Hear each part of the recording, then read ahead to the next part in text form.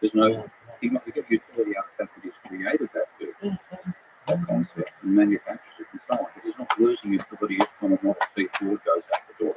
That's what we're going back to the ancient commodity there. So utility plays no role in setting price in Marx's model, whereas it's essential in the neoclassical model. What's the difference between utility and marginal utility? What does the word marginal mean? And it's marginal utility, or it's the utility itself has different meanings in the two schools of thought. You take the classical school of thought, which where Marx comes from, utility is effectively objective. So the utility of a chair is that you can sit in it. Mm-hmm. Not how comfortable it makes you feel. Yeah, and if you think about the utility of the chairs we're both sitting in, they're identical. From a classical point of view, we're both sitting. Okay? But from a neoclassical point of view, it's not comfortable, it makes you feel. And that depends upon your subjective feelings of comfort. You might be far more comfortable in the identical chair that I'm sitting in than I am. And therefore the comparison is different. And therefore working out a ratio involves you've got a decline in your, each time you give away a chair in exchange for an iPhone, you have a fall in your utility. Okay? So, and then therefore you want a higher return because you're losing more utility each time. The more shares you give away, the less utility you're getting from shares. So there's a decline in your utility. That's your marginal utility. So it's including your subjective valuation in setting the price. And what Marx pointed out is this is a caricature of actual change in the capitalist economy. Because we have in the capitalist economy huge factories sending out huge quantities specifically for sale. They've got no utility for the seller unless they're sold. So it's a very different vision of how price is set. And Marx used that to explain where profit comes from, that he made a mistake. And his argument was that talking about a worker, as now your unit, his foreground, background, future thing. The foreground is that you hire a worker for their cost of production. And the cost of production is a subsistence wage. Okay? The utility to the buyer is the fact that they can work in a factory. Now, it might take 6 hours, let's say, to make the means of subsistence. And that's the exchange value, and that's what the capitalist pays as a wage to the worker. But they can work in the factory for 12 hours. That's the utility. 12 minus 6 is 6 surplus of value hours, and that's where profit comes from. And that was Marx's argument. And I thought it was brilliant, but it also applied to machinery. Right. No, it was good. Just wanted to find terms don't get that statement out of context, the internet, please. Okay. You said buyer, seller, worker in a factory. Who's the seller? Who's the buyer? Well, you why is the worker the buyer? The worker is the commodity in this case. Because if you're going to make stuff in the factory, you've got to hire workers. Okay? And what Marx is saying, the buyer in this situation is a capitalist. What does the buyer pay? He says he pays the exchange value. But they get back to the commodity thing, because that's the starting point. He says the essential unity in a capitalist economy is the commodity. The commodity has two characteristics: exchange value and use value. Okay? The exchange value of the commodity in a capitalist economy will be its cost of production. The use value is what you do with it. Okay, once you purchase it. But labor, in this case, when a worker is being hired for a job, yes, the worker's labor has an exchange value. That's it. Yeah. Use value. Use value of the worker's labor. Exchange value. I mean, think about that. So the hours they put in is the use value. What is the worker? What is the motivation? Are we not considering the worker in context as a human being? Well, you come in, that's actually that's the next layer. What Marx gives us is like a layer cake, starting from the foundation of saying straight commodity exchange, and then saying, well, you're treating the worker as a commodity. Now, a commodity is something like this. Okay, that has, so far as I'm aware, no soul. Okay. It's not going to be complained if I turn it upside down and the other over, but it's So there's no soul there, whereas a view is both a commodity and a non-commodity. And therefore there'll be a tension in the person not being treated as a commodity and being paid just enough to stay alive, got a wife and kids back at home. So that is another layer of thinking in Marx, and on that layer he then says the workers will therefore demand more than their value. So that's when you get like political. You get political and you get money coming above that and so on. But the basic idea starts from the commodities, the fundamental unity in capitalism. The important commodity in Marx's thinking was the worker, because that's where he said profit came from. And then that explains the motivation of the capitalist, and that ultimately is the labour theory of value and not arguments about how capitalism will come to an end. Okay. So first of all, what is the labor theory of value? And actually, before that, what is value? Is that this is like me asking is there something interesting about trying to define value? Very. And this is a huge problem in economics. Is arguments for what does value mean? And the neoclassicals came down and said it's subjective. Its value is whatever you get out of it. It's your personal evaluation of something or personal feelings. So therefore that very subjective idea of value. Whereas the Marxists, having been inherited from classical school, talk in terms of objective value. So the value is the number of hours it takes to make something. Or the effort. The value is the effort that goes into making something in the classical school. But that's one measure of objective. Where do you fall? Huh? Where do you fall? I thought Subjective versus objective. I think you have to have the capacity to move between one and the other in a structure like that. Yeah, my base model is the objective. But apart from that, as soon as you start talking usually about the worker, for example, then you get involved in subjectivity, because a worker will be angry, and justifiably so, about being treated as a commodity. Because I'm not a commodity, I'm a human being. Okay? And that's where Marx saw political organisation coming from. So, and that's subjective now. And then when you get to money itself, Marx actually said, well, what's the value of money? Now, if you use an objective theory of value, you solve cost of money, the value of money, this is cost of production. What's the cost of producing a dollar? It's about 2 cents. So he said it can't be. The value of the money cannot be its cost of production. Well, the most value, I think, if I remember the phrase properly, almost is value here, as it must mean the effectively uncertain expectations of subjective valuation. Uncertain expectations of subjective valuation. Yes, okay with that? He was okay with that because he could move between different levels. He had the structured foundational dialectical position of foreground, background tension. Commodity having use value, exchange value, and the gap between the two. When you're talking about machines, when you're buying stuff for production. And then at the next level, if you look at worker organisation, say that's driven by being treated as a commodity when you're not a commodity. So the basic labor theory of value that is described to Karl Marx is that value basically fundamentally comes from the labor you put into something. Yeah. And you say, well, there's some deep truth there, except you missed this one fundamental point, which is machines can also bring value to the world. Yep. He was saying they don't. He was the only thing that matters is human labor. Yeah. Labor. How do you measure with the whatever value machine brings? Okay.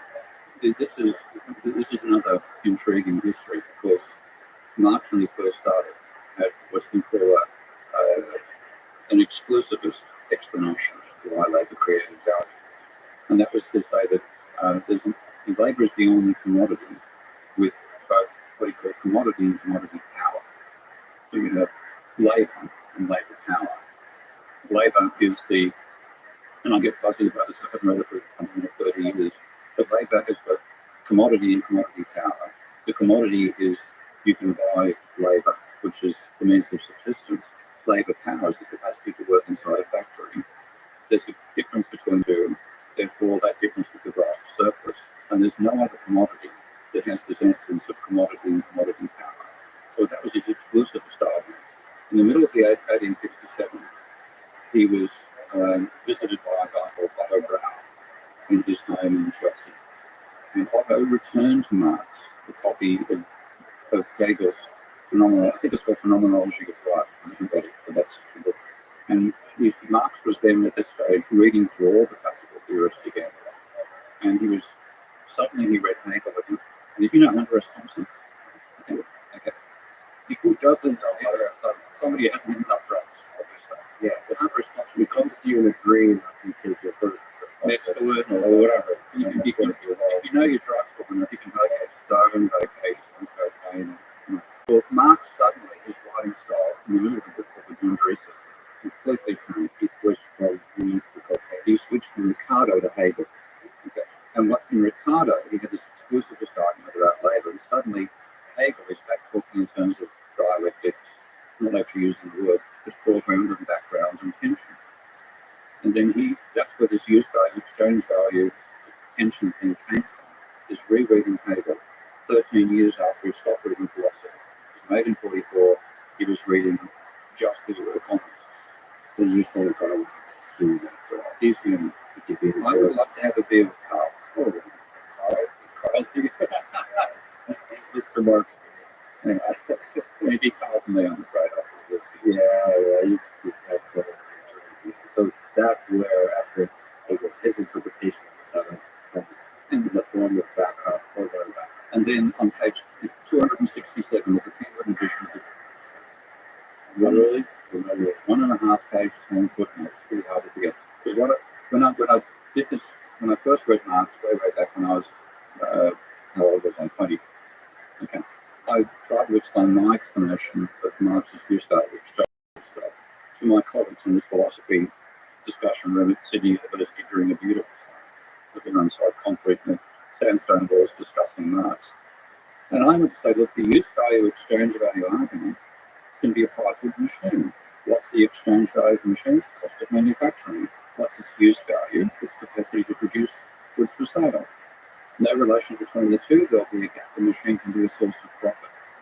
When I said that, and I got laughed at, and I quite literally laughed at. So when I went back to university 13 years later to do my master's degree, I chose to read through and find in Marx where he first came across this insight. So I made my first master's thesis failed, by the way, and justifiably so. I was learning a level of academic discourse necessarily. I had an advisor who didn't understand what I was writing. He got me to write for his new Keynesian arguments, and it was a mess when it got failed. So I got rid of him. Did you get failed because, why do you think? It wasn't a good thesis. I didn't know the level.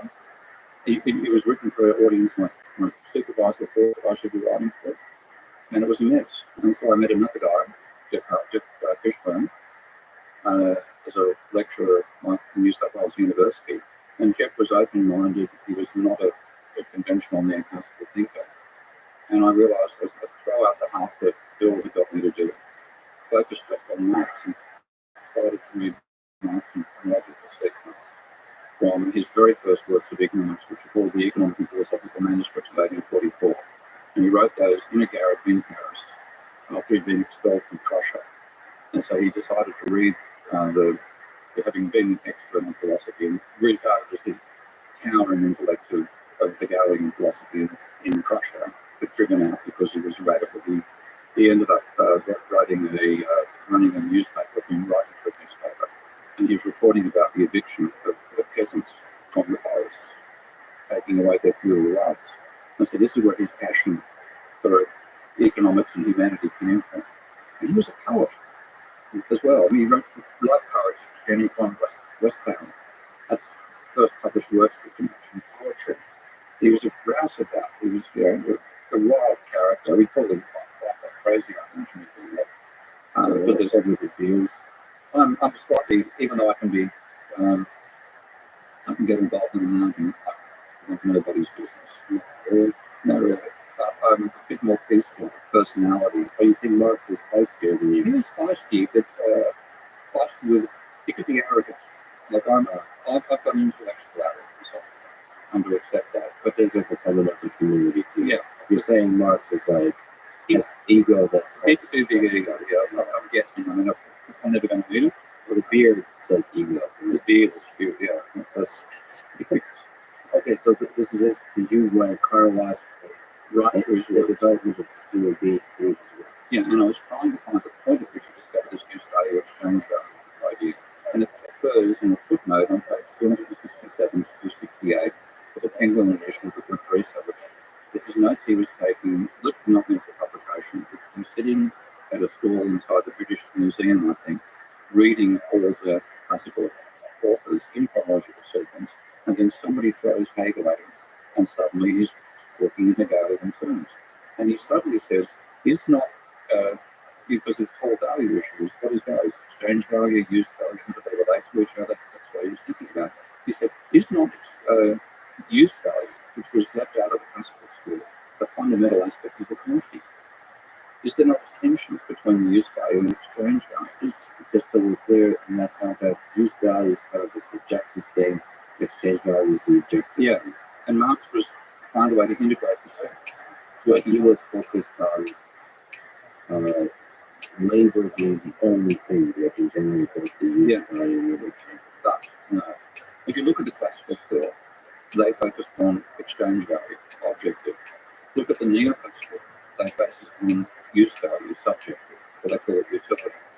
So Marx, coming from the Ricardian tradition, basically dismissed the role of utility. And then when he reads Hegel, he's suddenly starting to think in terms of unities, and exchange value and use value is the unity of the commodity.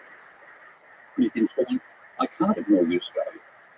So rather than leaving it out completely, which is what Ricardo and Smith does, I've got to somehow bring it in, and this Hegelian insight occurs to me. And it is remarkable. I really recommend taking a look at the book, even just to look at that particular page, because what it would have been, as we've shown as a footnote, it would have been saying, oh wow, these asterisk is not like use value, a fundamental aspect of the unity of the commodity. But in the notes, you see the discovery of an idea and It's beautiful. the integration of an idea. And he actually writes, does this have significance in economics? Question. And they probably on that page. That idea changed. Yeah, it changed him completely. And from that point on, his writing was completely different. But he still had this idea from the Ricardian days of saying that labor is the only source of value, using an exclusive argument to say there's something unique about labor that explains why it's a source of value. But suddenly this insight occurs to me, if I can get a positive derivation, I can use value and exchange value, and the fact they're not related to each other, as a dialectical tension between surplus value. And that's what he does. So he goes from a negative explanation of where value comes from to a positive explanation on that page of the Converso. And he then triumphantly uses it to explain why labour is a source of value. You buy its exchange value, you use its use value, they're unrelated, the use value will be bigger. That's what it comes from. Then he does exactly the same thing for Rothschild, about 30 pages in. He says, it also has to be contemplated, which was not done before. This is wrote most for himself, by the way. It's written in really in a colloquial way. That the use value of the machine significantly greater than its exchange value. Actually, that's what the word is. It's useless. It's likely to be it'll be a translation into English of the German, I'm sure. I don't know. I can see which one, so I'd like to see it. But he says, he leaves out the word is. It also has to be contemplated that the use value is significantly greater than its exchange value, i.e., the contribution of the machine to the production exceeds its depreciation. And that was an insight which undermined his explanation of revolution. If you say that again, the cost production exceeds depreciation. Yeah. Can you remember that? What Marx argued, and you read this in Capital, and I read this in Capital when I first saw the contradiction in his own thought, he said that no matter how useful the machine is, whether it has took 100 hours to make or cost £150, it cannot, under any circumstances, add more to production than £150, which, in his old exclusivist project, he could justify, and which in his post-1857 argument is bullshit. He still meant his case to go to the mine and what thinking machine costs $100 can't be ever being more valued than $100. But that contradicts his previous logic, because what he said is, commodity is the essential unity in capitalism. Capitalism focuses on the exchange value. That pushes the use value into the background, and there's a tension between the two. What that means is the exchange value of the commodity sets its price. The use value is independent. He called them incommensurable. He literally used the word incommensurability between exchange value and the use value, whereas neoclassicals make them commensurable. So he's saying exchange value and use value are incommensurable. And that normally means that exchange value is objective, like the number of hours it takes to make something. Use value is subjective, how comfortable the chair is, the fact that you can sit in a chair. So that's incommensurability. But when you apply it in production, the exchange value of something is objective. It's how many hours it takes to make a machine, or how many hours it takes to make the means of subsistence for a worker. The use value is also objective. You're making commodities for sale. And the worker does 6 hours. 6 hours of work will make the means of subsistence for a worker, but the worker will work a 12-hour day, and the 6 hours will come together. Now, that's incommensurability between use value and exchange value of labour. But when you look at what he said about no matter how long it takes to make a machine or how many pounds it costs, he's saying they're identical. And that's contradicting his own logic. Well, what's the use value of the machine? But they can produce goods for sale, exactly the same as the worker. Now, in my modern reinterpretation of Marx, which brings in my work on energy, I see both labour and machinery as a means to harness energy and produce useful work. And they can both do that. In fact, they do it together. It's a collective enterprise. Okay, so when we go to that, so there's no fundamental difference from an exchange value and use value perspective between a human and a machine. And therefore, they're using the same logic. They can both be a source of surplus. Yeah. Which is what Marx contradicted, because his explanation for where socialism would come from is that profit comes only from labour. Over time, we'll have more machinery than labour. That will mean a falling rate of profit, and therefore a tendency towards socialism. And what he did in that insight in 1857 was contradict his own idea about what would lead to socialism. And he couldn't cope with it. Okay, what's the difference between Marxian economics and Marxist political ideology? The gap between the two, the overlap, the differences. What the real foundation of Marxist political philosophy was the economic argument that there would be a tendency for the rate of profit to fall. And that tendency for the rate of profit to fall would lead to capitalists battening down workers hard, paying them less than the subsistence, a revolt by workers against this, and then you would get socialism on the other side. So what he called the tendency for the rate of profit to fall played a critical role in his explanation for why socialism would have to come about. he was saying would have to come about, or is it a good Pretty come about. He had assured that he was trying to say it must. So if you look at Marx in the history of radical thought, he was preceded by what we call utopian socialists. Saint-Simon, even the Cadbury's company came out of utopian socialists. And they had an idea about a perfect society in the future where people were properly rewarded and treated as human beings rather than cogs of the machine and all this sort of stuff. And they said socialism should come about because it treats humans better than capitalism does. Marx said, I can prove that socialism must come about. So he had a utopian vision of a future society, but he thought he could prove that it had to come about.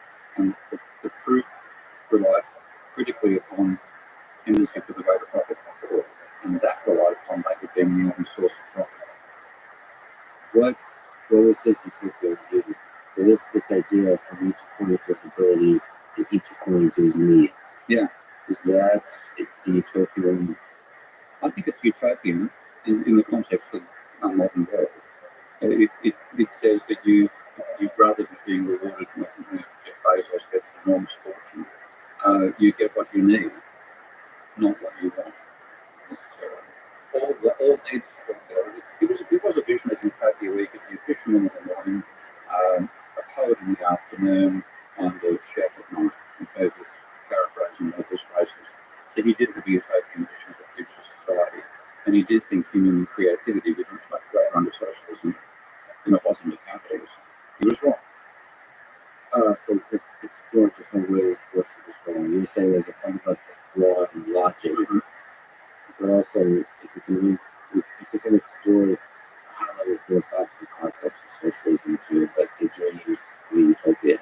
Yeah. So what? First of all, what is socialism? That's another loaded term. It is.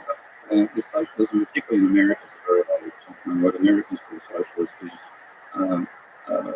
a large amount of provision of services by the state, which is commonplace in Europe.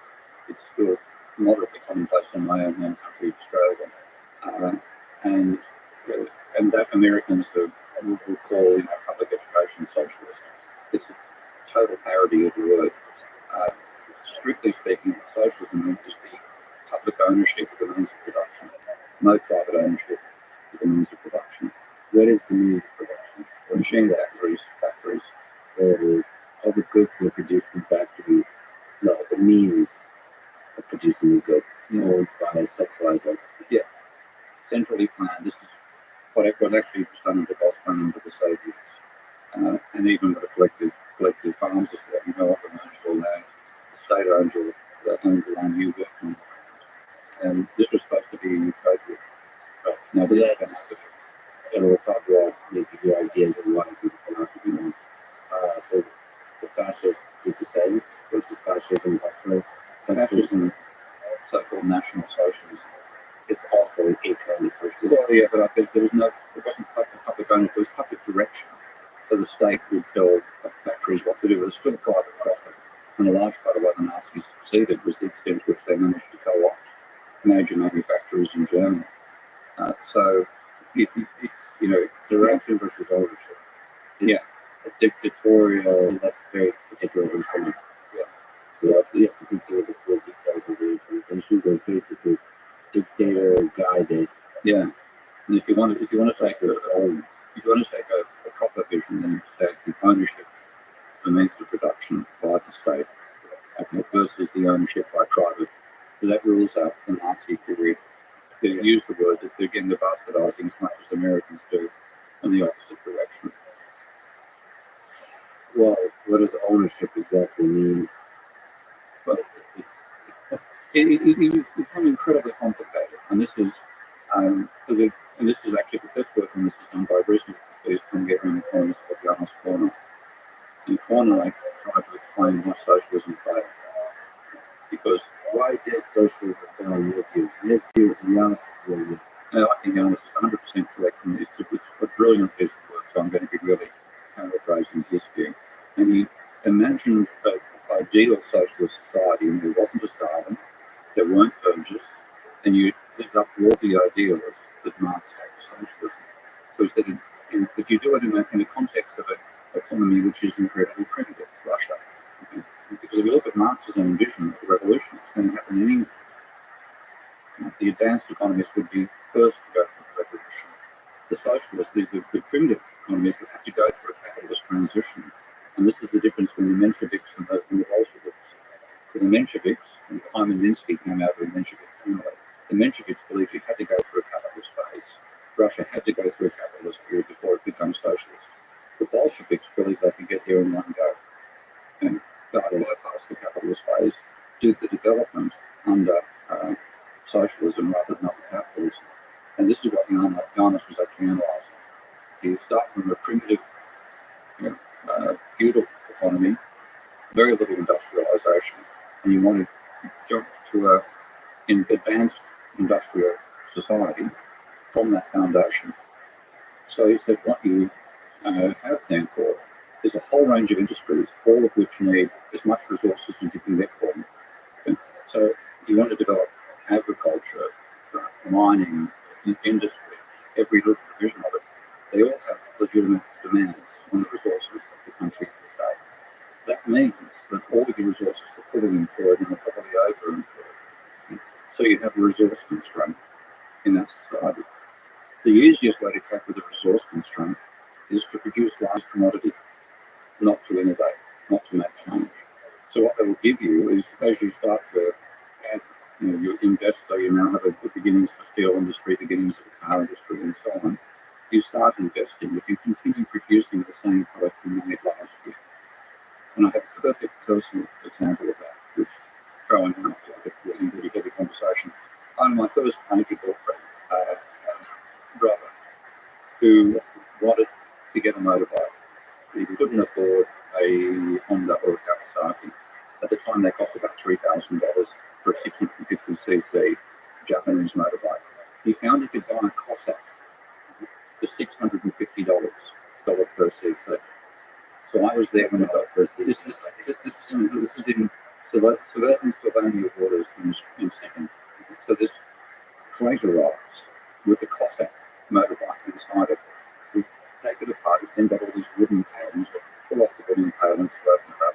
Then this oil soaked rag over this thing which is tied on a wooden base. We take the oil soaked rag off and we stare in all its glory in 1942 BMW. It was exactly the same as Steve McQueen and the Great Escape. So the Russians for 30 years were making the same bloody motorbike and had a bicycle seat. And that's how they coped. They just made the same downstream every year. They said, so that's the outcome. You actually want the best possible world. You're trying to build as fast as possible. You're paying workers as high wages as you possibly can. And that leads to a world where you don't innovate.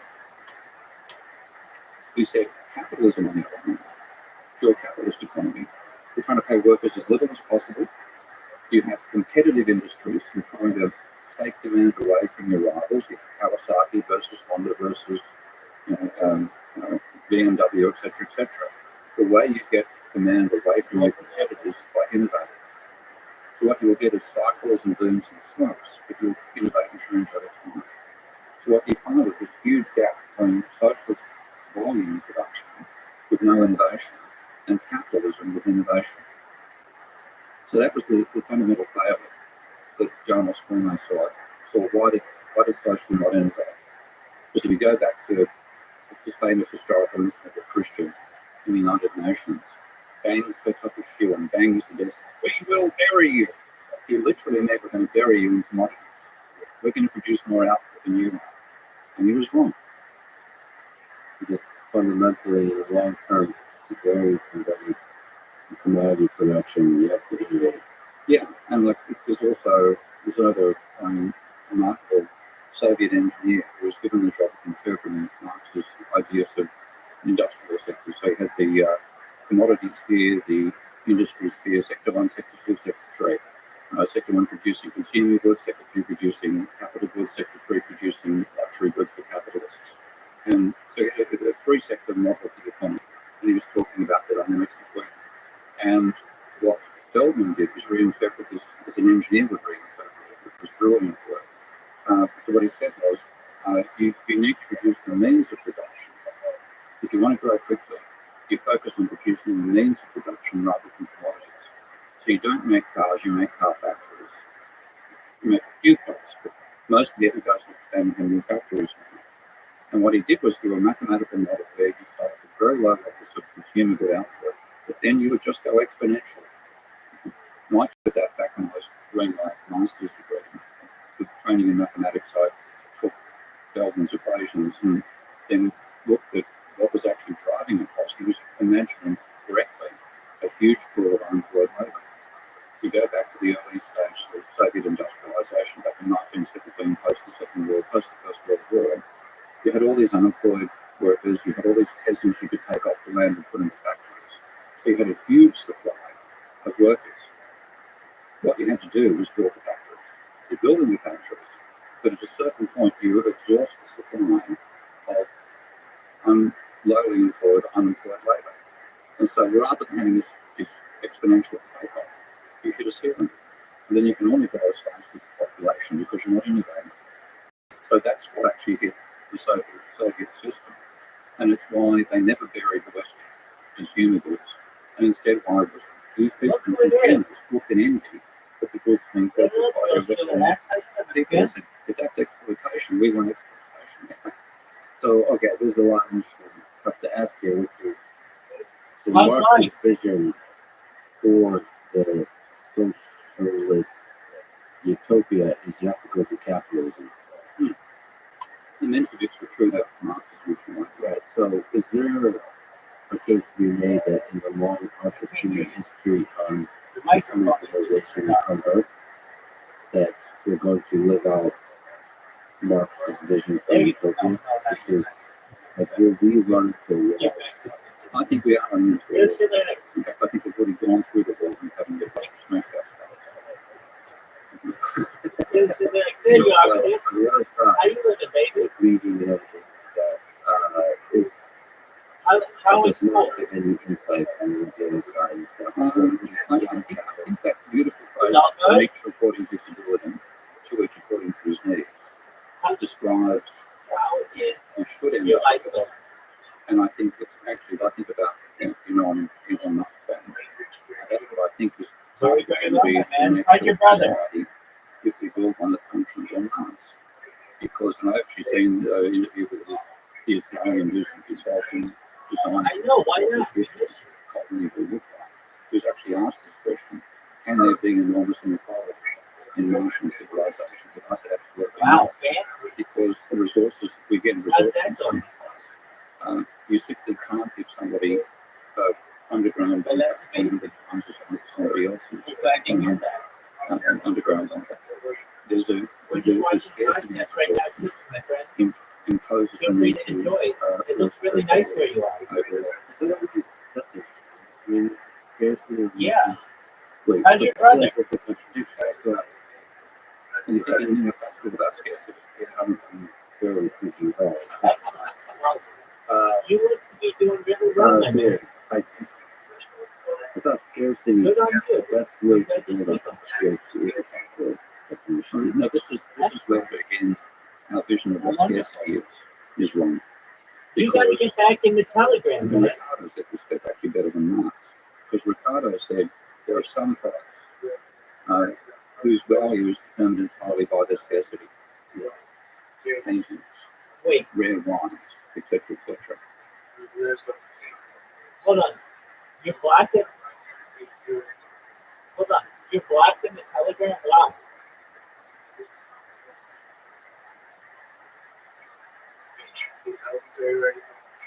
Okay. Did you do something wrong?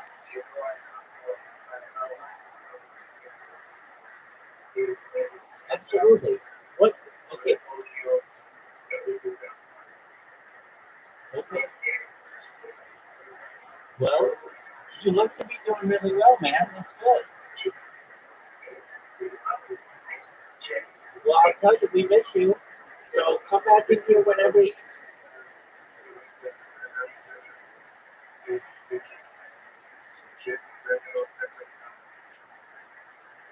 All right. Well, excellent. Have you been on Twitter recently? No, you've been focusing on school? Yeah, I gotcha. Well, excellent. Well, we're glad you're here. You just watch our podcast, so feel free to enjoy it. Okay, Will Schiller X?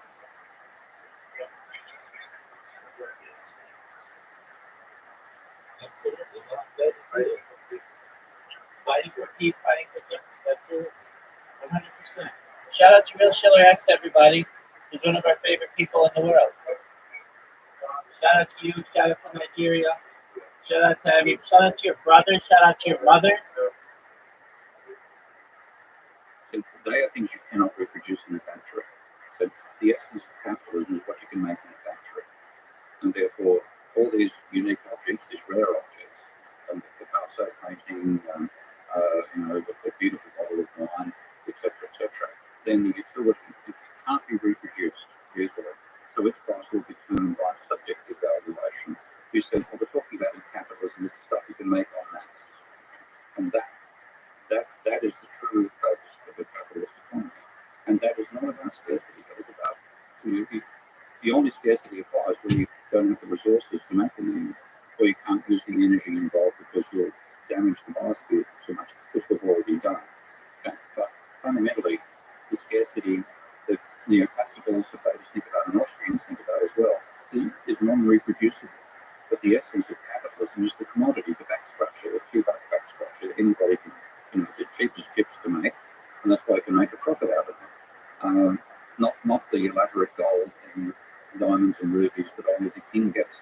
So we think our vision of scarcity has been perverted by neoclassicals analysing the exception of capitalism, calling it capitalism. Okay, fair enough.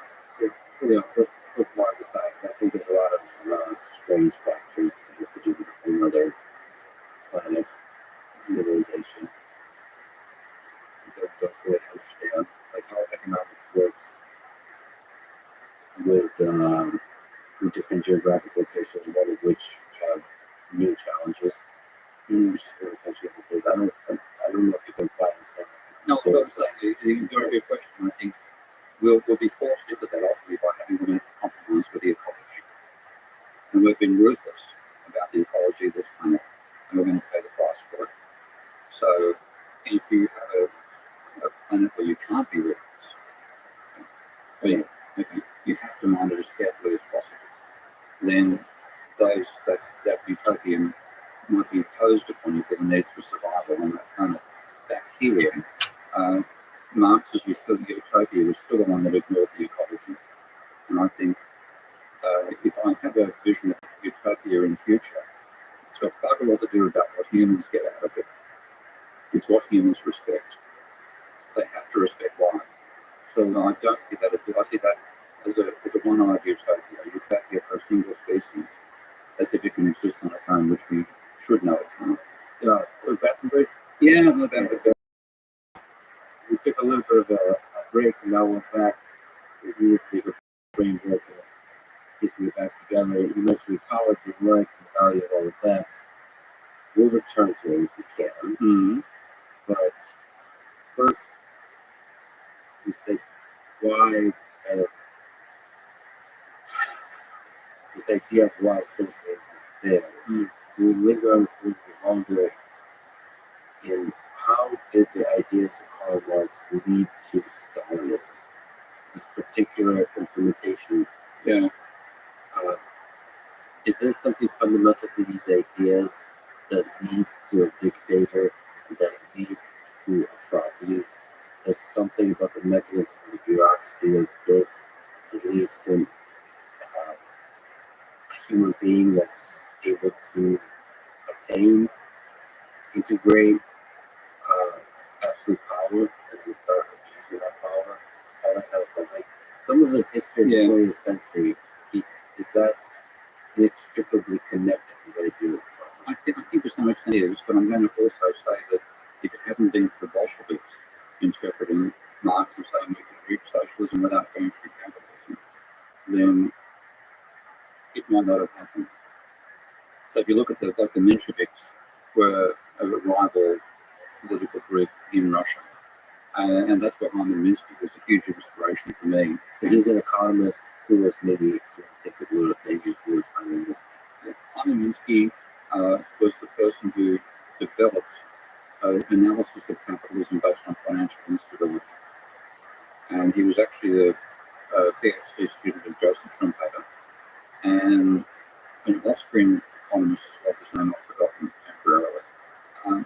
And he passed, his parents were both refugees from Russia during the Stalinist period, because the Mensheviks were being wiped out in Russia, just like any other opponents to the Bolsheviks were being eliminated. So I think his parents met in Chicago. Still remained socialist, still remained politically active, and he was educated in a family that was just imbued with Marx's vision. He ended up fighting in the Second World War on the American side, coming back to America and studying mathematics, and then also doing an economics degree leading to a PhD. And the question he posed for himself is what causes Great Depression? And he put it beautifully, he said, can it happen again? It being the Great Depression.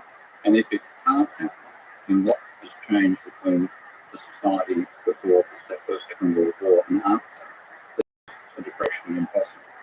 What's the answer to those two questions? His answer was yes, it can. happen again. But what has prevented happening by the time he started writing about it, which was the late 50s to the mid 80s, late 80s, we met once, predominantly once. Beer, huh? Over a beer. No, we gave a seminar at New South Candy. A bit of an obstreperous bastard. Whatever it is.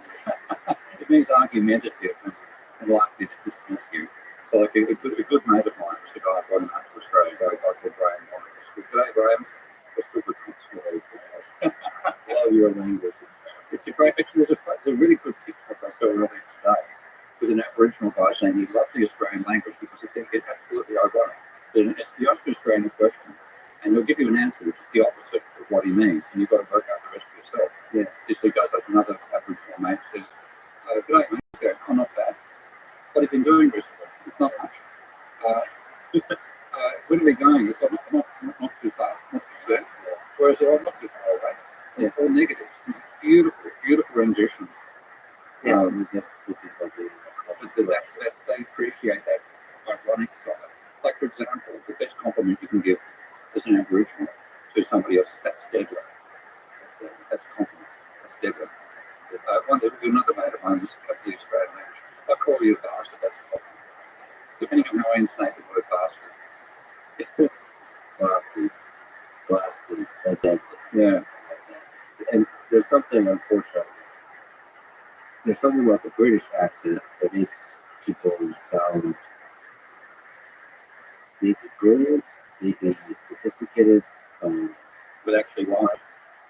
yeah, no, that unfortunately the downside. Yeah. There's something about Australian accent that you just can't sound brilliant. It humbles you. You sound like you're having a lot of fun. There's wit, there's all that stuff. Yeah. Like you just can't do like call Mark an Australian accent. It's not gonna. That is a very good point. You would not be able to pull off the beard. Yeah. I mean, it's fascinating that with the accent. Something about the person. Maybe it's the chicken and the egg too that drives the way of the discourse. Obviously, there's a lot of brilliance in New York. Yeah. It sounds like you're always having fun. Yeah, and like this, the Poncho's got a lot of Australian mates here. Yeah. He spent how many years? Year and a half, and he's got all these mates who plays Aussie rules football. And I thought you should join them one day. I will. It's actually it's a very creative sport. It's much more fun. It's different than rugby. Very rugby is like rugby is two morons smashing their bodies against each other. Easy now. Sorry. We cannot meet to offend the rugby fans in the audience. What It's too simplistic. It's I mean, there's skill in it. I've seen some really skillful rugby union and rugby league plays in that. But fundamentally, if you hit somebody hard enough, they go down. Okay. Whereas in Aussie rules, it's about catching the ball and then kicking the ball. And more skill, and the bodies of the athletes. I can actually help you measure what a sport is like, what the body creates, and you get these incredibly elegant, live, muscular forms out of Aussie rules. There's beautiful words you have to like that. I'll assume you know what it means. Okay, so all right, fine. We should also mention that in your youth, like last year, I had done Olympic weightlifting as part of your life, so you're a long time ago. And like you said, tennis, I played tennis for many years. Okay. Yeah, it's a fascinating game. It's a wonderful game. Yeah, that's my favorite game. Karl Marx and Stalin. Yeah. So how did we get like as a football Australian accent? I'm not really sure. You talked about the way I said something about Karl Marx with Karl Marx. Anyway, we got there. Yeah, we got there, but now we return. We're back to Marx. I think that's the destination. I think Marx, the failure of socialism with Jonas Conway captured beautifully this idea of what he called demand constrained versus resource constrained economies. And capitalism is demand constrained. And this is again where neoclassical theory is completely wrong, empirically completely wrong. So the neoclassicals have a vision of capitalism being resource constrained, and it's about maximising your usage of resources subject to constraints. And as Corno said, that's really what happens to socialism. What happens in capitalism is that you have 15, 20 companies producing automobiles. They're all trying to capture as much of the market as they can. If you have their marketing plans, you're going to get 120, 130% of the actual market. So we're all going to have excess capacity. When you build a factory, you're building it with a plan for just 5, 10, 15 years. You have to have excess capacity in the factory. So that means that capitalism has a far greater productive capacity than it actually uses. And then the way that you manage to get demand into your factory is to innovate, produce something nobody else does. Or you're producing in volume, and when somebody produces like a phone tire, comes out of Firestone, then Goodyear is ready to expand its production and take advantage of that. So that's the actual nature of competition in capitalism. And that means that we get a cornucopia, because of course, even if we have lively workers, the variety of goods in capitalism is overwhelming. And that just doesn't happen in socialism. You get your 1942 Cossack as your motorbike, that's it. When you put your money down to buy a refrigerator, it'll arrive in 10 years because the factory's already fully constrained. So all these resource constraints mean that people aren't happy under socialism. And if you've got a whole bunch of people that aren't happy, then the best way to control them is to suppress them. So I think in that sense, ultimately, yes, it does lead to something like Stalinism. It's easier to give happy people freedom. Yeah, I mean, happy to pretty silly outside, and not particularly the extent to which it the word freedom drives me farming. Well, you know, we're all into this thing because they are at the core of fundamental power and duty, and then we just distort on the surface for the fun of it. Yeah. Start battles on Twitter and so on. What citizens of the Soviet world didn't feel was freedom. Not just in, first of all, it wasn't freedom to buy commodities. The commodities were supposed to be on the shops weren't there. The volume couldn't be produced. And what you then got out of that as well was the classic Soviet joke: they pretend to pay us and we pretend to work. Okay. So you're not motivated. I went to Cuba about 8 years ago. I just give a talk there, and was staying in a hotel itself. The hotel's a story. Because one day my meetings were cancelled, so I thought I might go down to the beach. And they had in that hotel they had a room with the tourist office, and there were 3 women working inside the office. So I thought I'd stop and ask them, how do I get to the beach? And one of them says to me, I stood there, just stood in the room, waiting to see if they'd make eye contact with me. There were 3 women, nobody else in the place, none of them looked at me. So I finally went up to one of them and said, I want to go to the beach and do some surfing, but I can get a taxi up. And the fundamentalists were saying, well, I'm being paid shit money here. I don't want to work. I'm not going to do anything apart from sit here and qualify for my time. And as much as there are reasons that Cubans have suffered from American embargoes and all that sort of stuff, you've still got that fundamental shortage economy that Corno spoke about coming out of the structure of central ownership and central control of distribution and investment. It breaks my heart because I think some of the effects of that persist throughout time. They become part of the culture too. Yeah. It's very interesting. Yeah. Well, from the Western perspective. Well, even from the people living through it. I mean, like, I've had enough conversation with Cubans, meeting them on the street, popping in a cab. There was one guy I was talking to, he was an industrial chemist, and he got a bit of money being a cab driver because he could make money out of taking foreign tourists from the airport to the city. By the way, this episode is brought to you by delicious Coca-Cola. I didn't want to have it on camera. No, we do have to stop it. Yeah. I want to make sure you rotate the label on the shelf. This is capitalism. We'll be talking about it, even though it's red. Black was actually in. I should tell you, I don't know if you know who Michael Malice is. Michael Malice, he's an anarchist, and he lives next door. Does he? Okay, no, I've lost touch with anarchist philosophy. I actually used to read the Rothschild and Bakunin and so on. And I enjoyed their philosophy, and then I had to organise an anarchist conference once. And that was the biggest antidote possible to being an anarchist. It sounds like an entry point for a joke. Yeah, it is. It is. I mean, we literally spent 3 days arguing over whether there should or would not be a shared person conversation. But that maybe that Monty Python's Life of Brian was lived out like life. look at the bright side. Right. So part of that explains why, for example, to this day, in some of those parts of the world, entrepreneurship does not flourish. There's not a spirit in the people to start businesses, to launch new endeavors and all these kinds of things. We've just taken up all kinds of strange little stories, but how do you explain the mechanism of China today, where there's quite a bit of sort of flourishing of businesses and so on?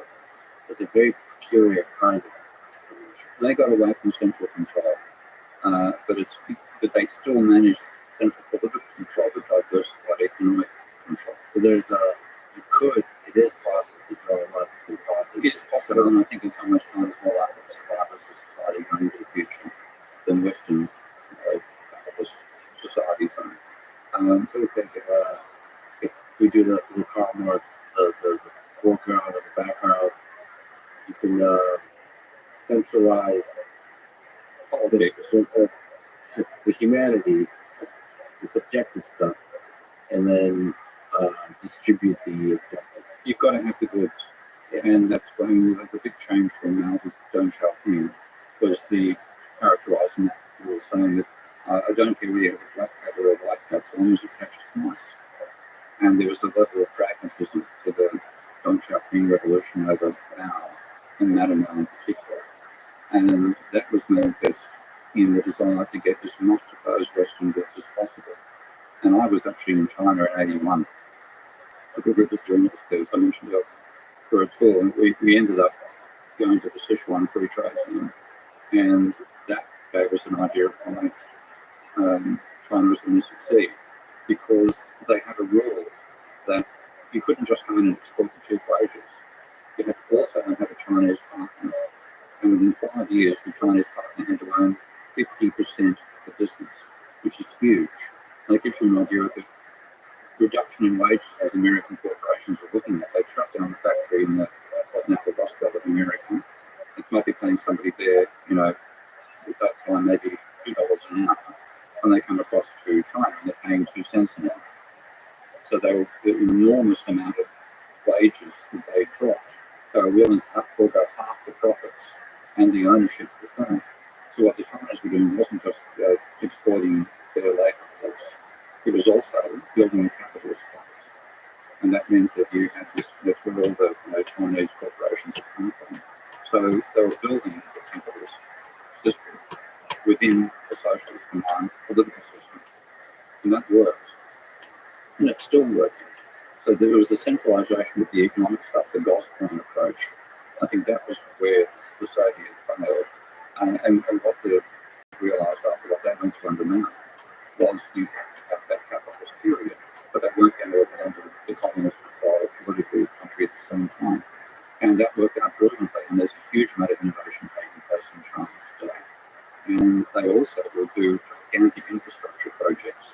They're doing breathtaking planning going into that. You would have seen videos of building a skyscraper in a day. The planning that has to go into that, the pre-preparation is necessary, is enormous. So there's a real respect for engineers as well in this society, which does not apply in the West.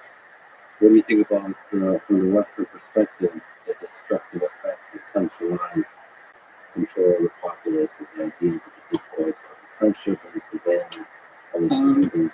So it's a bit like we were talking about Russia to some extent beforehand, with centralized versus decentralized corruption. And when you have the centralized political stuff, means you can't criticize within China, but so long as you don't criticize, you can do what you like. And how destructive is that to human spirit? From the American perspective, I found some pretty destructive. before. I've been to China quite a few times over my life, a lot in the last, not for about 4 years, but the 6 years before that, a few visits. And I'm studying in second and third and fourth tier cities. So, populations of only 4 million people, which is quite small on China's standards. And I had a lot of happy people that I was interacting with, my girlfriend at the time, her social circle. Um, and like you can feel when people can't discuss a political issue, for example, at Thailand, you can't discuss the king. They still have, less gestures, so you can actually be jailed for discussing the king. And you can feel that to some extent, and it is a political issue in Thailand now. But in China, what I got from most people, it was a bit like a benevolent big brother. Okay, but then when you get things like the lockdown, which is applied recently, then you get the failings of the Soviet system still there in the Chinese system, in that the easiest way to avoid criticism is that under them carrying out instructions that people have done, is to carry those instructions out to the letter, beyond what the people actually want you to do at the top. So we had a classic illustration about when I took these journalists. There was a news report saying that China's output of light industry had grown by 17% in the previous year, but heavy industry had fallen by 7%, which don't compute. So we kept on asking, why did this happen? Every time we asked a question, this was back in 81, the answer would be, the initial answer, we followed the directive of the Central Committee of the Communist Party of China. We finally got a guy to elaborate and say what that was. He said, well, the Central Committee is now a directive to promote light industry. So what did you do? Quote unquote, we stripped heavy industry factories and turned them into light industry. Now, that's destructive of everything. And that's the overlay that you've still got sitting over the top of China. But a huge part of the industrialization was simply saying, produce whatever you can, make goods, market them, sell them. And you get that innovative component of humanity is respected, and the goods turn up and everybody's well fed. Food in America, China is far better than food in America.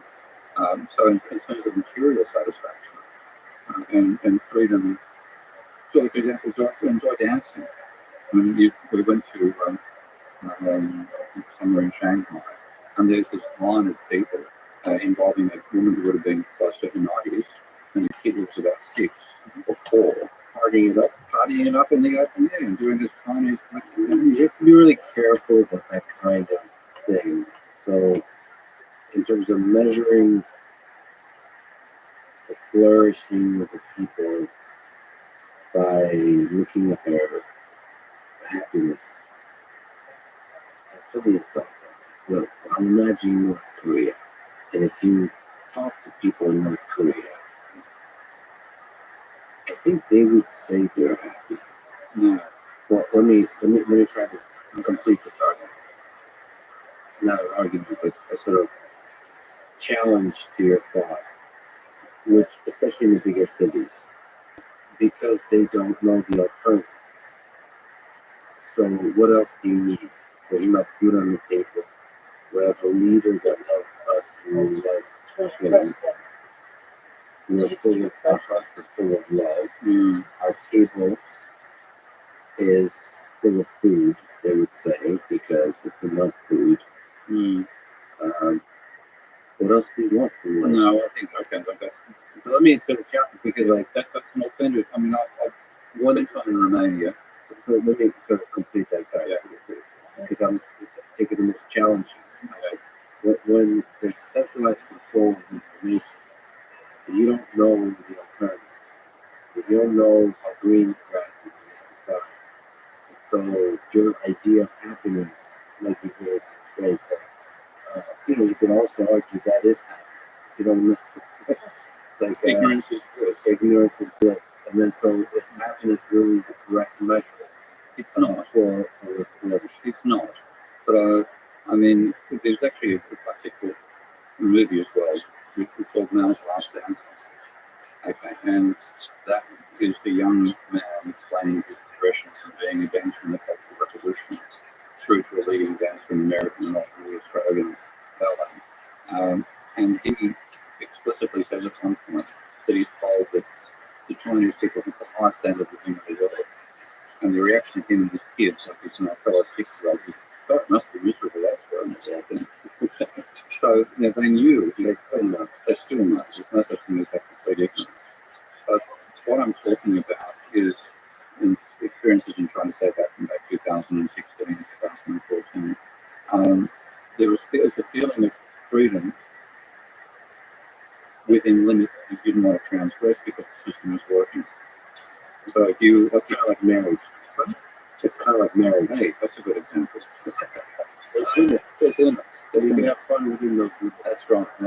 And people did have fun and they did feel free, but they didn't want to go and get the books. But that dilemma was accommodated because until you started hitting restrictions were wide. Okay? And like when you look at it, I mean, look at again with the Chinese Communist Party, the administrators of that are often highly qualified engineers who can then make intelligent decisions about what should be done as infrastructure and so on. And you go to China and you've got an incredible high-speed rail, fantastic infrastructure, internet, telecommunications, and so on. Rapidly evolving solar. There's a range of things there that are very well done that reflect the fact that the selection process that gives you your political elite is partially focused upon topping up, etc., skill building, but it's also focused upon your skill levels. And you get people that making decisions who don't know what they're talking about. Like Australia's got a classic example. The internet in Australia sucks. The reason it sucks is that the Labor Party, which is our version of the Democrats, was in control during the global financial crisis. And as part of that, they wanted to bring in optical fibre connections to the house. Instead of having an optical fibre backbone and an optical fibre, right to your T100 output from your home. And the Liberal Party bought that and said, that's going to be too expensive. It's too long to do. We're going to do cable to the node and then have a copper network linking from the node on the street to all the houses in the street. It's going to be cheaper and faster, have it more soon, blah, blah, blah. All this total technical program. Okay. And Australia now has internet about 50th or 60th fastest in the world. It's dreadful for the internet. Two political figures make that decision. Tony Abbott and Malcolm Turnbull, rivals and leaders of the Conservative Party before then. Now, that was shitty decisions that wouldn't happen in a country like China because you've got actual engineers making decisions. They say you can't get decent speed if you're into optical fibre through copper. So what you get is, even though you can't make the decisions yourself, the vast majority of the decisions are made intelligently. And therefore you expect it. It's interesting that don't you worry about the corrupting aspects of power? Oh yeah. That they just start, you have engineers making intelligent decisions, but at which point does the fat king start saying, oh, these engineers are going ahead with these? I don't understand. Bring me the greats. Well, you get the caligula effects that can happen. Like Z, from what I'm saying, has got evidence of that. So friends of mine who occasions and get away with it, they have a game they play at conferences, storing how often people use Z's name in a presentation and getting extra points with the number of photographs of Z that turn up in the whole thing. So you've got this sort of personality cult coming in as well. But at the same time, the planning for the infrastructure being built for social services, the general freedom that exists is so great. And like any Chinese person alive today, like somebody from my age, would have been an adult under the early period of the late period of Mao. And God Almighty, the change, the improvement they've seen in their lives, that's what they think about. So, but if you just look at the history of the 20th century, your intuition would say that some of the mechanisms you see in China now completely into trouble in the long term. So it seems to be working really well in many ways, improving the quality of life for the average citizen in China. But you start to get worried about how this is going wrong. Well, yeah, but at the same time, maybe, often people will say, what's your vision for the future? And what they mean is, what vision for the future do you have on your life?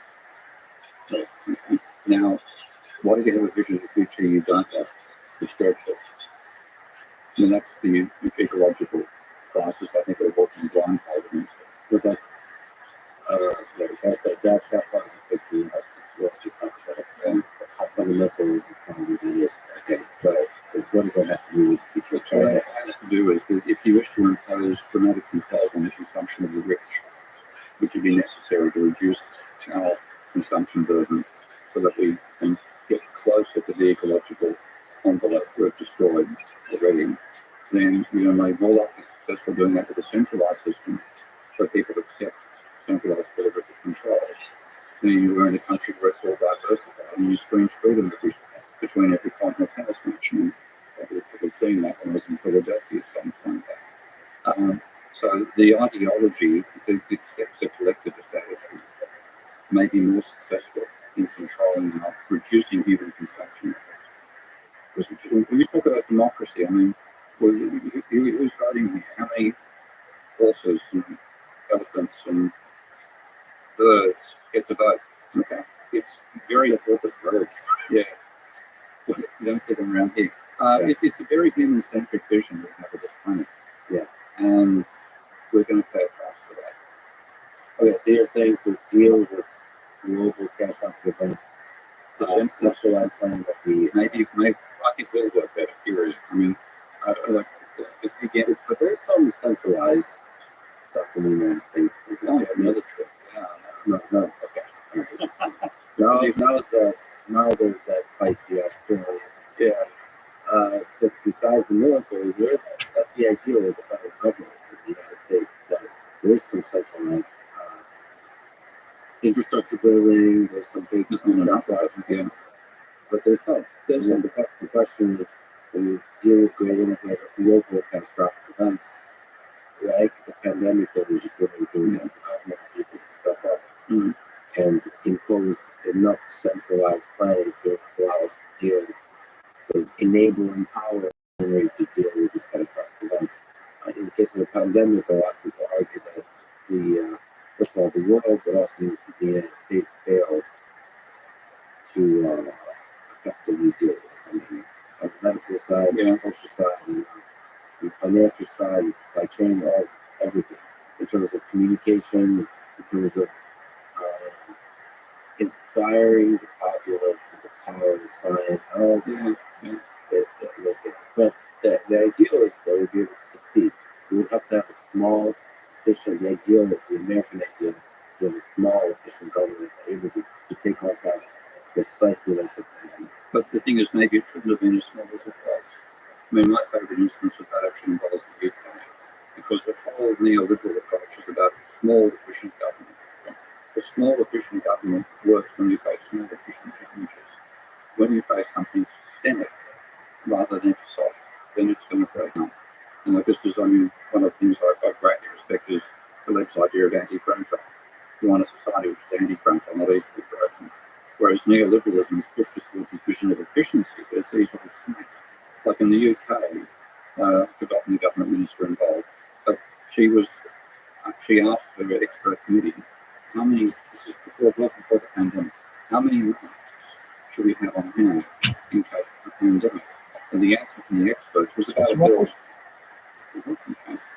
50 masks, there's 20 masks per person. Oh, that's too many. Let's just make 50 million masks. That's one mask per person, which is gone in a matter of a day. Okay? And therefore, that's why they told us, well, masks don't work. You know what they meant? We don't have enough masks for our health people, let alone for you in the public. We're going to bullshit you and tell you these masks don't really work.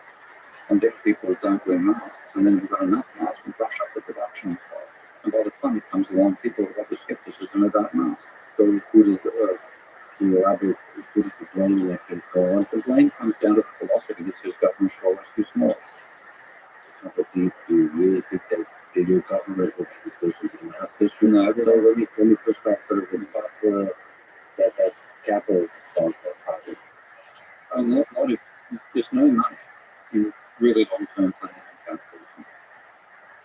There's money in Sure, isn't it possible to construct? Isn't it possible for capitalism to construct a system that ensures this catastrophic event? Not when this is done. You can insure against catastrophic events if you occasionally have a really bad storm. But in general, the weather's not so bad before the infrastructure is being destroyed. Then you can share that around on a percentage basis. If you have Gaussian distribution for your events and you don't the mean doesn't move around too much, and the standard deviation doesn't change that much, then insurance works fine. But if you have if you have systemic stuff where the climate is changing completely, and you're going to wipe out your agricultural capabilities, you simply can't do insurance on it. You can't make a profit out of it because you're in capitalism. Okay, that's that example of climate change. Let's talk about it. Okay. So you mentioned that the human brain, the economy, the biosphere are three of the most complex systems. Mm-hmm. Okay. And you also criticized the economics community for looking at the effects of climate change when measured as the GDP. Yeah. So you're saying it's a catastrophic thing. That's the biggest challenge our society and the United States. Mm-hmm. Why? The economists disagree. The effects on the GDP will be minor. Mm-hmm. So we'll deal with it. Mm-hmm. That's the argument against. That's the devil's advocate. You're saying no, it is a thing that will change our lives forever in ways that we should really be thinking about. Okay. Make the case of why this is Simple. Economists have made up their own number to say that it's trivial. and you didn't. No, I haven't even tried to make them up, so I'm reading it so much. Okay. And what the economists have done, and what this William Morehouse in particular, Nobel Prize winner, ex-president of the American Economic Association, literally assumed that the Earth would protect you from climate change. And didn't say it in those words. What he said was 87% of American industry occurs in carefully controlled environments which will not be subject to climate change. Now, the only things that all of manufacturing, all the services, included mining as well, you're getting very open cut mining, government activities in the finance sector, all they have in common is they happen beneath the Earth. So basically saying climate affects the weather. Climate is weather.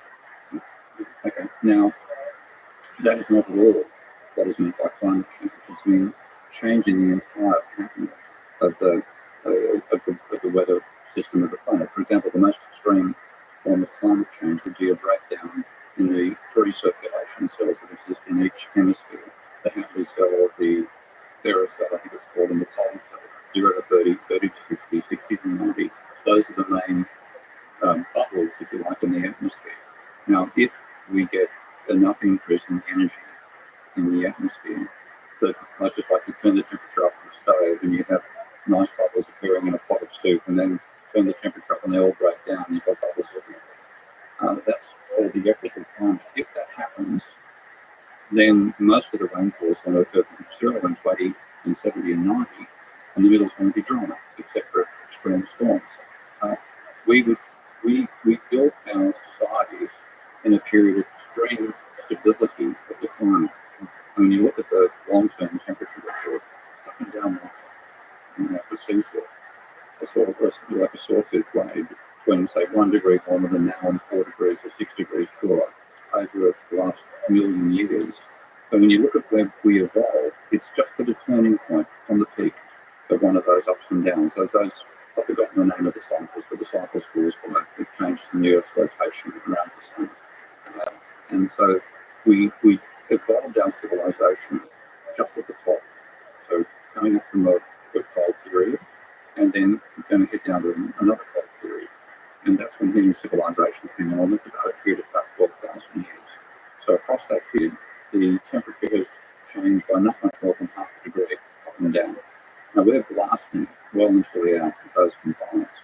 And my way of interpreting what climate change means is the stability of that climate that enables the world's sedentary civilizations and not the nomadic species is being destroyed.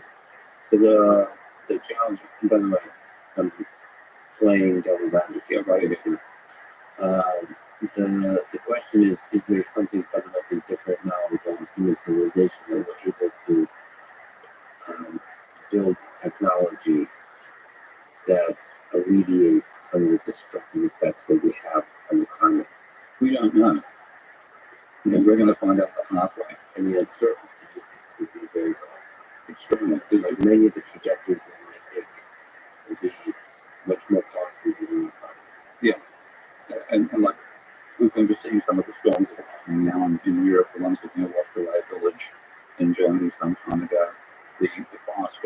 Canada of all places. I forgot the name of the town that was burnt down, but enormous temperatures in Canada.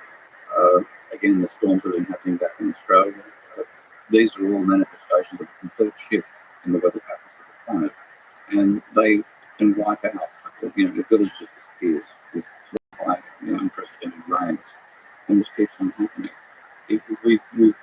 We are still living in a sedentary lifestyle on our own species. So to be able to maintain that sedentary lifestyle, we do need to engineer the planet. We need to keep it within that range. Just one plus half a degree Celsius, minus half a degree, which is really what's been like for the last 10, 12,000 years. It's lasting right out of that range. And we know some of the past climates that have existed, and we can model what they imply for our food production systems, for example. Not the only example, but obviously crucial. So when you look at what are called global climate models produced by scientists, one example was published by the OECD last year, 2021, in the chapter on what would happen if we lose what's called the Atlantic Meridional Oceanic Circulation, or AMOC, and people would colloquially know that as the Gulf Stream. And that's what distributes heat around all the oceans of the planet. It's part of a huge chain called the thermohaline circulation. But the part that goes across from the equator to the North Atlantic, that's called the AMOC and the Gulf Stream for the colloquial way. If that disappears in the context of a 2.5 degree Celsius increase in average global temperature, then the proportion of the Earth's surface which is suitable for producing wheat will fall from 20% to 7%. Proportions of capital for corn similar sort of fall, but proportions suitable for rice will go from 2% to 3%. Now that means a catastrophic, and that's the word used in the report, catastrophic collapse in food production. So that's what we're talking about. And we are 1.5, we're actually less than, we're about halfway there, about 2 degrees, 2.5. And economists, on the other hand, this is Richard Cole, published in 2016, claiming using what he calls an integrated assessment model that economists developed, that losing the Gulf Stream would increase global GDP by 1.1%. Now, that's his model. This is what really pisses me off about these people. It's the worst book I've read in 50 years of being a critic of neoclassical. The GCN, the one that scientists produce, has question to precipitation as well as temperature. The IAM that the economists produce, and this is stated yet again in the paper in 2021, do not include precipitation. That's just about temperature. So they assume that if temperature improves, we're moving towards a temperature which is better for producing agriculture, okay, and so is precipitation. Well, that's completely wrong. That's left out. Crucial. Imagine trying to model the climate by ignoring the fact that there's rain. That's what they've done. So their work is so bad, so dreadfully bad, it should never have been published. Or Australia. I'm going to go for it. Well, no, 100% is very conservative. There's no simplification. But I also want you to steel man people you disagree with, criticize people you agree with, if possible. To do some intellectually honest here. You do say that to push back on the catastrophic thinking about climate change, that the ecology, biosphere, is a complex system. Yeah. Economics, the economy, is a complex system. So how can we make predictions about complex systems? How can we make a hope of having a semi-confident predictions about the complex system? So the scientific community is very confident about the complex system that is the biosphere, the crisis that's before us, right? Yeah. And the economists, as a community, I don't know what percentage, but that part of the community is very confident. The economics complex system is saying that no, this system we have of labor, money, capital, so on, we'll be able to deal with that crisis and any other crisis. And they kind of construct simplified models that justify their confidence. So how do we know? For a start, if you believe the economists, you need to break your head red. Because when you're not about, and that's not an argument, it's a summary of an argument. And that is what science is about. I know, but I'm so angry about it. Listen, I'll tell you what. Yeah. And I've begun studying the climate change. Yeah. And if you want, I used to be on things I don't understand, I've not spent time on. I have so many colleagues that are scientists that I deeply respect, and I trust their opinion. I have seen the lesser angels of my colleagues on the pandemic side, on the other side. The confidence, the arrogance, that in part blinded, I believe, the jump between basic scientific research to the public policy. Yeah. And then so I've become a little bit more cautious in my trust in climate change. I'm still in the same place. I'm not fighting climate change. I'm anything scientists say. I'm a little bit, wait a minute. How does basic scientific facts about reality not to reproduce? Yeah. There I'm going to be looking careful. So whenever now, the arrogance, confidence, well, I'm the same, and that's why I'm feeling angry about the economists, because there's an incredible anger, incredible stupidity with the arrogance, assumptions which you look at it and think, how did anybody let that get published? That's the economic analysis of the effects of climate change are very incredibly poor. And this is why I think that John London styles himself as the skeptical environmentalist and criticises the environmental models. He doesn't take a look. He doesn't criticise the work done by economists. You look at it, it's so bad. Is it possible to do good economics modeling of the effects of climate change? Yeah, it is possible. Very difficult. Or is it like some complex? It's too much. In that case, yeah. I mean, to me, what you should be looking at is saying, what are the scientists saying? Probable consequences. They're not guaranteed. The probable consequences of increasing the energy level of the atmosphere by the amount we do. What do scientists say in terms of the effects? It's so complicated. The effects of sort of shifting resources. Basically, what are the effects of climate change? How can we really model that? Because it's basically we're looking for the fog of uncertainty.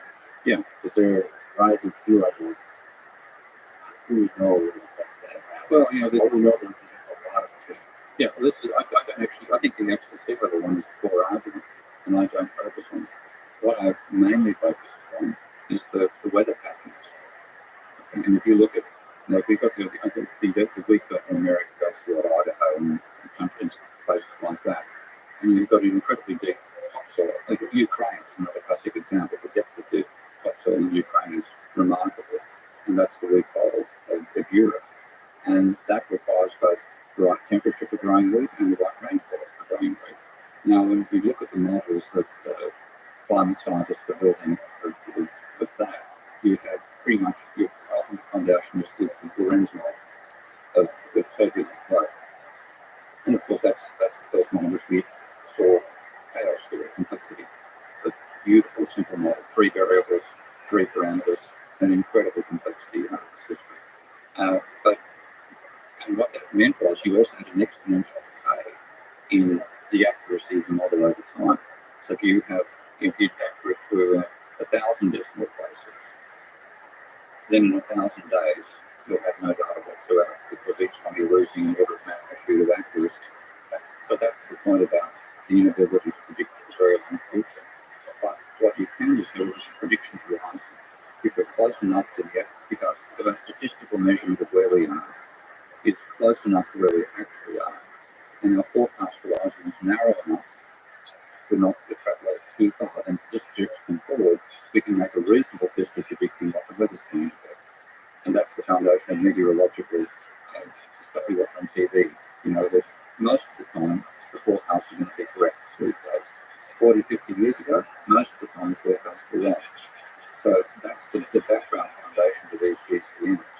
But even they've got a massively simplified the work. So you have this enormous sphere where they might divide it down to 100 kilometre by 100 kilometre by 10 kilometre cube, rectangles, whatever, oblongs. That's how they're modelling a transition of whether from one location to another. So they've got a chunky vision of the plate, which they have to. They can't get down to the last molecule, so you're losing that. Not better. Oh yeah, I think that's just too much processing power. But you're going to have some compliance. You can't go. I mean, if you look at the models to do the work that they used to be, of that 100 kilometre to about 10 kilometre grids, I don't know. But so the processing powers let us get more and more precise that way. I do know that the models now include chemical mixing that occurs above cities. So that complexity from over time. You're looking at increasingly accurate models of what the patterns and effect they have on agriculture, Yeah. on food. Yeah. And you're saying that there's a lot of possibilities in which that's going to be really destructive to society and food production side. And if you have that increase in temperature, you're going to have a change in precipitation. And it could mean that where the rainfall and where sunshine are radicals for growing wheat is an area where there's no topsoil. Like a huge part of the models, the models the economists use, which only use temperature, don't include precipitation. They predict that a large amount of the wheat output of the world is going to occur in Siberia, in the frozen tundra. But what about that's straightforward criticism? Yeah. What about the idea that we innovate on reality? So there's totally new. What is there? There's still, for example, at this time perhaps lab-grown wheat. They're engineered food, so completely shifting source of food for civilization. So therefore alleviating some of the pressure on agriculture. That comes down to the difference that Elon makes between producing a prototype and mass producing a prototype. You can develop the idea very rapidly, put that into production on the scale that's necessary for a place that we're currently doing. It's years. Yeah, and we haven't got years. We might have decades. We certainly haven't got centuries. So in the time frame we've got, I can't see that engineering going from prototype to production levels to replace what we're currently doing in the stable environment we're currently destroying. What do you think about the sort of the catastrophic predictions that people that have thought, have written about climate made in the past that haven't come to? That's mainly, unfortunately, involving Korea and the population there. And predictions forward as well. A few individuals or one individual, I think. Yeah. So I'm mostly playing devil's advocate. Yeah. So they're doing doomsday. I do think I'm in agreement with the majority of the scientific community. But you still see that argument. I still see the argument made. And I also am a little bit worried about the arrogance and the ineffectiveness of the arrogance. This is the problem, it's ineffective. And that's what worries me, because it's all been put into the sea level rise, temperature changes. It's not put into the fragility of the system in which we currently live. And the Earth will survive. And there's a wonderful science fiction book called The Earth Survives, which is about a world in which humans get blacked out, there's only a tiny band left, and then the Earth reasserts itself. So the Earth won't survive us. Will we survive what we do with the Earth? That's the question. And my feeling is that we have underplayed the extent to which the civilizations we've built have depended on a relatively stable climate. And it's that turning point from the maximum heat average temperature that we evolved right on the top of it. And if we had done nothing, we could find that heading back down to another ice age. But equally, Troy, the possibility for entry life. But for example, we've never developed fossil fuel-based industries. We could never build superphosphate, so our population would never have reached 1 billion people. And we were still living like fairly sophisticated animals, certainly like 17th century level of life on the planet. Then we would have gone down over time. And the approaching ice age would have species would have been poached, and we would have been driven out of like an agricultural sedentary civilization by that time. So it's just the fact that we evolved on this stable period in the overall temperature cycle of the planet. And that stability is something which just reflects the turning point in the regular cycle. Melatovic cycle, I think it's called. I've forgotten the actual number. It's a cycle caused by changing the Earth's orbit around the sun, activity and so on. That cycle is just a tiny tactic that we evolved in. So what we should have done, so that's really useful for us. We should stay at that level. Now, if we hadn't done it, we'd go back down here, and that is the end of our civilization by an ice age. Instead of going up here, really rapid, and we're causing a change in temperature compared to the long-term cycle, 100,000 times faster. So, yeah, I mean, my biggest worry is that even subtle changes in the environment might result in the geopolitical pressures that ends up leading to nuclear war.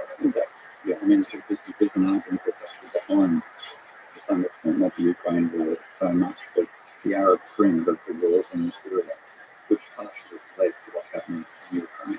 So, weapons are getting more and more powerful, more and more destructive, more and more nations have weapons.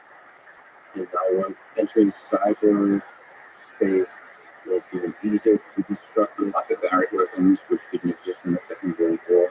But, you don't need nuclear weapons to have catastrophic attacks on each other. So, yeah, it's incredibly scary that the warlike side of human nature could be extremely enhanced by climate breakdown. So, in this world, on a happy note, I don't know how we went from Marxism and Stalinism to ecology, but all those are beautiful subjects. What is the best form of government, would you say? On the part we talked about the economic you ran for office, but you care about politics too. How can politics, what political system is I think we first of all have to appreciate we're one species on the planet out of millions, and as the intelligent species, we should be enabling a harmonious life for those other species as well.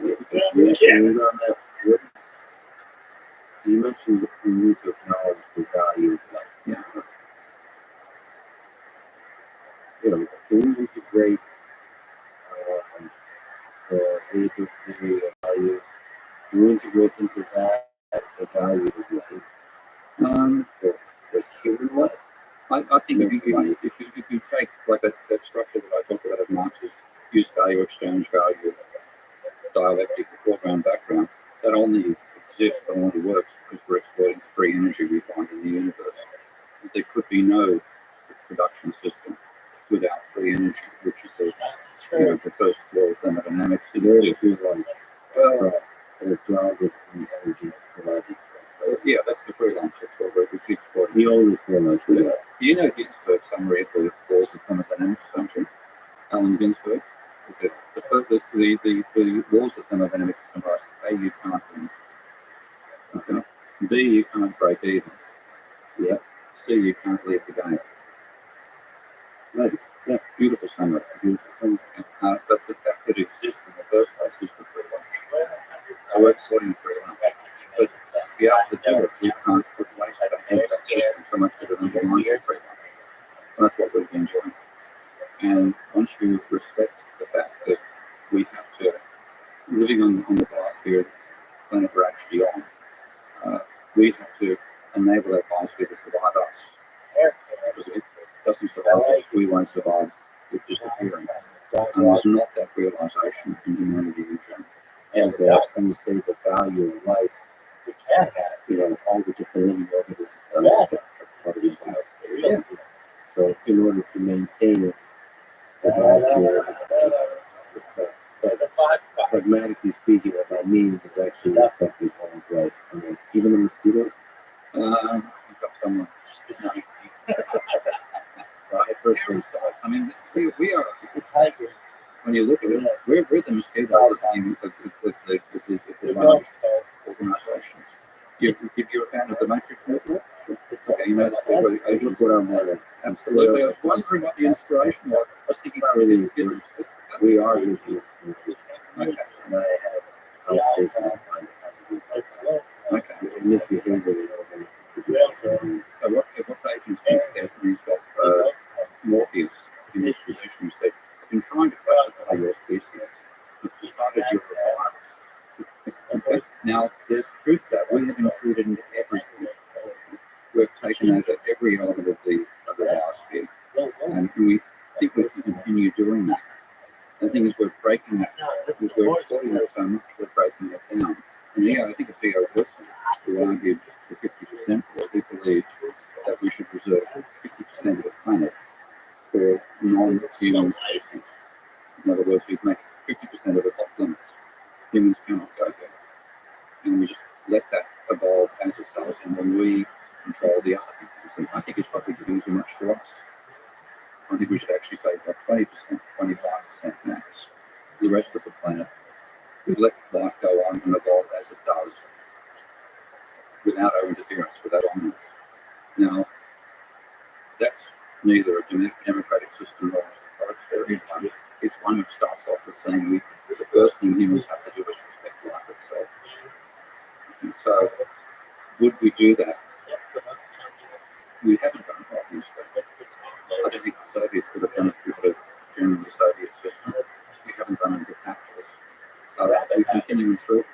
So I think we have to go through something like a Star Trek, catastrophic 200 years to realise that ultimately we're going to survive as a species. We have to respect life in general. And then that means we can't certain parts of the planet we can no longer touch. While we also try to maintain the planet at the temperature that we found it in what we now call the Anthropocene. Politically, we have to have, like in many ways, what native societies often have, a vision of the cycle of life, not this exponential progression we've developed over the last 250 years. And again, I'll use another movie, the Avatar, type respect for the cycle of life. We need to have that as part of our innate nature. And then, on top of that, political system comes in. And that political system has to be one that lets us feel like we have to say in the direction of society, while that helps represent we can't touch it. But we also, because we are now living in so many challenges created by our own civilization, the main threat to the existence of human civilization is the existence of human civilization. It's both the feature and the bug. Yeah. And therefore, we need to have people who can understand complex systems making those decisions. And that means it isn't a political system as much as it is an appreciation of the world as a complex system. And therefore, the effects, which we think are direct effects, will actually come through in a oblique fashion. And we cannot, there's no simple linear progression from where we are to where we want to be. So you have to see how everything feeds together in a systemic way. And that's why one reason I designed the software I'm wearing the t-shirt from Minsky is to have, it's nowhere near to the scale, I do one way already, but something which means we can bring together all that complexity, all those systems we perceive on an enormous screen where we have all the various impacts and see what a potential future is. And that then guides it. So it isn't a case of democracy and outside wins the vote and therefore we ban abortion or we don't, whatever else happens. It's seeing what the expecting and being uncertain about the consequences. And not making expansion of ideas that we've been doing. So like being a little bit more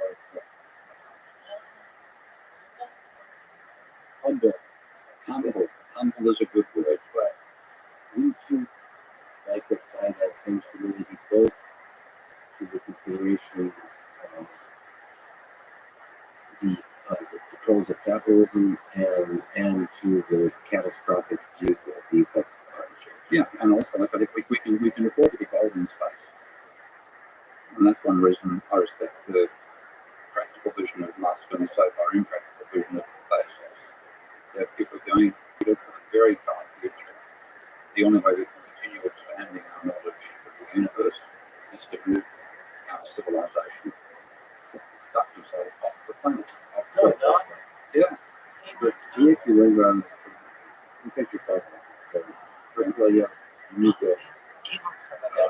humbly name.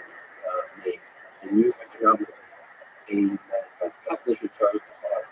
Yes, no, but I'm joking. But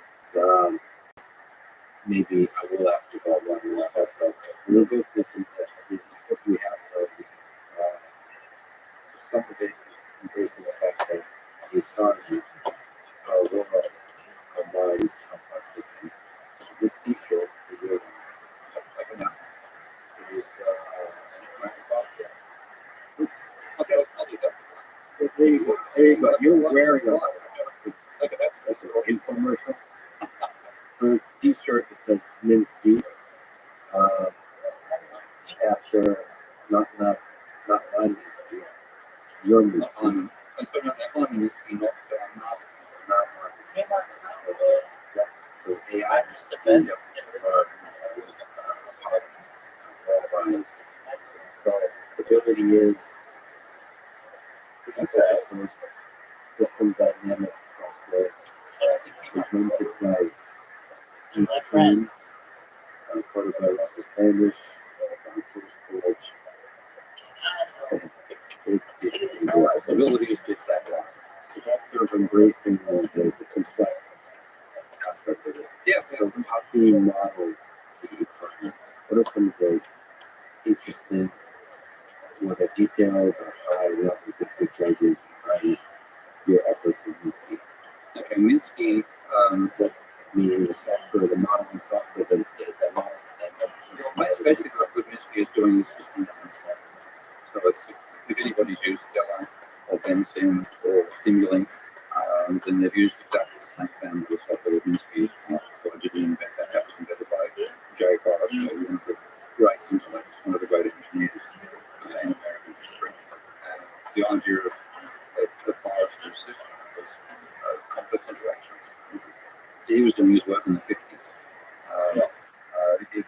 If people don't know Forrester's work, he actually built the models of the mathematics for the gun turrets on American warships and those kind of mechanical systems. So he had to work out how to give a feedback system that not both holes in one direction, not roll the other way. All that stuff is his work. So marvelous engineering. And then he realized if you want to look at it, even like a factory is a complex system. And so you get cycles generated out of the interaction between different components of the factory that he was first involved in planning. He built the software to model complex interactive systems. So Minsky is that. The thing Minsky adds, which is unique, is the Berkeley table. And that's double entry bookkeeping so you can model the financial system. Godly the economy. Godly the economy within modeling. Another great now. So there's this you're modeling the Yeah, fundamentally. So it actually is a circuit diagram. It's exactly what engineers have been using for decades, almost a century.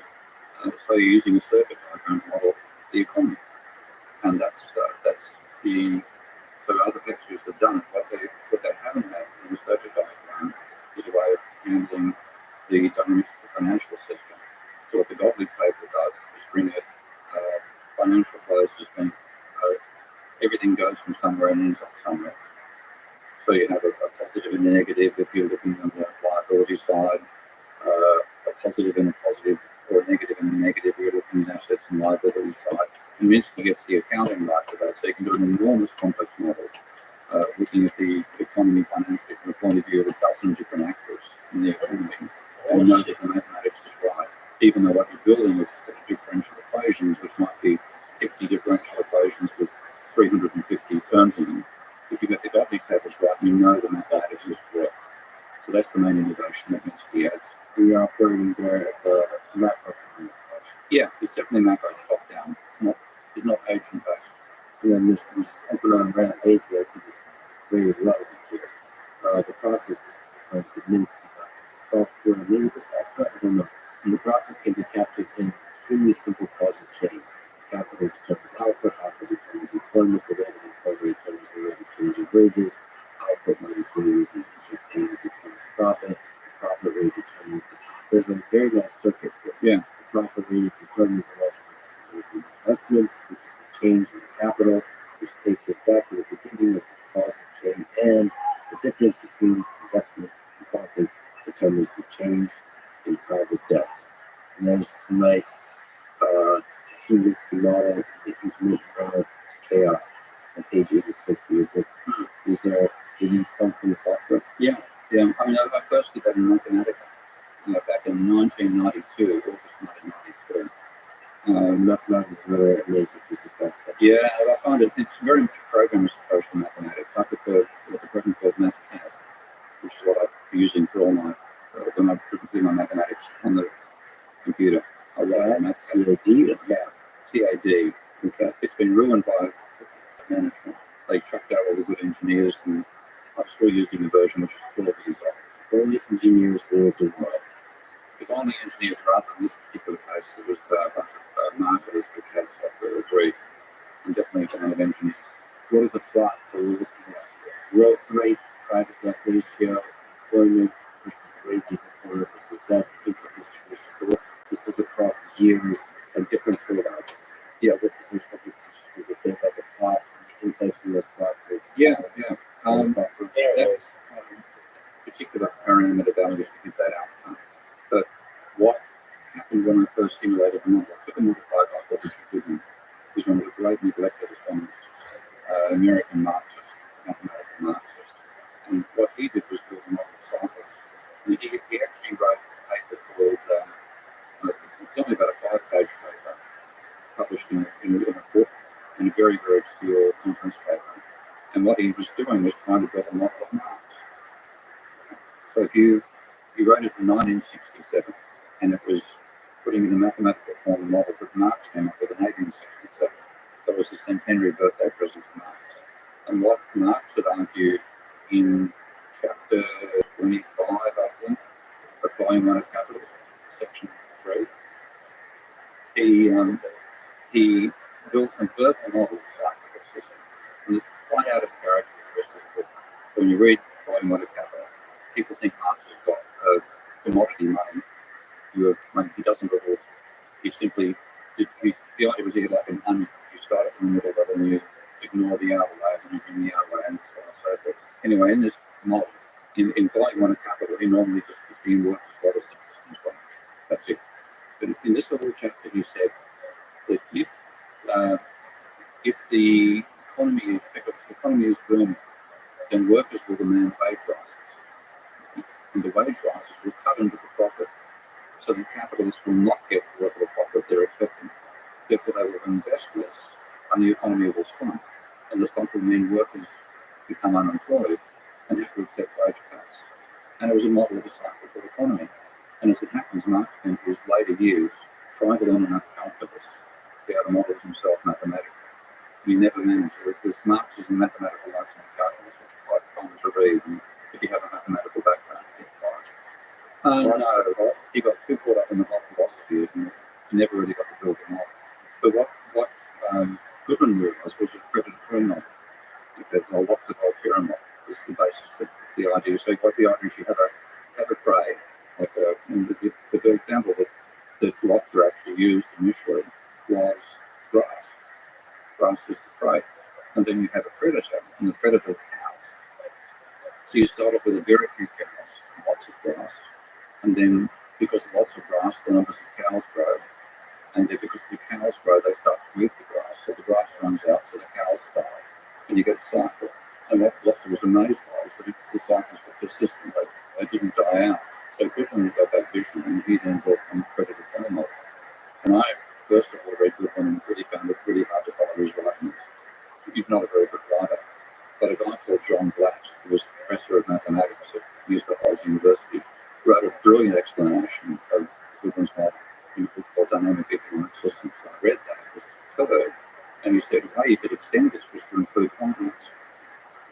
So I thought, okay, what I'm going to have is that what Goodman presumed is capitalists invest all their profits. Okay?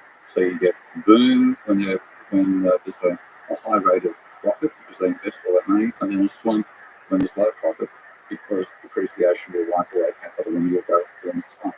So I simply added in what capitalists will invest more than their profits during a boom, but less than their profits during a slump. And that therefore means they have to borrow money to finance the gap and pay interest on the debt. So I ended up with a model with just 3 systems states: the income share, the wages distribution of income from workers, capitalists, and bankers, the level of employment, and the level of private debt. And those three equations are fundamentally like going from the lots of Volterra model with just two equations, and therefore you get a fixed cycle, to the Lorenz model where you have three. And therefore what I got out of it was chaotic outcome. So what you're seeing is the manifestation of chaos, complexity in those plots. But one of the many fascinating parts about it was that as the level of private debt rose, in my model I had capitalists being the only ones who borrowed, but the people who paid for the high level of private debt were the workers. The rising banker share corresponded exactly with the falling workers share. Effectively, workers are not paying for it, they get a lower level of wages. And the basic dynamic is that capitalists, when you have three social classes, your income goes from workers, capitalists, and bankers. Now, in the system that Goodwin did, they're just workers and capitalists. So if workers' share rose, capital share had to fall. Okay?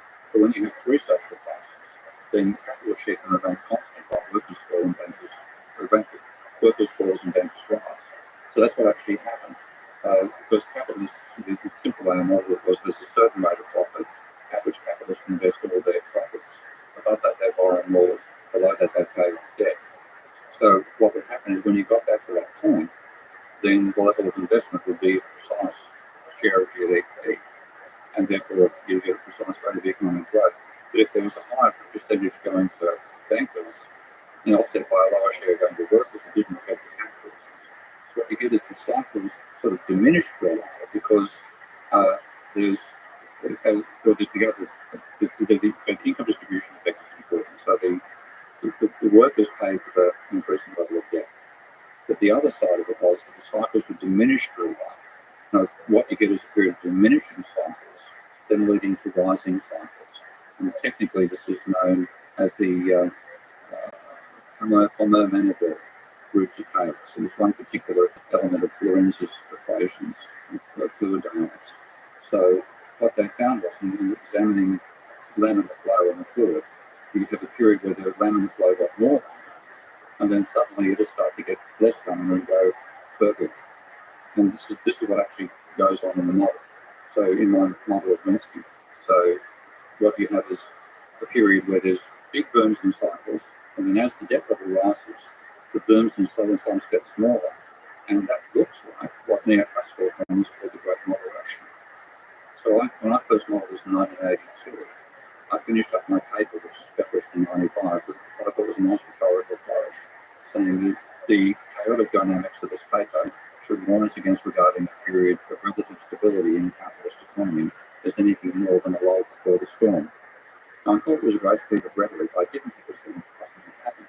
But it did, because we had this period from 1990 through to 2007, where there were diminishing cycles, and the neoclassicals labelled that the Great Moderation, and they took the credit for it. They thought that the economy was being managed by them to a lower rate of inflation, a lower level of unemployment, less stability over time, and they literally took credit for it. And I was watching that and thinking, that's like my model, and I'm scared as shit that there'll be breakdown.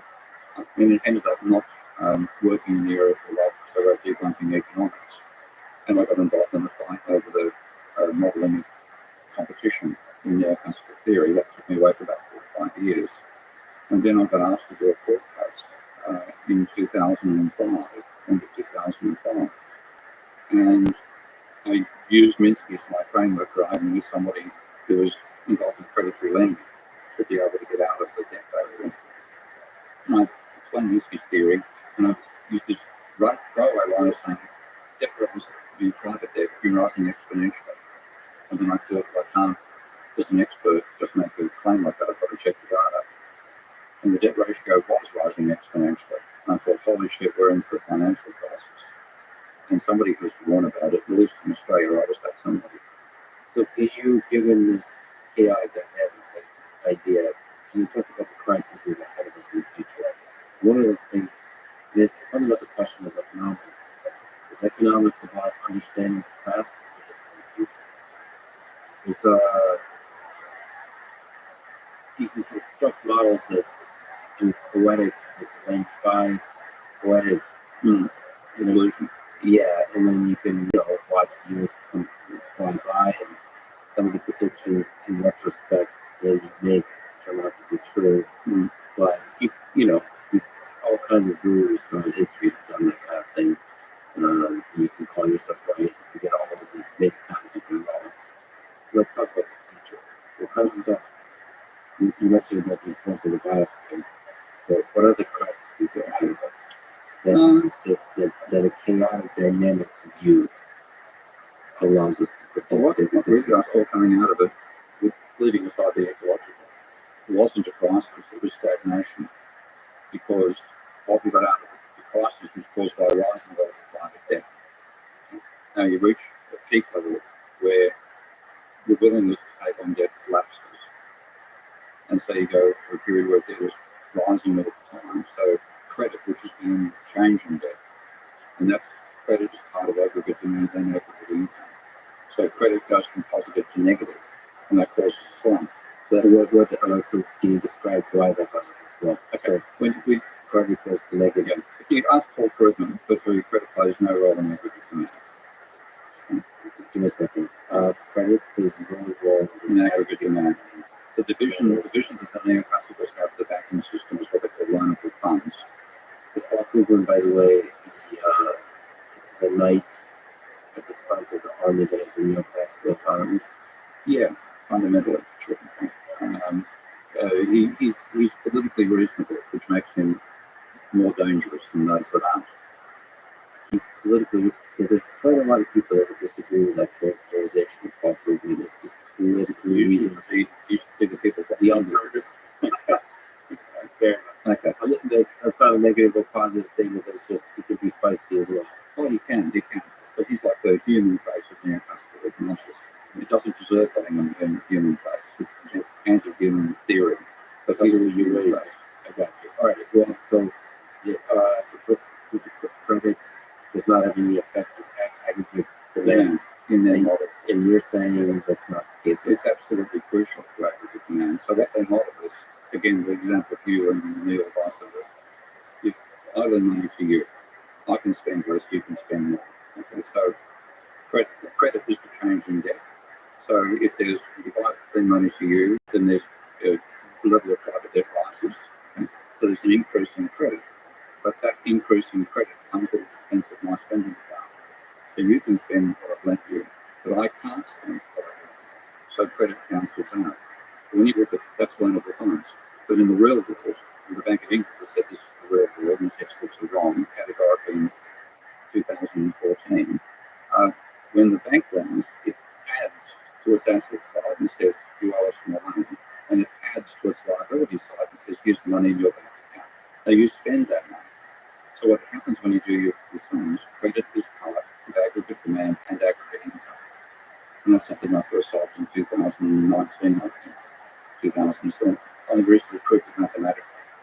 So what that means is credit is a component of aggregate demand, and credit is also very volatile.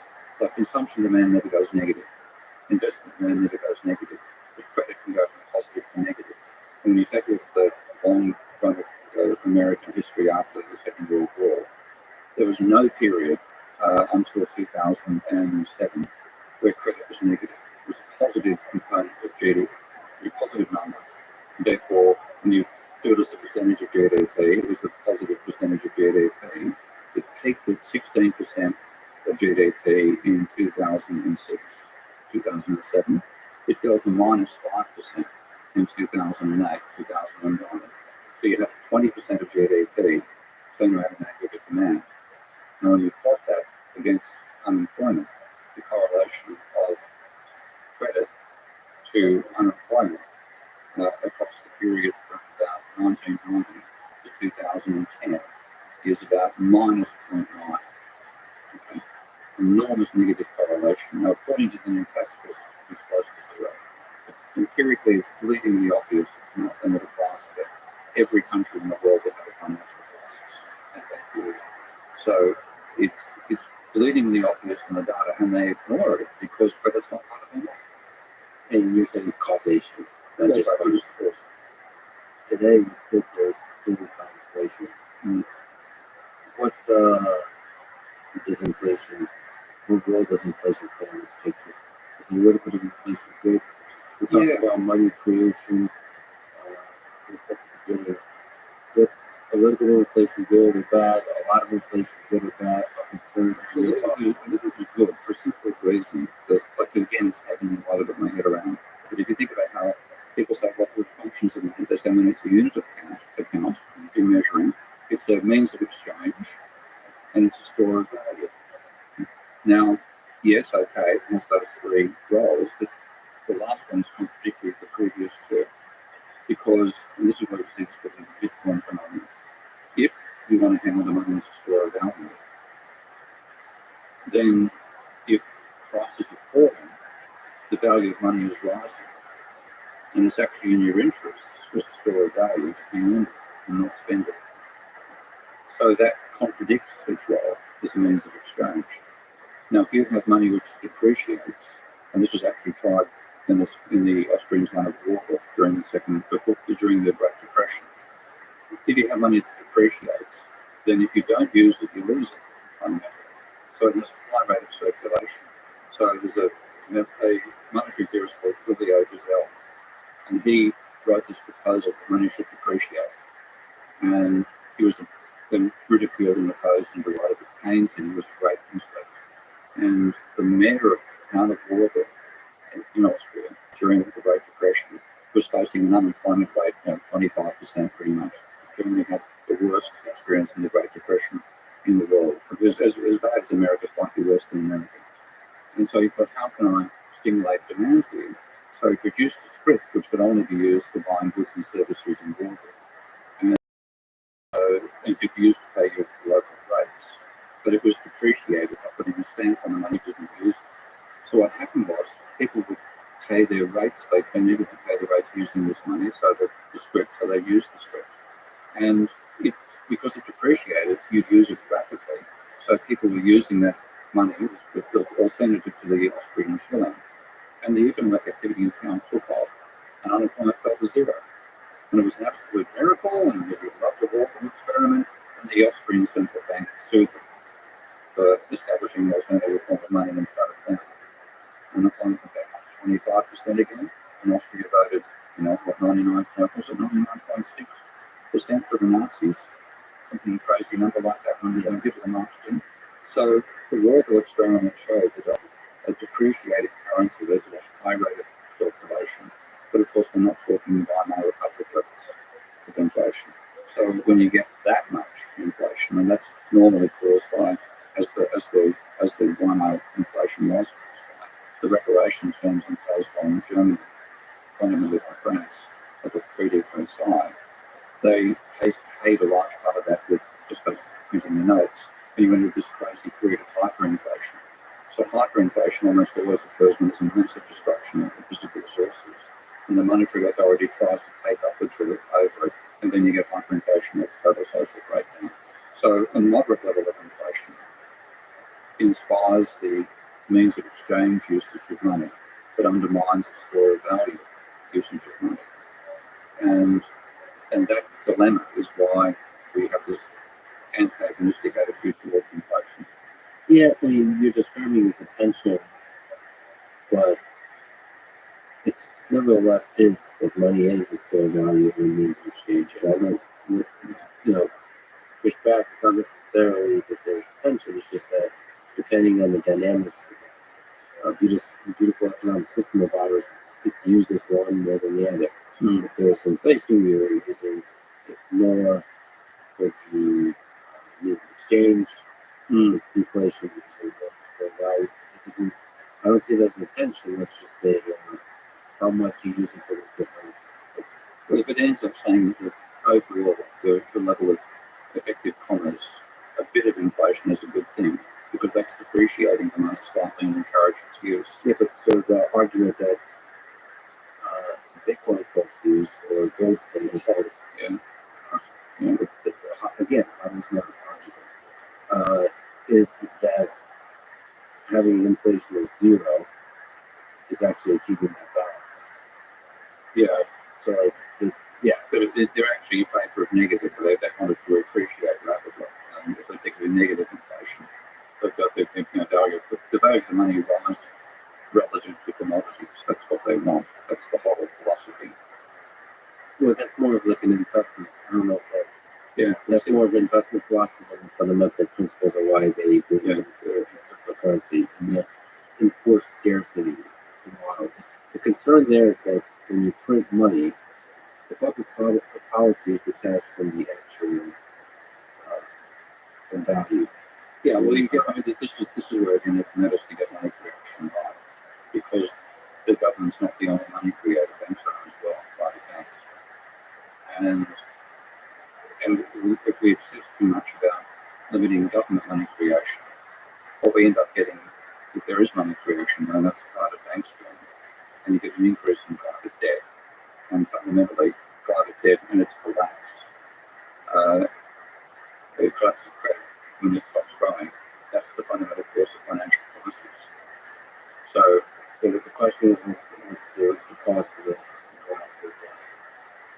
well, I think this is like the Austrian thinking leaves out debt deflation, and that's like that's one of the most important papers ever written, was by Irving Fisher, called the debt deflation theory of Great Depression. Fisher was somebody who accepted the neoclassical vision. He wrote the pre-efficiency market hypothesis. He had his own PhD called the theory of interest, and in that he argued effectively for supply and demand analysis of the financial system. And he argued very clearly. He said when you're working with a commodity market and the sale and the transaction and the exchange occur at the same point in time. When you're working with the financial market, then the exchange occurs through time. So he said he assumed that debts are repaid, all debts are repaid, and he assumed that equilibrium through time was an essential part of his assumption. And then the Great Depression comes in. And he has become a major shareholder in Rank Heroes because he invented the Rothschild. He's a tinkerer. And so he had taken out shares on margin, and he worked about 100 million in modern terms when the Great Depression hit. And 90% of that was share market valuation. He'd taken out margin debt just like everybody else. And with margin debt, you could put down $100,000 and buy $1 million worth of shares. So you've got this huge leverage into debt. When the financial crisis hit, the level of margin debt in America had risen from 0.5% of GDP in 1920 to 13% of GDP in 1929. It then fell to zero again. That's not stock market crash in 29 was so devastating. That scale of margin lending. And everything wiped out. They were selling Rolls Royces for 20 quid. That you literally have photographs showing people doing that because the margin call comes in. You've got to liquidate everything. Okay. So he said the danger is the debt deflation is what we have to avoid. And that means you don't want too much private debt to accumulate. And you don't want falling prices because the falling prices will amplify the impact of being insolvent to begin with. And that's what we saw in the Great Depression. It's partially what we saw in 2007, but we didn't have anything like the level of margin debt. Margin debt was reduced from 90% to 50% ratio after the Great Depression. So there were limits on how bad it was in 2007. But the danger is still the period of deflation amplifies your debts. Okay? And he got all of Fisher's paradox. He didn't write those terms himself, but he wrote a line saying the more debt is paid, the more they owe. And this is because you're liquidating to try to meet your own debts. When you liquidate, the price of that falls. You will end up having a lower level of monetary debt, but a higher level of debt when you deflate it using the price level. So the biggest danger in capitalism is the debt deflation, far more dangerous than inflation. And the cause of debt deflation is too much lending, too much bank lending, too much private money creation. And if you take a look at the 1920s, Calvin Coolidge explained the boom of the 1920s on his surplus. He said, my government running a surplus of 1% of GDP, pretty much from 1922 through to 1930, is the foundation of our stability, which should be continued. What he didn't look at was that over that same time period, on average, Americans were borrowing 5% of GDP per a year from the price of house. So you had a housing bubble at the beginning of the 1920s, which Richard Vague covers beautifully in A Brief History of Doom. And then you had this huge rise in margin debt as well, gigantic increase in margin debt. So all this borrowed money was being spent into the economy, and this credit becomes part of aggregate demand, and it's both not just for goods and services, it's also for shares and houses and so on. So a huge valuation of that. But then when the margin debt turned around, and people would not take out margin debt anymore, the demand for margin debt disappeared, and then it was what we call badly a positive feedback loop. It's actually an amplifying feedback loop, and that caused a collapse. So, what elements of that do you see today that we need to fix, and how do we fix it? We have to regard the level of private debt as a target for economic policy just as much as the rate of inflation as the rate of unemployment. What is the moderate amount of private debt? Yeah, I would say something that the anywhere between 30 and 70% of GDP. What is it currently? In America, it's 170% Of GDP. of GDP. Oh, that's If we talk after we talk, but I can show you the data in this, and it is just this huge increase in private debt that first of all caused the boom, but then financing the credit often causes the slump. And so if we remove the level at which debt can reach, and we stop speculative lending and basic lending for both innovation, investment, and essential consumption items, we won't have the slump. On the other side, we can get rid of financial instability. We can't stop financial cycles, but we can stop financial breakdown. so we should really be focused on the stability being that. Yeah. By the way, as you point to the laptop, my laptop has a lot of the computers that I have, but I don't know a lot of them, but my little Surface, whatever the heck this thing is getting definitely size at me. Is your laptop, you said it's 18.4 inches. I don't think I've ever seen one that big. All right, that's for the graphics. There's the gaming laptop. It's the desktop. It probably weighs like 40 pounds. You have to. He was. You reckon 8 kilos. you see the power supply for it? Somewhere. The power supply goes about twice as much as your laptop. Yeah, and you have to power it on the frame. Pretty close. Like is it gas powered or is it coal? No, well, because it's a nuclear power station. Nuclear, yeah. Nuclear dynamo. Okay, so let me ask about we've covered brilliantly the nuanced disagreements you have with wisdom and but there was also, like you mentioned, popular discourse, a kind of distorted use of different terms. One of them was Marxism.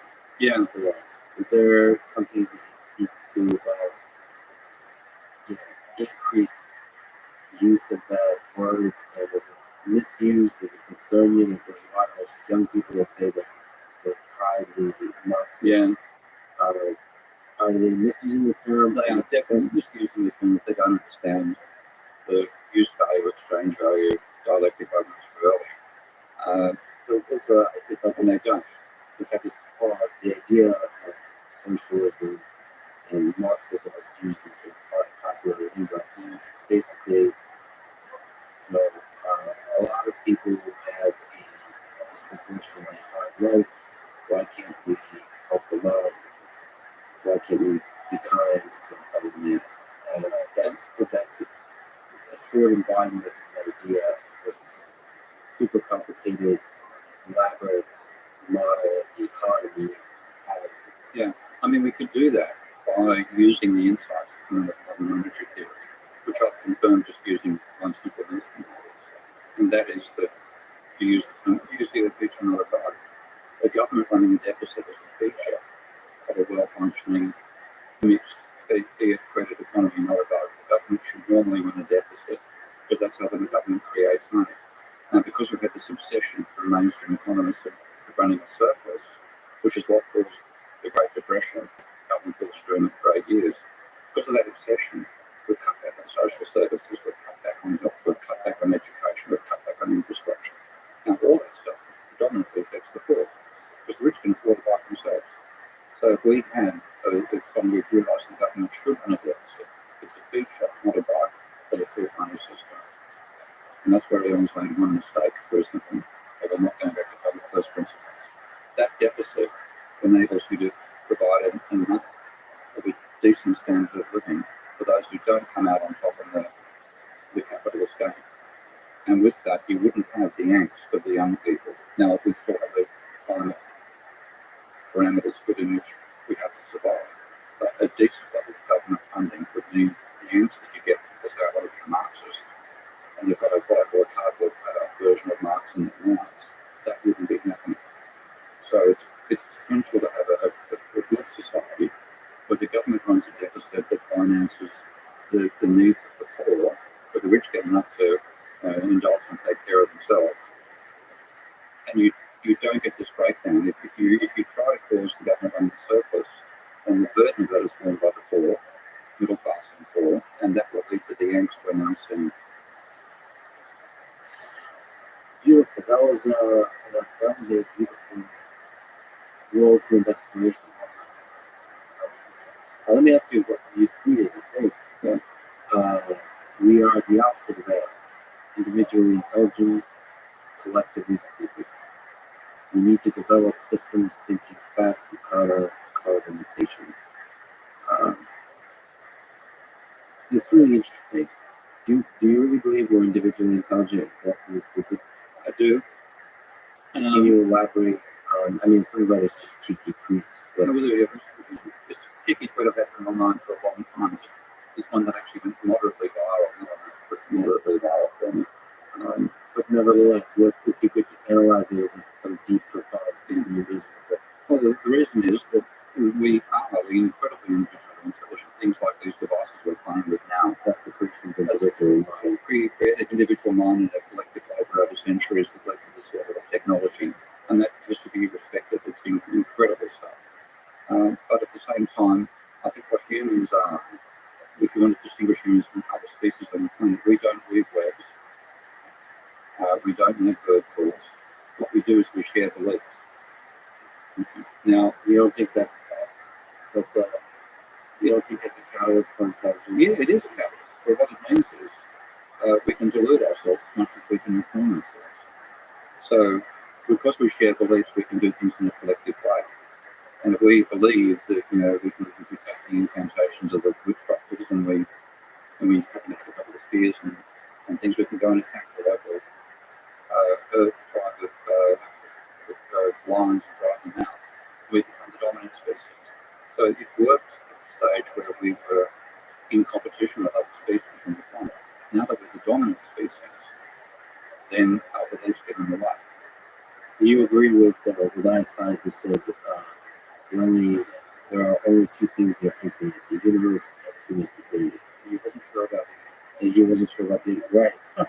That's right. He wasn't sure about the yes, if you think that the collective, there's an infinity to the destructive and the stupid, the inhumane that's possible. We can get together. And it feels like there's more trajectories, there's more possibilities for creation. There are. Well, I think that's why we have to. If we were built around the idea that our role as a species is to maintain and end life on the planet, and if not find it elsewhere, then seed it elsewhere, then that is a vision which makes us creative and confines the worst elements of our capacities to share beliefs.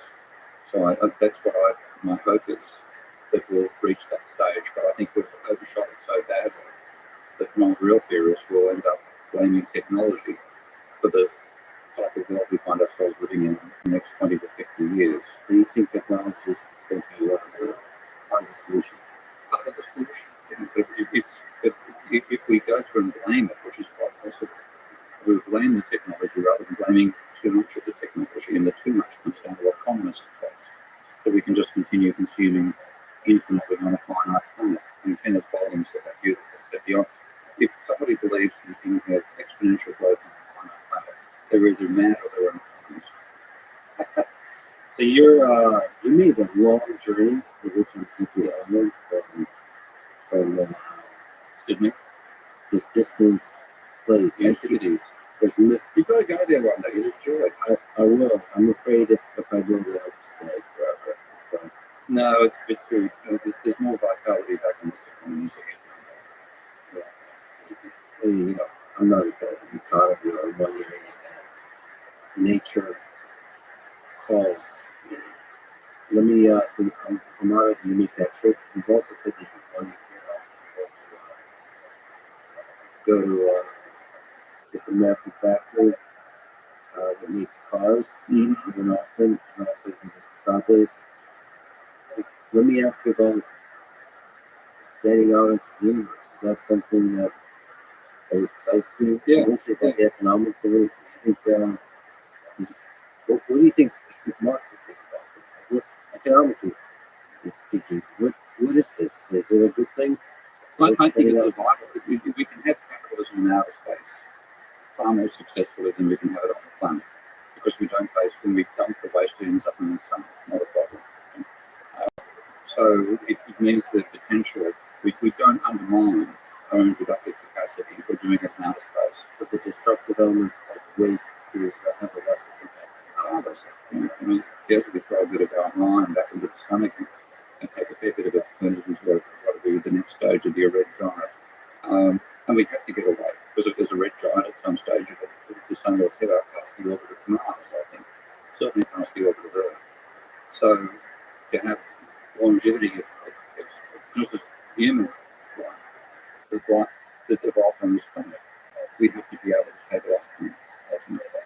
So if you think when you really want to, then it's our responsibility if we want to maintain life is to establish life off the planet. We've got robots and AI part of the thing. Oh yeah, we have to. I mean, that ends later. You can't go for it. Your daily life can't be from here to the asteroid belt and back again and dinner with your family. So reproduction would be entirely mechanized. There'd have to be a handful of people to service the machines. But That's about production of the nation. What about elements of consciousness that make humans so special? What about that persisting within the machine? I mean, I'm still a skeptic about us ever being able to create a machine which is truly conscious. If I can throw my 2 cents That would really piss off everyone. If we create machines that are conscious. Exactly. This is actually there's two logical arguments against the labor theory of value. One, what it becomes machines become intelligent, and the other was the finding way to profit applies in socialism. It applies a rate of accumulation. Sorry, in capitalism, it applies a rate of socialism as well. I believe made that argument. So his argument was just unsound. But yeah, intelligent machines would completely screw Marx up. Yeah. But do you know that world where machines have not only intelligence but also consciousness? Yeah. And I know that's one of your interests, one of your potential endeavours. And the cultural idea that there's some singularity we're approaching is we just get increasing processing power. It's not processing power, it's imagination. And I think Whatever the heck that means. huh? Whatever the heck that means, yeah. I mean, you would have had imaginative insights. So your papers on like in automating motoring between the hyper intelligent machine or the machine and human interface, where the standards can be lower for the machine and higher for the human. Okay, that's an insight you could have had at some point, and then you've worked it further. So I've had insights like that as well, and I have no idea what they can hit me in the head, and I strike them down, and they solve the problem, but I didn't even know my mind was working. So how can we get a machine to do that? And we do not know the answer, but one thing I think is the potential is I think we have to create AI that has feelings, AI that wants to survive. Because if you think how our intelligence evolved, it's on this planet in a struggle between predator and prey. And intelligence became a survival technique. I find the ideas of unrespected and denial of death really powerful, which is that humans will not only have emotions and try to survive, they're able to ponder out the distant future with mortality. Yes. And that is a driving force for even greater creation than animals are able to do. More primitive animals. So there is some element where I agree with you. I think for AI systems to have something like consciousness, they have to fear their mortality. Exactly. And I think that's, if you do it then, you can't produce an AI whose behavior you can control. I mean, when you have kids, Yeah, you you're can't doing, control their behavior. You know, that's the trade-off. you give life to an animal. Yeah. Like one of my favorite instances in my family life is one of my favorite, one of my, I like all my nieces and nephews, but once got a real quirk to her. And I was standing over the cot when she was literally like about 6 months old, and she was gurgling away to this day. And the father, wait, she said, stop making that noise. And this little 6 month old goes, "Zzz." And I said, boy, you're going to have issues with that one, mate. Yeah. And she Lucas was born. Yeah, and so you can't control this life you give birth to, and that's basically where the are. Terrifying. It is, and I think we should take that risk at some stage. But I think to do it, we've got to actually let artificial intelligence involved in an environment in which it is its own depth. I think there's a lot of beauty there with the books. A lot of destruction is possible, so we have to be extremely careful. That's kind of the cutting edge in which we all often operate as humanity. Let me ask you for advice.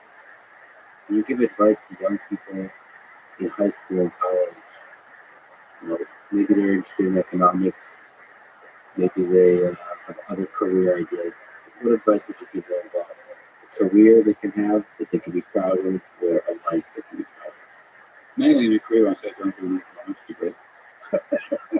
I say there's a little book, Econ Comics. And I think the econ comics taking the con out now. I think we should start with that, and then say school to economics degree. Yeah, because what you learn as an Oxford economist, you're learning economics at the university is like learning atomic astronomy. Okay. Earth-centric equilibrium, epicycles being added to making holistic data. It's not that economics is not a discipline worth deep to study, but that the university education around it is so bad. Is bad. Yeah. So I'd say learn system dynamics. Do a course in system dynamics which you can apply in any field, and then apply what you learn out of system dynamics to the issues of economics if that's what interests you. So get a base engineering education. The base engineering education. That is far better than doing economics degree. In terms of life, I mean, my life is pretty chaotic in many, many ways. My friends and family will tell me that at every opportunity. But the thing is, I once had I'll tell you an example of a really funny incident that occurred to me because I led the student revolt at City University in about 20 years later. And then that's about 28 or so, I went to a restaurant one night and I found a bunch of guys, all guys, who'd done accounting at the university but also been part of the student revolt. So they hadn't seen me for about a decade, and they said what I'd been doing, Steve, and I talked about what I'd done. So I'd been a school teacher for a while. I'd been working overseas aid. I was doing computer programming at the time, and I'd forgotten what else I was doing at that point. So I explained it to all of them, and they were at a bucks night. They were having a wedding coming next week. And one of them said, I wish I'd done it. And there was silence around the table. It was obviously silent agreement. And I looked at them and said, hang on, guys. Look at the downside of my life. Right? Like you're getting married. I don't have a girlfriend right now. You've all got secure jobs. I'm unemployed. Okay. You own a house. I haven't got a car. Look at the downside of my life. And the bloke was the kingpin of that group, a very innovative bunch of guys in the student revolt. So he said, Steve, we would still all rather have done what you have done. And they did accounting because it was safe. Always get a job. They were broad shippers. Did you have a sense that the chaos you were jumping into was dangerous, or was it just the pull of it that I simply couldn't not do it. There was part of me that I couldn't swallow this economic stuff. Once I was exposed to what was so wrong, then I was on a crusade to make it right. And that's been part of my nature. That's been my life. So it wasn't that I made a choice to do it, it's that I couldn't be true to myself without doing it. And I find a lot of people get caught in love where they're doing it because it works for some financial or other reason, but they're not being true to themselves. And as messy as my life is, as much shit I've got myself caught up in, and there's a lot of that in my personal and financial life right now, which is a pain in the ass. I would rather have had that nature than not. You would rather take the pain in the ass. Yep. Let me ask you, Dark. Hmm. What's the darkest place you've ever gone to? So in all that roller coaster of life, Hmm. have there been periods in which I've had defective depression in the last 5 years since I started reading neoclassical economics and climate change. And I'll come back to that one. So that's where my wife's going to come into this story.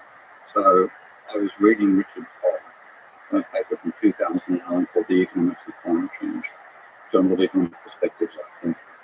And I read the section where he says that one of the ways they tried to calibrate climate change was do is they assumed that the relationship between GDP and temperature over space would apply over time as well. And I read that and thought that is so fucking stupid. Because all it's saying is that if there's a 10-degree temperature difference between New York and Florida and a 20% difference in income, then a 10-degree increase in temperature will cause GDP up by 20%. It is so insanely stupid. So when I read that line, I just did this. It's just like, I was in shock at how stupid it was. My wife, who's Thai and brings in treats for me all day, walks into the room and says, and she speaks in this staccato English and says, why do you like this? And I said, well, I'm just doing this work on climate change. And she interrupts me and says, oh, why you do that stuff? Nobody's interested in climate change. You can't do anything to change it. If we die, we die. And that's perfect Buddhist around it. And I thought, I just don't argue with her again. So that sort of stopped me on the depression. But that's the darkest point. And I looked at it and I thought, this arrogance, this stupidity, this humbug in the economists meant that we're potentially jeopardising the lives of billions of people and Christ knows how many other lifetimes. And that having that knowledge is the most depressing experience of my life. that ideas, simple models, combined with arrogance, Yeah. to me is a potential destruction of human civilization. That was a very happy. And then I came in with And broke me out of it. nature wins. Yeah, and that's Sort of accept the flow of life. you really enjoy that called the Earth of Eyes because it's got that same beautiful sense that life will survive whatever we do. I mean, you talk about the people. I was actually talking with a good mate of mine, an ex-geologist, and he's now a professor of economics. And he said, as a geologist, he really hated people talking about the Anthropocene epoch. And I said, well, it's not. It shouldn't be the Anthropocene epoch, but it be the Anthropocene event, because an epoch is millions of years and a huge period of life on the planet. And we might be snuffed out in 10,000 years of human civilization. And that's much slower than the meteors wiping out the dinosaurs. The dinosaurs lasted for a long time after that event. So we're like, we'd just be a layer in the surface of the planet with plastics and strange metals like that at some point. So we're just going to, life will evolve, life will survive us. But there's so much life we're going to take down with us in this whole period. And there's so many of our own lives we're going to terminate for no good reason. I'm looking at this Richard Kroll character. I'll definitely think of his papers. It does look like, boy, is he oversimplifying to a lot of Oh people. my God. Check this one on the how good it will be to lose aim. That said, I'm going to approach all of these topics with humility, and I would love to have some conversations that people can recommend. My default position is always for scientists, but even above that, my default position is for those who are humble versus those who are arrogant. Yeah. This idea that because you're a quote-unquote expert, you deserve to have arrogance is a silly idea for me. Again, going to the broader view of life on Earth. Yep. Nature is the only one that gets to be arrogant and it chooses not to. So let me ask you about love. what role does love play? Did Karl Marx have a model for that? Karl Marx was madly in love with Jimmy von Westover. And wrote like poetry, the number before he wrote that stuff. And he was infatuated with her. He ended up also impregnating his housekeeper. So there's the son of Karl Marx, who was the son of the housekeeper, not the Jenny. There are numerous daughters. So who's in a complicated view of love? Oh yeah. There's a that there. He had an idealistic view with Jenny, and he was rejected because he wasn't. Not by Jenny, she was madly in love with him as well. So it was a real passionate love affair from the very outset. But then, of course, you have children, lots of them die. There's a huge amount of tragedy in his life as well. He and Jenny were forced out of Chelsea by a cholera epidemic. Migration to London back in the 1850s and 60s was in the 1970s. That's really the life was like. So there's a lot of hardship in his life as well. And he was always poor. So, only noodles kept him alive financially. He applied for one job outside he never got an academic job. He was pushed out of Russia as a newspaper author. But he also he applied for a job as a clerk in the British railway system. He was turned down because they couldn't read his handwriting. So, I think I was a bit similar then. So yeah, there's a lot of love and passion. But in general, what do you think is the role of love in the condition? It's fun. It's that feeling of passion, desire, and respect for somebody else. And there's perverted concept as well, so I'll leave that out. But somebody having a really a deep bond which goes beyond just sexual attraction. And I've had that 4 or 5 times in my life at different times. And I've stuffed up the most important one very early on. And that feeling is incredible. And you couldn't have life worth living without that. So it's an essential part of who we are. But what we have to do is transfer it not just to the rest of our species, but to all species. And that's, I think, what's vital. And how do we maintain that over generations? And I think that idea that we can actually hang on to that general sense of respect and not lose it again. Because the amount of life we've terminated on this planet, the warlike side of humanity, that is too much of a defining feature of our species. It's the opposite of what it's hate. But it's pleasure in inflicting pain on others. When you see people killing others in a warlike environment, they're enjoying themselves. It's rarely, sometimes it's self-defense, but there's when you've spoken to people who've been involved in combat and been involved in riots, and said when you see somebody rioting and bashing people up, they're enjoying themselves.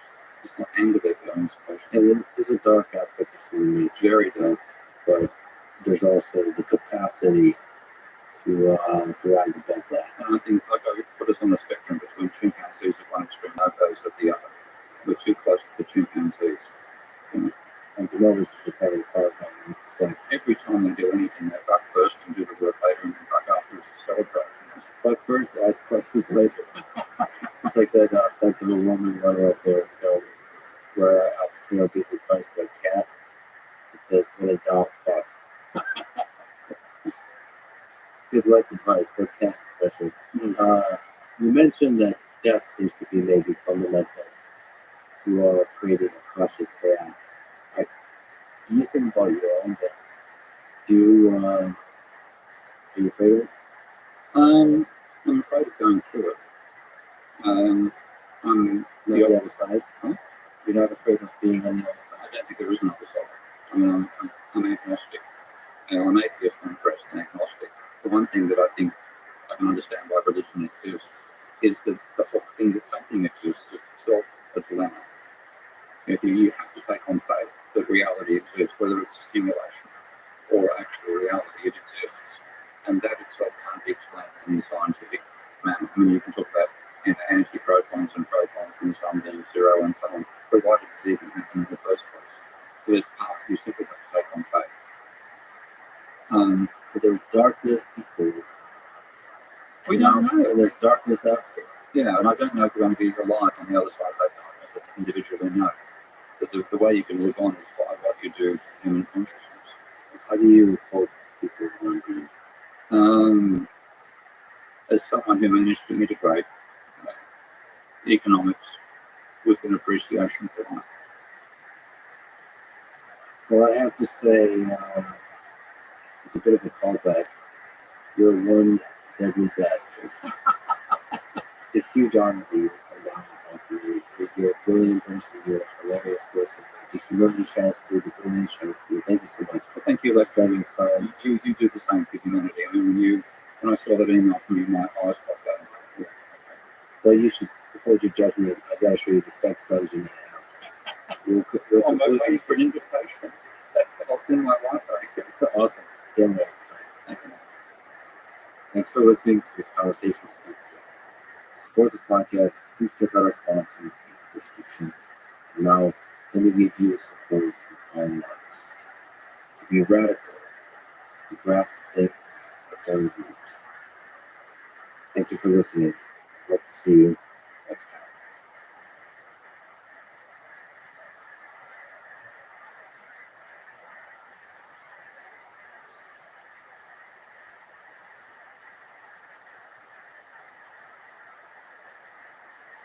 Let me ask you this question. There's no curves in any research on race differences. Can that be used to increase the amount of racism in the world? Can that be used to increase the amount of hate in the world? My sense is there is such enormous reservoirs of hate and racism that have nothing to do with scientific knowledge of the data that speak against that. That no, I don't want to give racist groups a veto power over what scientists study. The following is a conversation with Richard Heyer on the science of human intelligence. This is a highly controversial topic, but a critically important one for understanding the human mind. I hope you will join me in not shying away from difficult topics like this, and instead, let us try to navigate it with empathy, rigor, and grace. If you're watching this on video now, I should mention that I'm recording this introduction in an undisclosed location somewhere in the world. I'm safe and happy, and life is beautiful. This is a Lex Friedman podcast. To support it, please check out our sponsors in the description. And now, dear friends, here's Richard Heyer. What are the measures of human intelligence? How do we measure it? Everybody has an idea of what they mean by intelligence. In the vernacular, what I mean by intelligence is just being smart, how well you reason, how well you figure things out, what you do when you don't know what to do. Those are just kind of everyday common sense definitions of how people use the word intelligence. If you want to do research on intelligence, measuring something that you can study scientifically is a little tricky. And what almost all researchers who study intelligence use is the concept called the G factor, general intelligence. And that is what is common. That is a mental ability that is common to virtually all tests of mental abilities. What's the origin of the term G factor? It's such a funny word for such a fundamental human thing. The general factor, I really started with Charles Spearman. And he noticed that this is like more than 100 years ago. He noticed that when you tested people with different tests, all the tests were correlated positively. And so he was looking at student exams and things. And he invented the correlation coefficient, essentially. And when he used it to look at student performance in various topics, he found that all the scores were correlated with each other, and they were all positive correlations. So he inferred from this that there must be some common factor that was irrespective of the content of the test. And positive correlation means if you do well on the first test, you're likely to do well on the second test. presumably that holds for tests across different disciplines. So not within subjects, but across subjects. So that's where the general comes in. Something about general intelligence. When you were talking about measuring intelligence and trying to figure out something difficult about this world and how to solve the puzzles of this world, that means generally speaking, not some specific tests across all tests. Absolutely right. People get hung up on this because they say, well, what about the ability to do X? Isn't that independent? And they say, I know somebody who's very good at this, but not so good at this. There's other things. And so there are a lot of examples of that, but it's a general tendency. So exceptions really don't disprove. Your everyday experience is not the same as what the data actually show. And your everyday experience, when you say, oh, I know somebody who's good at X, but not so good at Y, that doesn't contradict the statement about it. He's not so good, but he's not the opposite. It's not a negative. Okay, so we're not our anecdotal data. I know a guy who's really good at solving some kind of visual thing. That's not sufficient for us to understand actually the depth of that person's intelligence. So, how this idea of G factor,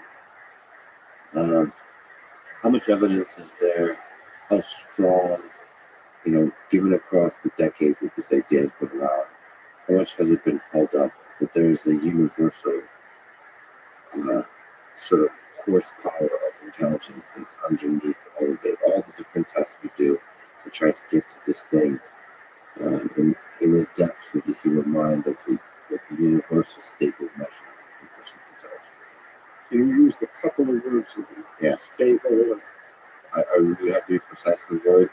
Well, people can get away with being poetic. We can't. And there's a lot about research in general, not just intelligence research, that is poetic. Science has a phonetic aspect to it. And good scientists are very intuitive. They're not just, hey, these are the numbers. You have to kind of step back and see the big picture. When it comes to intelligence research, you ask, how well has this general concept held up? And I think I can say, without fear of being empirically contradicted, that it is the most replicated finding in all of psychology. Now, some cynics may say, well, big deal, psychology, all know there's a replication crisis in psychology, and a lot of this stuff doesn't replicate. That's all true. There is no replication crisis when it comes to studying the existence of this general fact. Let me tell you some things about it. It looks like it's universal, that you find it in all cultures. The way you find it, the way you find it is to give a battery of mental tests. What battery you choose, take a battery of any mental test you want, give it to a large number of diverse people, and you will be able to check statistically the commonality of all those tests. It's done by a technique called factor analysis. And people think that this may be a statistical artifact of some kind. It's not a statistical artifact. What is factor analysis? Factor analysis is a way of looking at a big set of data. You look at the correlation among the different test scores, and then find empirically the clusters of scores that go together. And there are different factors. So if you have a bunch of mental tests, there may be a verbal factor, there may be a numerical factor, there may be a visual spatial factor. If those factors have variance in common with each other, that is common. That's what's common among all the tests, and that's what's labeled the G factor. So if you give a diverse battery of mental tests and you extract the G factor from it, that factor usually accounts for around half of the variance. It's the single biggest factor, but it's not the only factor. But it is the most reliable, it is the most stable, and it seems to be very much influenced by genetics. It's very hard to change the G factor with training or drugs or anything else. We don't know how to increase the G. Okay, you said a lot of really interesting things there. So, first, just to get people used to it in case they're not familiar with this idea, G factor is what we mean. So often there's this term used, IQ, which is the way IQ is used, they really mean G factor in regular conversation.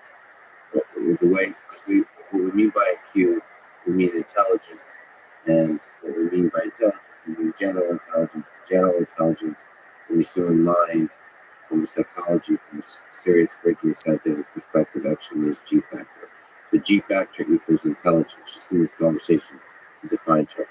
Okay, so there's this stable thing with G factor. You said, now, factor, you said factor many times, means a measure that's potentially could be reduced to a single number across the different factors you mentioned.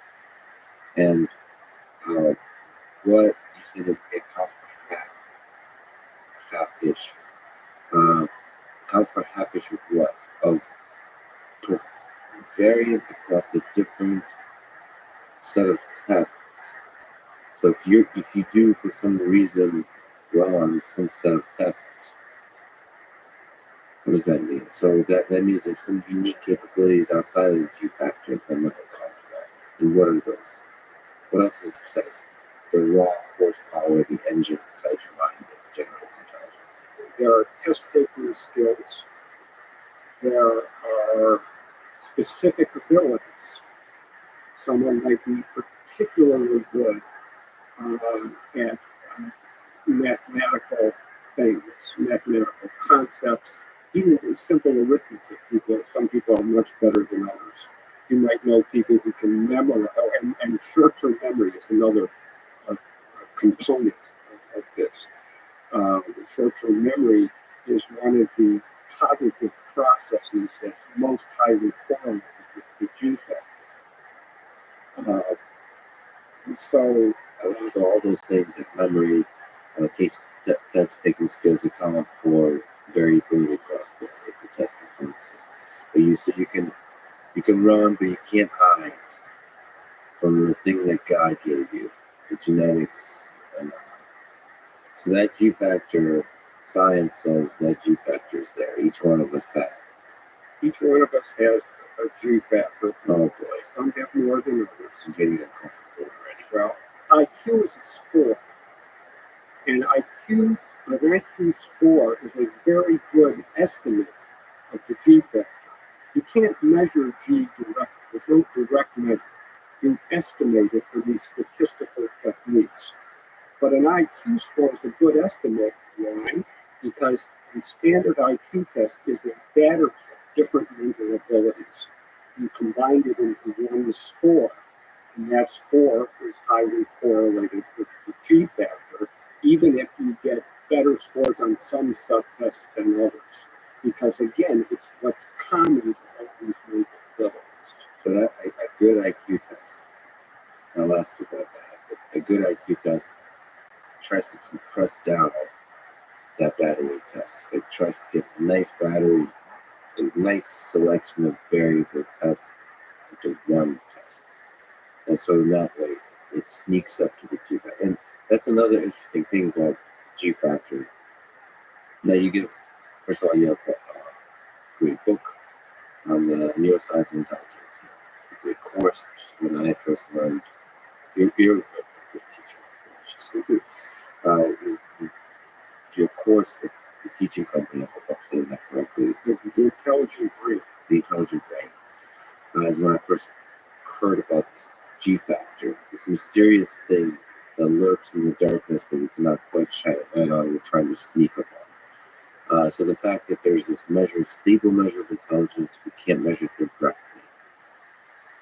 But we can come up with a battery test or one test that includes a battery of variable questions that can reliably attempt to estimate in a stable way G factor. That's a fascinating idea.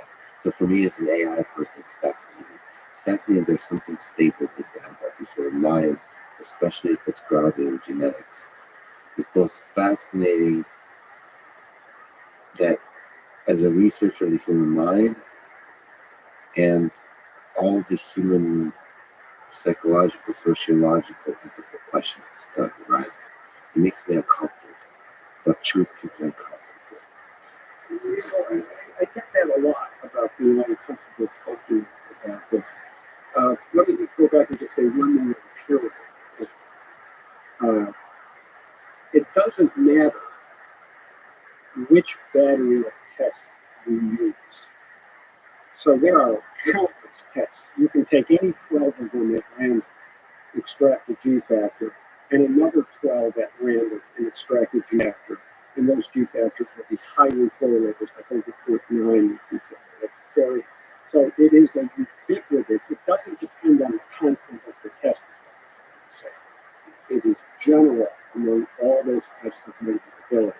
And tests of mental abilities include things like, playing poker. Your skill at poker is not unrelated to G. Your skill at anything that requires reasoning and thinking, anything, spelling, arithmetic, more complex things. This concept is ubiquitous. And when you do batteries of tests in different cultures, you get the same thing. So this says something interesting about the human mind, that is computers designed to be general. So that means you can. So it's not easily made specialized. Meaning, if you're going to be good at one thing, Yamura Musashi has this quote. He's an ancient warrior, famous in the Book of Five Rings, the martial arts world. And the quote goes, "You know the way broadly, you will see it in everything." Meaning, if you do one thing, you're going to generalize to everything. And that's an interesting thing about the human mind. So that's what the G factor reveals.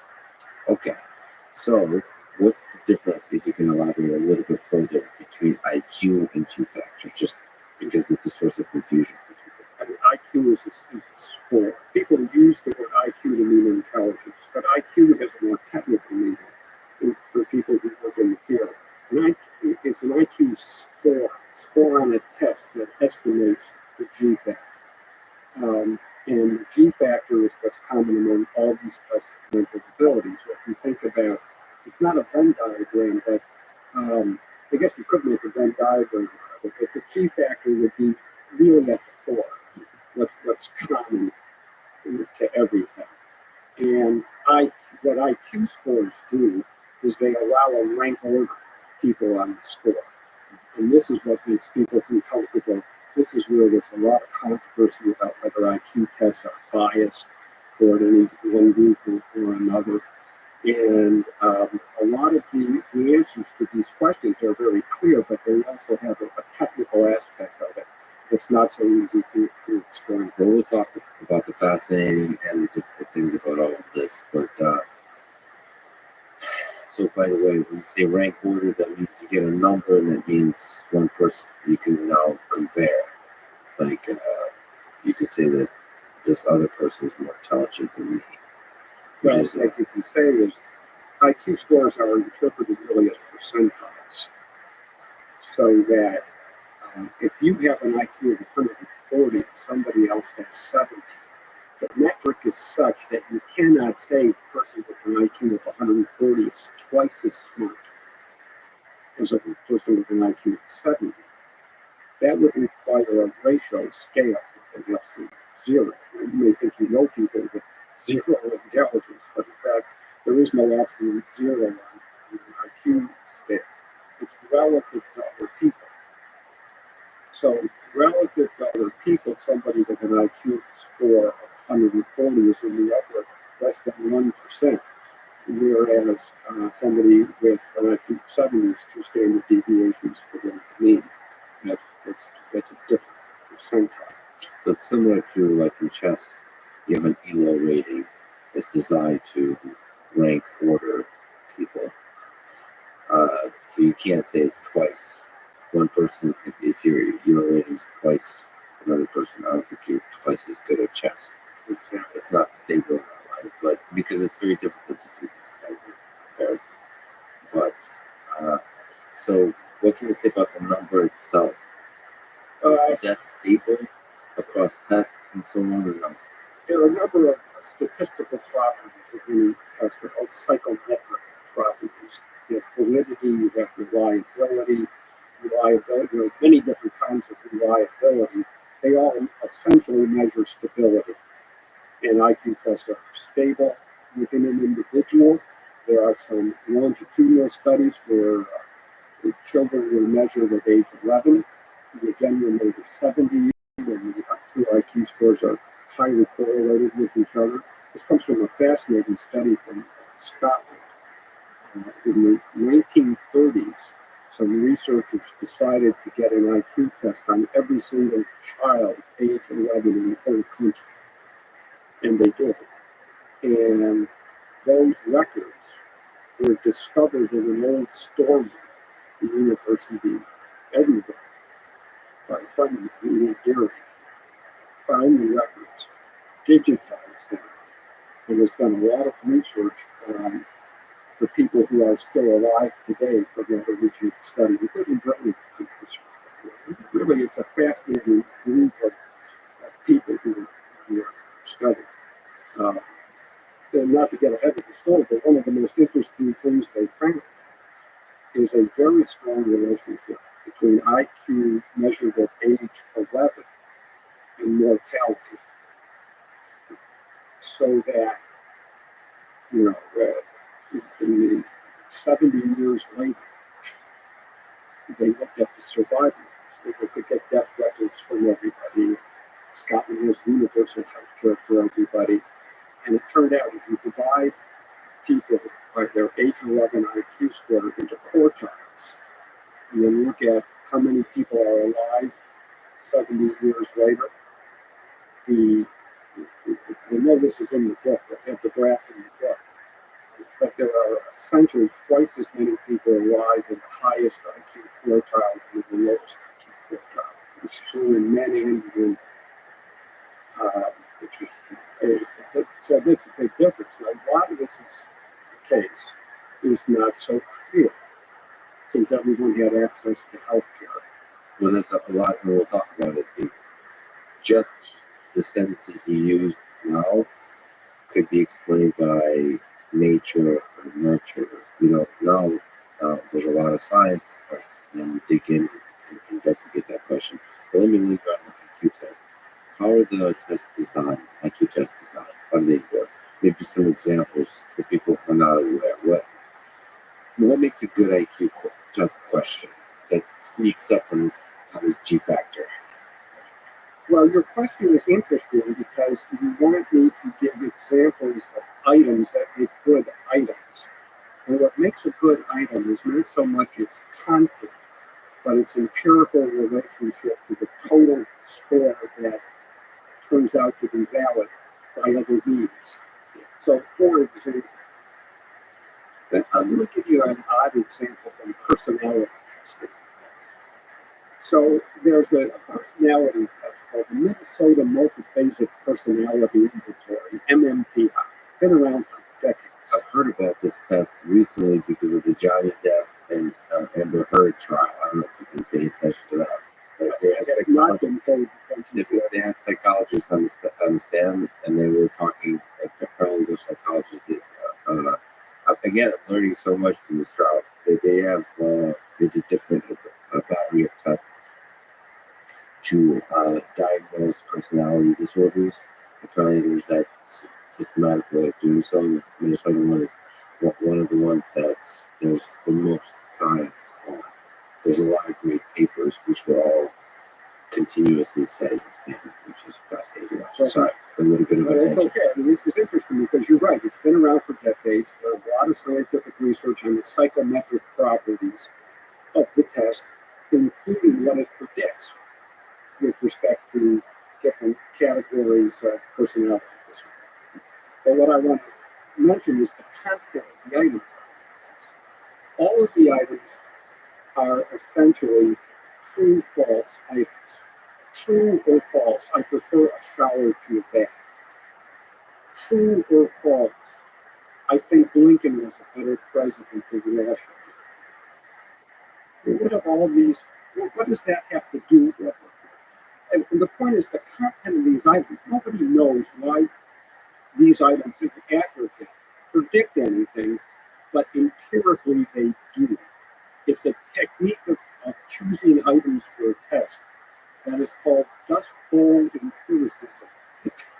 That the content doesn't matter, but for some reason, when you get a criterion group of people with this disorder and you compare them to people without that disorder, these are the items that distinguish. Irrespective of content, it's a hard concept to grasp. Well, first of all, it's fascinating, but because I consider myself part psychologist because I love human robot interaction, and that's a problem. Half of that problem is a psychology problem because there's a human. So designing these to get at the question is the fascinating part. Like, how do you get to like what does dust bowl empiricism refer to? Does it refer to the final result? Yeah. So it's the test is dust bowl empiricism, but how do you arrive at the battery of questions? I presume one of the things, now again, I'm going to the excellent testimony in that trial, they explain the test. That a bunch of the questions kind of make you forget that you're taking a test. Like, it makes it very difficult for you to somehow figure out what you're supposed to answer. Yes, called social desirability. But we're getting a little far afield because I only wanted to give that example of dust bowl empiricism, where we talk about the items on an IQ test.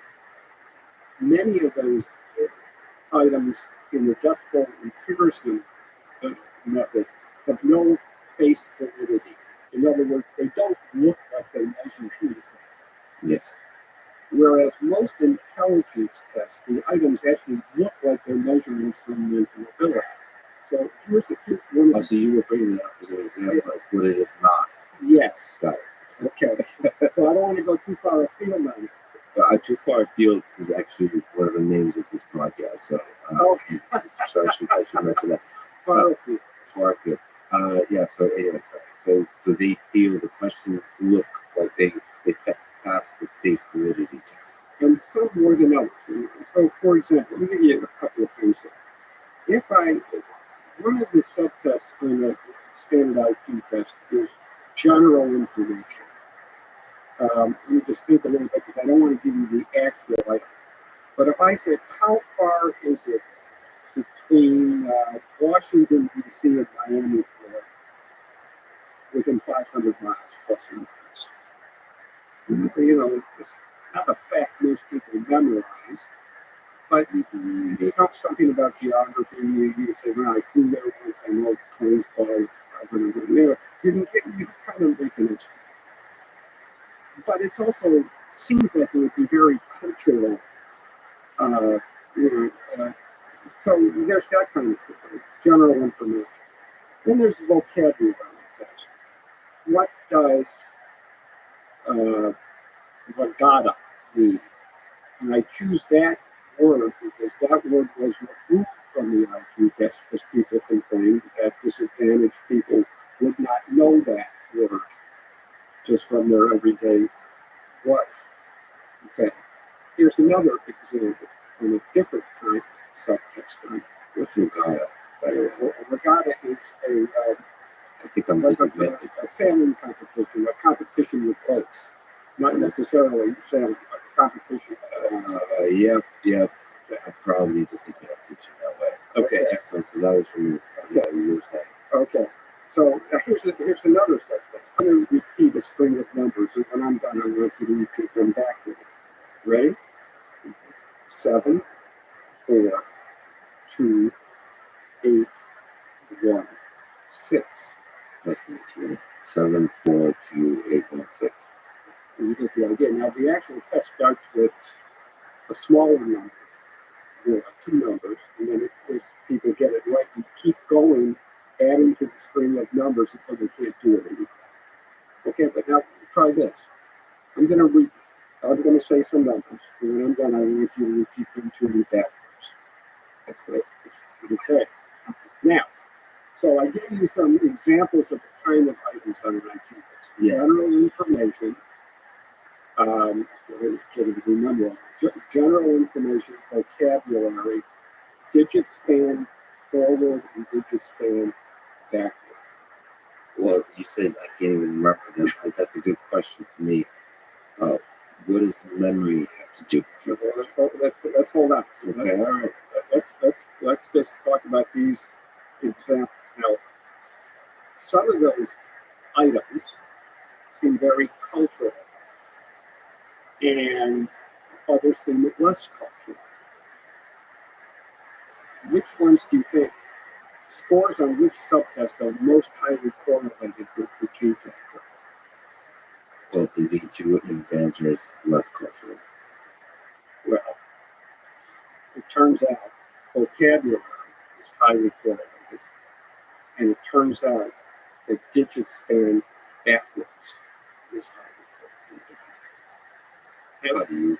How do you figure? Now you have decades of research to answer the question, how do you think? Right. So now there's like good research that gives you intuition about what kind of questions get at it. Just like there's something I've done.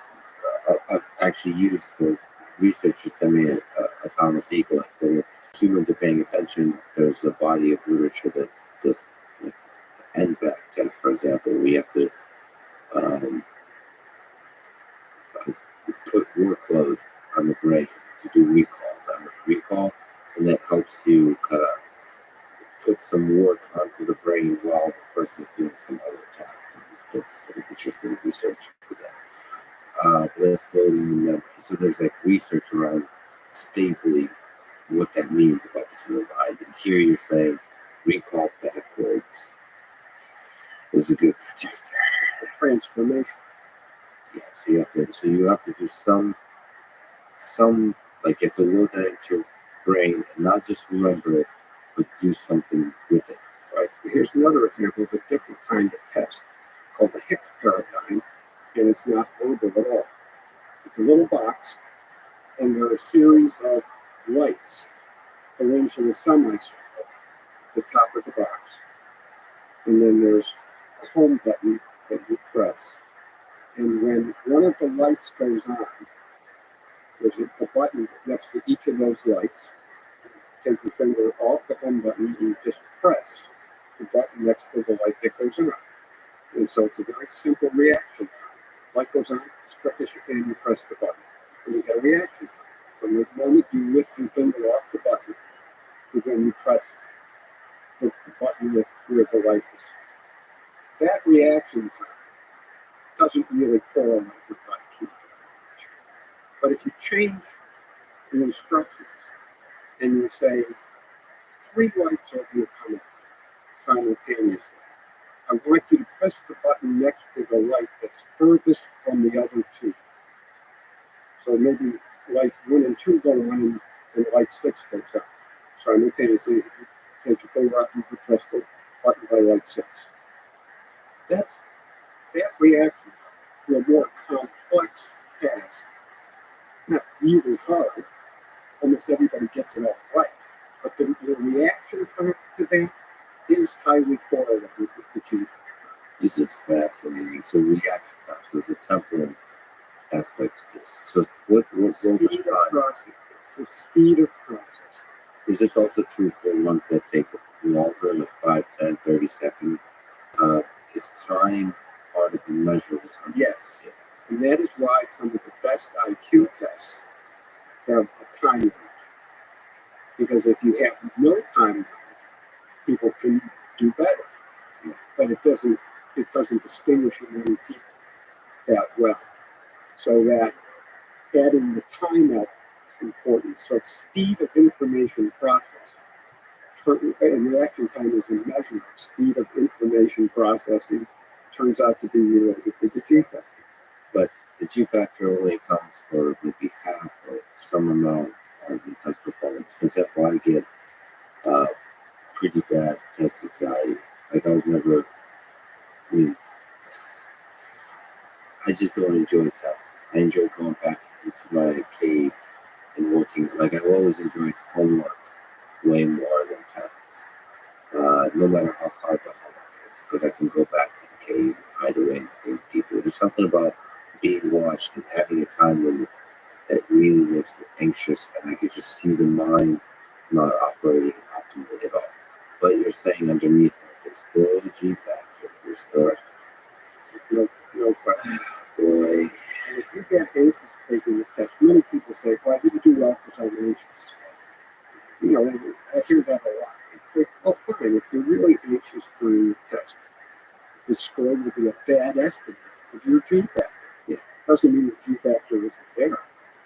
And by the way, standardized tests like the SAT, they're essentially intelligence tests. They are highly G. Now, the people who make the SAT don't mention that. But they have enough trouble justifying standardized testing.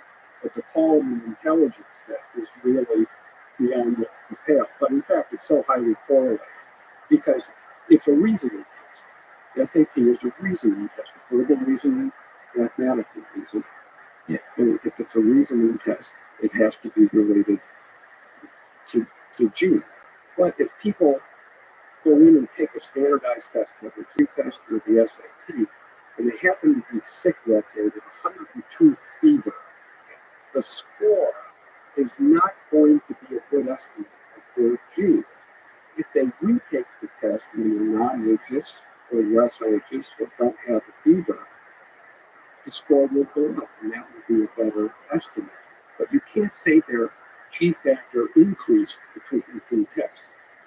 well, it's interesting. So the question is, how wide of a battery of tests is required to estimate the G factor well? Because I'll give you as my personal example. I took the SAT in I think it was called the ACT when I was also. I took SAT many times. Every single time I got a perfect on that. And verbal, the time limit on the verbal made me very anxious. I did not, I mean, part of it speaking English very well, but honestly, it was like you're supposed to remember stuff, and like I was so anxious, and like as I'm reading, I'm sweating. I can't, you know that like that feeling you have when you're reading a book and you just read a page and you know nothing about what you've read because you zoned out. That's the same feeling of like I have to. You're like read and understand, and that anxiety is like, yeah, and you start seeing like the topography versus the content of the words. Like that was, I don't. It's interesting because I know that what they're measuring, I could see it being correlated with something, but that anxiety or some aspect of the performance um, sure plays a factor, and I wonder how you sneak up in a stable way. I mean, this is a broader discussion about standardized testing. How you sneak up, how you get at the fact that I'm super anxious and still nevertheless measure some aspect of my intelligence. I wonder. I don't know. I don't know if you can say to that. That time limit sure is a pain. Yeah. Let me say this. There are two ways to approach the very real problem that you say that some people just get anxious and not good test makers. By the way, part of testing is you know the answer, you can figure out the answer, or you can't.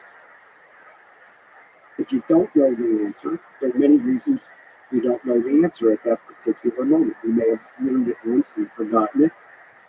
It may be on the tip of your tongue and you just can't get it because you're anxious about the time limit. You may never have learned it. You may have been exposed to it, but it was too complicated that you couldn't learn it. I mean, there are all kinds of reasons. But for an individual to interpret your scores as an individual, whoever is interpreting the score has to take into account various things that would affect your individual score. And that's why decisions about college admission or anything else where tests are used are hardly decision. And I think people are college admissions letting go of that very much. Oh, yes, they do that. But what does that even mean? Because is it possible to design standardized tests that are used for college admissions? So they already exist. The SAT is highly correlated with many aspects of success at college. Here's the problem. So maybe you could speak to this. The correlation across the population versus individuals. So, our criminal justice system is designed to make sure, uh, well, it's still, there's tragic cases where innocent people go to jail. You're trying to avoid that. In the same way with testing, it would suck for an SAT to miss genius. Yes, and it's possible, but it's statistically unlikely. So the point, so it really comes down to which piece of information maximizes your decision-making ability. So if you just use high school grades, it's okay. But you will miss some people who just don't do well in high school, but who are actually pretty smart enough to be cool, silly in high school, and they don't care, and their high school GPA isn't that good. So you will miss them. In the same sense that somebody who could be very able and ready for college just doesn't do well on their SAT. That's why you make decisions with taking in a variety of information. The other thing I wanted to say, I talked about when you make a decision for an individual.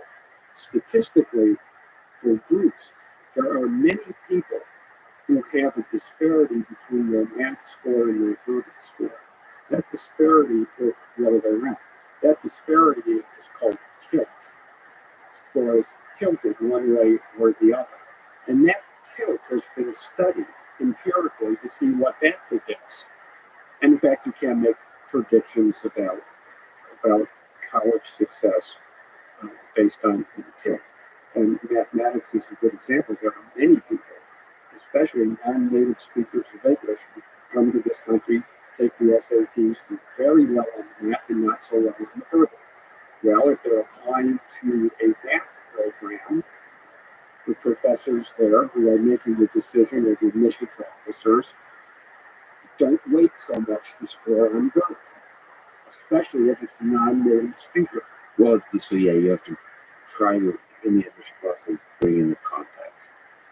But non-native isn't really the problem. I mean, that was part of the problem for me. But it's the anxiety was. It's interesting. It's interesting. Oh boy, you see yourself down with the numbers. But it's still true. It's still the truth. Well, It's a painful truth. That same anxiety that led me to be to struggle with the SAT verbal tests is still within me in all ways of life. So maybe that's not anxiety. Maybe that's something, like personality is also pretty stable. personality is stable. Personality does impact the way you navigate life. There's no question. And we should say that G factor in intelligence is not just about some kind of number on paper. It's also has to do with how you navigate life, how easy life is for you in this very complicated world. So personality is all tied into that in some deep fundamental way. Now you've hit the key point about why we even want to study intelligence. And personality, I think, to the lesser extent, but that's my interest. Is more on intelligence. I went to graduate school to study personality, but that's kind of another story. I kind of shifted from personality research over to intelligence research. Because it's not just a number. Intelligence is not just an IQ score. It's not just an SAT score. It's what those numbers reflect about your ability to navigate everyday life. it has been said that life is one long intelligence test. And who can't relate to that? And if you doubt, see, another problem is a lot of critics of intelligence research, intelligence testing, tend to be academics who, by and large, are pretty smart people.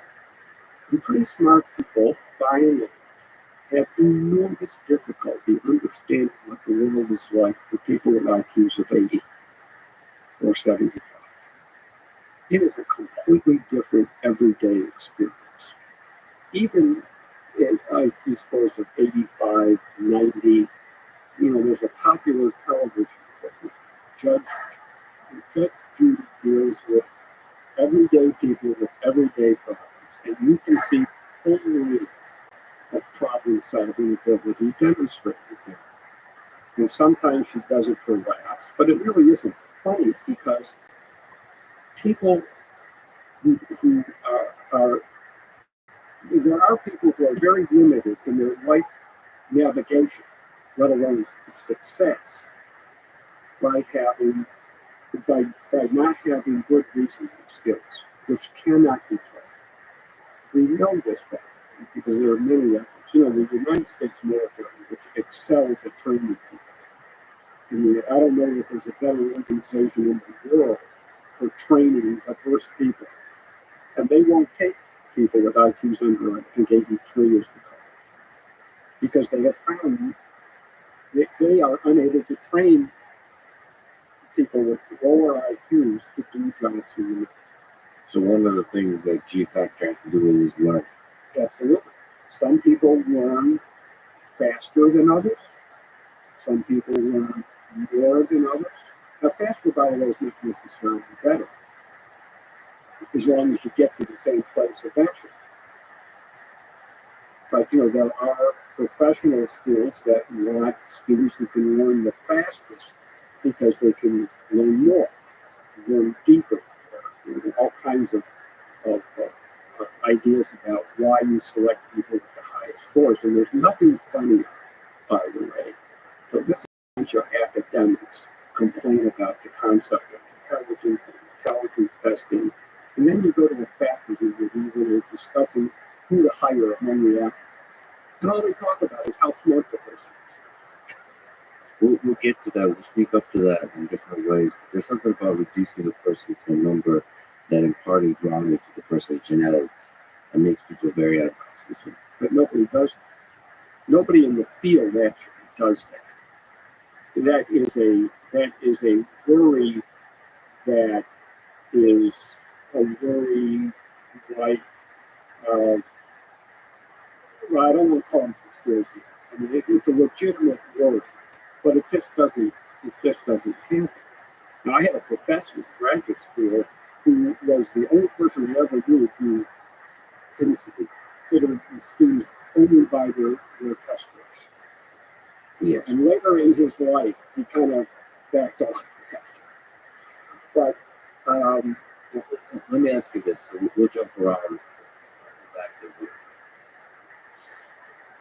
I tend to, I have like political discussions with people, and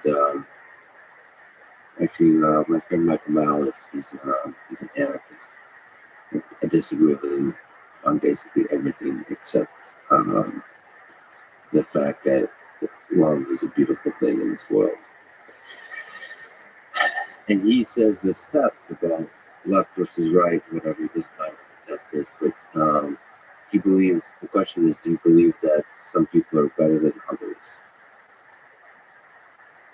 The question is ambiguous. Do you believe some people are better than others? And to me, the immediate answer is no. It's a poetic question. It's an ambiguous question, right? Like, people want to, maybe the temptation to ask better at what? Better like sports and so on. No. To me, I stand with this here, the founding documents of this country, which is all men are created equal. There's a basic humanity. And there's something about tests of intelligence. Just knowing that some people are different. Like the science of intelligence that shows that some people are genetically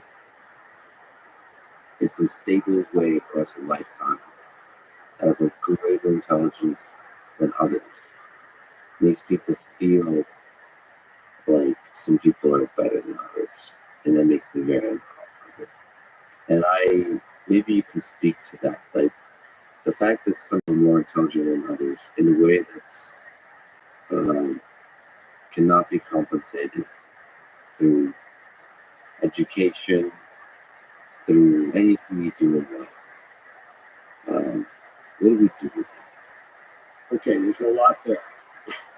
We haven't really talked about the genetics of it yet, but you are correct in that it is my interpretation of the data that genetics has a very important influence on the G factor. And this is controversial, and we can talk about it, but if you think that genetics, the genes are deterministic, are always deterministic, that leads to kind of the word that you expressed. But we know now in the 21st century that many genes are not deterministic, they're probabilistic, meaning their gene expression can be influenced. Whether they're influenced only by other biological variables or other genetic variables or environmental or cultural variables, that's where the controversy comes in. And we can discuss that in more detail if you like. But to go to the question about better, people better, there's zero evidence that smart people are better with respect to important aspects of life, like honesty, even likability. I'm sure you know many very intelligent people who are not terribly likable, or terribly kind, or terribly honest. Is there something to be said? So, one of the things I recently reread for the second time, I guess that's what the word reread means, The Rise and Fall of the Third Reich, which is, I think, the best telling of the rise and fall of Hitler. And one of the interesting things about the people that, how should I say it?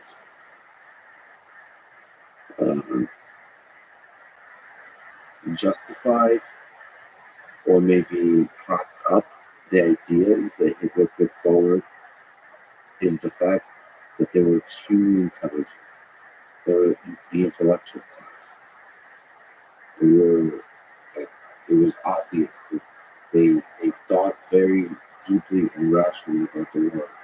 But what I'd like to say is one of the things that shows to me is some of the worst atrocities in the history of humanity have been committed by very intelligent people. So that means that intelligence doesn't make you a good person. I wonder if,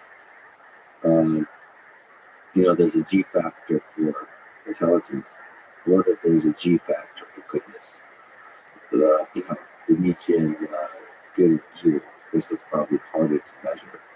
That's just a subjective thing, what it means to be good. And even the idea of evil is a deeply uncomfortable thing, because how do we know? But it's independent, whatever it is, it's independent of intelligence. So I agree with you about that. But let me say this. I have also asserted my belief that more intelligence is better than less. It doesn't mean more intelligent people are better people, but all things being equal, would you like to be smarter or less smart? So if I had a pill, I have two pills. And this one will make you smarter, this one will make you dumber. Which one would you like? Are there any circumstances under which you would choose to be dumber? Well, let me ask you this. That's a very nuanced and interesting question. There's good books written about this, right? Now we return to the hard questions, the interesting questions, the one they ask about human happiness. Does intelligence lead to happiness? Yeah. So back to the pill. So why, when would you take the pill? So you said IQ 80, 90, 100, 110. You start going to the quartiles, and is it obvious? Isn't there diminishing returns, and then it starts becoming negative? This is an empirical question. And so that I have advocated in many forms more research on enhancing the G factor. Right now, there have been many claims about enhancing intelligence. You mentioned the MBAC training, a big deal a few years ago, doesn't work. Data's very clear, it does not work. Or give like memory tests, like training and so on. Yeah, it might give you a better memory in the short run, but it doesn't impact your G factor. It was very popular a couple of decades ago that the idea that listening to Mozart could make you more intelligent. There was a paper published on this with somebody I knew published this paper. Intelligence researchers never believed it for a second. With hundreds of studies, all the meta-analyses, all the summaries, and showed me nothing to it at all. But wouldn't it be something? Wouldn't it be world shaking if you could take the normal distribution of intelligence, which we haven't talked about yet, but IQ scores and the G factors thought to be a normal distribution, and shift it to the right so that everybody is smarter? Even a half a standard deviation would be world shaking, because there are many social problems that are exacerbated by people with lower ability to reason stuff out and navigate everyday life. So what if there's a threshold? So maybe I would push back and say universal shifting of the normal distribution may not be the optimal way of shifting. Maybe it's better to whatever the asymmetric type kind of distributions is, like really pushing the lower up versus trying to make the people at the average more intelligent. So you're saying that if in fact there was some way to increase G, let's just call it metaphorically a pill, an IQ pill, we should only give it to people at the lower. No, it's just intuitively, I can see that life becomes easier at the lower end. If it's increased, it becomes less and less. It is an empirical scientific question, but it becomes less and less obvious to me that is better. At the high end, it not because it would make life easier, but it would make whatever problems you're working on more solvable. And if you are working on artificial intelligence, there's a tremendous potential for that to improve society. I understand. So, at the whatever problems you're working on, yes. But there's also the problem of the human condition. There's love, there's fear, and all of those beautiful things that sometimes, if you're good at solving problems, you're going to create more problems for yourself. It's, I'm not exactly sure. So ignorance bliss is a thing. And there might be a place, there might be a sweet spot of intelligence, given your environment, given your personality, all of those kind of things. And that becomes less beautifully complicated, the more and more intelligent you become. But that's a question for literature, not for science, perhaps. Well, imagine this. Imagine there was an IQ pill, and it was developed by a private company, and they are willing to sell it to you. And whatever price they put on it, you are willing to pay it because you would like to be smart. Yes. But just before they give you a pill, they give you a disclaimer form to sign. Yes. Don't hold us. That you understand that this pill has no guarantee that your life is going to be better, and in fact, it could be worse. Well, yes, that's how lawyers work, but I would love for science to answer the question to try to predict if your life is going to be better or worse when you become more or less intelligent. It's a fascinating question. about what is the sweet spot of the human condition. Some of the things we see as bugs might be actually features, might be crucial to our overall happiness. As our limitations might lead to more happiness than less.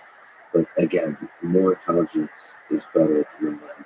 That's more is that's something that's less arguable and fascinating as possible to increase. But there's virtually no research that's based on a neuroscience approach to solving that problem. All the solutions that have been proposed to solve that problem or to ameliorate that problem are essentially based on the blank slate assumption that enriching the environment, removing barriers, all good things, by the way, not against any of those things. But there's no empirical evidence that they're going to improve the general reasoning ability or make people more employable. Have you read Flowers of Algernon? Yes. That's to the question of intelligence and happiness. There are many profound aspects of that story. It was a film that was very good. The film is called Charlotte.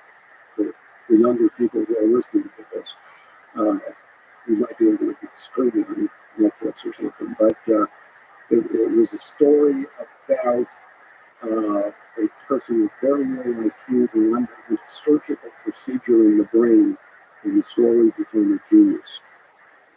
And the tragedy of the story is the effect was temporary. It's a fascinating story. That goes in contrast to the basic human experience that each of us individually have, and it raises the question of the full range of people you might be able to be, given different levels of intelligence. You've mentioned the normal distribution, so let's talk about it. There's a book called The Bell Curve, written in 1994, written by psychologist Richard Herrnstein and political scientist Charles Murray. Why was this book so controversial? This is a fascinating book. I know Charles Murray. I've had many conversations with him. Yeah, what is the book about? The book is about the importance of intelligence in everyday life. That's what the book is about. It's an empirical book. It has statistical analyses of very large databases that show that essentially IQ scores or their equivalent are correlated to all kinds of social problems and social benefits. And that in itself is not where the controversy about that book came. The controversy was about one chapter in that book, and that is a chapter about the average difference in mean scores between Black Americans and white Americans.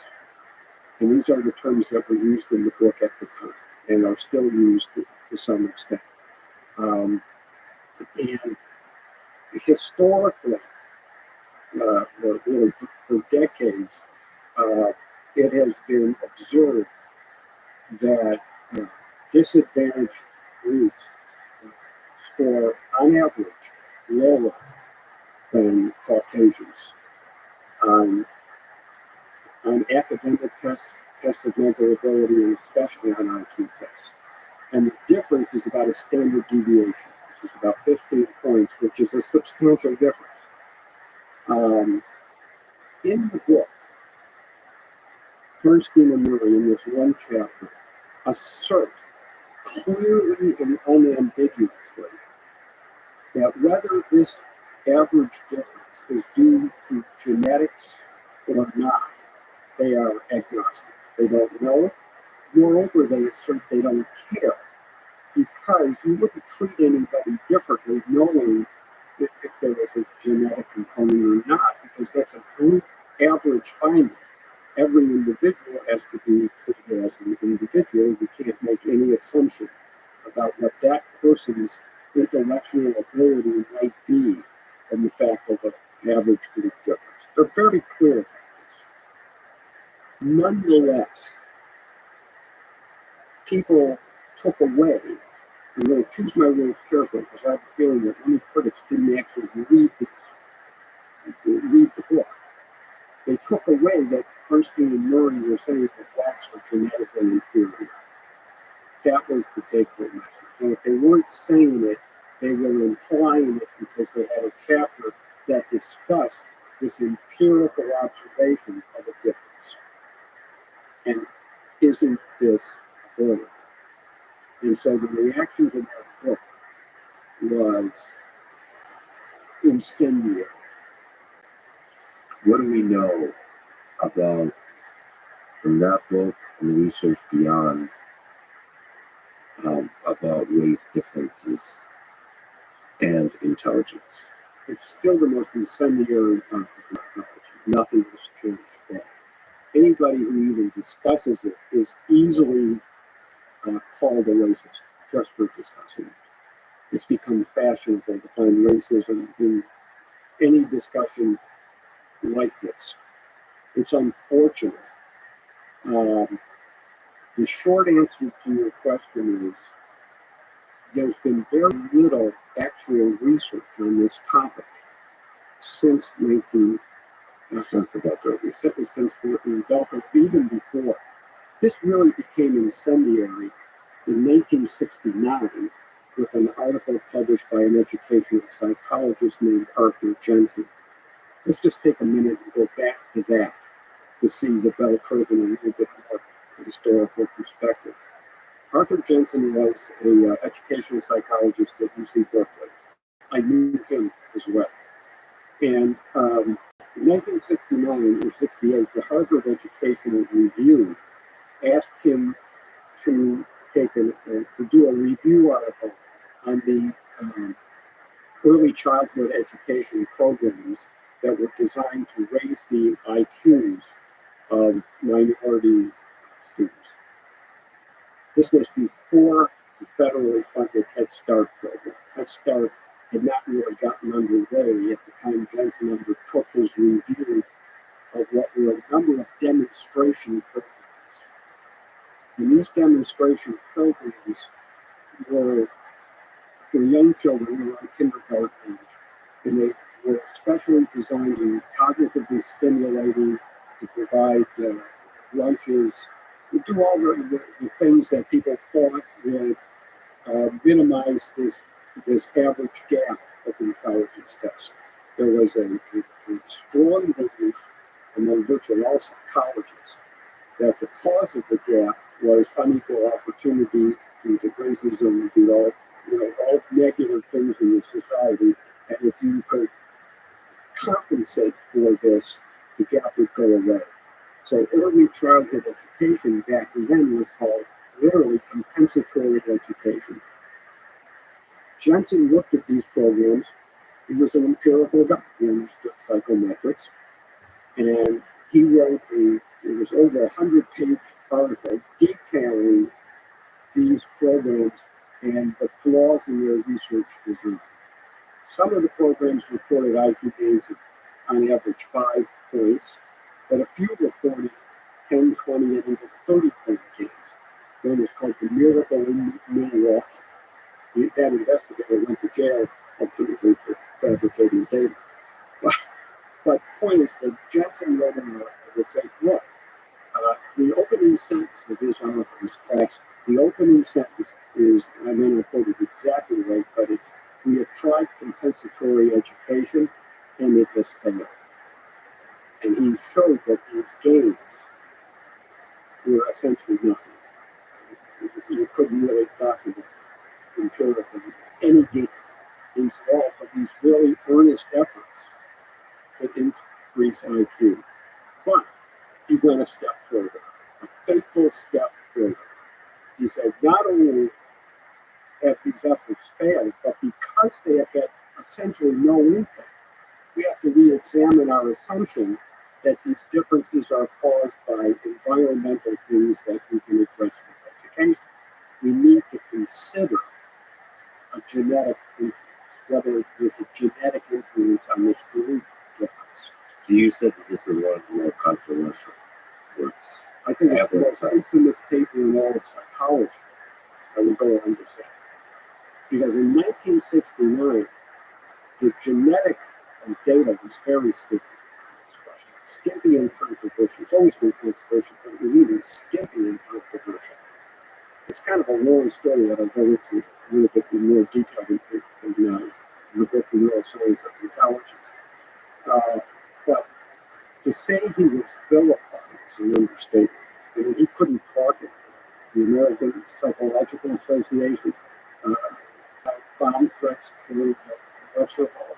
Campus security watched him every time he opened his mail. He had to retreat to a different address. This was one of the earliest times. This is before the internet and kind of internet social media lives. But it was that intense. And I had written that overnight after the publication of this article, all intelligence research became radioactive. Nobody wanted to talk about it. And then nobody was doing more research. And then the bell curve came along. And the Jensen controversy was dying down. I have stories that Jensen told me about his interaction with the Nixon White House. I mean, this was like a really big deal. And it was some unbelievable stories, but he told me this, and I believe these stories. Nonetheless, 25 years later. 25 years later, All the silence, basically, saying, just nobody wants to do this kind of research. There's so much pressure, so much attack against this kind of research. And here's sort of old, stupid, crazy people that decide to dive right back in. And I wonder how much discussion there was. Do we include this chapter or not? Lurie has said they discussed it, and they felt they should include it, and they were very careful in the way they wrote it, which did them no good. As a matter of fact, when the bell curve came out, it was so controversial. I got a call from a television show called Nightly. It was the broadcaster called Ted Koppel. This evening show, it was on late at night, talked about news. It was a straight up news thing. And the producer called and asked if I would be on it to talk about the bell curve. And I said, she asked me what I thought about the bell curve. There's a book. It's a very good book. It talks about the role of intelligence in society.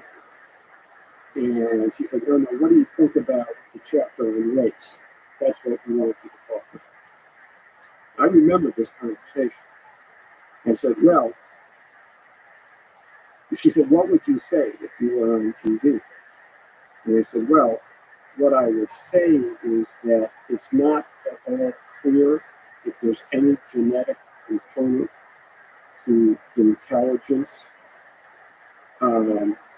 any differences, but if there were a strong genetic component, that would be a good thing. And, complete silence on the other end of the phone. And she said, well, what do you mean? And I said, well, if it's the more genetic any difference is, the more it's biological. And if it's biological, we can figure out how to fix it. I see. That's interesting. She said, would you say that in television? Yes. I said, no. So that was the end of that.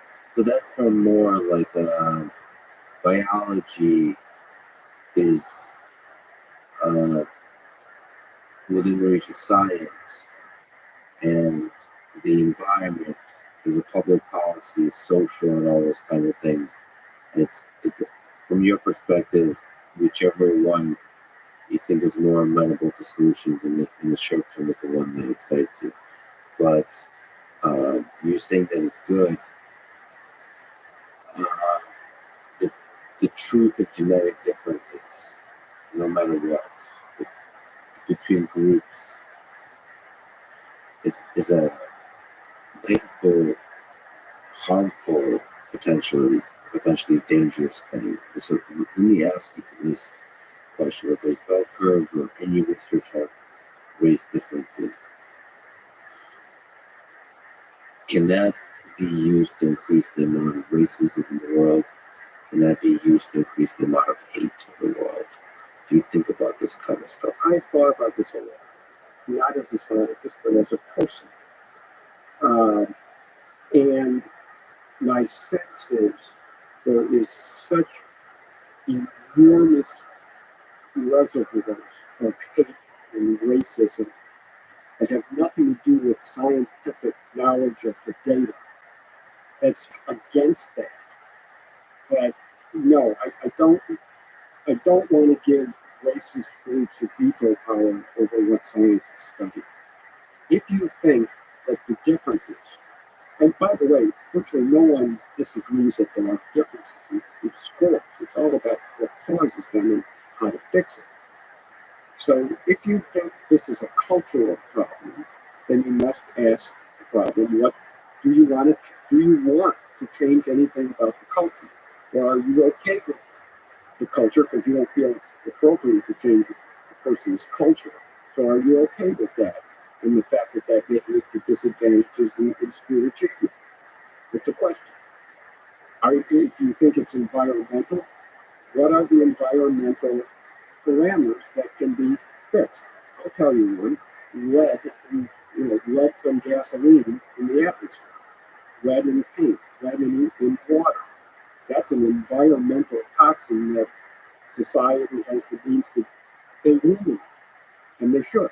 Yeah, just trying to find some insights and conclusion for this very difficult topic. Is there any research on environment versus genetics, nature versus nurture on this question of these differences? There is not wants to do this research. First of all, it's hard research to do. Second of all, it's a minefield. No one wants to spend their career on it. Tender people don't want to do it, let alone students. The way I talk about it, well, before I tell you the way I talk about it, I want to say one more thing about Jensen. He was once asked by a journalist straight out, are we racist? His answer was very interesting. His answer was, I thought about that a lot, and I've concluded it doesn't matter. Now, I know what he meant by it. The guts to say that. Wow. He was a very unusual person. I think he had a touch of Asperger's syndrome, to tell you the truth, because I saw him in many circumstances. He would be canceled on Twitter immediately in that sense. Yeah, but what he meant was he had a hypothesis. Yeah. And with respect to group differences, he called it the default hypothesis.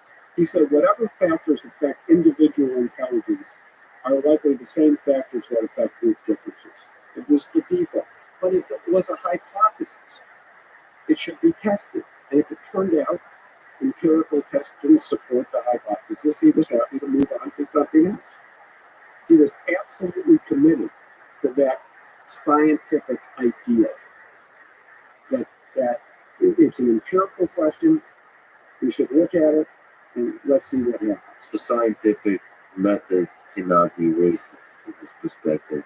It doesn't matter what the scientists, if they follow the scientific method, it doesn't matter what they believe. And if they are biased and they consciously or unconsciously bias the data, other people will come along to replicate it, they will fail, and the process over time will work. So let me push back on this idea. Because psychology to me is full of gray areas. And what I've observed about psychology, even replication crisis aside, is that something about the media, something about journalism, something about the virality of ideas in the public sphere, they misinterpret. They take up things from studies, willfully or from ignorance misinterpret findings, and tell narratives around it. I personally believe, for me, I'm not saying that broadly about science, but for me, it's my responsibility to anticipate the ways in which findings will be misinterpreted. So I've thought about this a lot. I've published papers on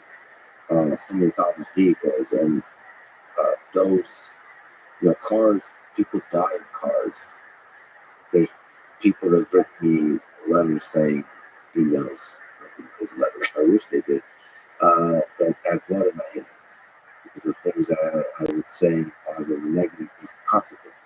In the same way, when you're in research of intelligence, I'm sure you might get emails, or at least people might believe that finding your study is going to be used by a large number of people to increase the amount of hate in the world. I think there's some responsibility on scientists, but for me, I think there's a great responsibility to anticipate the ways things would be misinterpreted. And there, you have to, first of all, decide whether you want to say a thing at all, or do the study or not, publish the study or not. And two, the words with which you explain. It's I find this on Twitter a lot, actually, which is when I write a tweet, I'm usually just doing so innocently. I'll write it, it takes me like 5 seconds to write it, or whatever, 30 seconds to write it. And then I'll think, all right, I'll close my eyes, open, and try to see how will the world interpret this? Like, what are the ways in which this would be misinterpreted? And I will sometimes adjust my tweet to see, like, yeah, so in my mind it's clear, but that's because it's my mind from which this tweet came. You have to think, when a fresh mind sees this, and it's spread across a large number of other minds, how will the interpretation morph? I mean, for a tweet, it's a silly thing, it doesn't matter, but for a scientific paper, study it, find it, I think it matters. So I don't know. I don't know your thoughts about it. Because maybe if it just say, the data is there, what do you want me to do? This is a scientific process that's been carried out. If you think the data was created by bias, do other studies that reveal the bias. But the data is there. I'm not a poet. I'm not a literary writer. What do you want me to do? I'm just presenting you the data.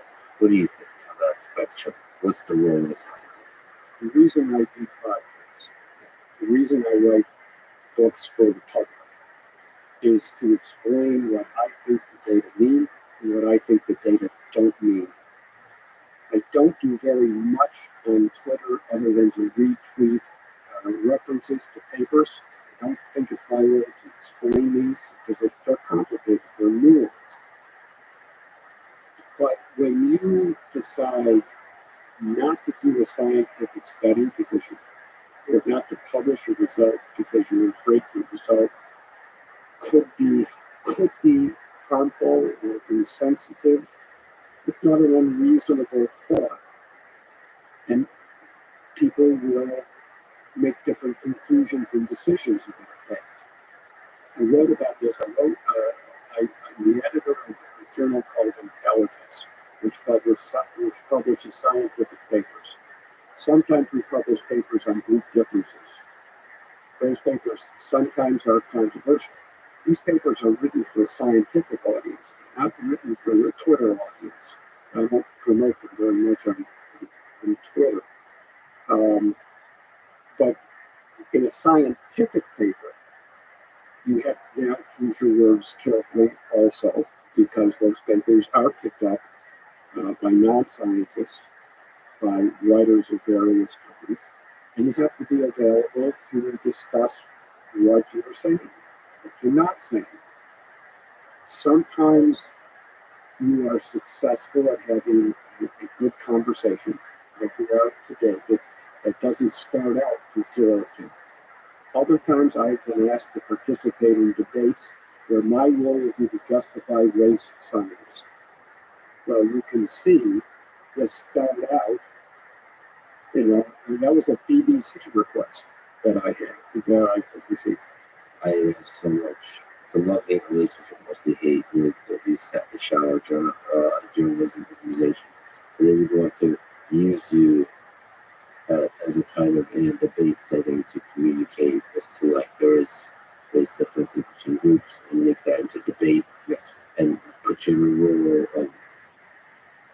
of justifying racism. to justify racism versus like educating about this science and intelligence. Yeah. And I want to say one more thing before we get off the global distribution.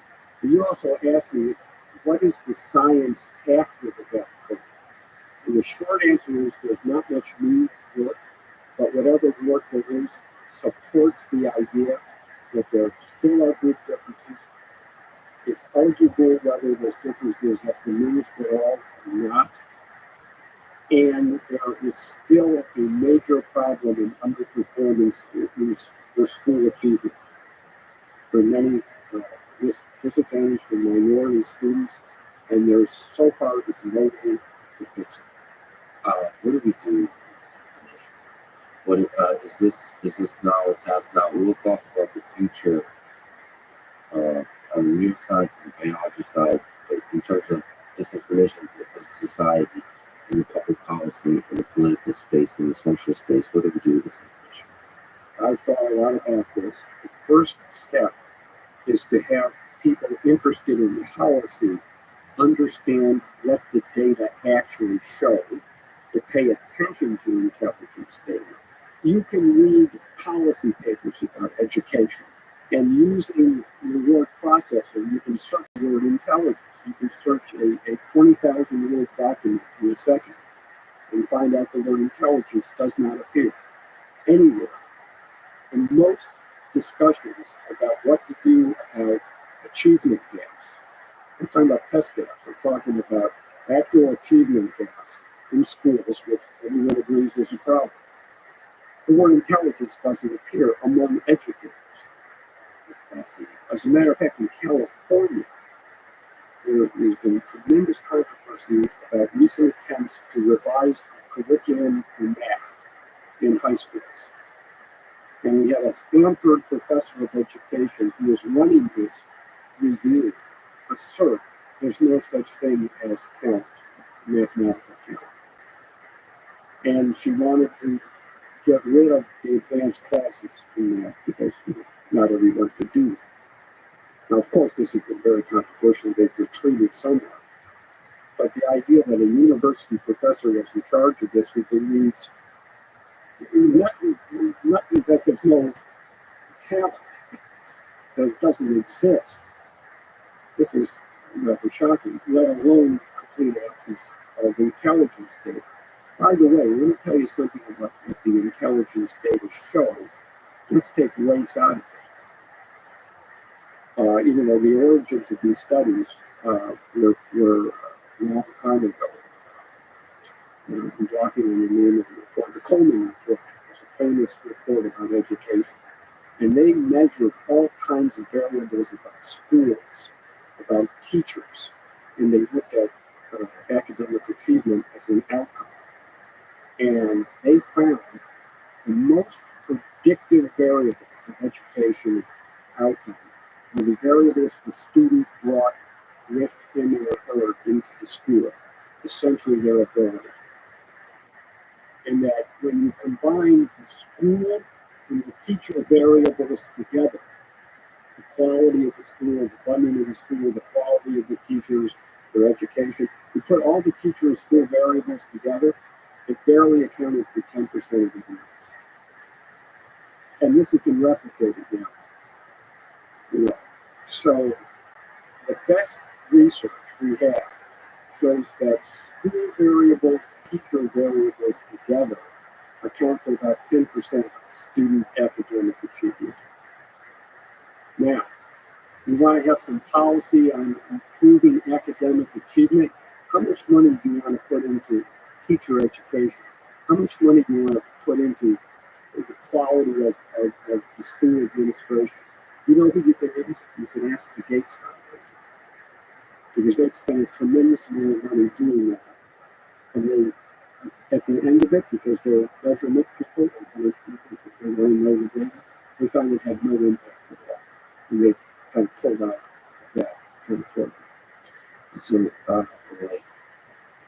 let me ask you, this is me talking, but there's Just the two of us. just the two of us, I'm going to say some funny and ridiculous things, so it's, you share me in on movie. But there's a movie called Clerks, which you probably I've seen it. I've seen it. Yes. There's a funny scene in there where a lovely couple are talking about the number of previous sexual partners they had. And the woman says that I believe she just had a handful, like 2 or 3 or something like that, sexual partner. But then she also mentioned that she, what's that called? Fellatio. What's the scientific? But she went, they gave a blowjob to 37 guys, I believe it is. And so that has to do with the truth. So sometimes knowing the truth can get in the way of a successful relationship of love, some of the human flourishing.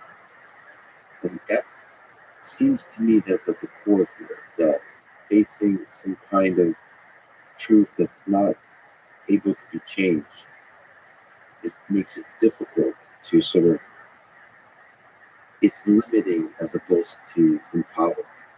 That's the concern.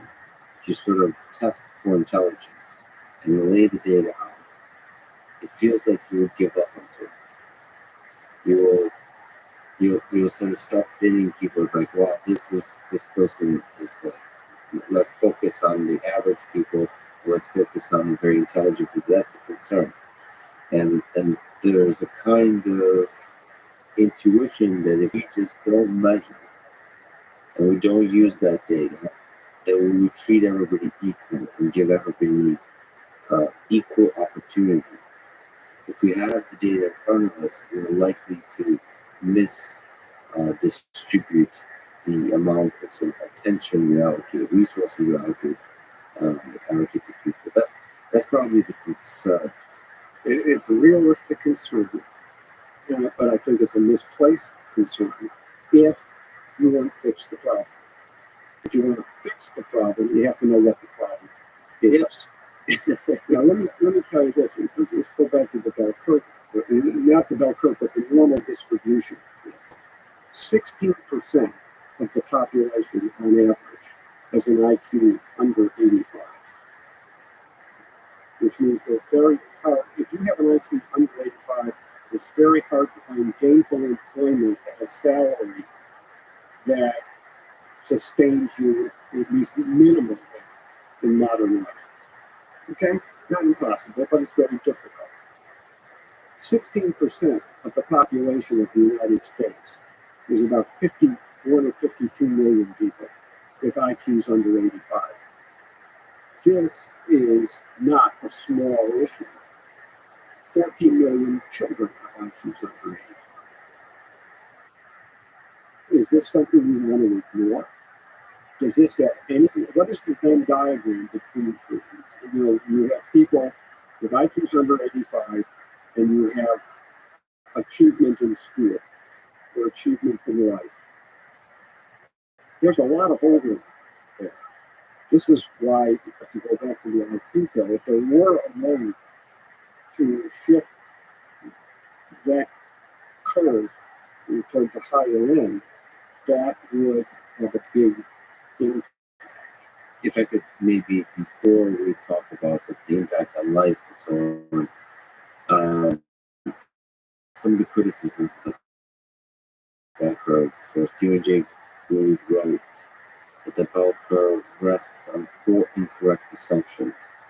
It would be just interesting to get your thoughts on the 4 assumptions, which are: intelligence must be reducible to a single number, intelligence must be capable, rank order, genetically based, and intelligence must be essentially immutable.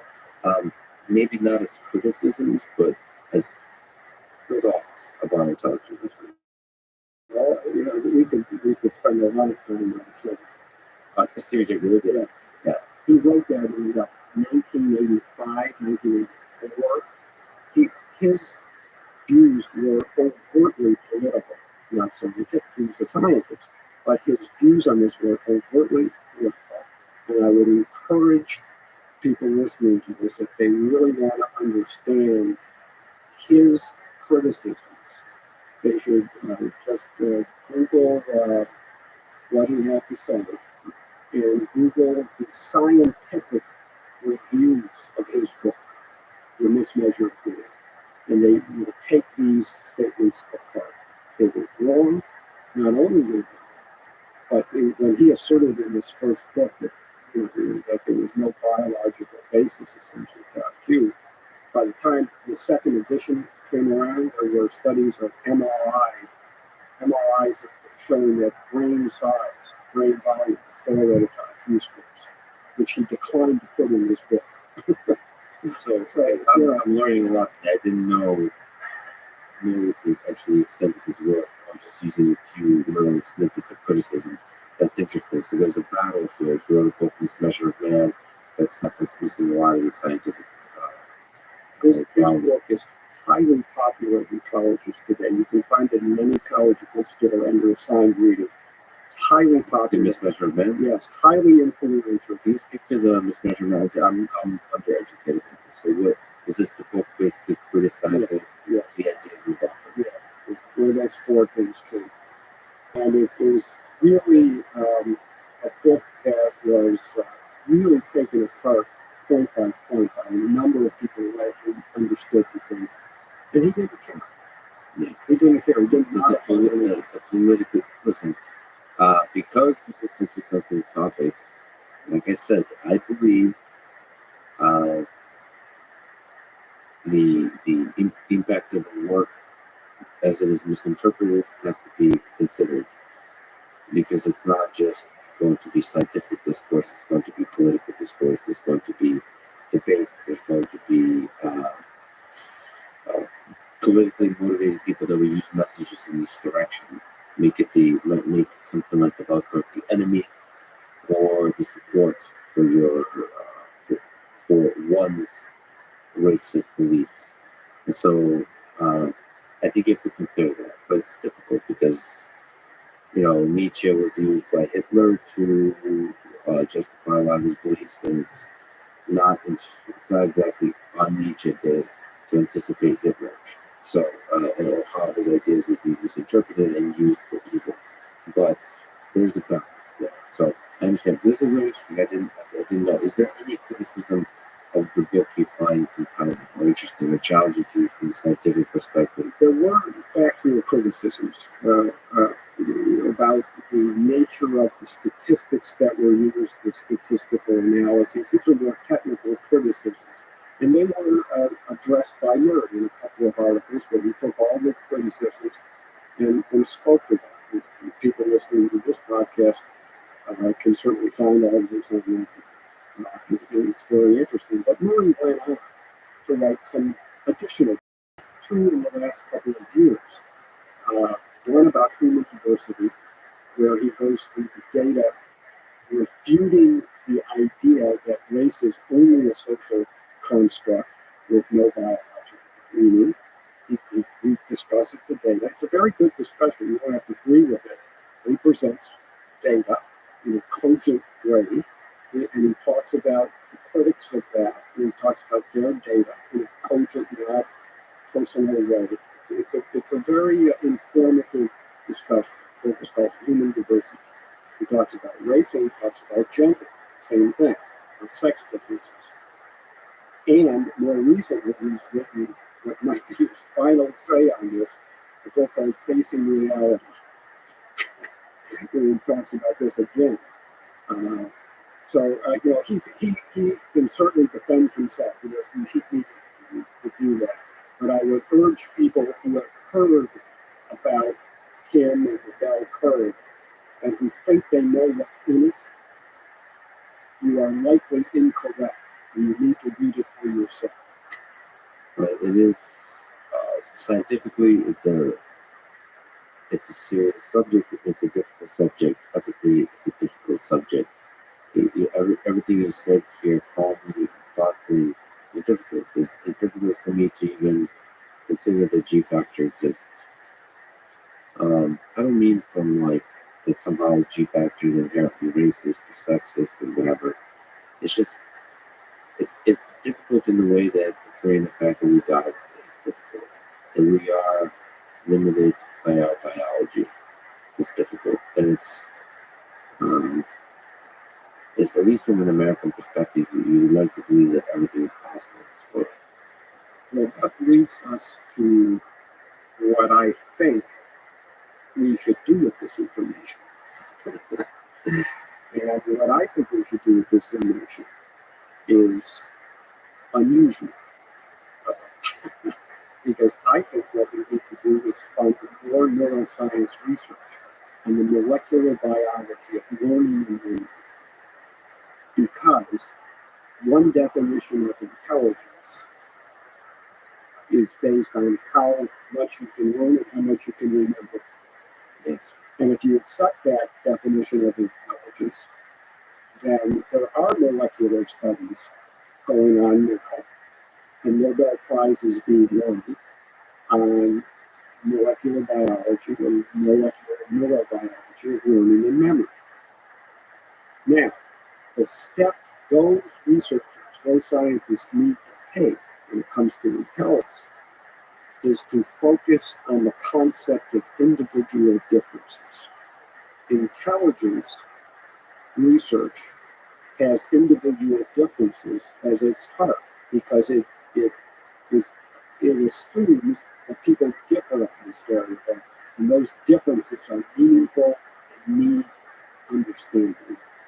Cognitive psychologists who have morphed into molecular biology studying learning and memory hate the concept of individual differences historically. Some now are coming around. I once sat next to a Nobel Prize winner for his work on memory. And I asked him about individual differences, and he said, "Don't go there, it set us back 50 years. And I said, "Don't you think there's a key there? Why can some people remember more than others?" He said, you don't know.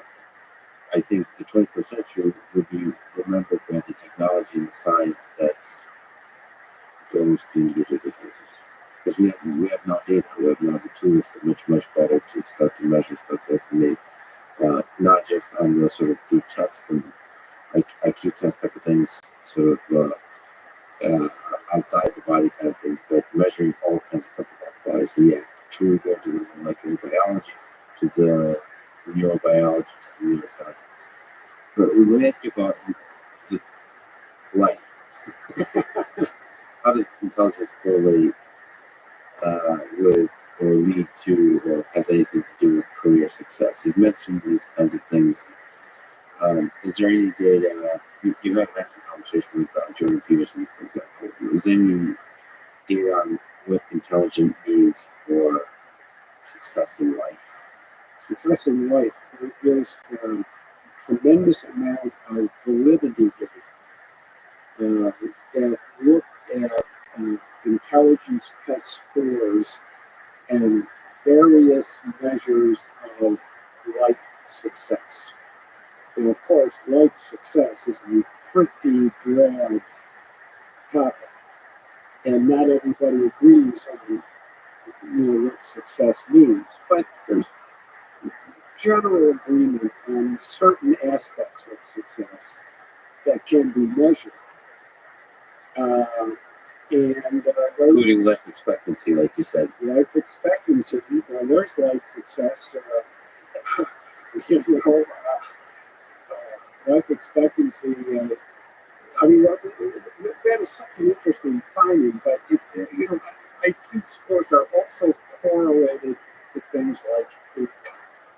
Now, okay, so things income means you're successful. That's not the point. The point is that income is one empirical measure in this culture that says something about your level of success. Now, you can define success in ways that have nothing to do with it. You can define success based on your evolutionary natural selection success. But for variables, even that one was correlated to IQ in some studies. So, however you want to define success, IQ is important. It's not the only determinant. People get hung up on, well, what about personality? What about so-called emotional intelligence? Yes, all those things matter. The thing that matters empirically the single thing that matters the most is your general ability, your general mental, intellectual ability, your reasoning ability. And the more complex your vocation, the more complex your job, the more G matters.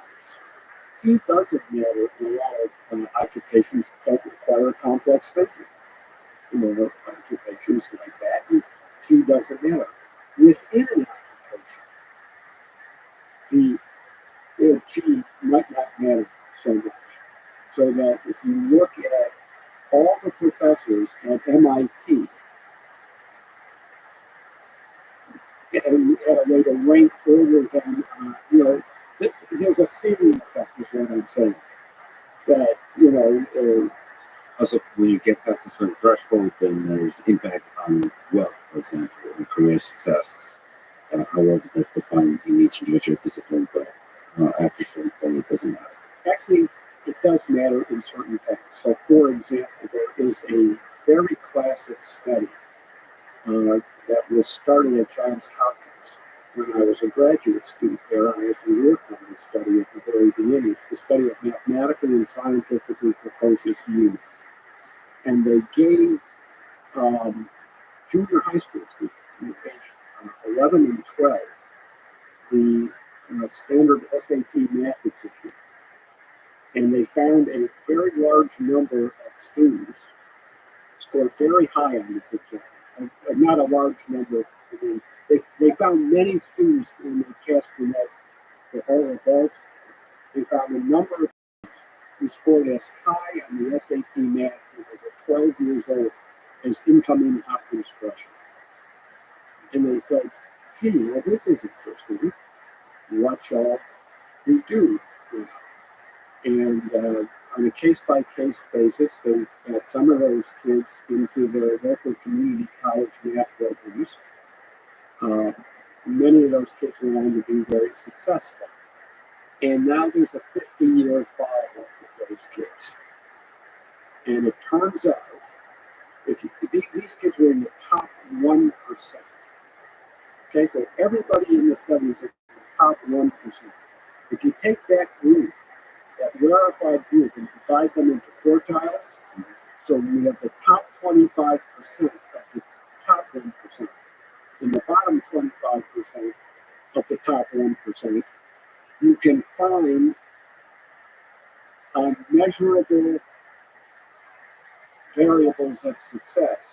The top quartile does better than the bottom quartile. In the top 1%, they have more patents, they have more publications, they have more tenure at universities. And this is based on, you're dividing them based on their score at each threshold. I wonder how much interesting data is in the variability, in the differences. So, but oh boy, that's very interesting, but it's also, I don't know, somehow painful. I don't know why it's so painful. That G factor is so determined.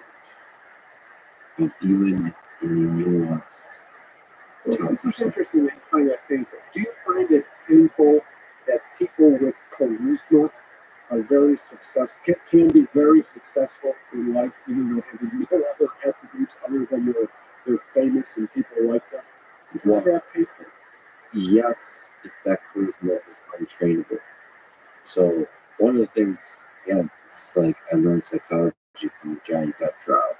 But one of the things psychologists, the personality psychologists, you can speak to this because you're interested in this for time, is she was saying that personality, technically speaking, is the thing that doesn't change over a lifetime. It's the thing I don't know if she was actually implying that you're born with it. What's a trait? It's a trait that's relatively stable over time. I think that's generally correct. So to the degree your personality is stable over time, yes, that too is painful. Because what's not painful is the thing, if I'm fat, not out of shape, I can exercise and, I'll become healthier. Right? If my diet is a giant mess, and that's resulting in some kind of conditions that my body is experiencing and fix that by having better diet. That so my actions, my willed actions can make a change. If charisma is part of the personality, that's the part of the charisma that is part of the personality that is stable. Yeah, that's painful too. Because it's like, oh shit, I'm stuck with this. Well, I mean, and this pretty much generalizes to every aspect of your being. This is who you are. You got to deal with it. And what it undermines, of course, is a realistic appreciation for this, undermines the fairly recent idea prevalent in this country that if you work hard, you can be anything you want to be, which has morphed from the original idea that if you work hard, you could be successful. Those are two different things. And now we have, if you work hard, you could be anything you want to be. This is completely unrealistic. I'm sorry, it just is. So you can work hard and be successful, no question.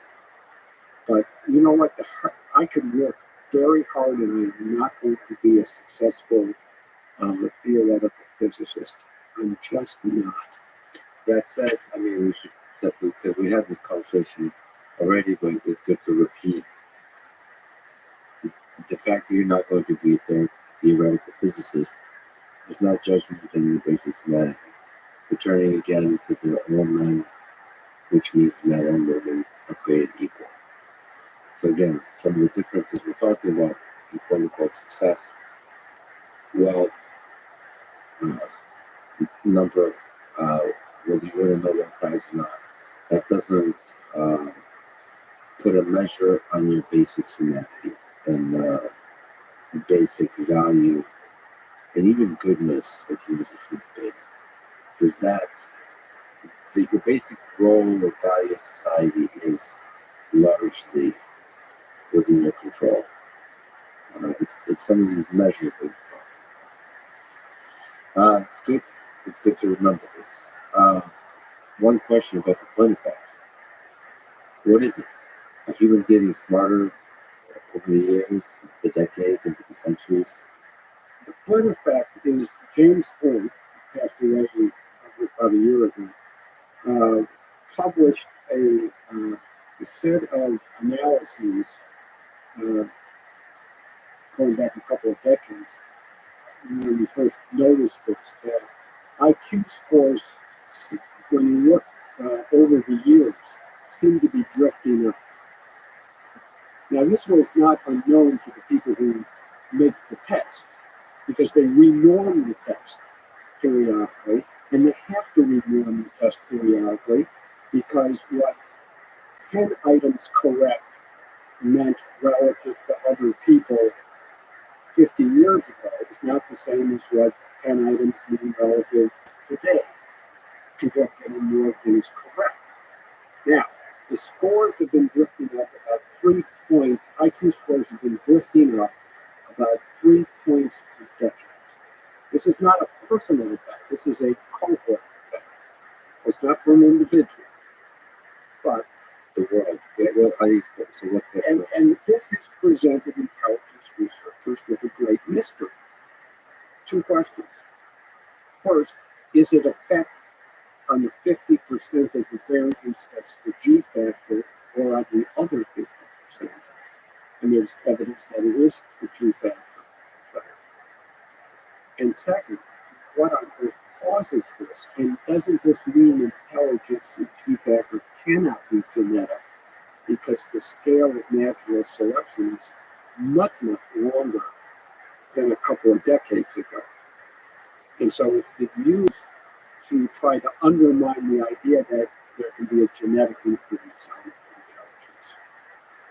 But certainly it can be, the Flynn effect can affect the non-genetic aspects of intelligence, because genes account for maybe 50% of the variance. Or maybe higher, as high as 80% for adults, but let's just say 50% for discussion. So the Flynn effect, it's still a mystery. It's still a mystery. It's still a mystery, although the evidence is coming Journal on Intelligence. And we're doing a special issue in honor of James Flynn. So I'm starting to see papers now on really the latest research on this. I think most people who specialize in this area, trying to understand the Flynn effect, are coming to the view based on data that it has to do with advances in nutrition and healthcare. And there's also evidence that the effect is slowing down and possibly reversing. Okay. So how would nutrition work? So that nutrition would still be connected to the G factor. So nutrition as it relates to the G factor. So the biology that leads to the intelligence. Yes, That would be the claim. No, like the hypothesis being tested by this. yes. There's some evidence from infants that nutrition has made a difference. And so it's not an unreasonable connection. But does it negate the idea that there's a genetic influence? Not logically at all. So, but it is very interesting. So that if you take an IQ test today, but you take the score and use the tables that were available in 1940, you're going to wind up with a much higher IQ number. So are we really smarter than a couple of generations ago? No, but we might be able to solve problems a little better and make use of our G because of things like Sesame Street and other curricula in school. More people are going to school. So there are a lot of factors here that disentangle. It's fascinating. It's fascinating that there's not a clear answer here. That as a population, we're getting smarter. We should zoom out. That's what it looks like. As a population, we're getting smarter. It's interesting to see what the effects of that are.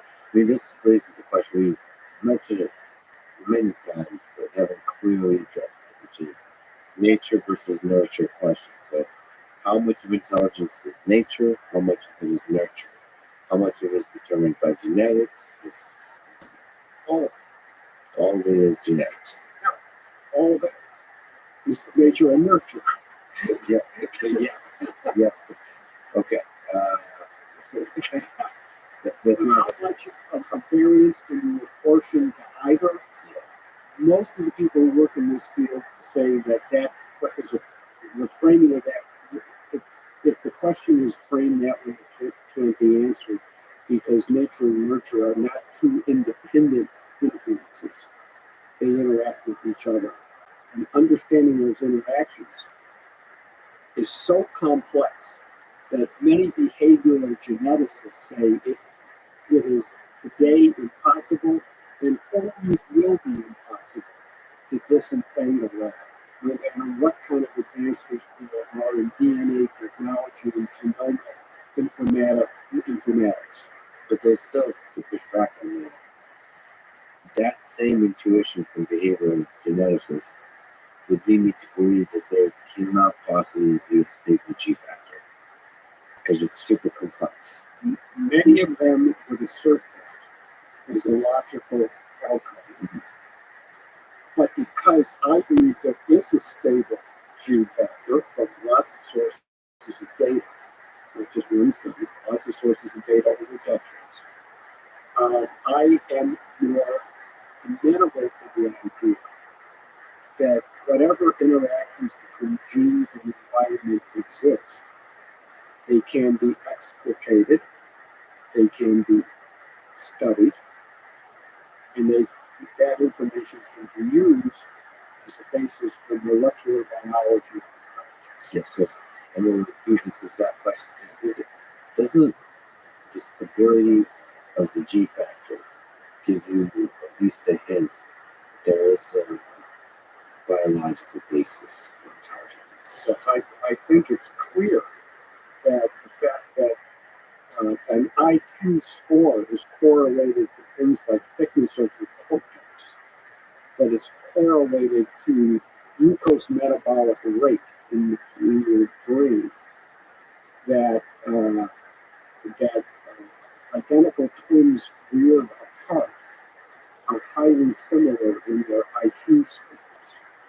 these are all important observations that certainly more that indicate, not just suggest, but indicate that there's a biological basis. And does anybody believe intelligence has nothing to do with the brain? I mean, it's so obvious. Well, indirectly, definitely has to do with it. But the question is, environment interacting with the brain, or is it the actual raw hardware of the brain? Well, some would say that the raw hardware of the brain, as it develops from conception through adulthood, or at least through the childhood, that so-called hardware that you are assuming is mostly genetic, in fact, is not as deterministic as you might think, that it is probabilistic, and what affects the probabilities are things like in utero environment and other factors like that, including chance. That chance affects the way the neurons are connecting during gestation. It's not, hey, it's pre-programmed. So there is pushback on the concept that genes provide a blueprint. That is a lot more fluid. Well, but also, yeah, so there's a lot happens in the first few months of development. So in 9 months, inside the mind's body, the month, a few months afterwards, there's a lot of fascinating stuff, like including chance and luck, like you said, how things connect up. Now the question is afterwards, the neuroplasticity of the brain, how much adjustment there is relative to the environment, how much that affects the G factor. But that's where the whole conclusions of the studies that we've been talking about, that seems to have less and less and less of an effect is pretty quickly. Yes, I do think there is more of a genetic, my view, and I'm not an expert in this, genetics is a highly technical and complex subject. I am not a geneticist, not a behavioral geneticist, but my reading of this, my interpretation of this, is that there is a genetic blueprint, more or less, and that has profound influence on your subsequent intellectual development, including the G factor. And that's not to say things can't happen to, I mean, if you think of the genes provide a potential, fine, and then various variables impact that potential. And every parent, when we do it, implicitly or explicitly, wants to maximize that potential. This is why you buy educational toys. This is why you pay attention to organic baby food. This is why you do all these things, because you want your baby to be as healthy and as smart as possible. And every parent is like, is there a case to be made, can you still make the case that genetics is a very tiny component of all of this, and the environment is essential? I don't think the data supports that genetics is a tiny component. I think the data support the idea that the genetics is a very important, and I don't say component, I say influence. A very important influence. And the environment is a lot less than people believe. Most people believe the environment plays a big role. I'm not so sure. I guess what I'm asking you is, can you see where what you just said, it might be wrong? Can you imagine a world, and what kind of evidence would you need to see, you know what, the intuition, the studies so far, like reversing. So one of the cool things we're having more and more is we're getting more and data, and the rate of the data is escalating because of the digital world. So when you start to look at the very large scale of data, both from the biology side and the social side, we might be discovering some very counterintuitive things in society. We might see edge cases that reveal that if we actually scale those edge cases, and it become like the norm but we'll have a complete shift in our, like you'll see G factor be able to be modified throughout life in the teens and in later life. So, in any case you can make, or for with your current information today. Yes, and it's a good question because I think everyone should always be asked what evidence would change your mind. It's certainly not only a fair question, but it's really the key question for anybody working in any aspect of science. I think that if environment was very important, we would have seen it clearly by now. It would have been obvious that school interventions, compensatory education, early childhood education, all these things that have been earnestly tried, well-funded, well-designed studies would show some effect. And they don't. They don't. What if the school, the way we've tried school, compensatory school sucks? And we need That's to what do better. everybody said. That's what everybody said to Jensen. He said, well, maybe we need to start early. Maybe we need not to pre-kindergarten, but pre-kindergarten. It's always an infinite, well, maybe we didn't get it right. But after decades of trying, 50 years, 50 or 60 years of trying, surely something would have worked to the point you could actually see a result and not need a probability level of 0.05 on some mean. So that's why that's the kind of evidence that would change my mind.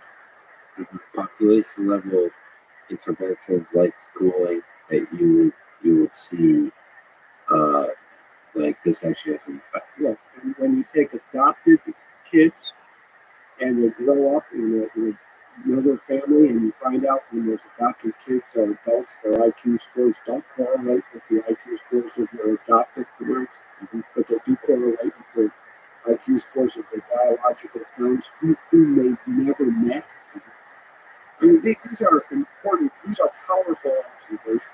And it would be convincing to you if the reverse was true. Yeah, that would be more. Now, and there is some data on adoption that indicates that the adopted children are moving a little bit more toward their adoptive parents.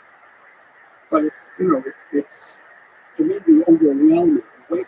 I have this concept called the weight of evidence, where I don't interpret any one study too much. The weight of evidence tells me genes are important. But what does that mean? What does it mean that genes are important, knowing that gene expression, genes don't express themselves in a vacuum. They express themselves in an environment. So the environment has to have something to do with it, especially if the best genetic estimates of the amount of variance are around 50 or even 8, even if it's as high as 80%, it still leaves 20% of non-genes. And maybe that is all, look, maybe that's all genes. I can believe that. We could easily believe that. So, but I do think after 50 years of trying various interventions, and nothing works, including memory therapy, including listening to Mozart, including playing computer games, none of that has shown any impact on intelligence test scores. Is there data on the intelligence, the IQ of parents as it relates to the children? Yes, and there is some evidence, genetic evidence, of kind of an interaction between the parents' IQ and the environment. That high IQ parents provide an enriched environment, which then can impact the child. In addition to the genes, it's that environment. So there are all these interactions that, but it's not, think about the number of books in a household. This was a variable that's correlated with IQ. And It is. Yeah. Well, why? Especially if the kid never reads any of the books. It's because more intelligent people have more books in their house. And if you're more intelligent, and there's a genetic component to that, the child will get those genes, or some of those genes, as well as the environment. But it's not the number of books in the house that actually directly impacts the child. So the two scenarios on this are you find that this was used to get rid of the SAT test. Oh, the SAT score is highly correlated with the social economic status of the parents. So what you really measure is how rich the parents are. Okay, now why are the parents rich? Yes. And so you could, the opposite kind of syllogism is that people who are very bright make more money. They can afford homes in better neighborhoods so their kids get better schools. Now the kids grow up bright. Where in that chain of events does that come from? Well, unless you have a genetically informative research design, where you look at siblings that have the same biological brains and so on, you can't really disentangle it. Most studies of social economic status and intelligence do not have a genetically informed design. So any conclusion they make about the causality of the social economic status being the cause of the IQ is a stretch. And where you do find genetically informative designs, you find that most of the variance in your outcome measures are due to the genetic component, and sometimes the SES adds a little, but the rate of evidence is it doesn't add very much variance to predict what's going on beyond the genetics. So when you actually look at it in some, and there aren't that many studies that have genetically informed designs, but when you do see those, the genes seem to have an opinion. Sorry for the strange question, but is there a connection between fertility or the number of kids that you have and G factor? You know, the kind of conventional wisdom is people of maybe is it higher economic status or something like that are having fewer children. I just loosely hear these kinds of things. Is there data that you're aware of in one direction or another? So, strange questions, at least with strange answers. Yes. Since you have a strange answer. The answer is there were some studies that indicated the more children in a family, the firstborn children would be more intelligent than the fourth or fifth or sixth. It's not clear that those studies hold that over time. And of course, what you see also is that families where there are multiple children, 4, 5, 6, 7, really big families, the socioeconomic status of those families usually in the modern age is not that high. Maybe it used to be the aristocracy used to have a lot of kids. I'm not sure exactly, but there have been reports of correlations between IQ and fertility, but I'm not sure that the data are very strong that the firstborn child is always the strongest. It seems like there is some data for that, but I'm not current. How would that be explained? That would be in nurture. Well, it could be nurture, it could be in uterine environment. Boy, the biology is complicated.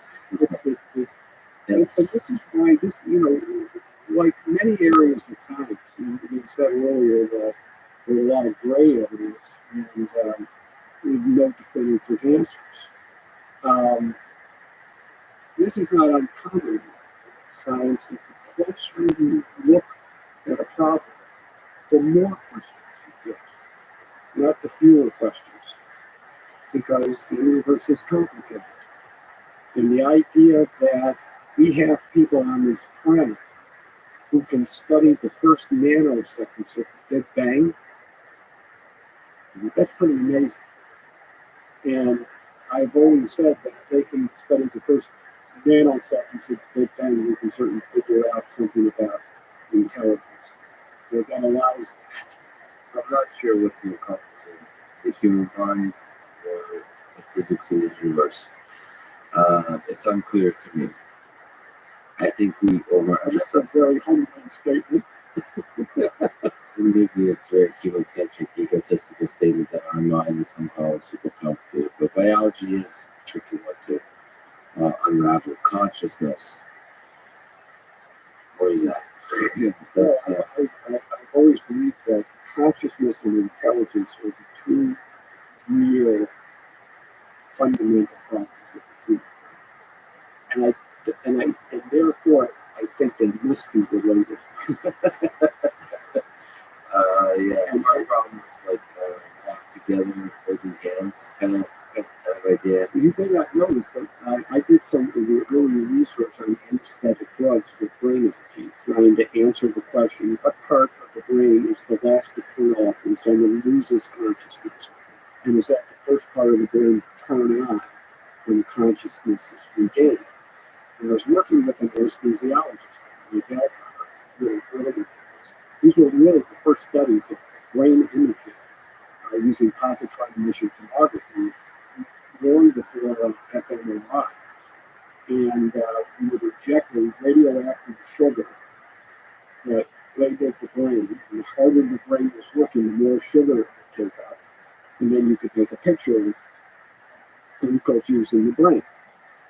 And he was amazing. He began to do this in normal volunteers brought in and anesthetized as if they were going into surgery. And he managed all the human subjects requirements on this research. And he was brilliant with it. And what we did is we had these normal volunteers come in on 3 occasions. On one occasion, he gave them enough anesthetic drug so they were really drowsy. And on another occasion, they came in and he fully anesthetized them. And, he would say, like, can you hear me?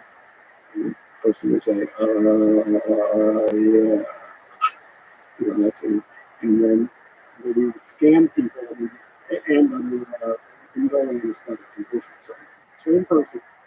And we were looking to see if we could see a part of the brain turn off. We subsequently tried to do this with fMRI, which has a faster time resolution. And you could do it in real time as the person went under and then regain consciousness. You could do that with technique. And the results were absolutely fascinating. We did this with different anesthetic drugs. And different drugs impacted different parts of the brain. So we were naturally looking for the common one. And it seemed to have something to do with the thalamus. And consciousness, this was actual data on consciousness. Real actual consciousness. What part of the brain turns on? What part of the brain turns off? It's not so clear. It's not, but maybe has something to do with that. The sequence of events seemed to have the thalamus in it. Now, here's the question. Are some people more conscious than others? Are there individual differences in consciousness?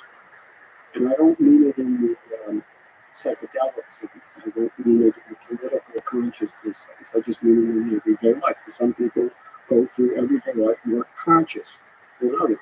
And are those people who might actually label more intelligent? Now, the other thing I was looking for is whether the parts of the brain we were seeing in the anesthesia studies were the same parts of the brain we were seeing in the intelligence studies.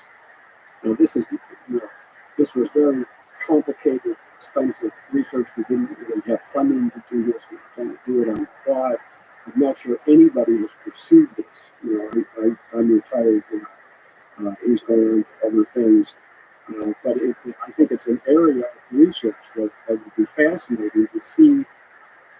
There's a lot more imaging studies than consciousness. I'm just not up on it. So, but basically, the question is, which images, your imaging studies, to see in high resolution, spatial, and temporal way, which part of the brain lights up when you're doing intelligence tasks, and which parts of the brain lights up with your consciousness tasks and see the interplay between them. You try to infer, and that's the challenge of neuroscience. Without understanding deeply, looking from the outside, trying to infer something about how the whole thing works. Well, imagine this. Here's a simple question. Does it take more anesthetic drug to have a person whose consciousness, if their IQ is 140, than a person with an IQ of 70? That's an interesting study. Yeah. Now, I mean, if there is if the answer to that is a statement yes, that's very interesting. so I tried to find out, and I went to some anesthesiology textbooks on how you dose, and they dose by weight.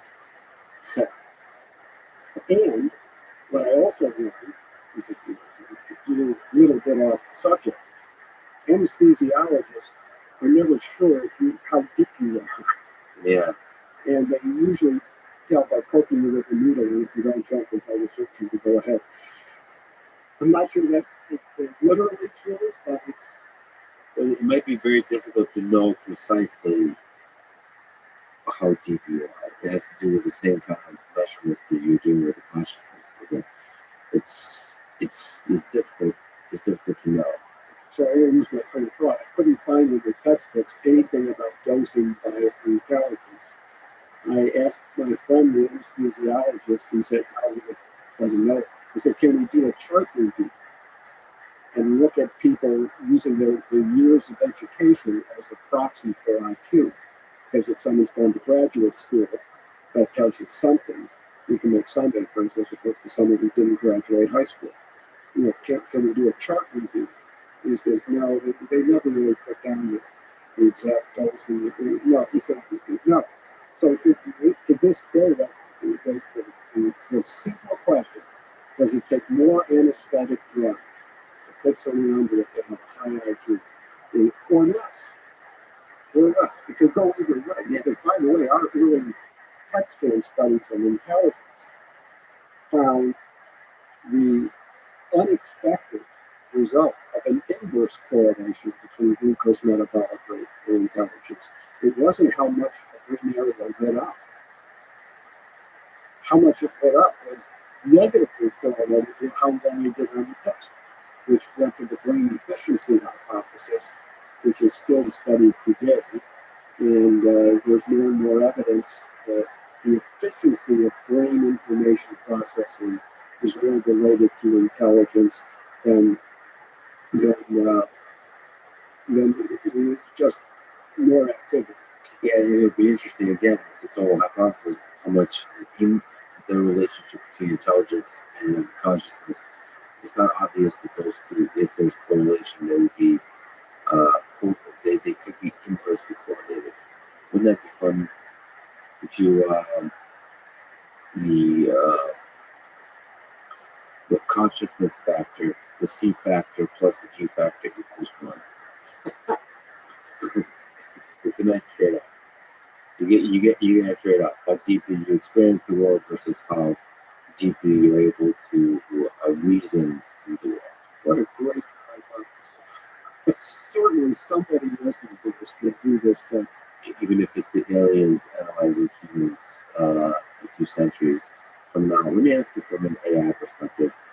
I don't know how much you've thought about machines, but there's the famous Turing test of intelligence for machines, which is a beautiful, almost like cute formulation of intelligence that Alan Turing proposed. Basically, conversation. If you can fool a human to think that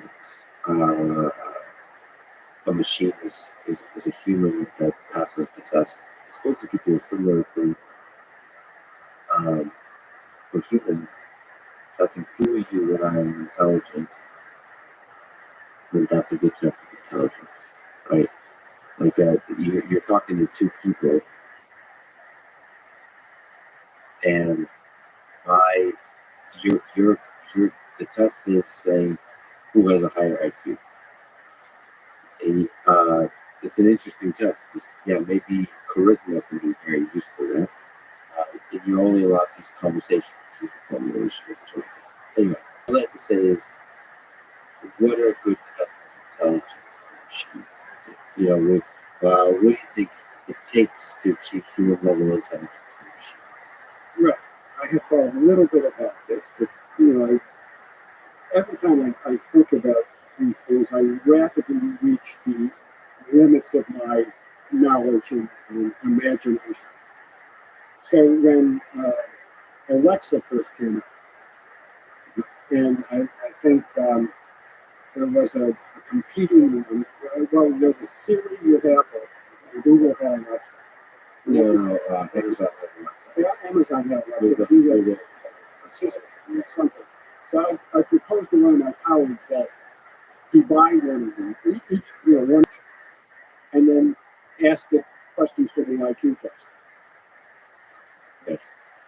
But it became apparent that they all search the internet.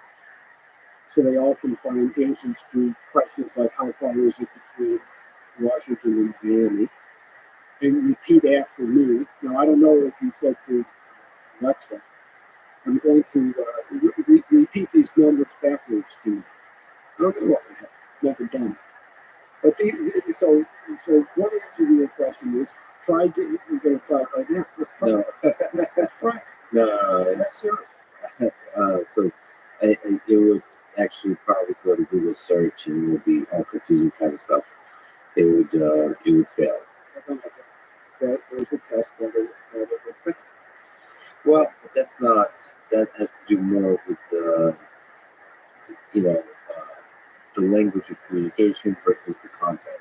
So if you did an IQ test to a person who doesn't speak English and the test was administered in English, that's not really the test. Well, let's think about the computers that beat the Jeopardy champions. Yeah, so that because I happen to know operation programs are very hard coded and there's definitely a lack of intelligence there. There's something like IQ tests. There's a guy, an artificial intelligence researcher, Francois Soleil. He's at Google. He's one of the several people in machine learning. He also has a fun side thing, developed an IQ test machine. So I can know about I'll actually email you this because it'd be very interesting. It doesn't get much attention because people just want to do with it. But it deserves a lot of attention, which is it basically does a pattern type of test where you have to do one standard is you're given three things and you have to do a fourth one, that kind of thing. If you have to understand the pattern here, and for that, it at least simplifies to. So interesting thing is he's trying not to achieve high IQ. He's trying to achieve like pretty low bar for IQ. Things that are kind of trivial for humans. And they're actually pretty tough machines, which is playing with these concepts of symmetry, of counting. Like if I give you one object, two objects, three objects, and then the last one is four objects, you can count them. You can cluster objects together. It's both visually and conceptually. You can do all these things with our mind that we take for granted. Like the objectness of things. We can figure out what spatially is an object and isn't, and we can play with those ideas. And machines really struggle with that. So he really cleanly formulates these IQ tests. I wonder what that would equate to for humans with IQ, but it'd be very low IQ. But that's exactly the type of formulation. Like, okay, we want to be able to solve this. How do we solve this? And he does it as a challenge. Maybe he can be able to. It's similar to the Alexa Prize, which is Amazon is hosting a conversational challenge. Nobody's been able to do well on his. That's an interesting. Those kinds of tests interesting because we take for granted all the ability of the human mind to play with concepts and to formulate concepts out of novel things. So like things we've never seen before. We're able to use. I mean, that's. I've talked to a few people that design IQ tests, sort of online. They write IQ tests, and I was trying to get some questions from them. And they spoke to the fact that we can't really share questions with you because part of the like first of all, it's really hard to answer questions. Like, it's really really hard. It takes a lot. It takes a lot of research for us. It takes a lot. It's novelty generally. You're constantly coming up with really new things, and part of the point is that they're not supposed to be public truth. That they're supposed to be new to you when you look at them. It's interesting that the novelty is fundamental to the hardness of the problem. At least a part of what makes the problem hard is you've never seen it before. It's called fluid intelligence, as opposed to what's called crystallized intelligence, which is your knowledge of facts. You know things, but can you use those things to solve a problem? Those are two different things. Do you think we'll be able to? You spoke. I don't want to miss opportunity to talk about. Spoke about the neurobiology, about the molecular biology of intelligence. Do you think one day we'll be able to modify the biology of or the genetics of a person to modify the intelligence, to increase their intelligence? We start this conversation by talking about a pill we could take. Do you think that such a pill would exist? A metaphor, I do. And I am supremely confident that it's possible because I am supremely ignorant of the complexities of neurobiology. And so I have written, I have written that the nightmares of neurobiologists, understanding the complexities, this cascade of events that happens at the synaptic level, that these nightmares are what fuels some people to solve. So some people, you have to be undaunted. I mean, yeah, this is not easy. Look, they're still trying to figure out cancer. It was only recently that they figured out why aspirin works. These are not easy problems, but I also have the perspective of the history of science is the history of solving problems that are extraordinarily complex It seemed impossible. and seem impossible at the time. And so one of the things you look at companies like Neuralink that break computer interfaces, you start to delve into the human mind and start to talk about machines measuring but also sending signals to the human mind. You start to wonder what that has, what impact that has on the G factor. Modifying in small ways or in large ways the function, the mechanical, electrical, chemical functioning of the brain. I look at everything about the brain. There are different levels of explanation. On one hand, you have the behavioral, but then you have brain circuitry, and then you have neurons, and then you have dendrites, and then you have synapses, and then you have the neurotransmitters, and the presynaptic and the postsynaptic terminals. And then you have all the things that influence neurotransmitters. And then you have the individual differences within people. Yeah, it's complicated, but 51 million people in the United States have IQs under 85 and struggle with everyday life. Shouldn't that motivate people to take a look at this? Yeah, Yeah, but I just want to read you one more time that you have to remember that the science of intelligence, the measure of intelligence, is only a part of the human condition.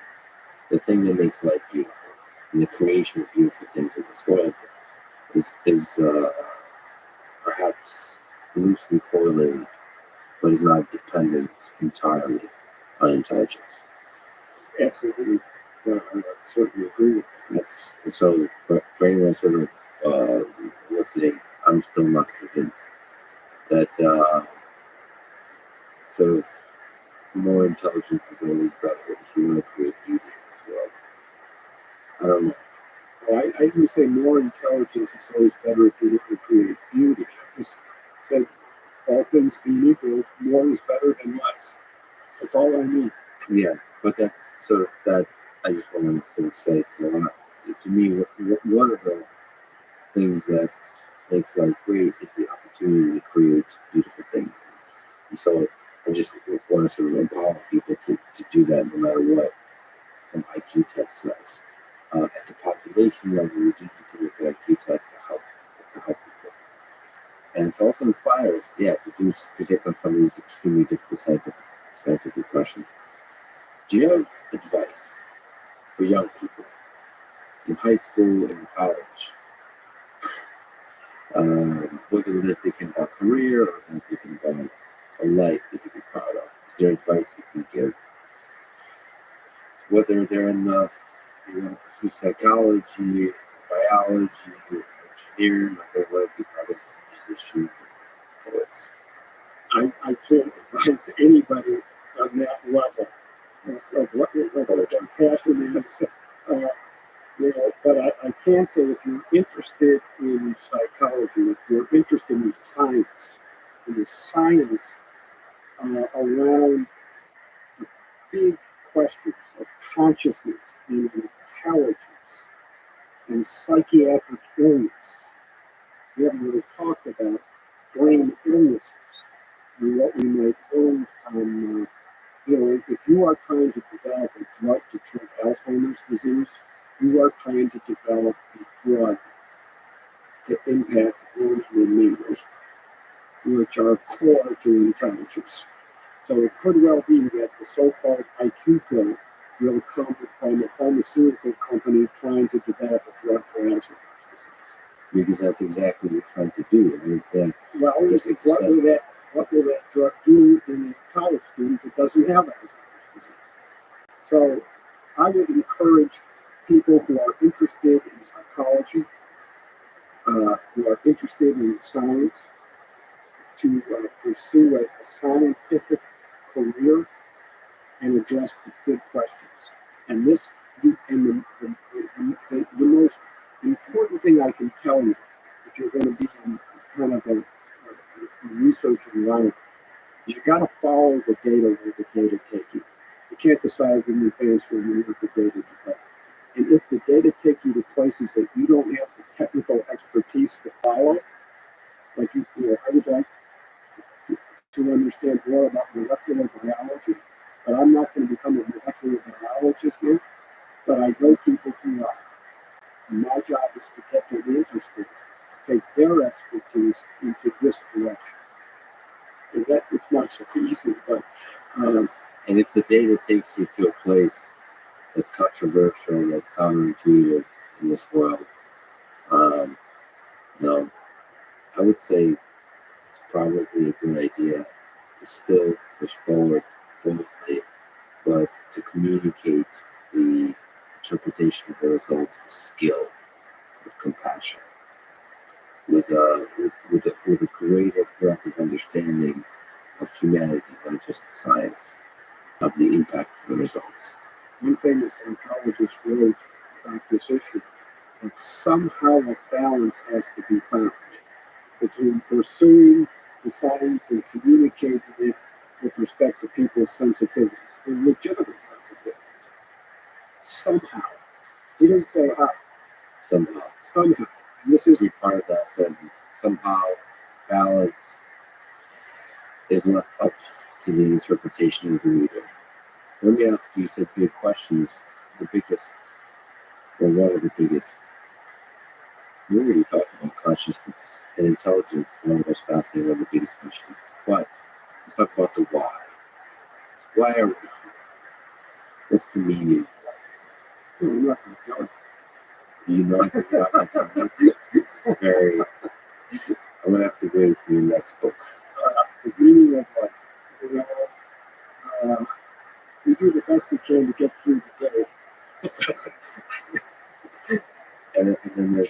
finite number of days. Are you afraid of finiteness of it? Is it I think about it more and more as I'm getting, I do. Uh, and it's one of these human things. It is finite, and I know it. Most of us deny it and don't really think about it. Sometimes you think about it in terms of estate planning. You try to do the rational thing.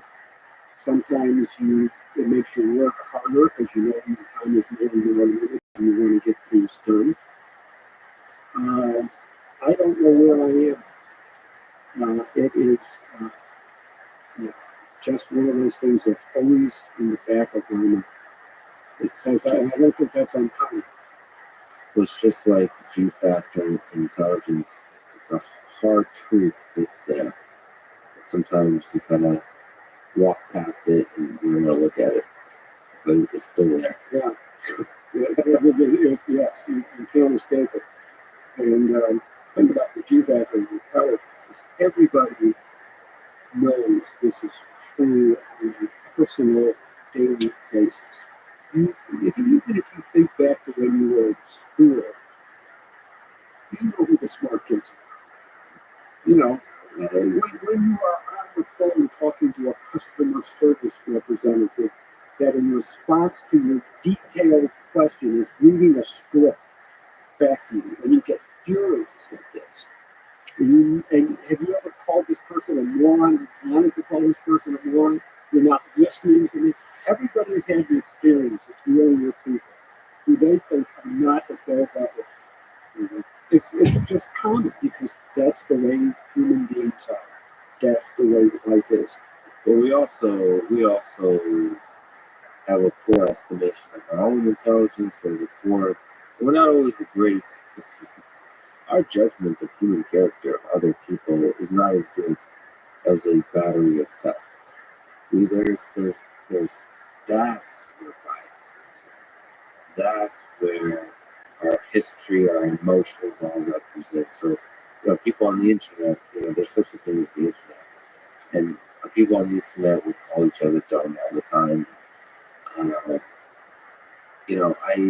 that's the word in here is that we give up on people.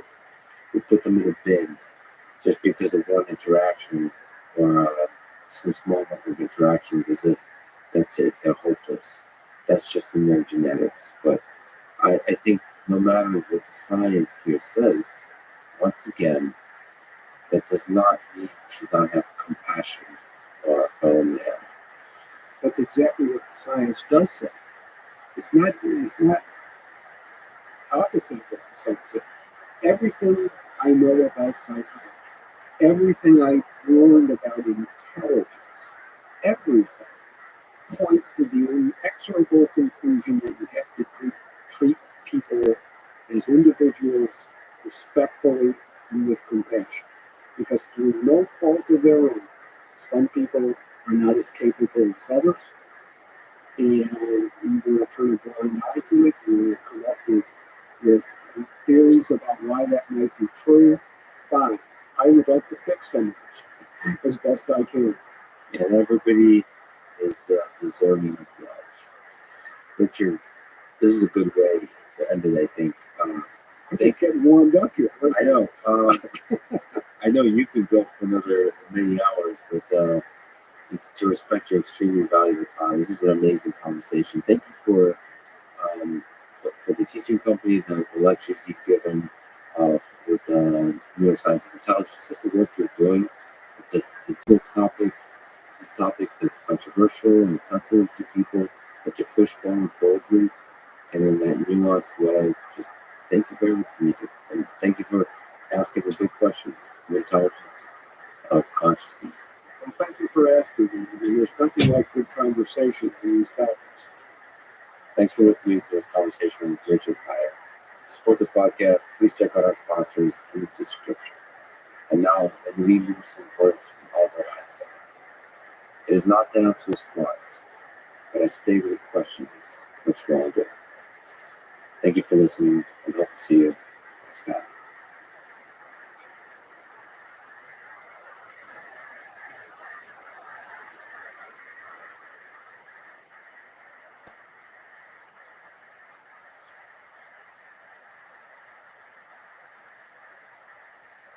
something happened where they forced my hand. It's the only time that the Soviet agent was anywhere near me on the territory of the United States. So I'm waiting for the agent on a dark morning still in Queens, and there's this man in a black trench coat comes up to me from my right, and he whispers into my ears, "You gotta come back, or else you're dead." Following this conversation with Jack Barsky, former KGB spy, author of Deep Undercover, and the subject of an excellent podcast series called The Agent. There are very few people who have defected from the KGB and left to tell the story. It is one of the most powerful intelligence organizations in history, and this conversation gives a window into its operation, both from an ideological and psychological perspective, but also tells the story of a man who was one heck of an incredible life. This is the Let's Rebuild podcast. To support it, please check out our service in the description. And now, your friends, with Jack Barsky. Let's start with a big basic question. What is the KGB? Инициат государственной безопасности. Right. So that's the Committee of State Security. There's no conflict. This is a cosmos is a threat, right? Okay, and BS means it's without threat. And I guess that directly translates security without threat. So, and don't exist anymore. And was disbanded when the Soviet Union fell apart, and these successor agencies are now the SVR and the FSB. FSB supposedly the equivalent to the FBI, and SVR is the CIA, but the SVR is relatively weak, and the FSB has taken on a lot of espionage and active measures, and they're much bigger and stronger.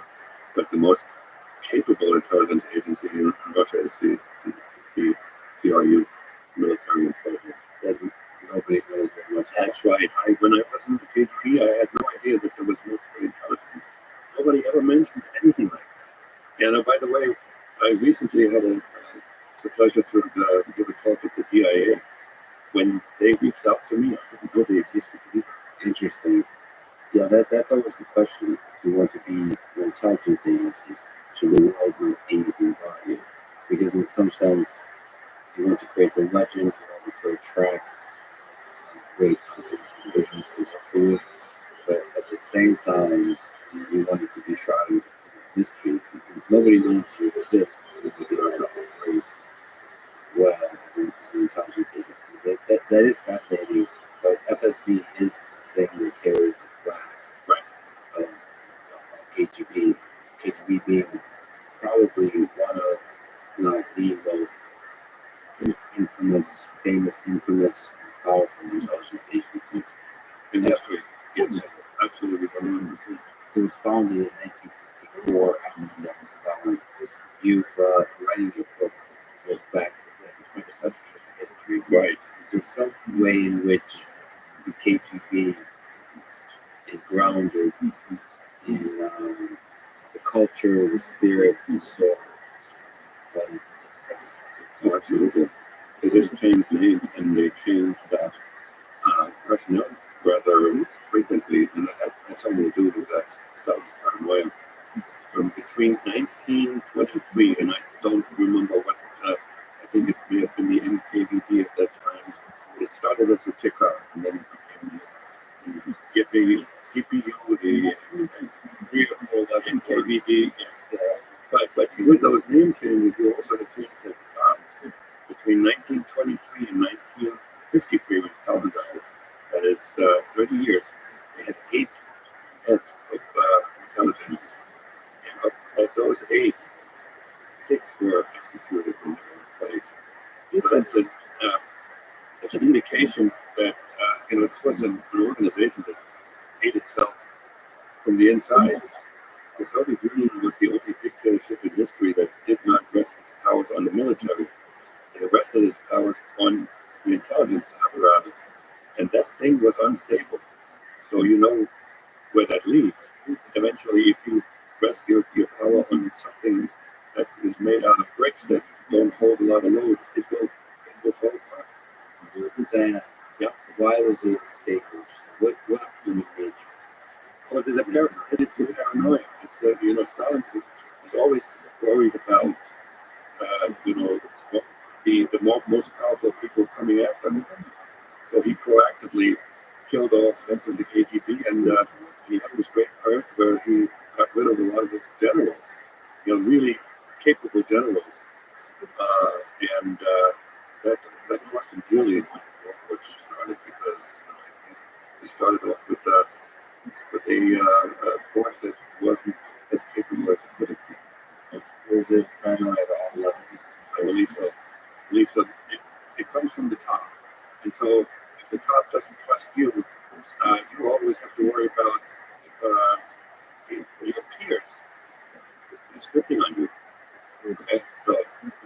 And I think we have a very similar situation in Russia today, and this in this kind of atmosphere, the truth will never get to the top.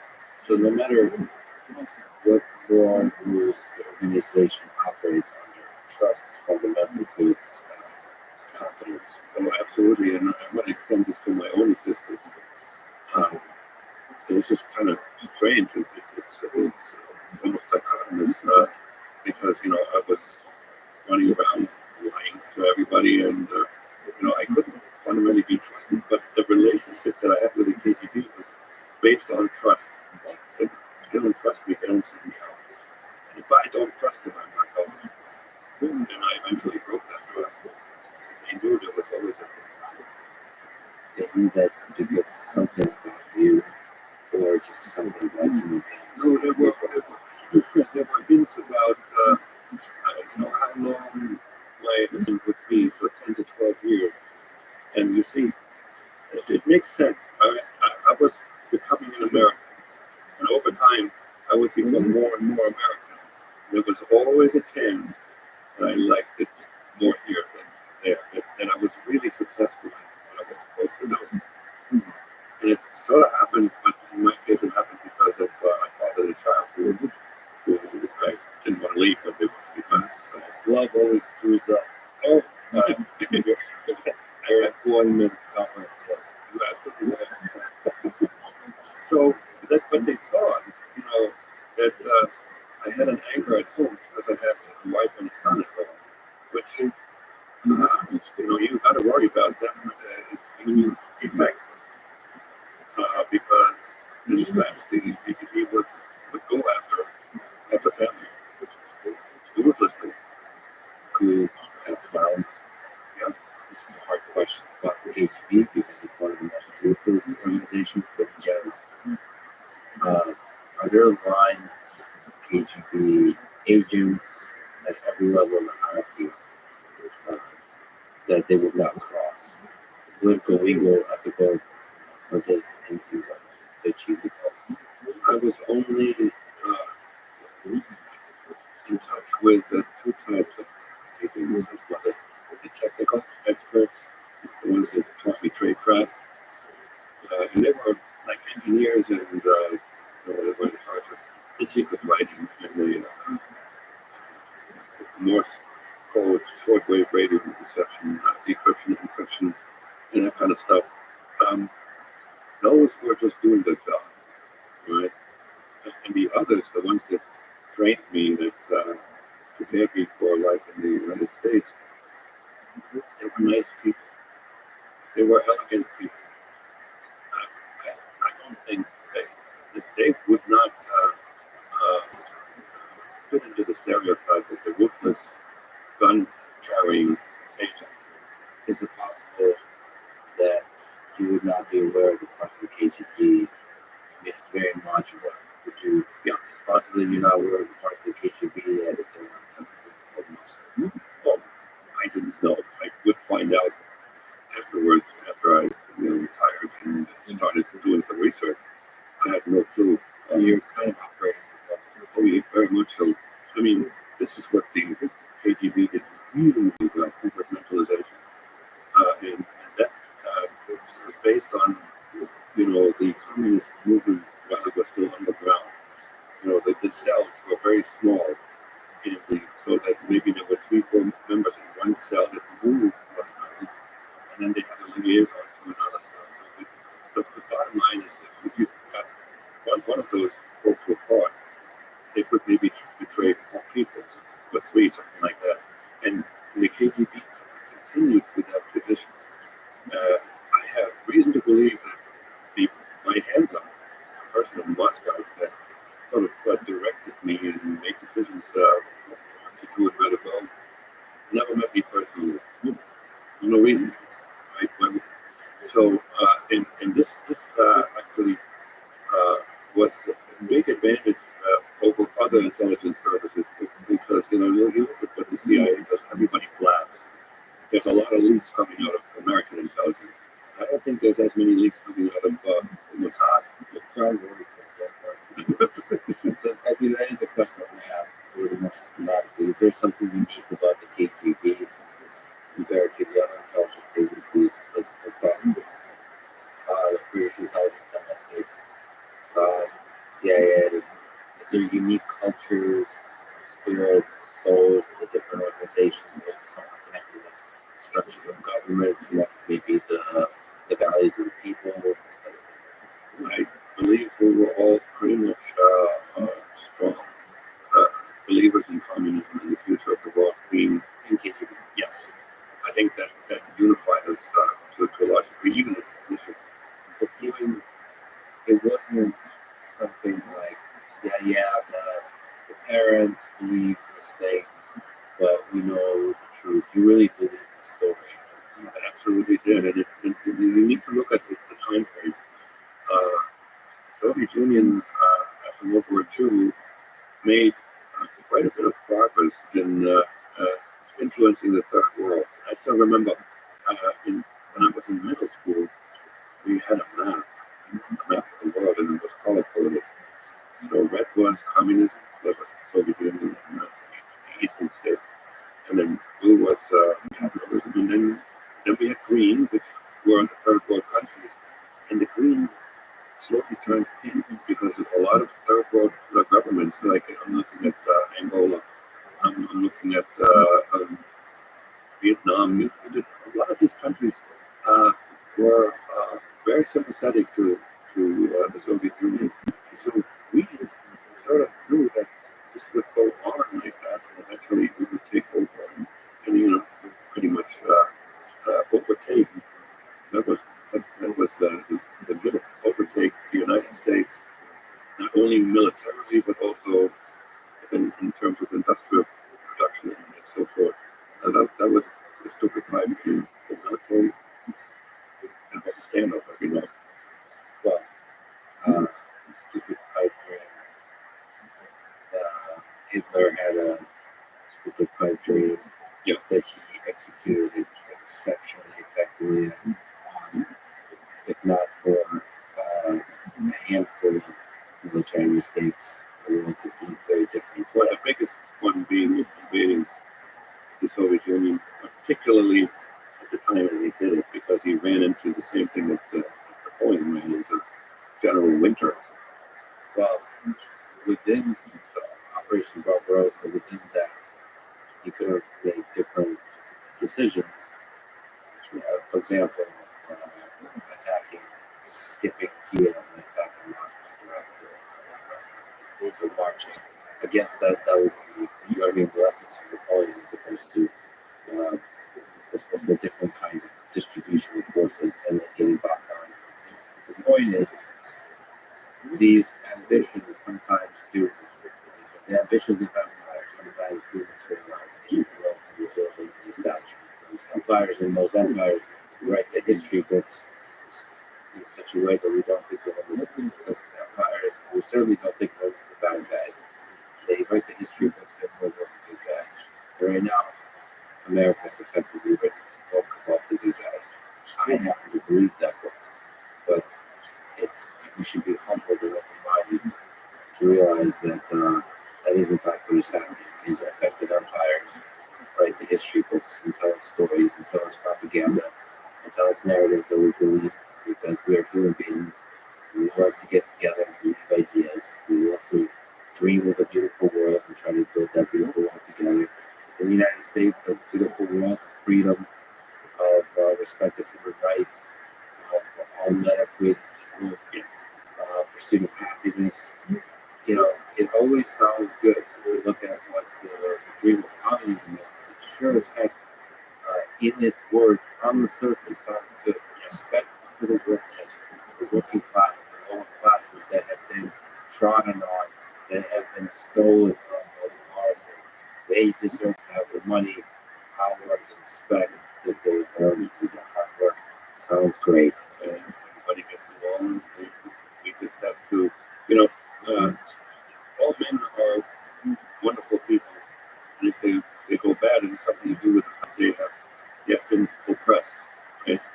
And that dream just never worked out. And even it is when you think about it, and I didn't think about it, but when you were young, you know, you just emotionally you accept it. But when you think about it, somehow that new wonderful organization has to organize itself.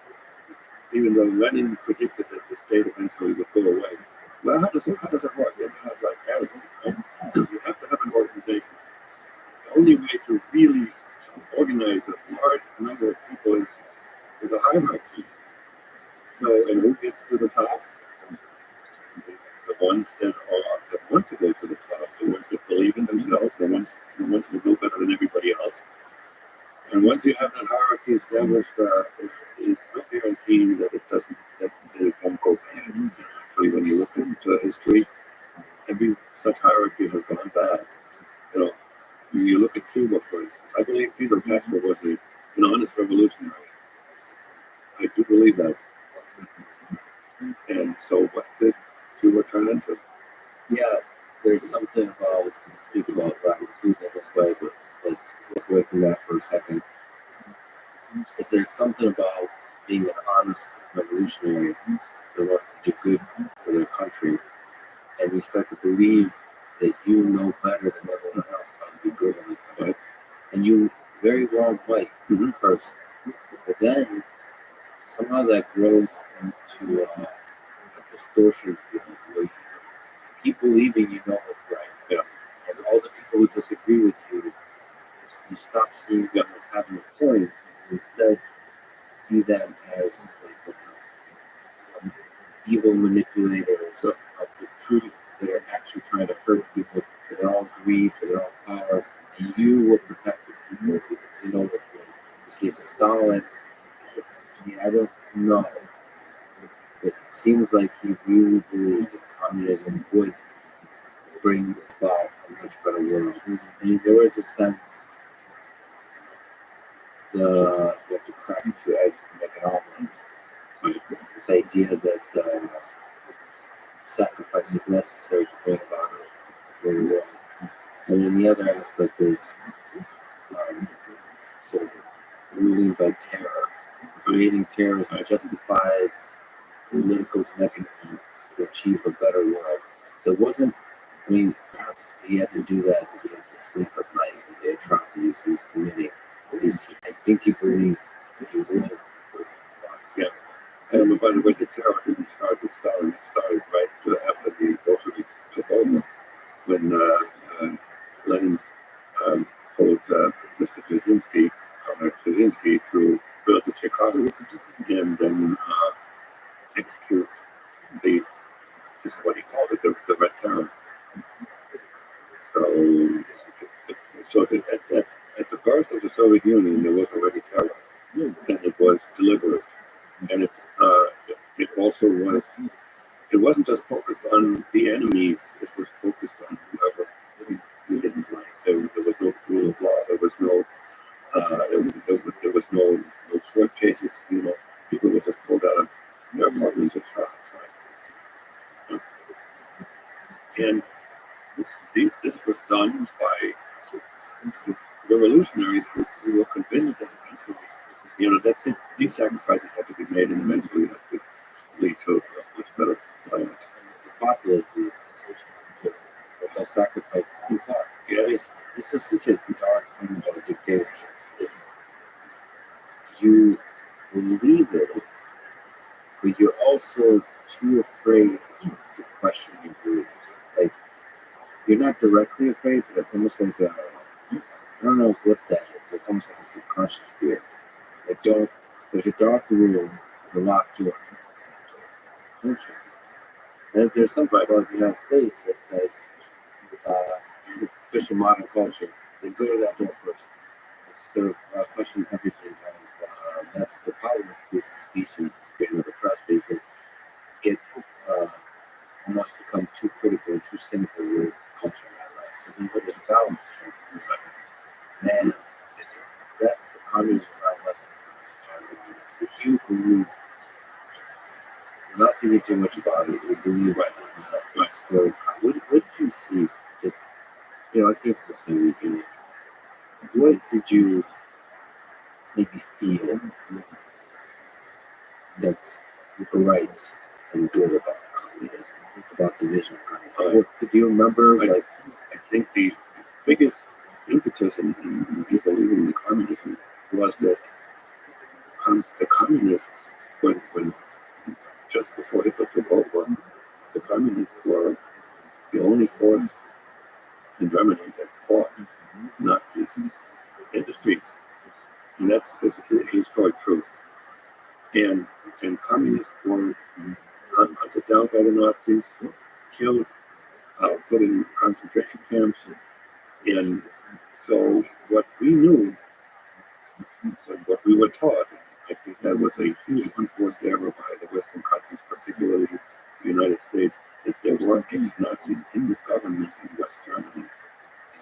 And the most famous one was Reinhard Gehlen, who was in charge, was the general in charge of the intelligence on the Eastern Front under Hitler. And when the Allied won the war, it was decided that Gehlen was too important with his knowledge of his organization was too important to not use. So he was co-opted by the CIA and eventually wound up being the head of the Bundesnachrichten, the CIA of West Germany. That gave us, when I say us, the East German party, a huge propaganda victory. I wanted to, because it is the emotional aspect of this was as follows. When we were in juniors in high school, and in those days, when you were only allowed to go to high school if you were in the top 10% of the students. Okay, so this was going to be the next set of ruling elites in the country. We were required to visit a concentration. And if you know what we as 17-year-olds are made to look at, it was gut-wrenching. How can men do something like that to men? Piles of corpses, lampshades made out of human skin because that skin had tattoos on it. Yeah, the shrunken hips, so that's like the size of my fist. I mean, the girls looked on it, and it made a huge impression. And that was the Nazis. And the communists. I mean, it was the good guys. Of course, in hindsight, if the communists had come to power, it would have been just the other way around as we go, given the example of Stalin and Mao, right? So we didn't know that. From the Russian and Soviet perspective, the communist regime banded together to win the Great Patriotic War. And that was the second one, the big brother of the Soviet Union. I mean, when I was approached by the KGB, that was like, I felt so honored. So we should say that we're talking about East Germany, the young East Germany. Can you describe, you were born 4 years and what is it? Yeah, 4 years. 10 days? Yeah, sort of. Very good. After Germany's initial surrender. So what is East Germany? What is West Germany? What is East and West Germany? What is that? What's the difference? What's this historical context there? What is World War II again? Let's do. We don't have to go to World War I, which the result of which actually seeded World War II in some respects. There's a long But let's start with World War II. So when Hitler came to power, he and his leadership decided that the Germans needed more what they call Lebensraum. That means room to live. So and they would they would start with the French. They took Belgium, the Netherlands. They annexed Austria and got a piece of Czechoslovakia. And then they decided to march into the Soviet Union after they took Poland. cut up Poland again. Yes, We were friends. yes. There was a non-aggression pact between that was signed by Rothschild and Molotov. Right? I think both parties knew that eventually they would fall apart, but at the time, it gave the Soviet Union a little more a piece of Poland and a little more time to prepare what they thought might happen down the road. And the Germans, had the time and the ability to pretty much conquer all of Western Europe. Do you think Stalin really knew that it's going to fall apart? Why wouldn't somebody like Stalin trust somebody like this? Well, why did he blunt his bad not to read the intelligence that was coming his way? Oh, He was just romancing on the border of he didn't trust his intelligence. That's what I would say. Here's one example. There was a German communist who went underground when Hitler took over. He went to Japan as a journalist. His name was Richard Zorge. Richard Zorge had really, really good intel about what the Japanese would do and not do.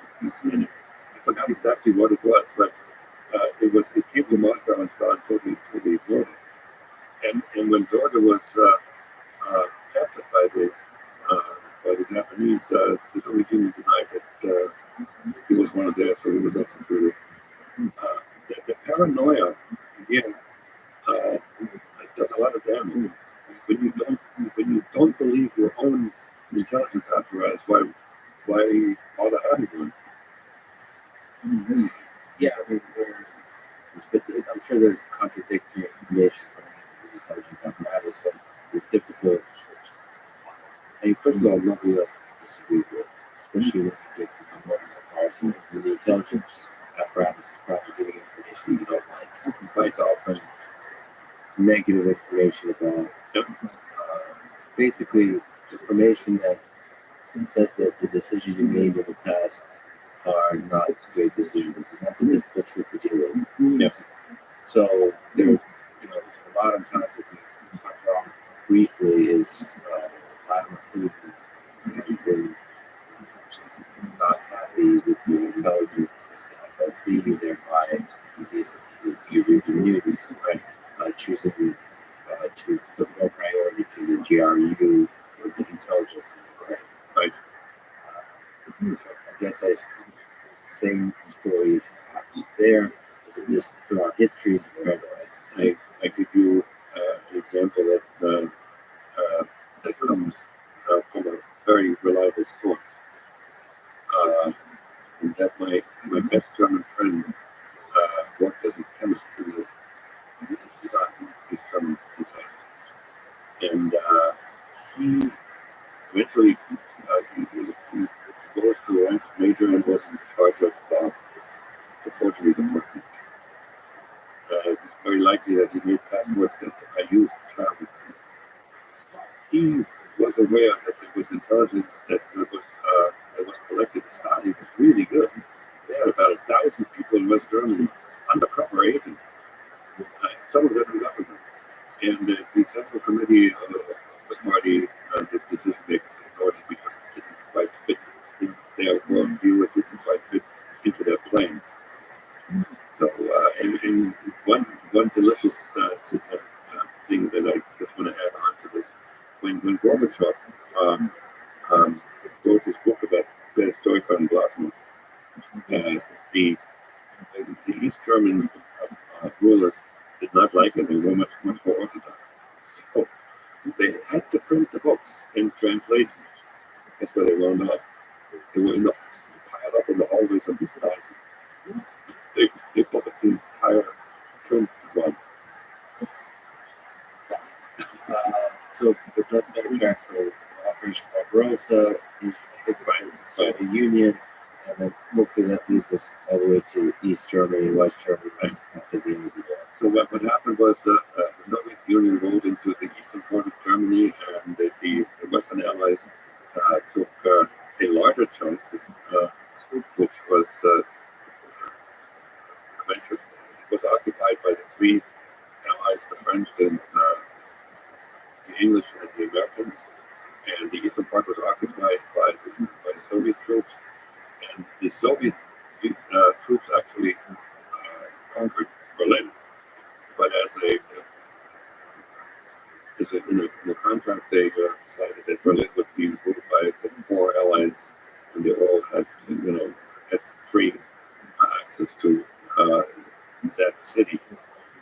I was born in the East German part, which very quickly became ruled by communists and socialists. The Communist Party and the Socialist Party united, but the leaders of that new party were all communists. It's nonetheless called democratic. Yes, German Democratic Republic, which was formed a couple of months after I was born. I was born into the remote southeastern corner of East Germany, and interestingly enough, genetically I'm only half German. The other half is Czech and Polish, because where I grew up, I could walk to the nicer river, which was the water of Poland, and it was only about an hour by bus to get to the Czech border. So that's my mix. So, okay, so East Germany after the war was communist, socialist. Yeah. West Germany was representing the Western world.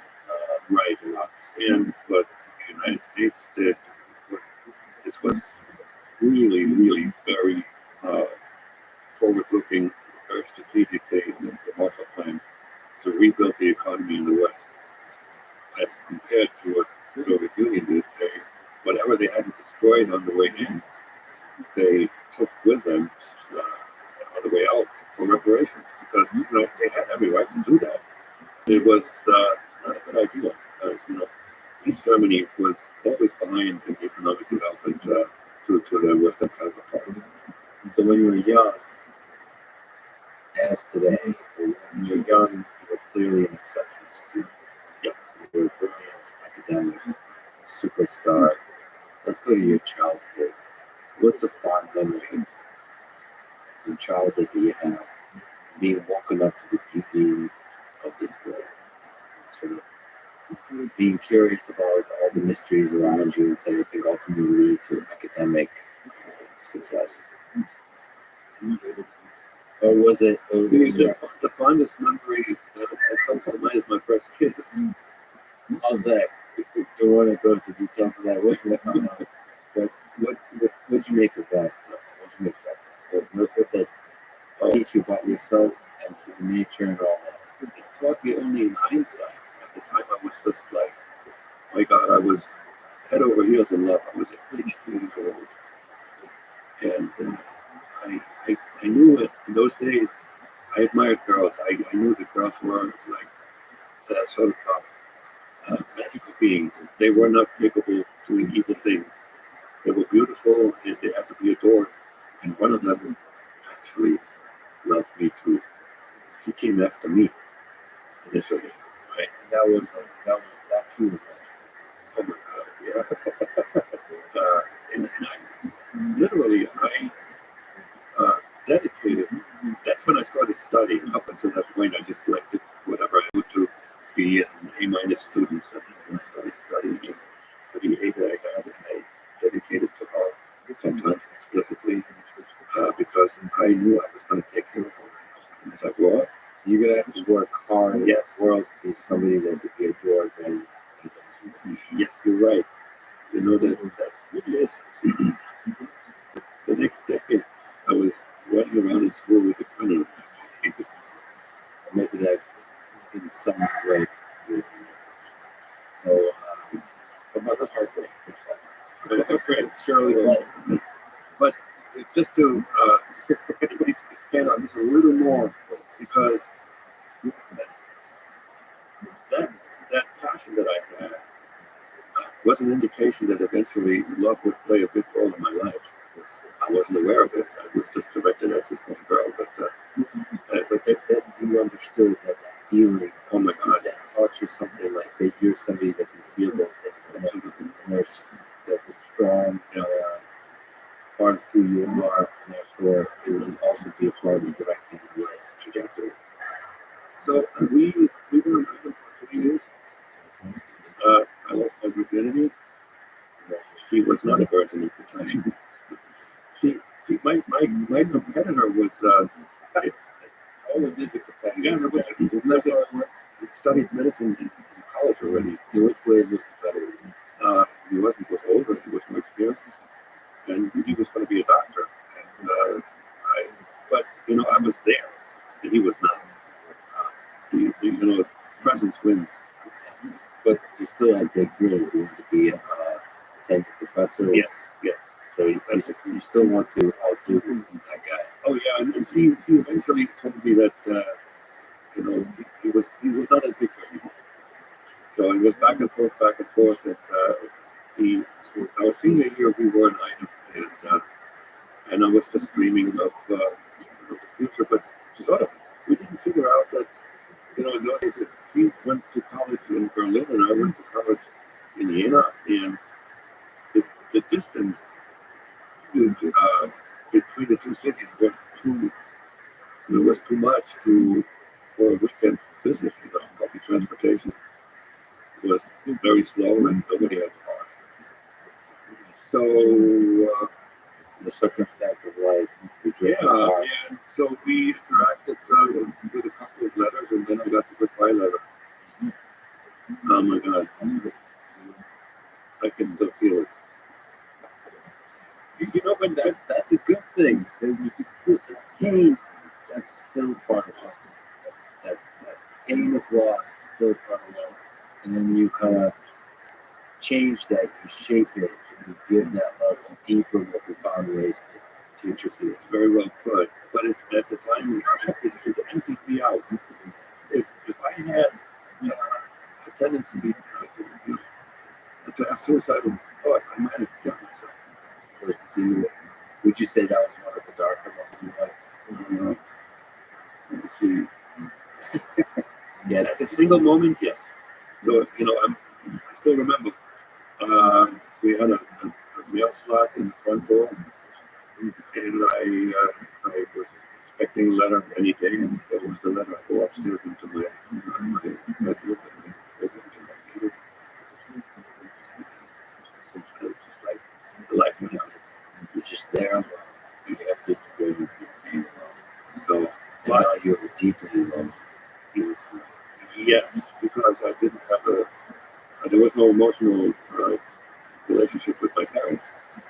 I literally had nobody. So this love you have in you had no place to be. It was choked off. All right. So, but what I did was I wanted to go on, right? And so I threw myself into the study of chemistry. I outworked all of my fellow students in a big way. I worked my ass off, and since I was 24 too, I just aced practically everything. And for the first 2 years in college, when we go to college, there were all these pretty girls and the dances and everything. We had this great student club where I didn't look at anything.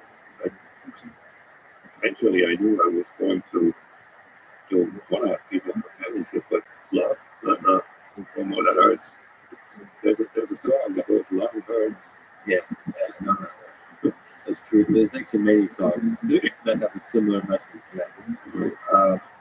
So during that time, during your accidents, being an exceptional student of chemistry, let's go to your story. So your book, Deep Uncovering My Secret Life, Entangled Allegiances as a KGB Spy in America, and the really, really excellent podcast series that I've been listening to. People should definitely listen to. It's called The Agent. You document your time as a KGB spy before, during, after. You tell the story of when you first were contacted by the KGB versus how you were invited or offered the job to me. Well, it was a big surprise, and I never thought of myself as a potential agent. You know, I was going to be a tenured professor and join the ruling elite because in Europe, tenured professors are few. It's not like in the United States. You know, anybody who teaches causes as a title of professor. Easy now. It's true. Yeah. Not criticism. It's just So we should also clarify that any professor not, it is a very prestigious position throughout history of Europe. I would say, especially communists, I don't actually know the full landscape of those back, but at least in the Soviet Union, where I grew up, it's a prestigious position. absolutely was. The time of Munich had about 100,000 people up there, and it's a wild guess, but maybe 30 tenured professors, and they were part of the ruling elite. I was trying to do as much as I can to live a good life, right? You know, have access to things that are nice. Yeah, but I think the powerful thing about the professor in that context in East Germany is the prestige. And the feeling of superiority. You know, I was full of myself. You know, when you are the best of the best, and in my third year, I received a scholarship, the Karl Marx scholarship, that was limited to 100 concurrent recipients in the country. Oh my God, you know, I was full of myself. I believed in myself, full-fledged thinker, and I was also uh, I got a lot of accolades from teachers and fellow So they students. were feeding the ego. The old, I mean, Yeah, you have to believe in yourself often when you're young to truly fight to excel. And you sure as heck do. but you know, as a balance, to be a mentor, somebody who puts things in perspective. I didn't have my father was a non-entity and nobody else. They all looked up to me. I was an up-and-coming guy. Right? So there's no father figure to put you in place. Not at all.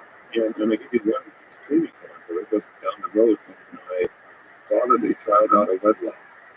But, that was in my fifth year, I believe. The Communist Party in East Germany was very moralistic. If you did that, they would have a talk with you and give you whatever, a severe reprimand. Nobody even mentioned a word about it. So yeah, so this is how this ego gets nurtured. But anyway, back to how the KGB came in contact. So they most likely got knowledge of me by looking at Stasi records. What's Stasi? Oh, that was the German secret police, Staatssicherheit, security for the state. There's that word security. And they pretty much kept the records on everybody in the country. And so when you look through this, and this is what the KGB was looking for. They were looking for candidates, particularly for this kind of job that they had in mind for me, candidates who were not, in their mid-20s, who were not fully developed yet, but mature enough to get there. Uh, and still young enough, right? Because at that level of maturity, you can test whether they can handle the fact. Yes, absolutely right. So, and one day I got a knock on my door, and my dorm was door. It was on a Saturday, and they knew that I was by myself. How did they know it? We had I pieced this together. We had a exchange student from the Soviet Union, and he was next door to me, and he befriended me, so he got to know me a little bit. And the pattern was that my roommate would always go home for the weekend. And of course, they also knew which door to knock on, even though there were no neighbors. but he knocked. And I knew it was a stranger because if you met with a student, the pattern was that we would knock on the door and go in. We would wait for somebody to tell us. So I waited for 10 seconds and then he didn't come in. I knew there was a stranger. I said, come on in. And then came a person who spoke fluent German. So that was not a KGB guy. It was a collaborator. And so he started making a bunch of small talk. He introduced himself as a representative of Carl Zeiss, which was the optics company that made really, really good optical instruments. It's one of the best in the world. So it's like the super prestigious company in that place. Right. And he said, he was a representative of that company, and he just wanted to find out what my plans were after graduating from college. And at that point, I knew he wasn't from Carl Zeiss, because in those days, no recruitment. When you look on, if you were in the top 10% of the graduates, you would most likely pick to stay to get a doctorate, right? And the rest of them were assigned. Well, you had no choice. So that guy was an idiot. He didn't know the basics about. You interviewed him a little to understand, like, Oh, it's sure. started like feel out this is guy for sure. Yeah, he's a stranger trying to do that. I knew that at that point. I knew he was starting, which was wrong, but that doesn't matter because it was German. I had no idea that the KGB would be involved. So, sorry to pause briefly. Did you have a sense? Did people know that there's a Stasi type of organization? That there's a large number of people who do this kind of work in East Germany in order for you to make that guess? Yeah, we knew that the Stasi existed. We even had our James Bond. We had the series called The Invisible Visor, where a Stasi employee in East Germany was going to East Germany and hunt down Nazis.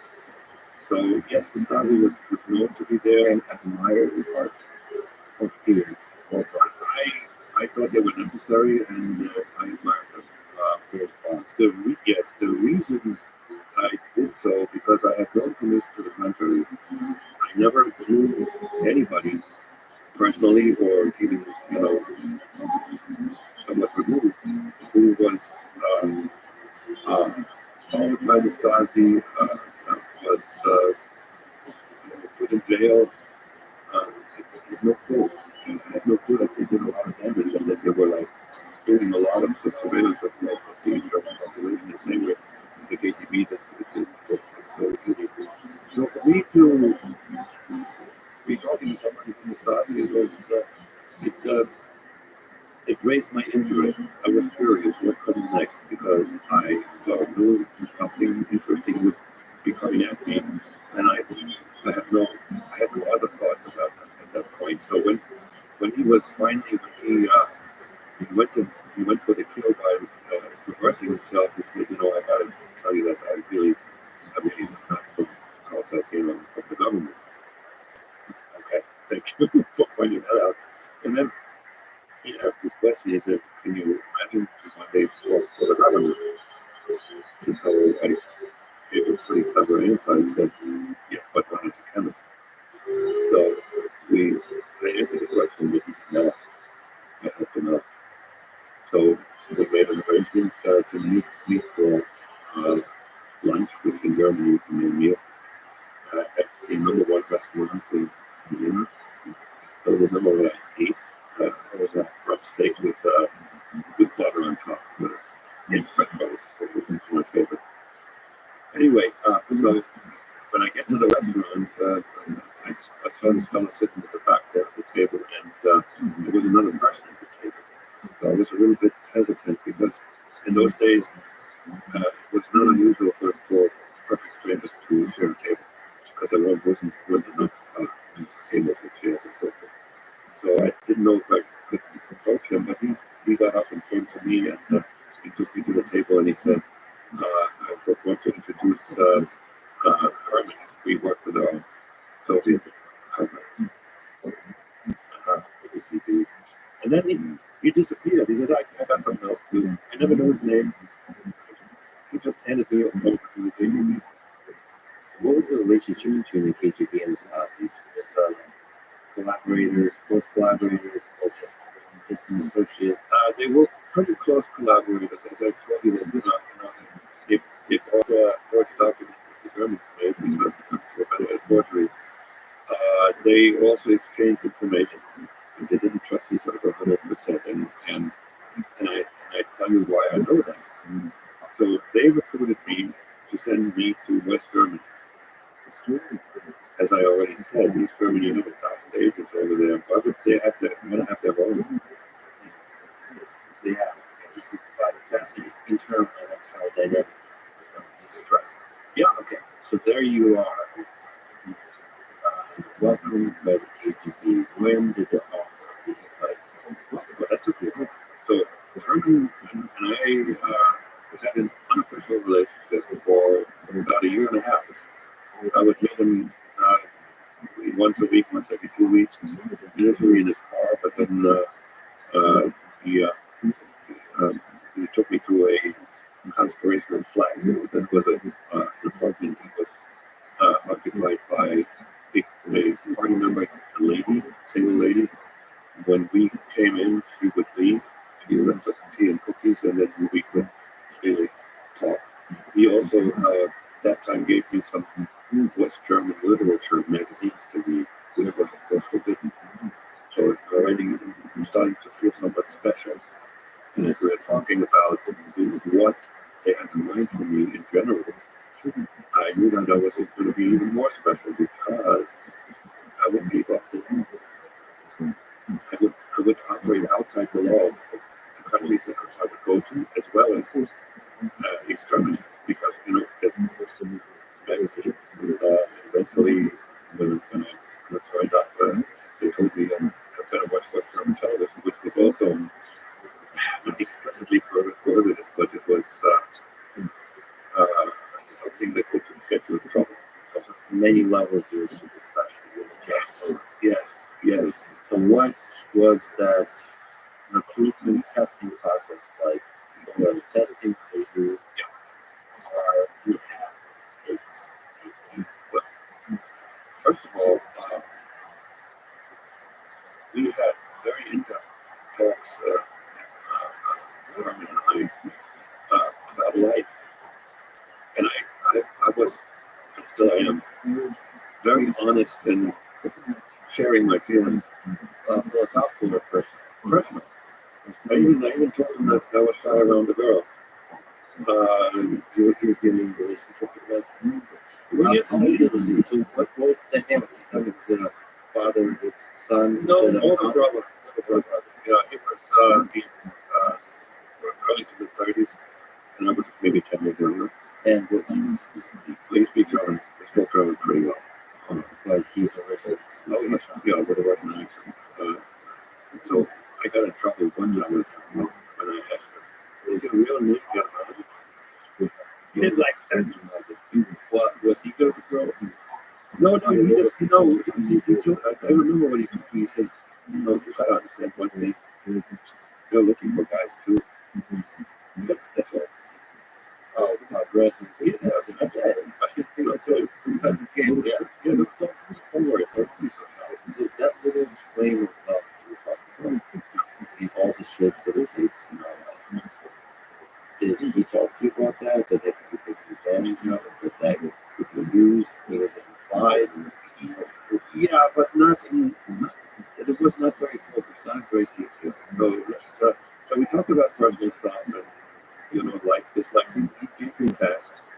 For instance, when my friend and I hitchhiked from East Germany all the way down to Bulgaria, he told me to write a report about what I saw. So fundamentally, he wanted to see how well I can write, and how well I can report, and how well I can observe.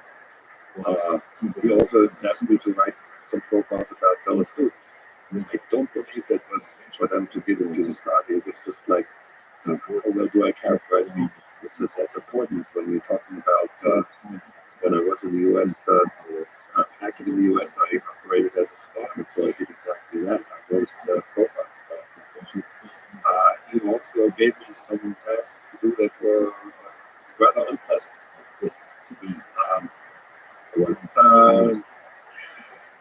He would give me an address in the name of the people who lived at the address, and he told me to go there and ring the doorbell and find out something about a relative who lives in West Germany. And that is undercover exploration, right? So you go, you make up a story and somehow win the confidence of your target to tell you something that you want to know. Did that come naturally to you? No, I hated it. The charisma involved? Which part? Yeah, charisma, I think I didn't know that. It took you some time to Because, discover. I was always was, and I still am to some degree a bit shy.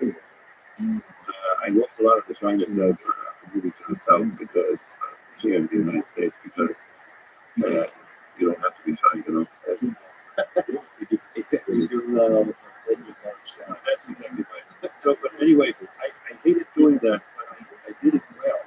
I still remember, in those days I had and I rang the bell and All handsome fella. yeah, and I looked the part. I said I'm a sociologist student, and I'm doing a survey, and I asked a whole bunch of questions. Hey, would you like to answer the questions? Yeah, no problem. And then I directed the conversation to the lady's private life, but she actually gave me information to volunteer information that I wanted to know. I did well, and the other one that I didn't like, but I also did well, when Robin drove me around the city and showed me a building, and he said, find out what organization is involved, what they do, maybe get to know some people, and I did that pretty well also.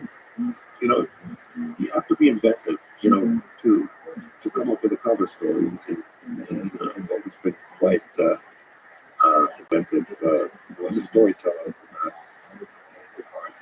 And I didn't know it then, but So there was still something unpleasant about it. yes, which was the shyness, and then I wasn't very comfortable running. I became comfortable down the road, but I was brutally honest. I never did anything about me. But over time, you lose that uncomfortable feeling, and you rationalize that you got to do it. It's only one way. You're serving a good cause. So you were talking with him for a year and a half. And then how does that progress? Yes. So he finally, he sent a report to headquarters in Berlin, and then he sent me on a 3-week practice trip to Berlin. This was the first time we had a conspiratorial meeting. I had an address at the time, and a code phrase, and I met another agent. His name was Boris. These names mean for me because they were all like couples. So what was the code you used then? What you give a That code I don't remember. So not the code, but what do you need that code? I tell you the code we used when I met him while I was active. I would approach the other person who I thought maybe the person I want to meet. We both had something to with us or on us to make us more likely to be the right person. And I would ask him the following questions. Excuse me, I'm looking for something green. And he would answer, yes, we must be David. Stupid. If I ask a stranger, I'm looking at you. How can I help you? So, unless they're all right. There's a real probability that the rest of the Absolutely. and it seems like a safe statement. Yes. If it's not the right person. Exactly right. You just come off. You serve a crazy. You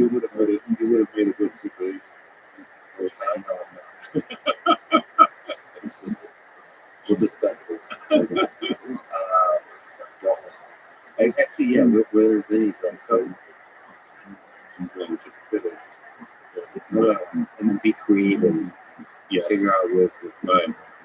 So, anyways, he gave me some tasks, and he, since I had rented a room in a house, he gave me Western literature to read, and we spent time together. And there was a practice run to West Germany. Actually, there were two. And that was very important. In hindsight, I figured that out. So I traveled to West Germany, not to West Berlin, with an East German passport that was stamped that that individual was allowed to go to the West. And there was a part of the border that was only guarded by Soviet troops. And that's where they swallowed me into West Germany. I got on the subway and then appeared in West Berlin. No Americans, no Brits, no French knew that I had entered. Forged documents. No, this was an East German passport. Real. Okay. So, and the first trip, all they wanted me to do was just walk around, smell the air, have a beer or whatever, eat a sausage, and then come back. The second trip, I had a task, very similar to the one that I had back in Vienna, to ring the doorbell someplace and talk to some people, and that worked very well also. I should mention that you talk about that, eat a sausage, drink some beer. I suppose that's a good test too, to see how you behave under Western, like when first introduced to the West. Like, this is why I might not be a good agent, is when I first came to the United States in the supermarket, like bananas, as many bananas as you would eat. That, I think, I know. It's a shock being I have access to Western culture. You're getting very close to the reason they actually made me do these two practice trips. When I first emerged on West Berlin territory, I felt highly uncomfortable. And I saw the cops everywhere, and even though those cops had like this light blue uniform, they weren't standouts. So I was wondering, if they knew that, I had like a degree in my forehead. You're aware that I was scared, but I overcame that. so then can we just look at that, because I suppose that's a natural. Like if I give anybody on the street the mission to do the mission they have to do, is they would be paranoid. Because the natural human feeling is like being watched. Do they know? Like if you try to steal something from a store, you're supposed to be feeling like, are they watching me? Everyone's watching. People watching, so all that stuff. So you have to be somehow rugged and the best, like that feeling. Yes, exactly. So, and something very interesting happened while I was being trained in Berlin. I met a classmate of mine from high school, and he confided to me that he was recruited by the Stasi to become a spy, go as a spy to West Germany.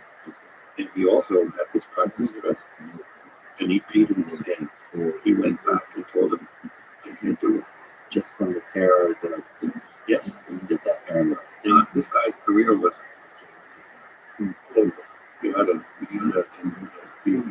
engineering degree. He was a pretty smart guy. He was just for the rest of his life, and he's still alive, I believe, floating around, trading in the railroads and stuff like that. Do you think that experience or They wouldn't let him back in. how I see things?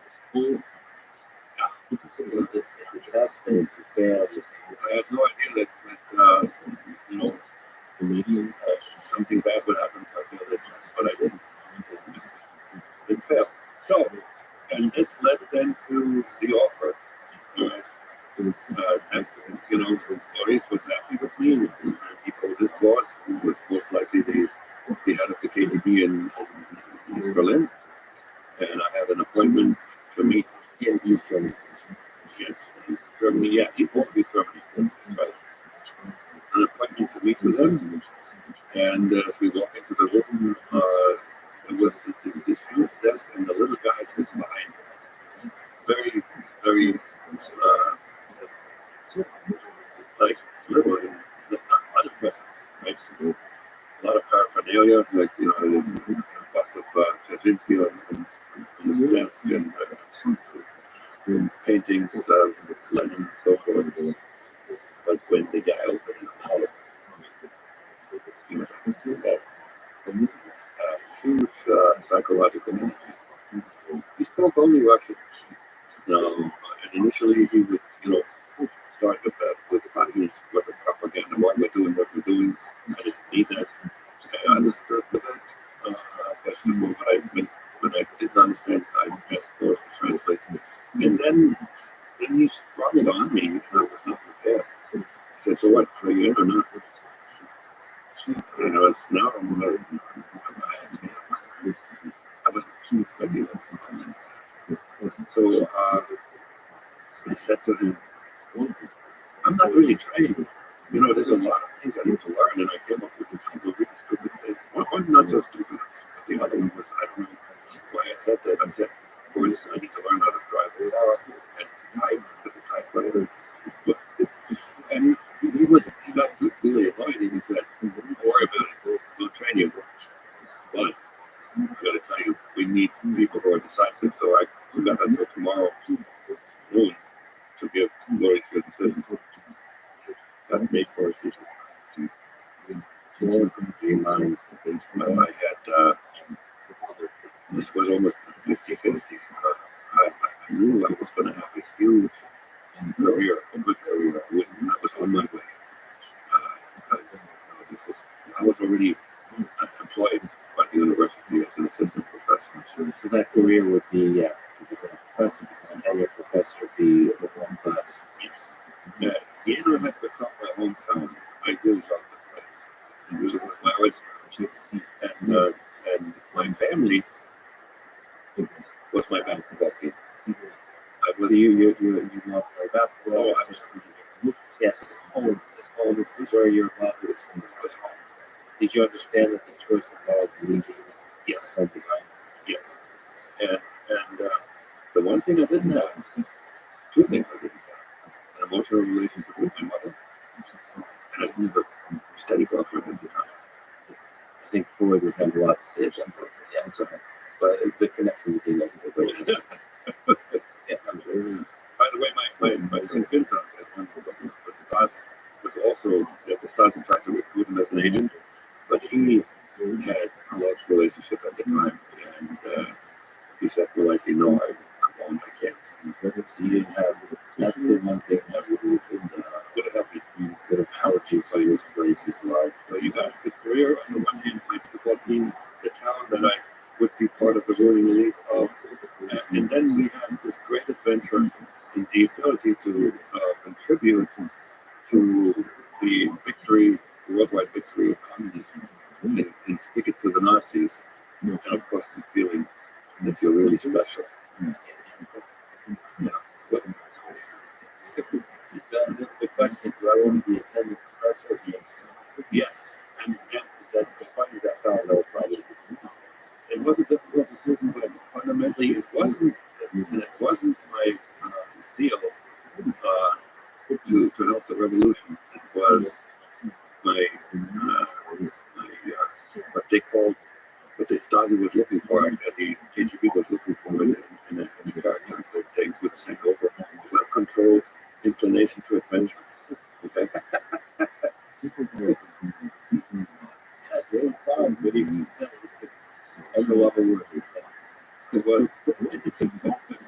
Yes, but I got to put that in right here because I've been telling people I have two things in common with James Bond. These are my initials, JB, and I had to go to 3 times. Yeah, I mean that's adventure. Yeah, and the ability to travel to the West because the West was globally closed to us. We could go to foreign countries, but they all had to be communist countries.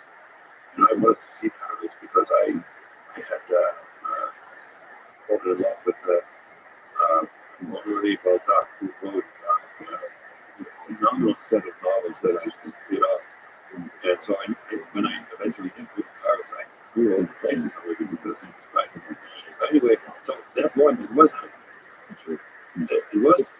51.49, but eventually, when you do the side by side intellectual comparison, that doesn't work.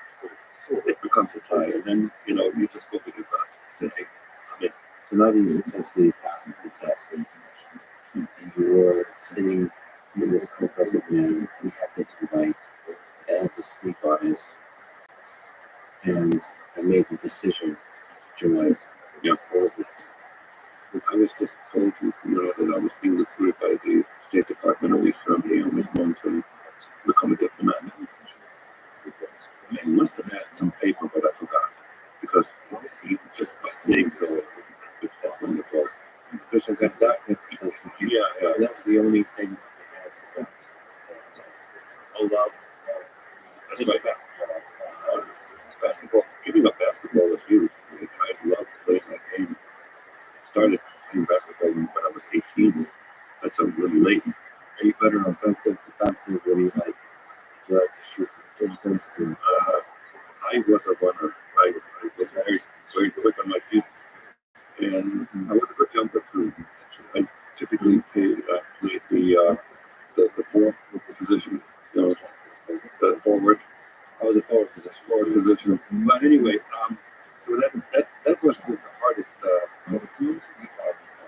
But the other thing that I remember I had to do was to hand in my party document to the party secretary of the university, and he made a comment. Oh, yeah, we probably won't hear much about you, but we know that you're going to do something very important. So he sort of had an inkling.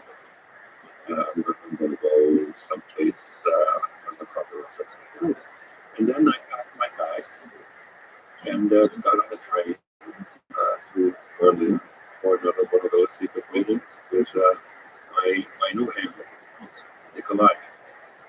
So, and he came another test that would have been quite easy to fail.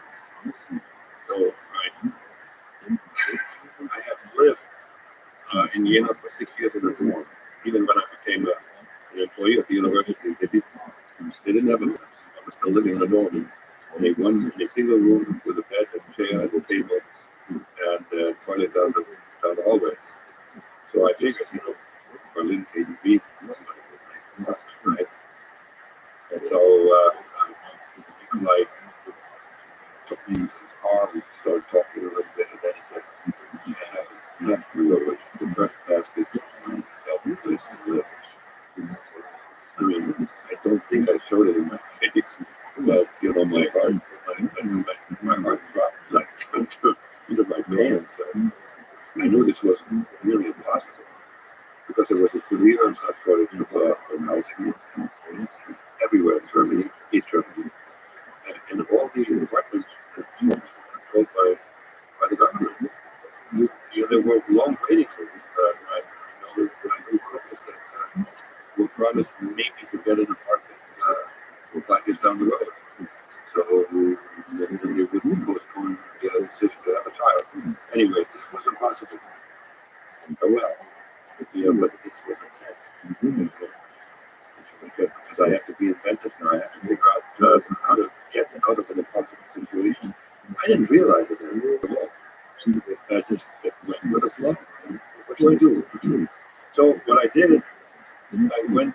I took the train, the city train, to the very last stop, a little town called Atla. And I wandered around in that town and knocked on doors and asked people if they knew where somebody might have a place to live. But after a couple of hours, somebody said, "There's a lady that lives here." And I went to a lady and she said, "I happen to have a place that you might, where you might be able to stay." It was an outbuilding. What it served, it was not even large, it was concrete. And it had a bed and a chair, a running cold water, and a stove, a coal stove.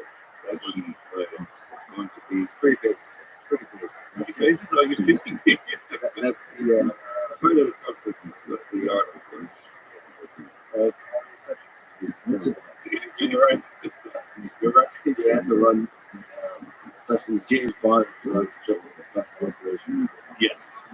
To my credit, and I think that established part of my reputation. I didn't complain at all to the I was part of it. yeah, I just told them, I found something. And so for 6 months, I would get up in the morning, get on the train, and walk around in the city, did some operational stuff, ongoing operational training. I went to the library, did a lot of reading in the library. And then I found a basketball team that I could join for at least I could take a shower twice a week.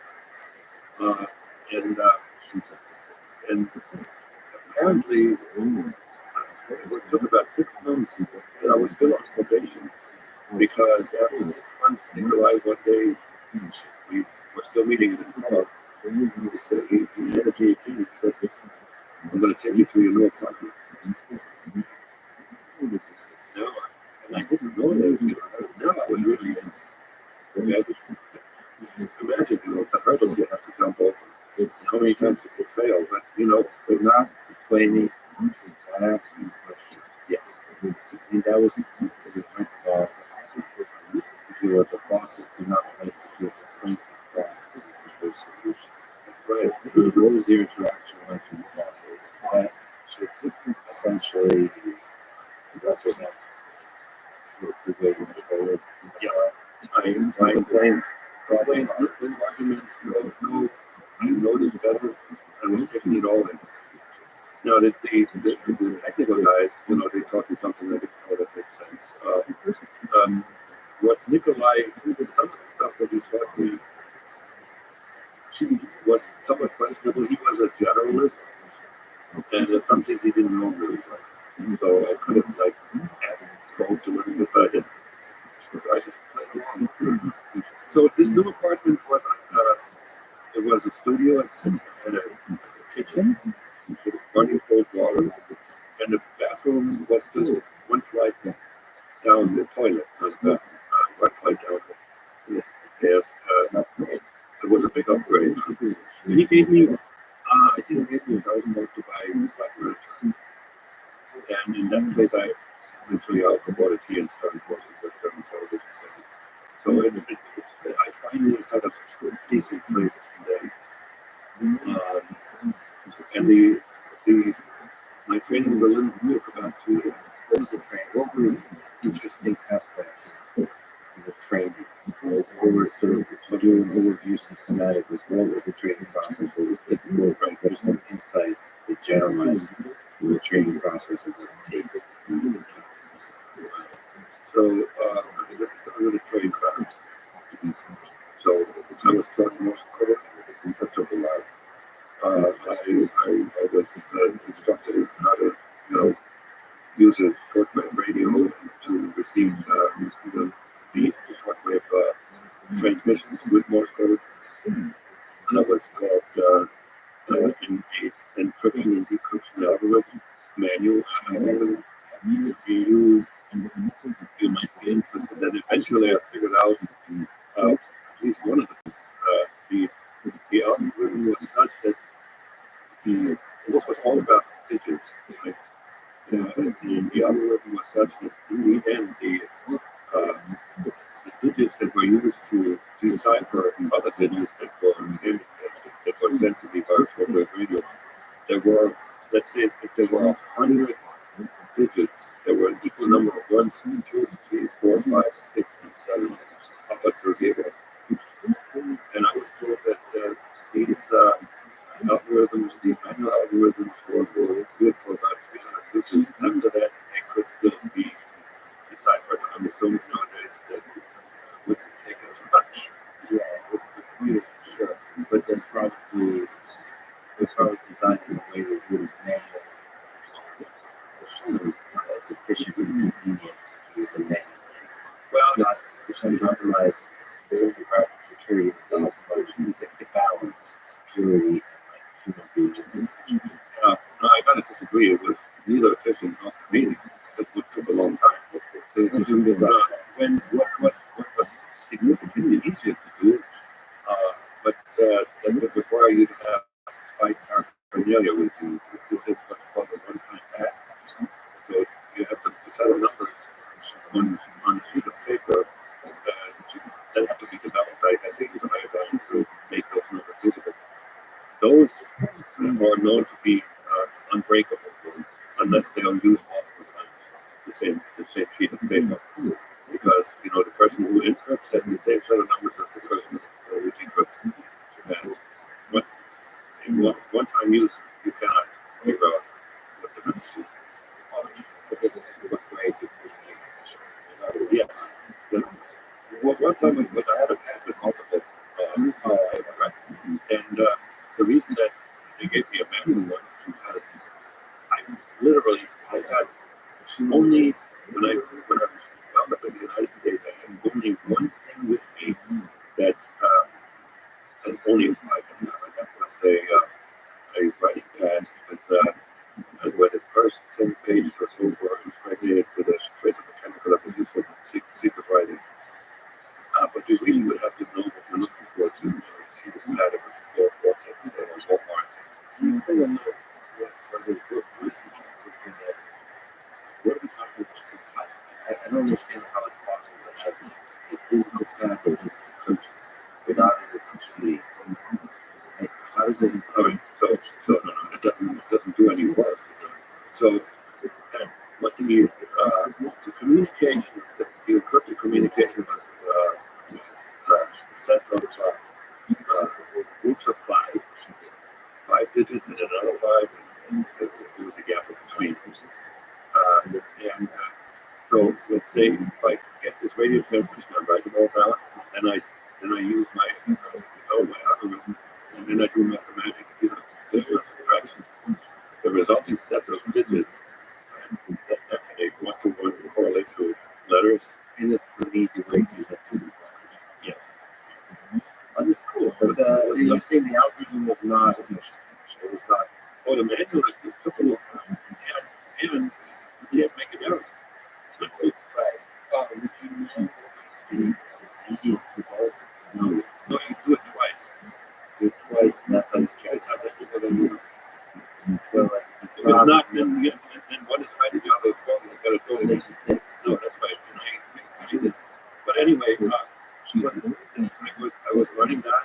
I was also told that I was required to become proficient in another language, and they gave me a choice. Pick things. Oh no, pick one, right? Whatever is spoken in the West. What would be second? Would you do French? Paris? English was a no-brainer because I was a straight A student in English without studying. It came so easily. So, so that was that. Then I was taught the basics of counter surveillance. Some trickery and surveillance detection routes where you wander around the city 3 hours and determine whether you're being followed or not. That requires you to plan the route very well. I give you one example that will illustrate that. My favorite spot when I was in Moscow, I did a lot of that also. And my favorite spot was not well-traveled road. It went down the hill and curved.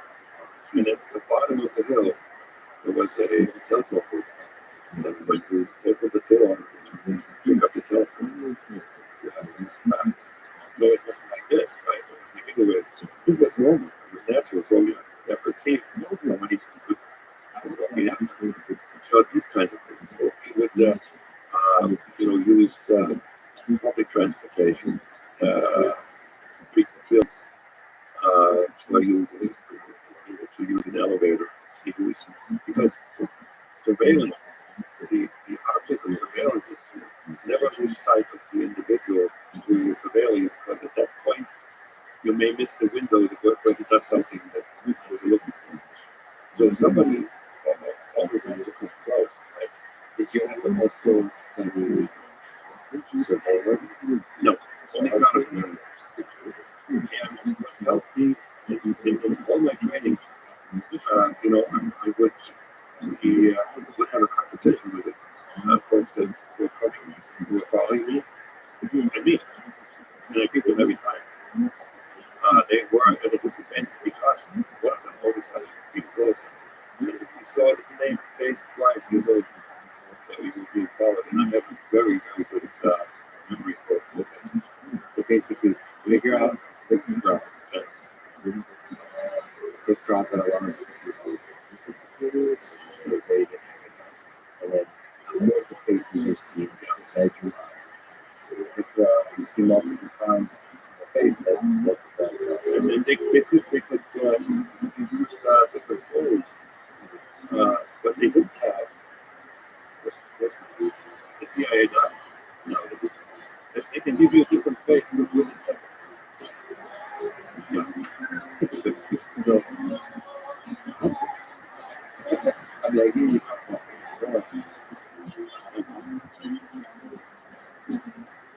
that part of that a big part of the job? How much surveillance, being constantly being watched. Yeah. Isn't that quite stressful? So is that actually an effective way to operate? No, but it's sort of becoming a routine. I was told to do it while in the U.S. Was fun. And Okay, think of cleaning up. not every day, before I would say mail a letter with secret writing. So I was sure that nobody saw me an envelope through post box. So this is one of the tools in the toolbox. It's more spelling. There's Yes. decryption, encryption. There's the card surveillance. Photography, making microdots. You know what a microdot is? Well, you use it. You take a photograph and you use a microscope in reverse and make that photograph really small, so small that it's like the head of a pen that can be used to hide under a postage stamp. In reality, I knew how to make them, and in reality, they never asked me to make use of that technique. It's sort of an encryption. Yeah, so what we do nowadays is embed code in PDFs and stuff like that. Beautiful. Okay. All right. So that was the learning training process for the physical space. Yes. Yes. Algorithm. Is there other things? Oh, you bet. Interestingly enough, I was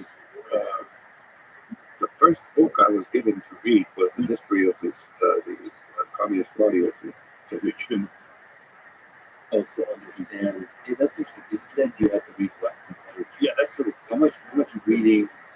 So history. How much history, politics, geopolitics, Not culture, but they made me read that document.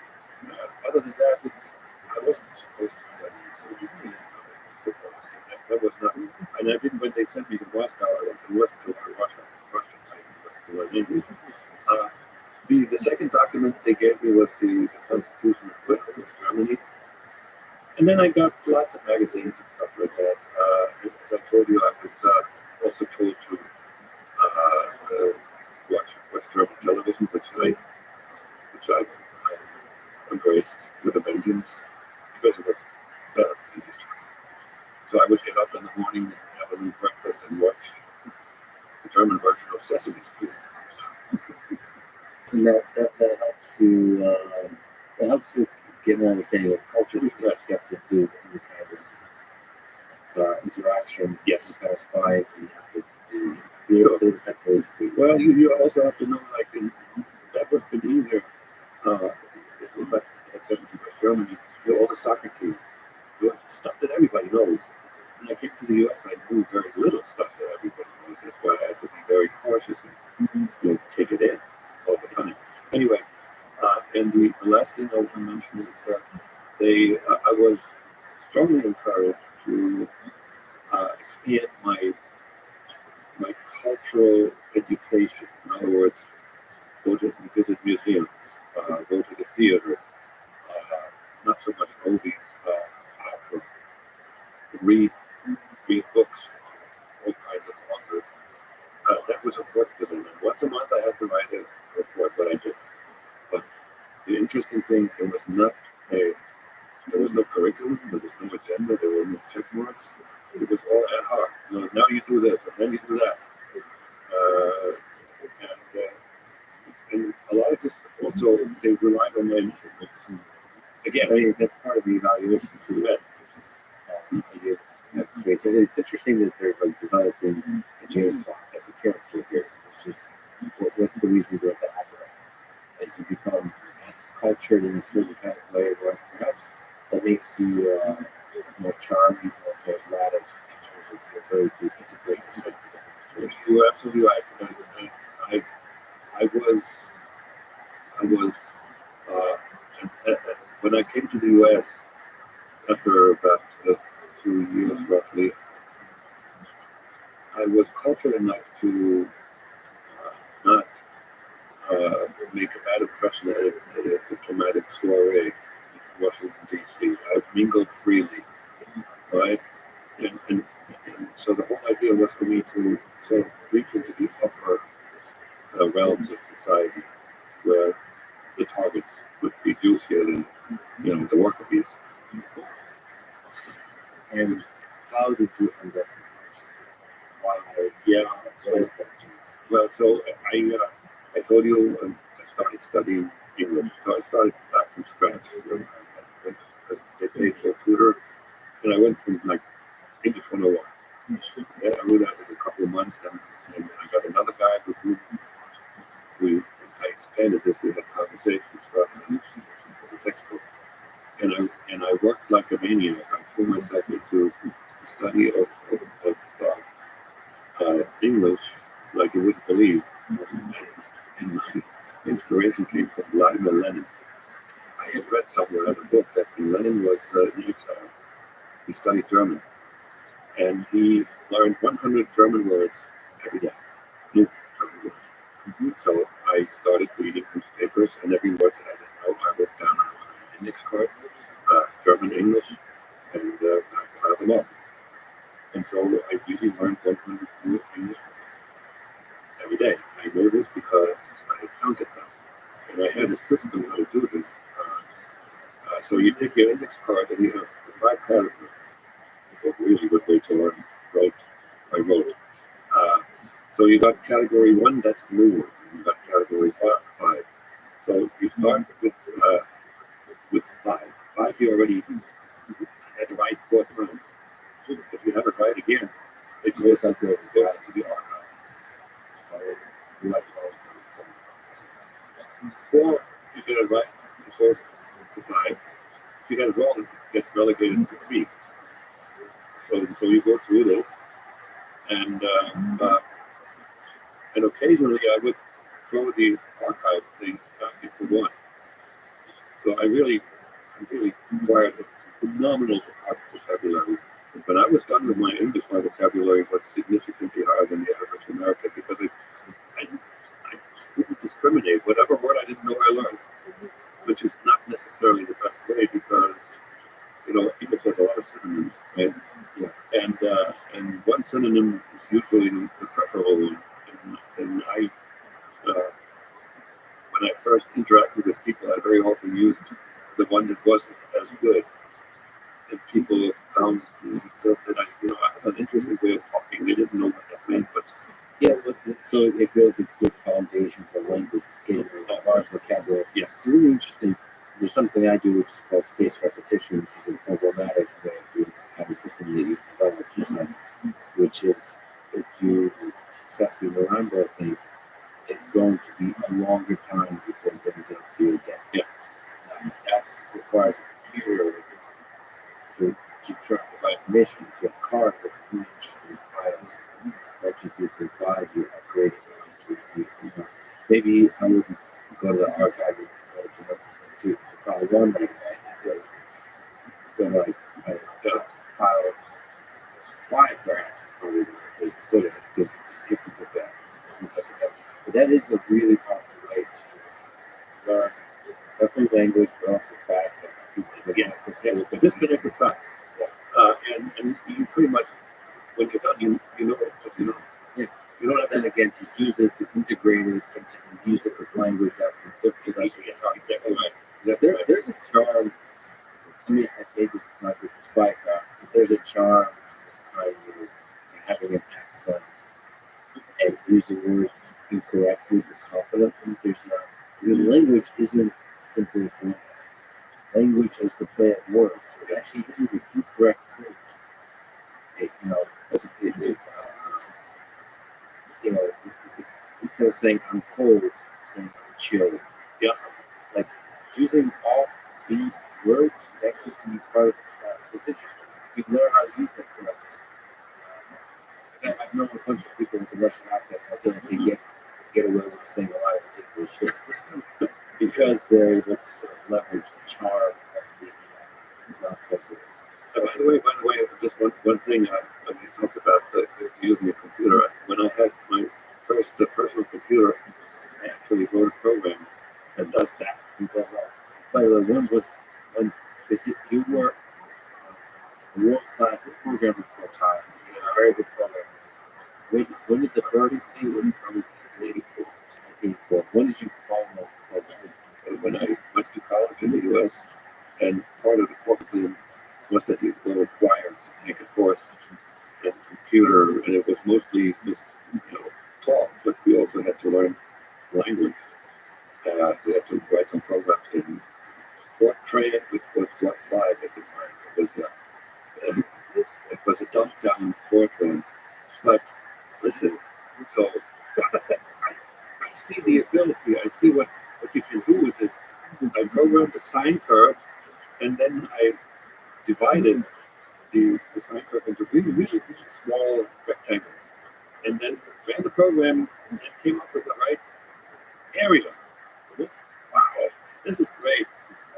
This is so cool. It's you're creating a little helper that helps you understand how to analyze the world. We'll return to that.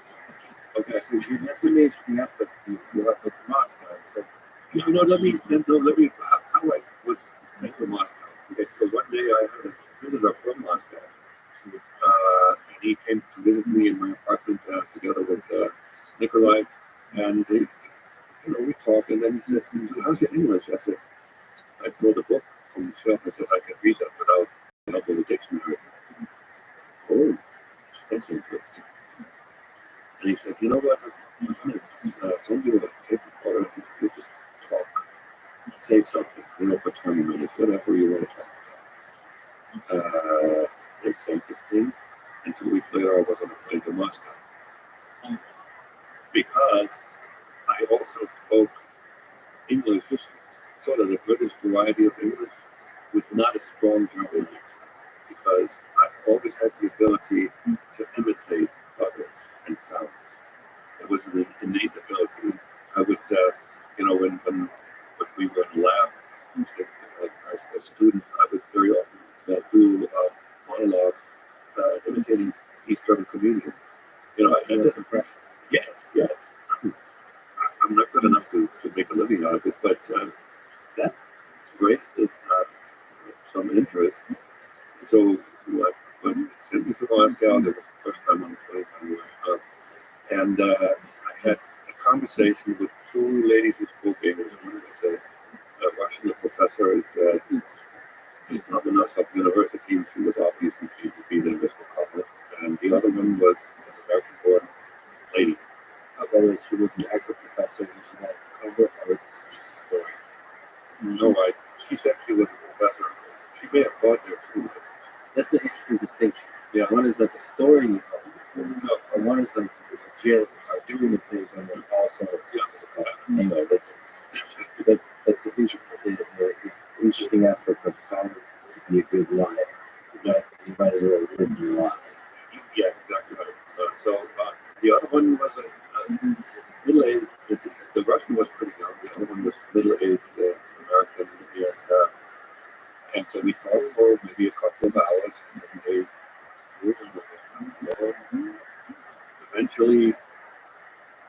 my liaison, he came back in and he said, it was close, but the American thinks you can actually become, you get close enough to becoming a native speaker of American English. And he said the Russian was very doubtful. So I think it was a time, literally, wishful thinking prevailed. So within a couple of weeks, I was moving to Moscow. And what was the task in Moscow? How long were you in Moscow? 2 years. And what was the task? Was it training or was it espionage? No, so it was, the American-born became my tutor. I met with her twice a week. I also listened to a lot of BBC, shortwave, BBC Worldwide. I read more English books. So a lot of that was about the language and culture. And I did phonetics exercises every night. I had a tape that was about a half hour long, and they would say the words, and I would repeat the words. They would repeat the words. And it was mostly about the vowels, by the way, most of the accent, particularly people, let's say, coming from Germany to English, but also Russian. It's the vowels. So we're talking about so you would have to say The word. apple, Yeah. Yes. and Yeah. American English or British. No, American English. And I'll give you one example that almost nobody gets right. The difference between hot and hot. Yeah. You know, and German speakers, it's very You know what's one, for everyone is different. For example, something that my brother struggles with, I struggle with too, in this country, is there's differences, there's embarrassing differences, like beach and bitch. Right? And you get so, as a young kid, also you get so nervous, and I don't want to say the wrong thing. I can also say that this is a jokey thing. Like, there's a famous philosopher, Immanuel Kant. You can guess whichever word. It's very similar to that. So there's a nervousness about what is that? It's interesting. In German, probably different tension of like what is hard to learn, the difference between the pronunciation of the vowels, the control of the vowels. Yeah, it's interesting. So you have to really master this daily exercise. and you know, and this was my discipline. I did this every night, routine, forward, out. So English was the focus. And I also had interaction with some agents who had operated in the United States as diplomats on a diplomatic cover. They would come and talk to me a little bit and tell me and sort of prepare me with and then I did a whole lot of operational training, particularly surveillance detection. That was big. They also taught me how to drive a car. I know. What's still here? What's surveillance protection? Okay, so this is when you find out whether you're being followed. Got it. So it's the anti-surveillance. Yeah. The abbreviation that's used in intelligence services SDR, surveillance detection. When they say that, you know what that is. And that was it. And a few other things, you know, one-offs, for instance, I was once taught to read silhouettes of ships. When you see a ship from a distance, what kind of a ship it might be. They thought this would come in handy. Actually, that was in 1982. Andropov started a campaign with I forget the name, Operation something, where everybody who was in the West was supposed to look for signs that the West was getting ready for the war. And everybody had an object to pay attention to. And I had a harbor, a military harbor in New Jersey, near Red Bank, which was called Pearl Weapons Station. And the code name for that was Early, so they asked me to just wander by there, see if there was something unusual going on. because the Soviet Union were at that point it wasn't all right and were really afraid Reagan was going to start a war. They were absolutely wanted to start a war. Is there something memorable to you on a personal level, philosophical level about your time in Moscow? Is there something that kind of stays with you outside of the training stuff? Maybe like the details of the training. You love the answer. You will love the answer. This, I was given tickets to two performances by Americans. There was a theater troupe that played Our Town, and then there was this. I forget the name of the guy, but you may not be old enough. Have you ever watched Hee-Haw? It was a country music show. It was kitschy, but the star of Hee-Haw was giving a concert in Moscow, and I guarantee you at least half the audience were KGB. And the other, the opposite of a highlight was my visit to the mausoleum where Lenin is still today. There was there was nothing, you know. He was my hero, but he looked like a wax figure, and you walk by there. There was nothing inspirational. It was not a religious experience. Nothing. It was a big old nothing. Did your faith and belief in communism start to crumble at some point here? No. That was still No. What I noticed that standard of living in Moscow was significantly lower than East Germany. In the supermarkets, you could expect with reliability that you can find canned fish and mineral water. Everything else was whatever. And if you saw a line in a store, you just line up. You don't even ask what they have, because if you don't like it, somebody else will. It was not poverty, but it was close to poverty. There were a lot of broken countries. And this is the 80s. no, this is the late 70s, mid to late 70s. And also they had these high-rise apartment buildings that looked pretty good. Fun, the backyard. Describe it by childhood. Okay. But it's interesting, even with the professor, even with everything else, interesting because I think the standard of living is lower, right? Even in Moscow. It absolutely was. The one thing that they always had, at least in my days, those 2 years, it was always fresh bread in the boards. That's probably chocolate. Well, you're hungry a lot, but you And the bread was good. I mean, I actually wonder how good it was, but I remember it being incredible. To me, it was really good. And you know, you had it from white to very dark and all the varieties. The other thing that was good was you knew where to get it. It was forward. Not only is it good vodka, but it's cheap vodka. Yeah, but you have to know where to get it. This would be like holes in the wall sometimes. Well, I think a lot of the way they operate, I don't know if East Germany is this way, but a lot of the ways that Moscow operates, kind of, you have to know. Yes. Like, there's a very common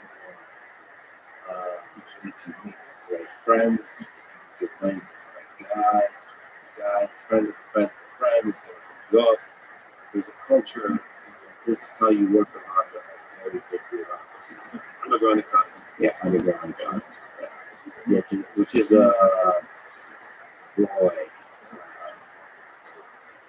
such a stark contrast between that and the United States, the capitalist system. Yeah, that was a very big culture shock to me to understand the different, fundamentally different way of life. But the interesting thing is, human nature is a very close system. There's something about the Russian system that was feels human nature more intensely because of the underground nature of it. Because you get to deal with greed and trust and all these kinds of things. In the United States, there's much more power to the rule of laws. There's rules, and people follow those rules. But you have to break the rules nonstop. Well, in these countries, theft, if you could get away with it, was part of your economic activity. I have a friend, who I went to school with up until my fourth year, and we reconnected. And he told me how he survived. He would just steal stuff and then sell it, and he would trade it. Yeah, it's a relative. Taking stuff. Bribery, all those kinds of things. Corruption, it's a relative term. I mean, it is. You have to work with all the giant bureaucracy about the giant corruption. Corruption builds on top of corruption. It just becomes this giant system that's unstable. One last word, yes. The 2 years in Moscow taught me how to breathe alone. I had no social interaction. Not with friends, not with women, not No. The only interaction I had was with the folks that trained me. So I was alone. It was a lonely 2 years. for a person who loves love. Yes, but that prepared me for my first and second year in the United States, because I could not interact socially without giving away that something was wrong with me. I had to learn how to be an American. They didn't teach me much. So the first 2 years in America, you have to kind of listen. Oh, you bet. The very first year, I couldn't even work because I had to acquire the documents and the Social Security card and the driver's license to get a job. And then when I had the job, I worked as a bike messenger. That gave me a good opportunity to listen, because these people, they weren't very curious about me. What was your name? It was Germany. What was your name? It was Moscow. What was your name? Okay, so the name I was given at birth is nobody So says. sexy when you speak. I hated that name. I didn't like it. It was very rarely used. My mother made me enter get it German. I think it's beautiful. My proper name in Moscow was known as Vita, and in the United States I became Jack Parsky. In between, I used a whole bunch of other names that were associated with false passports, but I used one of the names that I remember is William Dyson, because that is the name that was on the Canadian passport I used it in the United States. So how did you actually pass this? Can you take the charge of the What was the assignment? What was that lead? What was, like what? Just one thing in between. I had a 3-month practice trip to Canada. That was a good idea. And I got to tell you this one thing that happened. Okay, because the one thing that I like to tell people nowadays is one of the secrets to happiness is the ability to make fun of the worst situation. You see the humor. Okay, so here comes something quite humorous in hindsight. One of the tasks that I had in Canada was to acquire a birth certificate. With the name was Henry Van Randel, who was born someplace in California, and I was supposed to write a letter saying, "I'm Henry Van Randel, please send me a copy of my birth certificate. The fee is enclosed." And I lived in a small hotel, so the return address, it wasn't visible that it was a hotel, so it was important. So, and it took like 3 weeks when I get nothing, 4 weeks I get nothing. Eventually, I got annoyed, and I mustered the courage to call them up. So I called up the office, registrar, whatever they were called, in this town in California, and I yelled at them. I said, "You got my money? Where's my birth certificate?" Well, couple of weeks later, it came. So I see the envelope. It says, Henry Van Linden. Yes. I had prepared the caretakers of the hotel that I'm expecting a letter from my friend. So I went up to my room. I opened it and I was like, yes, this is a success. And I opened this thing and it was a copy of the birth certificate, but it was stamped with big letters across in red, deceased. Now think about it. So here's the dead people who's asking for, dead person who's asking for a birth certificate. I had the presence of mind to leave. Okay, I went to a couple of other cities. I should have left the country. But I know that the Royal Mounted Police was following me. I was given that information by the FBI later on.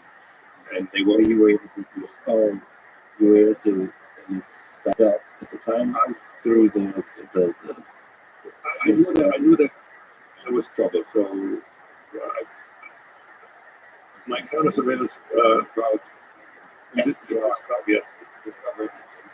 So I kept on going. I was supposed to visit two cities, and they were always one step behind. What is interesting to me is that they didn't catch me on the way out. You have to show your passport to the airline. I was known by name. I would because I had to give that to the hotel, right? And I escaped with my hair. They would have to keep you on a list, right? Yeah, that's interesting. But that requires like a good computerized. Yeah, this was Swiss Air. You got lucky. Yep.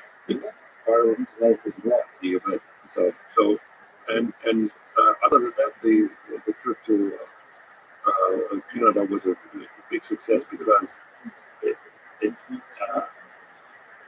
gave me the culture shock that I needed to not blown out of the water when I get to the United States. You hopped a few places, Canada, Yeah.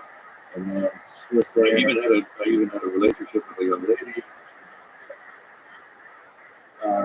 Canadian, French Canadian, regular French Canadian, and she gave me a book, Winnie the Pooh, because we went to see the movie, and then she wrote the dedications to the nicest German I've ever met. Oh, you don't know. Speaking of spycraft, and that led to heartbreak. No. That was I was not at that point Ready for love, no. ready to return to childhood. I was already married. Okay, that woman I love. You should return to this. Yeah. So Swiss Air, where did you land? But when I came, where did I land? I American Airlines flight from Mexico City to Toronto, but they made me deplane in Chicago. I have no idea. I think this was over engineering. It didn't make any sense to me. You know, why can't the Canadian just take a flight from Mexico City? Yeah, we did stop over. It's kind of nonsense. Yeah, okay. But nevertheless, that was it. So you Yep. Right. So tell me the story in there. What was the day-to-day life? Now, this is now you're a spy. No, I got to tell you another funny story. So it's another, just two things that happened that could have ended my career as a spy right then and there. So I'm arriving in Chicago in the evening. It's already dawn. I had no idea what kind of hotel to take. You know, I picked one out of the other pages and got a taxi. And when I gave him the address, he looked at me a little funny. What do I know? Keep on going. I need to get sleep because I was extremely tense. You know, having gone through customs and border control. So, and we were going in the southern direction, and I noticed that the neighborhoods became less and less inviting. Didn't know what they would either. I I entered the hotel. It was a 5-story brownstone, and something else looked funny. So the reception desk was protected by plexiglass. Not having enough background, I didn't know that this was unusual. Because all I knew was that there was a lot of crime in the United States, so I thought maybe. So I go up into my room and drink half a bottle of Johnny Walker Red because One does. I was so damn tense. I just wanted to sleep. I wanted to get into a coma, which I did. And the next day I woke up with a head that was twice as big as, felt twice as big. You know, but I was prepared. I had aspirin with me, so I killed the headache and went outside to see if I could get something to eat. And so I was right smack in the middle of the south side of Chicago. I didn't know that the south side of Chicago existed. I found later. I found out where I was. So it was time to go very quickly. I go up there, and at that point, I decided I would register at the next hotel under Jack Barsky. So I went to the bathroom and I tried to kill off Mr. Dyson by burning his passport. Unfortunately, I was not trained in how to trade passport, how to destroy passports. So I tried to burn it, and these things are flame retardant. And it created a cloud of smoke. And I'm looking up there, and there's a smoke detector. Yeah. Oh no. Okay, so presence of mind, I threw this thing in the fire, and then took out a pair of scissors and cut it into small pieces and flushed it down. If that smoke alarm goes off, I'm busted. Right? If some criminal steals, I had $6,000 in me cash, steals either my passport or my money or both, I don't know what to do. Yeah, you can't go to authorities. There weren't any Russians and Soviets in Chicago. Do you have any contacts? No, Sending it there was no plan B for Chicago at all. That's an oversight. I shouldn't have gone to Chicago. They could have shipped me into San Francisco or Washington D.C. because both of them were Soviets. My end goal was to go to New York. I would have been a really, really dangerous agent if I had gone back and worked for the KGB, because I could have told them all the things how to do it right. So, in that sense, there is some, given the scale of the KGB, there is some incompetence. Some, Along. with regard to preparing me to be an American, it was almost totally incompetent. And that, do you think that's representative of the way they operate? Is there's an incompetence to the logistics, the Yes. strategies involved? None of these guys had operated as leaders. They were outsiders to American society. They had interaction with Americans, and but they all lived in New York. They lived in their compound in northern Manhattan, but they all lived together with their families, and they most of the time they spent interacting with themselves, with their own people at work. So they really didn't integrate well. They did not know what it's like to be an American, have a job, to live like an American. They didn't know it. It's interesting that KGB didn't put a high value to that kind of integration. They didn't know what they didn't know. And by the way, this was mutual. The CIA had good knowledge of the Russian culture. Same thing. And so there was a lot of lack of understanding, because good intelligence could have possibly avoided some of the high tension situations that we had when in the 80s we got close to nuclear war. So good intelligence would be integrating yourself into society. Yes. And understanding that Ronald Reagan was not a warmonger, but he was talking about the end times because he was a Christian. But then that kind of integration could be dangerous, because you start to question the propaganda and narratives that on which the KGB is built. Oh, yeah. CIA is built. And then they have to always have the option of ignoring the intelligence that they're getting, right? Well, let me ask you this question to jump around. There's a lot of conspiracy theories in this current climate, throughout history, but now especially. And some of the conspiracy theories put a lot of power in the hands of the intelligence agencies, like CIA, FSB, Mossad, MI6. But basically, the conspiracy theories go that they control the powerful people in this world, and are able to thereby manipulate those powerful people and manipulate the populace in order to deliver different kinds of messages and so on. Given your experience with this kind of tension between confidence and malevolence, would you say there's some truth to these conspiracy theories? Not one way. I think there's collusion and collaboration, but I would think that, for instance, some folks in the CIA and the FBI are being used by the ones that are really powers money, powers weapons.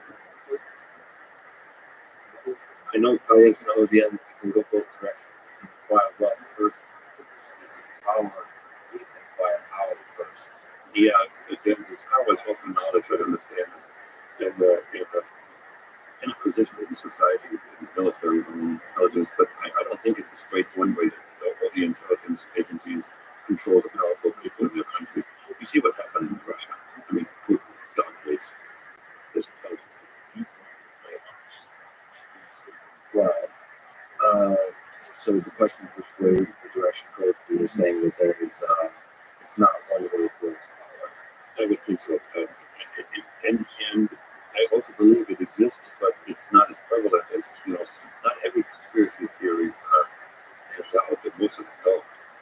They're just damn rumors, but it doesn't mean they don't exist. I guarantee you that they exist. There's collusion and people getting together and not necessarily preparing a specific action, but more sort of a plan to go forward, maintain the position, or even, strengthen the position that they're already in. So KGB, we can generalize this, FSB, CIA. Do you think a KGB agent would kill someone against international law if they were to do so? So we talked about it. They did. They did. And there's a famous case of one Vasily Kuklov who defected. He was a killer. He was a trained killer, and he had done assassinations in other countries. He was sent to West Germany to kill a defector, a KGB defector, and he decided not to do it. He talked to the guy and said, "I'm supposed to kill you, I'm not." And he eventually wound up in the United States. I have a connection to this fellow because the KGB once asked me to go to California and see if the guy still lives and works there. And I found him, and we looked at each other. So it was an active KGB agent looking at a man that he didn't know was the KGB inspector, looking at each other. Neither one knew who the other one was.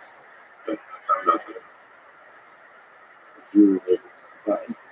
yes. And that there have been assassinations, not a lot.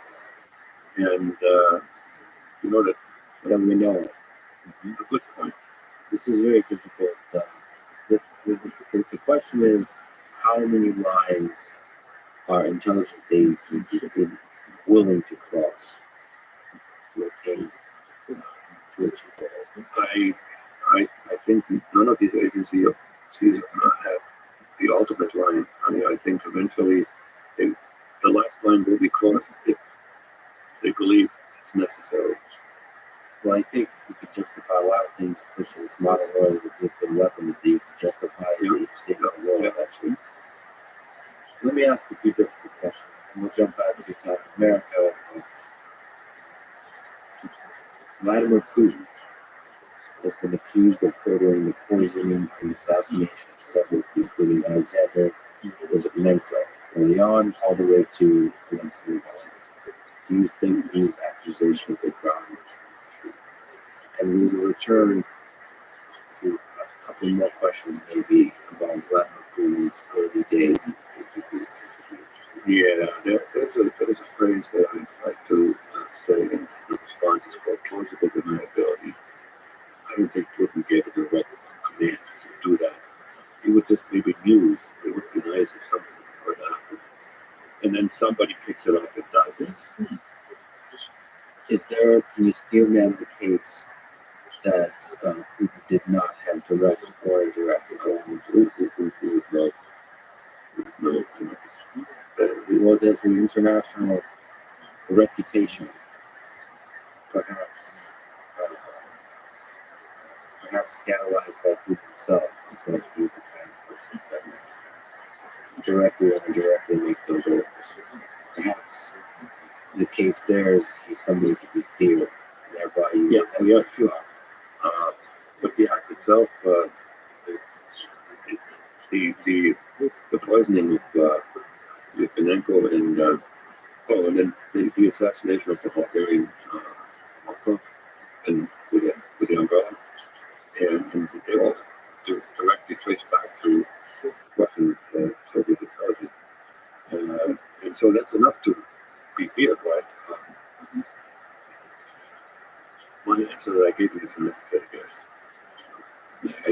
I can't pretend to know this for sure. it's frustrating to me because there's a lot of people listening to this that say, would even sort of would chuckle at the naive nature of Russia. But if you actually keep an open mind, you have to understand what is the way that intelligence agencies function. Is it possible for the head of an intelligence agency not to make direct orders where there's a distributed, The head of the intelligence agency would be most likely guilty, even though it's not compartmentalized? yeah, but not the head of state. Although in the case of the United States as well, but certainly is the case in Russia, there are close relationships between the head of the FSB and the GRU, personal relationships, not just the. And if the head of the FSB was not jail, There's interesting details, especially coming out recently on the war in Ukraine.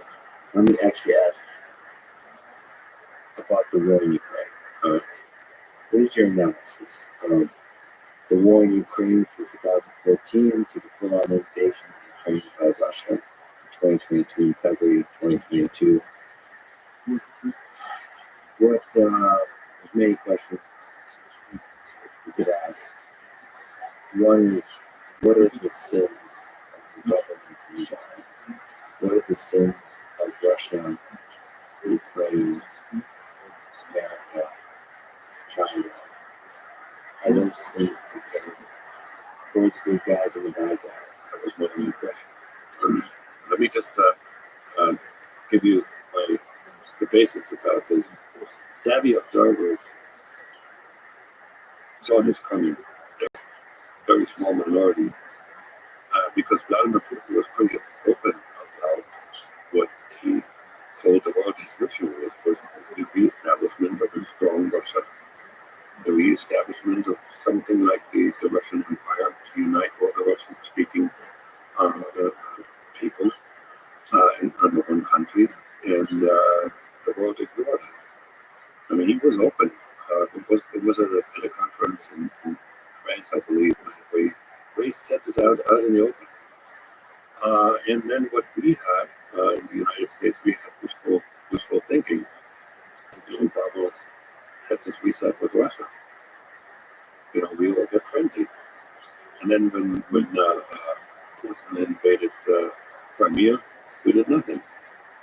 So, and it just escalated slowly but surely. It was pretty clear. I mean, they said it was, I think, 2 years ago. There was an essay published by Putin. Whether he wrote it or not doesn't matter, but that was also out in public, where he was, again, quite clear what he was going to do. Now, how do you do this? With force. And the sense committed by the American government was that we ignored it, we were engaged in wishful thinking, and we didn't stop it with sanctions before the shooting started. To push back, I don't think you're fully describing. You are describing the sins of Russia. I don't think you're fully describing the sins of the American government. Because not only did you're describing miscalculation. So not only did they not question correctly with sanctions, but clearly respond to the actual statements and the essays and the words spoken. I know where you're going, but keep on. Yes, but they also, at the same time, pressured. They also, as the student himself said, so that there's a rat, they push the rat towards the corner by expanding NATO. Mhm. And, And arming Ukraine. the military-industrial complex is a machine that led us. And I think a lot of younger people. And when I came to this country, this is the country I love. I lived through 9/11. And I lived through a full roller coaster of emotion. At that time, before that, after Proud America, I went through the whole roller coaster of being sold, I would say, a lie about the reason to invade Iraq and even Afghanistan. And I got to live through understanding of this military-industrial complex that leads to expansion of empires, of the delusion that we have of the populace and the government that convinces us that we're the good guys. Somehow, with military force, we can instill our values, instill happiness, the pursuit of happiness, all men created equal. These ideas into other lands. We could do so with drones. We could do so with weapons. We could do so without significant cost for our own, from our own pockets.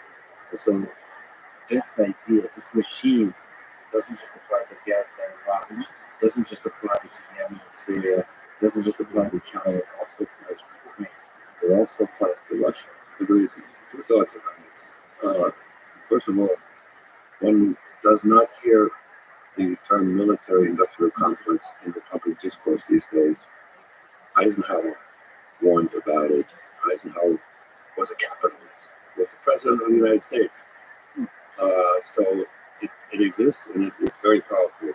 The more weapons you can sell, the more you have to replace them, send over to replace it. So yes.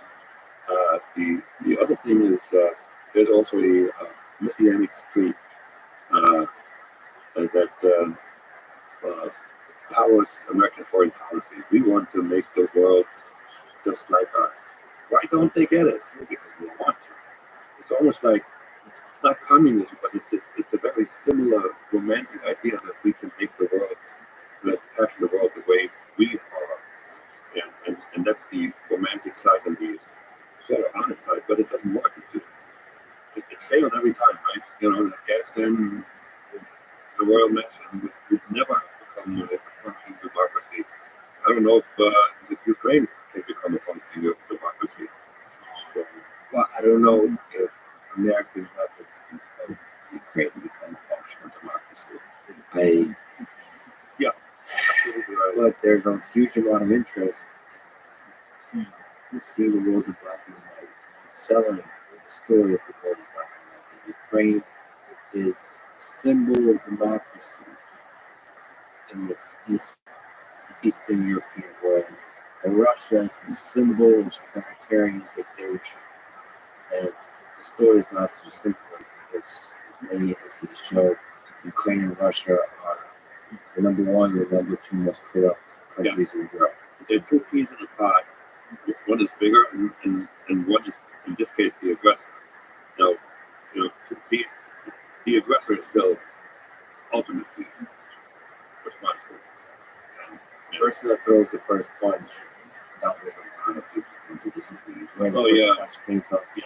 But there's magnitude. Yes. And the struggle by Ukraine for its sovereignty stretches back to the beginning of the 20th century. It stretches back even further than that. But there's been the Ukrainian people, proud people, and they've been, in many cases, tortured by those that say the Kremlin throughout the 20th century. The family. And it's always never the middle class and upper class and stuff. It's always the middle classes, the peasants in that time. This history stretches back far. And this is yet another manifestation of that. And there's a lot of interest at play. China watches closely. Russia, America watches closely. And there's an extra caveat here in terms of the Exactly. And this is situation as dangerous as I have lived through in my entire life, I believe. And because it's not necessarily at the highest point of escalation, but it will be, in my view, a protracted crisis. And the longer that crisis lasts, the more of a chance there is of an accident. one rocket. Yeah. There seems to be a strong incentive to prolong, to use siege tactics to prolong this conflict over perhaps many years, which is terrifying to think about. And over that, one single rocket can lead to, given that there's leaders that might be losing their mind. And Ukraine is not part of any of that. The thing I'm really afraid of is that somebody might think it's a good idea for Russia, people might think it's a good idea for Russia to send a message by launching you against because they're not part of NATO. So surely the West is not going to respond. What is the West going to do if Russia nukes Ukraine? I don't know if anyone knows the answer to that question. What is it? And I don't know the exact protocol that needs to be followed to launch a nuclear strike from NATO's end, because we have several countries in NATO that have nuclear weapons. So, let's say for France to fire a nuke, does the United States have to agree? I don't know how that works. I don't know if anyone knows how that works. Yeah. I worry. We have different, very kind of anecdotal perspectives on these things, which people have interacted with in the DoD Department of Defense, in the military. There is a compartmentalization. There is a bureaucracy, and within that giant bureaucracy, there's some competence. We like to think that there is like really well organized for really important things. There's going to be the best of the best in the world that's going to execute the correct decisions, both geopolitically, militarily, all that kind of stuff. And I've seen enough to know that competence at any level of government, at any level in the military, is not guaranteed. Let's go back to the law of hierarchy. The government is the biggest hierarchy there is. And so, invariably, politicians find their way to the top. And once you have politics dictating substantive decisions, they're going to be weak or wrong.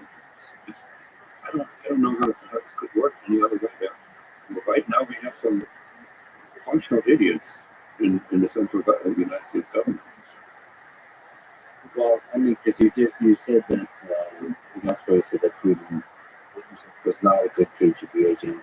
That's right. A mediocre one, but is an excellent politician. Yep. And a good organizer. He was known as a really, really good organizer. When Yeltsin hired him as prime minister, he cleaned up the mess because Yeltsin was under Yeltsin, Russia deteriorated tremendously. And it became sort of a mix of an oligarchy and a criminal enterprise and chaotic. So he had skills that made him a good executive. Absolutely. Now let's go back to him as a KGB agent. He was a KGB agent. According to him, was a KGB agent, no, he was a KGB agent, but 16 years, let's say, something like this. What do you think about, from your experience, now you're maybe the same age as him, approximately the same age as him. He's a little younger. What do you think about the KGB experience he had made him the man he is? What aspect of that, from your own experience, much that does that define you, who you are, how you think about the world, how you analyze the geopolitics of the world, how you analyze human nature. Now, I got to tell you one thing. He had a different type of training than I did. Mine was one-on-one, and he went to school, so to speak. So right. But fundamentally, he was not a top agent. It's very simple. There's only one thing you need to know. He knows German pretty well. So where was he deployed? In East Germany. Not in West Germany, not in Switzerland, not in Austria. That's where they send the best, right? I would think. Generally. We're learning. Right. So this is your classification of where they send the best. People classify things stuff like what is the best university in the world, what is the best football team in the world. You start to get a sense. The good guys get sent, the best athletes get sent to we have this business football teams.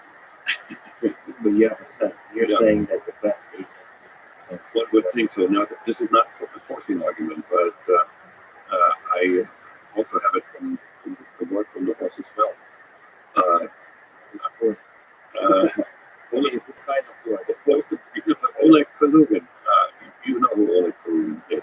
He's still alive. He was at one point the head of counterintelligence for the first directorate espionage.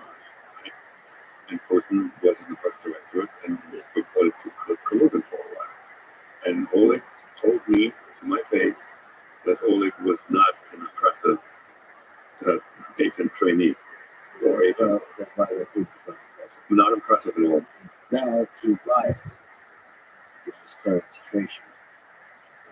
Well, yeah, he could still make it up because he had this big ruckus when he was in parliament and called Putin a war criminal about the war in Serbia. Not only could he make it up, I wouldn't trust his analysis. I mean, I have to, when people, I've been working very hard even before this to try to understand objective analysis of all the parties involved. You have to really keep an open mind here to see clearly, to understand if you are to try to help in some way make a better world. In this case, stop this war, or have all the countries involved flourish. We have the best of the people. Remove the corruption and the greed and the destructive aspects of the government that the people flourish. All of that, you have to put all the biases aside, all the political bickering, all the all the biased analysis. There's a lot of propaganda that says that Putin was a good agent. Mm-hmm. How else would he rise to the ranks? Because he is a good politician and he made a lot of good connections and would indicate to be. Allow me to say something. You just taught me a lesson, and the lesson I should have figured out myself because I keep on telling people that in the intelligence world you never know the truth 100%.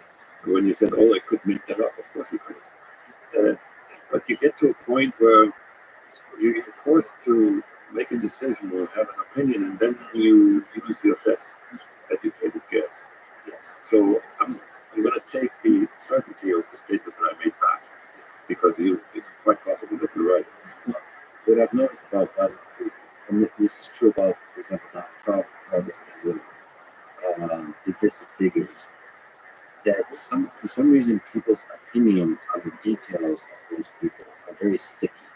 Once you decide the bad guy, there's a black hole, and people are not able to think like one act at a time. You don't have to that doesn't somehow justify this somehow doesn't remove all the evil things they've done. You can analyze clearly each of the actions. And to me, it is interesting to see how did this man rise to the ranks. Now you're saying that to be a KGB agent, there's a lot of skills involved. And perhaps raw technical skill spy is perhaps not related to the skill of rising good ranks. And you're saying as a politician he was good at West. Lying and influencing that is something that is significant, is a significant talent and ability that an agent must have that helps you as a politician. Continuing to kind of thread the role of KGB defining the heart, soul, and mind of Vladimir Putin. Let me return to Yuri Bezmenov, who was a Soviet KGB agent that wrote a four-step framework for ideological subversion on a national scale, as practiced by the Soviet Union itself. The four steps are demoralization, destabilization, crisis, and dehumanization. There are a lot of other kind of systematic ways of describing this kind of stuff. So, can you speak to some of these ideas about the systematic, large-scale ideological subversion goes with the KGB? Is there truth to that kind of those ideas? Yes, but I think I already sort of mentioned it. I think there's no fraud, and I have again.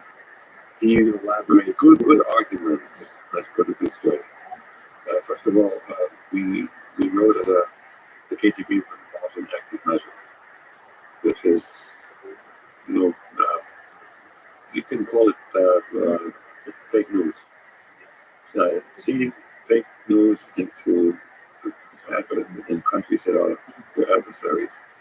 And the Russians have been doing this lately by meddling in our election and focusing on the left and the right fringe and influencing them to become more left and more right.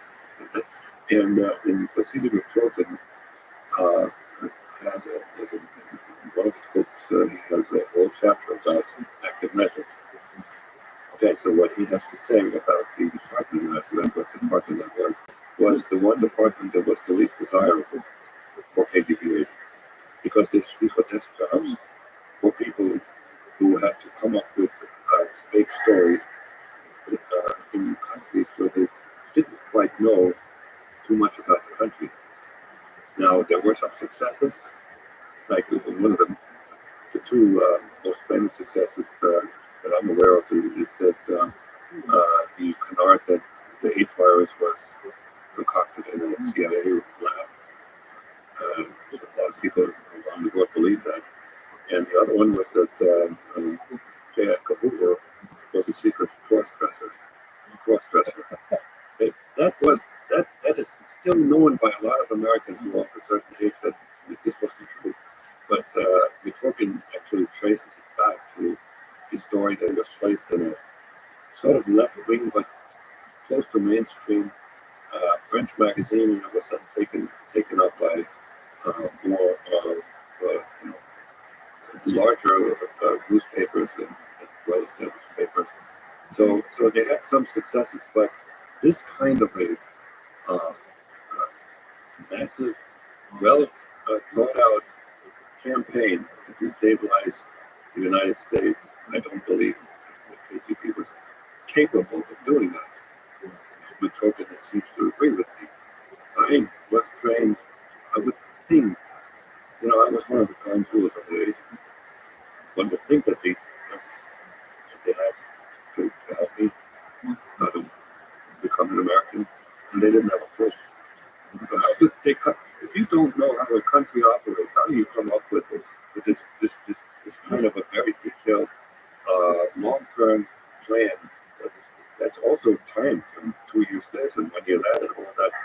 We should actually just clarify. See, he has this whole idea. There's 15, 20 years of needed for demoralization, where you're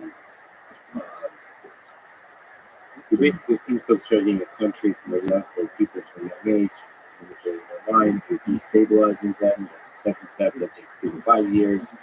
You target the country's foreign relations, affect the economy. You create a crisis artificially, and then you normalize it as if this way. So it's basically saying that the KGB is capable of, at scale, over many years, manipulate an entire There's a lot of people that believe conspiracy theories that are amenable to this kind of idea. My own experience is that there is, in fact, just a giant mountain complex. This is something that's actually very difficult to pull on. It's incredibly, um, incredibly difficult to achieve this kind of population. I think it would require, first of all, not much bureaucracy, not much slowing down. You have to have incredibly modern law digital systems able to do surveillance, manipulation. There has to be a strategy that is carried out in secrecy across a huge number of people effectively. That also requires to hire the best people in the world. And I think it's difficult to execute on this kind of thing with the, if you could compartmentalize, because there has to be great collaboration. There has to be a great a unified patient coordination and coordination across multiple groups. There has to be that it's very difficult to do. Now, nevertheless, especially with technology, it's lower and lower. To achieve mass surveillance becomes easier. Mass manipulation through platforms, because we're now digitally connected. You can now do that kind of manipulation, so it becomes more realistic that you could do this kind of thing. But you're saying that no, intelligence, first of all, intelligence is hard. And to do it at scale, to do it well, to do it in a way that is also not just collect information about the population, but manipulate the population. Right now, let me give you another argument where I think that doesn't move fraud. I mean, I already have the token on my site and my personal observation of the incompetence that I witnessed. I mean, they really didn't know what they didn't know. So now Desmond was BGB. Where was he stationed? In India. He was a low-level agent in India. And I told you it was the one thing that the KGB was really good with. That was compartmentalization. How did Desmond in India find out about this massive plan? It's super secret, right? He made it up. And you know why he got away with it? Because Americans did that. Because it's not our fault.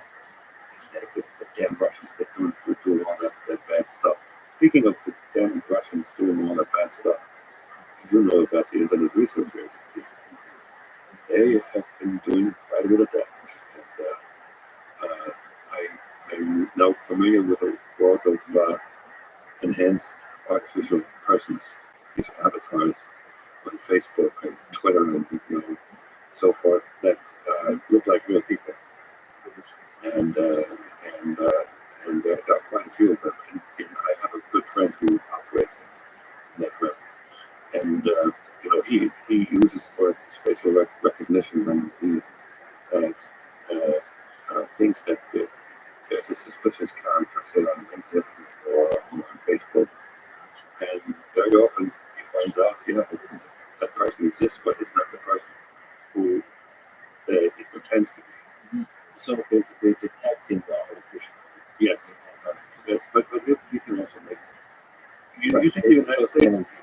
The United States doesn't do it. We do it too. But, well, this is push back against the pushback. That that's not might be a fraud, but is it possible, especially in a lot of ways, that there is this large scale? Wouldn't you, as a government, also that's investing billions of dollars into military equipment, and in a world that's more and more clearly going to be defined by cyber war, which is hot war, but wouldn't you start to have serious meetings, large amounts of hires that are working on how do we manipulate the information flow, how do we manipulate the minds of the populace, how do we sell narrative. So even though he might be making up a story because people bring it up, could speak to some deep truth that's actually different than the truth you came up with as a PhD agent. I agree with you 100%. It's much easier. All you need is an army of nerds who also know offense. No offense. nerds. That's a term of endearment. I love nerds. I used to be myself. So. But Once anyway, in a always a no. so what I'm going to say here is, All you need is an army of nerds. and but also experts in the culture of the target country. Okay, and nowadays the world is different. There's a whole lot more fluidity. There's a whole lot more people that, like, say, Russians going to study in the United States, Chinese, an army of Chinese study in the United States. They have a lot more knowledge of how we function than the KGB did, and vice versa. Not as many Americans in Russia, but we have some. But the Chinese and the Russians have an advantage. Ask you a question based on your experience. So I've been talking to a lot of kinds of people, and some of which have very close connections to this particular conflict, Ukraine and Russia, and other places as well. I don't believe I'm going to contact interactive with CIA, FSB, MI6, Mossad. I don't think let me say explicitly, I haven't had an official conversation, which is what I assume I would have because I have nothing to hide. Right? So I think there's no reason for people to be secret. Why is that? Would I know? Am I interesting at all? How are people determine if they're a person of interest or not? And I guess the question is, some of it I ask in a bit of a humorous way, and also perhaps there's truth in it. Would I know if I have ever interacted with an intelligence agency spy? Well, you don't know that you have been contacted, but certainly not. I think you never had a conversation that's related to intelligence in any way, shape, or form, Right? Like where another person introduced. right? Introduce themselves, or becomes sort of wants to be your friend, and then talks about these types of topics. Right? But I, there's people because of who I'm interacting with. Even with Elon Musk, and if you think about Elon Musk, there's a lot of people that are part of the conversations that happen. How do I know they're all trusted representatives? No, again, I have nothing. So this is for intelligence agencies. I have nothing to hide. I'm not saying we're surprised. It's publicly well intentioned. We all know control. No weird sexual stuff we can manipulate. What else? No drug use. No drug use. No skeletons in the closet. None of that kind of stuff. But I don't know. I mean, just even having these conversations, I tend to trust people as a default. Yeah, me too. And you start when you think, well, especially with some people I've been talking with, some of the traveling I'm doing, I'm realizing there's hard men in this world. There's military. There's serious suffering. There's war. There's serious people that are doing serious harm. So you have to be careful and who you trust. If a person approaches you with a smile and asks you a question, my natural inclination is that person is a good person. I'll answer the question. But it becomes difficult when you realize that there's things like intelligence agencies with thousands of employees. There's people that are doing major military action involved tens of thousands, hundreds of thousands of soldiers. This is serious stuff. So how do you know how to operate? The folks that you're interacting with have a responsibility not to tell you what they shouldn't tell you, right? So, and most of them probably won't. And thing, occasionally they will say, "But I can't go there." Right? So what you are aware of is sort of, and what you're doing is you're collecting it, and um, you editing it to some extent. You're not changing the verbiage. You just repeat what they say. So from that angle, you're not privy to any of your secrets. What you have possibly that could be of use is you learn to get to know the person. So I'm thinking that's the possibility if you get the interviews in the East, that somebody may actually approach you and ask you what's your opinion. I just hope they approach me, introduce themselves properly. I just think Yeah. that's a kind of. I mean, would you know, like, how many Russian spies are there in the United States? How many American spies are there in Russia? Do you have a sense? Is it No idea. just like with the GRU? No idea. Is it possible there's like tens of thousands? Thousands? Not thousands like I used to operate. We were too hard to train, and we weren't that successful to begin. But particularly Russians and Chinese, both governments know who is going abroad. Yeah, I guarantee you, there's a lot of amateur spies. They're being asked, help us out, do something for them, a lot of money. And we Crowdsourced spy. yeah, sort of. Not serious. And yeah, for instance, this lady, first name Lutina, she was a rank amateur. She used social media to communicate with Moscow. She had no friends, but she was reasonably successful. I mean, she and the difference between, let's say, the current Russian intelligence and KGB, Vladimir Putin and his henchmen are all okay with people being caught. Because and every time I go and talk and do a talk someplace, I'm always asked the question, how many Russian spies do you think we have here? Because it scares the people, right? It wouldn't like to scare people. The KGB was very solicitous of the agents. They didn't want anyone of them caught, right? So that's a big difference. And So getting caught, so for that is being caught since a strong shooter. there could be more, and there probably are, but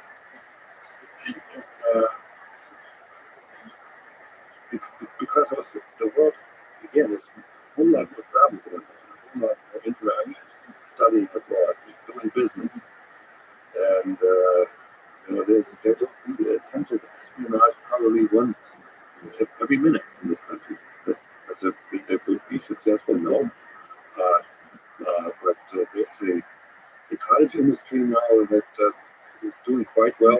That teaches companies how to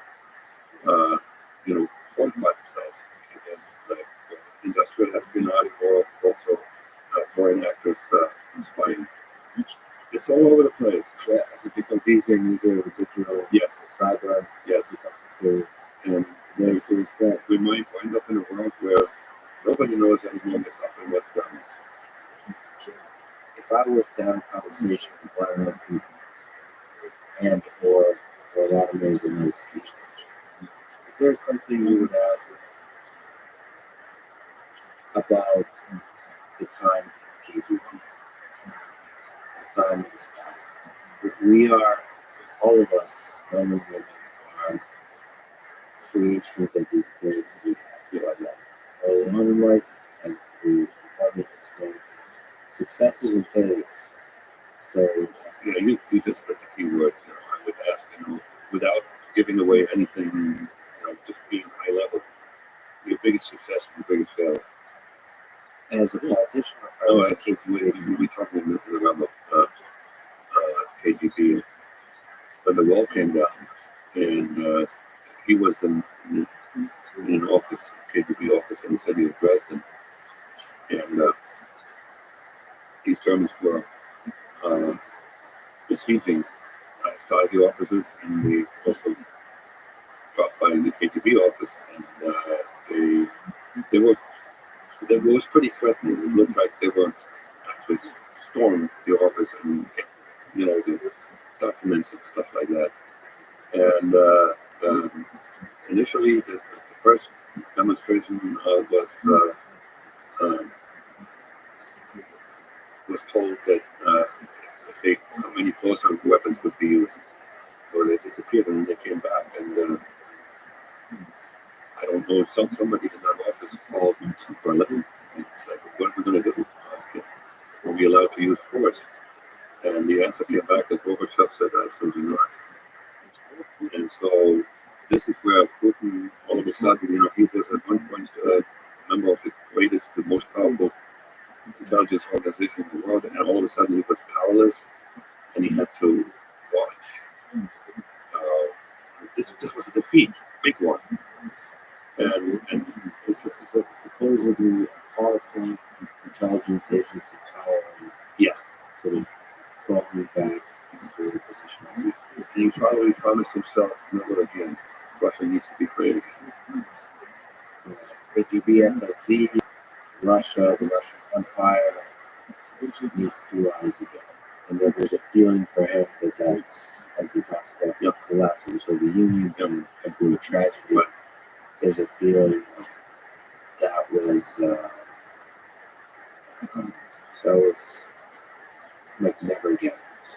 Yeah, and I believe that he has a strong conviction that I don't know if he's religious. He carries the cross now, but somehow, but that it's the destiny of the Russian nation to be great, and that is sort of that's whether it's determined by God or some higher power. That is very important to me. Of course, that nationalist idea is one that Americans share as well. It could help a nation flourish by itself. It's not necessarily about how it manifests itself as a nation. But one other thing is that if I were to get a chat with the Ukrainian president, I would ask him how many lives. What is the equation between giving up some land and how many lives are worth this land? And it's a good way to phrase the question. That question, which doesn't come. But because there's another part of that equation, which is it's not just land versus lives. It's sovereignty, the knowledge that you create and yourself eternal. And like it's not about like fighting for a particular land. It's saying we myself around we have problems, it's a messy world. But it's our world. Each Ukraine is a part about a man eating his own heart, and he was asked, "How does it taste?" And he said, "It's bitter. I like it because it is bitter, and because it is my heart." And like, there's a sense of like, I want this. It's not just about land. This is our nation. The same love of nation that Putin has for Russia, the greater Russian division with this great empire. I believe Ukraine does as well. Right? Not every nation, there's levels of this game. And Ukrainian people are some of the proudest throughout the history of the 20th century, throughout the history of Polish people, proud people. You can just see World War II. The people who said, "You're not having this. We will die to the last man." There's different cultures that kind of really hold their ground. I mean, Ukrainian people are that. I have to admit, in that respect, I'm a bit of a coward. I could not do the killings he's been doing. I would sort of try to find a way to carve out something that I can live with. However, force that evil force goes into my family. There's I lines. have to forget. That's right. You when you become what breaks that somebody questions. Oh, yeah. You mentioned something about you not being to Moscow back, and that you it might not be safe for you to travel there. Yes. Can you speak to the nature of that? You know, as somebody that successfully got out of the KGB, how are you still alive? A number of reasons. First of all, when my story became public, that was 6 years ago, I was pretty old, right? And so the folks that may have a personal interest or may have had a personal interest in doing me harm, most of them don't live anymore. You know, that's number one. Number two, I did not, I wasn't a higher king, the German. I did not betray the motherland.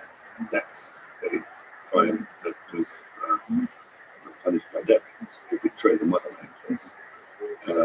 And and the other thing is,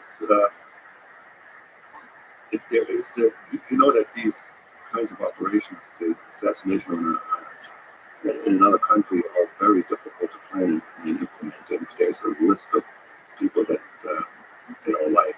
I may not be at the very top. Said that, you know, if I wind up, say, in Moscow or even countries like Turkey where there's a lot of lawlessness, you know, accidents can easily be arranged, and that's just sending another message. You know, like, you know, we can do a lot of things. Yes. Do you think it's safe for you I think you know very well how to communicate in both countries. You know, you've shown this in this interaction that you have a lot of empathy for the people you're talking with. And empathy means good understanding where they're coming from, and that there are lines that you can't cross.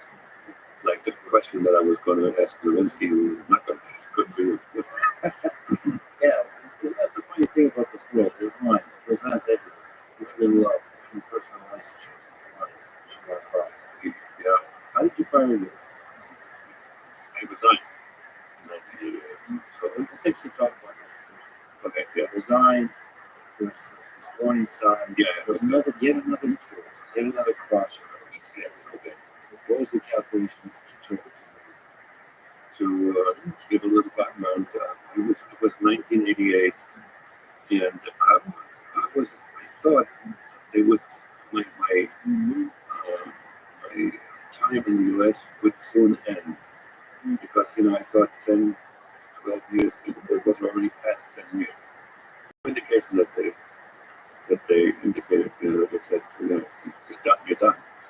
But in December of 1988, I got this one thing that I never wanted to see. So we had a system of signals that either one of the diplomat agents could set at a spot that I would pass by every day, or I could set when they would pass by, like on their way from where they lived to the United Nations, right? It was just right. So, and mine was my signal spot for me was on a support beam for the elevated A train week. And it was morning in December that I walked by there and routinely looked at it, and I never expected anything. And there was this red dot, it was about the size of my fist with a red paint. And since you have done it already, I think I can curse in this moment, because it's the only way I can really indicate how I felt. Oh shit. Because that was the danger thing. It was like, you are in severe danger of, you need to get out of the country as soon as possible. There was a protocol that I was supposed to follow. I wasn't even supposed to go home. I just was supposed to get my reserve documents that I had hidden in a park in the Bronx. and make a beeline to the Canadian border. I wasn't ready. So I just ignored this thing. I mean, I couldn't ignore it, but I went on compartment, got on the A train, went to work, and then went to my cubicle and stared at the computer screen all day because I couldn't think. I couldn't think only about what to do. The reason for this indecisiveness was that I was a father at the time. My little girl, the name of Shelby, was 18 months old, and I was there when she was born. I took her to the home. I watched her grow up. I watched her take the first steps, and always look at me with these big eyes, lovingly look at me, and that is when I started my entry into the human race, because I just fell in love with this girl. That's when love came back, and it was completely unexpected. And there's a lot of fathers who understand, particularly fathers of girls who understand what happened. And I still thought I need to go back because there was probably some danger, but I hadn't figured out how to take care of her.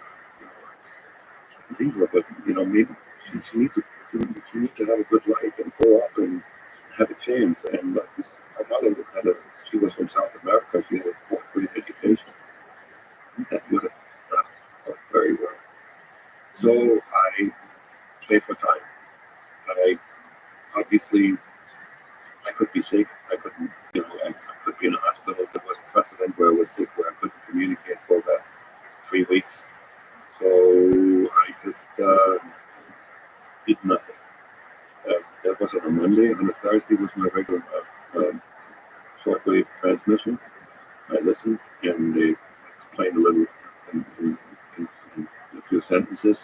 We have reason to believe that the FBI is on your case. You need to execute emergency procedure. Come home right away.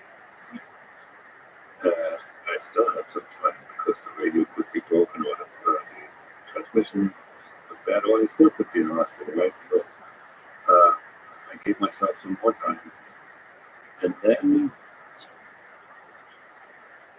something happened where they forced my hand. It's the only time that the Soviet agent was anywhere near me on the territory of the United States. So I'm waiting for the A train on a dark morning still in Queens, and there's this man, the short man in a black trench coat, comes up to me from my right, and he whispers into my ears, "You're going to come back, or else you're dead." I can't imitate the Russian accent with a Russian accent, so now, and it was a pretty strong accent. The "you're dead" phrase can have two meanings. And an American would have said, "or else you're busted," or else you get arrested, or else you're dead. It's very strong. So now you have to take it seriously to some degree, because I know that they had a history of assassinating, or at least trying to assassinate the country. So that obviously raised the stakes a little bit. But I just talked myself into believing this was just bad phrasing. And but at this point, I knew and they knew that we both knew, right? When I was no more guessing, he found me, he talked to me. I know. So now I had to act. So in the next radiogram, I was asked for how to execute a death drop operation where they would give me money and passport. That was in a park on Staten Island. It was a location that I found and I described. And I was always praised for my ability to describe spots that are easy to find. So that was a given. So, and the only thing that was different for this operation, they scheduled it for the dark. All right. So, but it was still no problem because it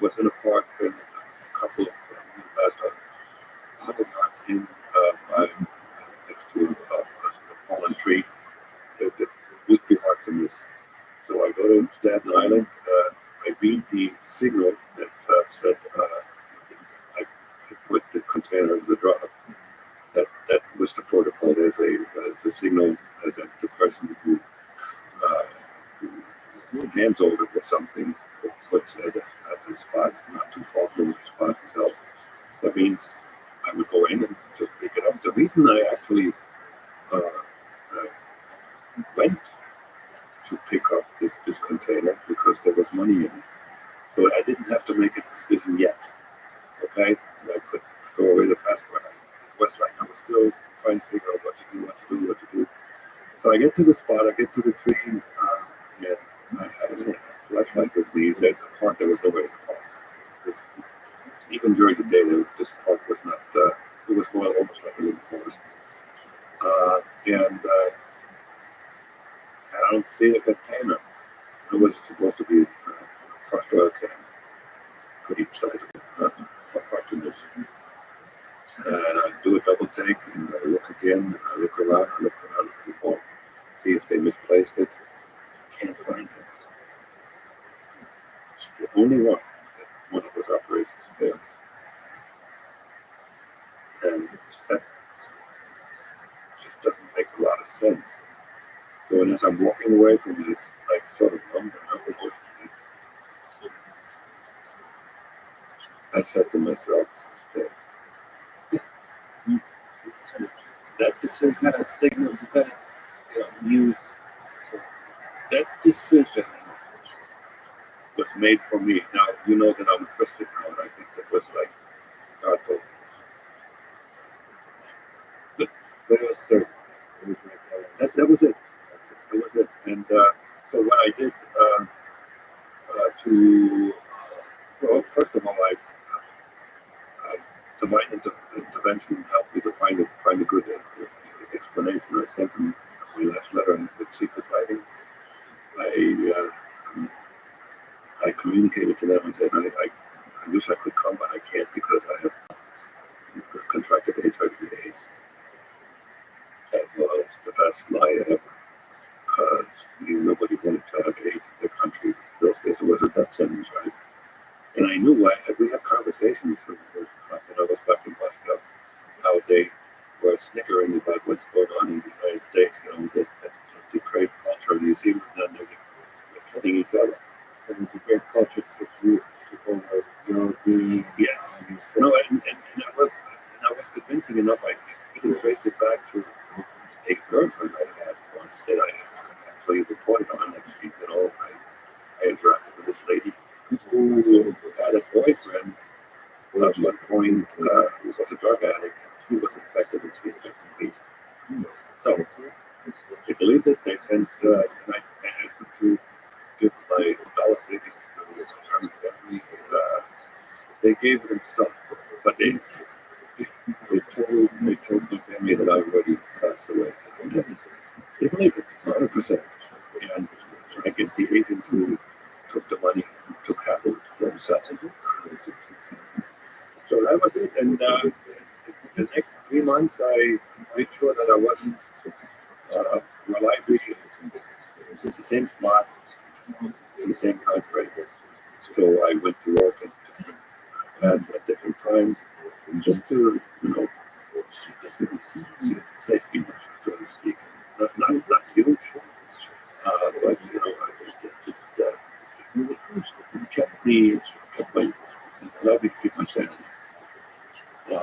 Then obviously after I sent the letter, I through the short wave radio in the Hudson River, destroyed the one-time pads that I still had. So I was now ready to for a new life and live out my life as an American, undiscovered, but starting to work on my version of the American dream. And the first action was telling my wife, the mother of this child, she always said, we wanted to have a house. And said, you know what, we should buy a house. And a year later, we moved into the suburbs, and then I said, we should have another child. So, and I had a career, did pretty well.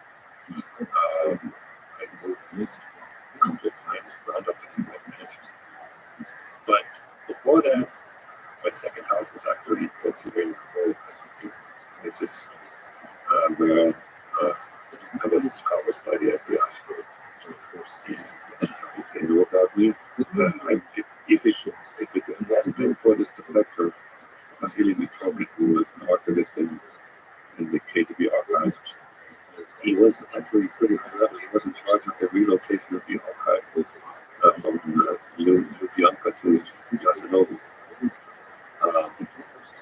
And he really hated, he had reason to believe he hated the Soviet system.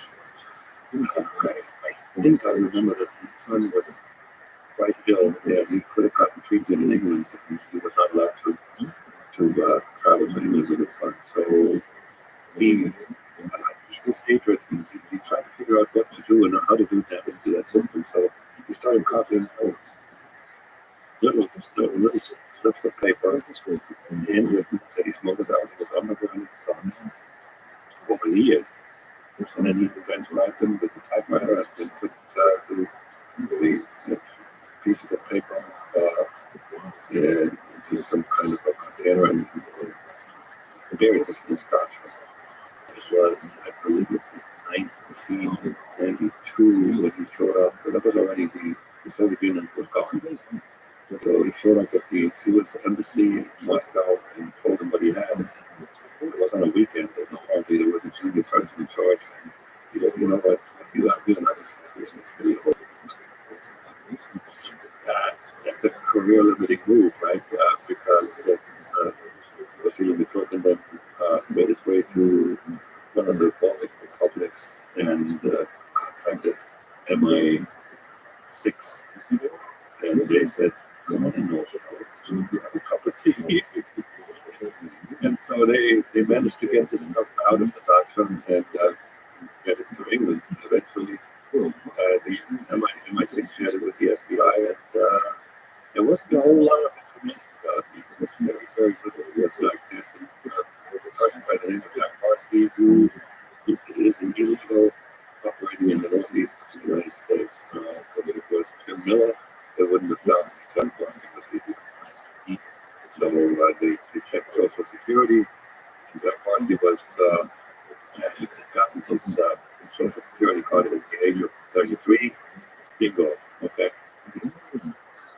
All they knew, though, was that I was illegal, that I was still living there. They didn't know whether I was active or inactive. And the other thing that they knew that I was including really well, because I was still there. So they took over 3 years to investigate me, watch me from a distance, because if I was still active, I would have gone out. You started. Oh, I stopped. What I mean is, surveillance technology. After 3 months, I stopped. Yeah, good point. And FBI has to do it. They were very careful. They pretty much watched me. And at one point, I had a house in the country with one neighbor. Unfortunately, that house was for sale, so the FBI bought it. And they put a couple of agents there just to keep a close eye on me. There was no indication that I was still active, but they were still cautious. And but at one point, they were able to kind of bump and make it listen. And my wife and I didn't get along very well. There was a lot of friction, and she was constantly complaining about things, and I got sick and tired of it. And one day we had an argument in the kitchen, and I chose to deploy the nuclear arms. And that is telling her what I sacrificed to be with her. So she would understand that I am there on her side. I'm supporting her. If something doesn't quite fit, it is not because I don't love the both of them, Shelby and Penelope. So when I said that, the supervisor was absent, so the FBI was hearing my confession. I was once a KGB agent, blah, blah, blah, blah, blah, and we quit because of stayed here because of you and Trent at Chelsea. And that also made it clear to the FBI that I was not good. So now they knew an attempt to turn me could useless because turn somebody who's active.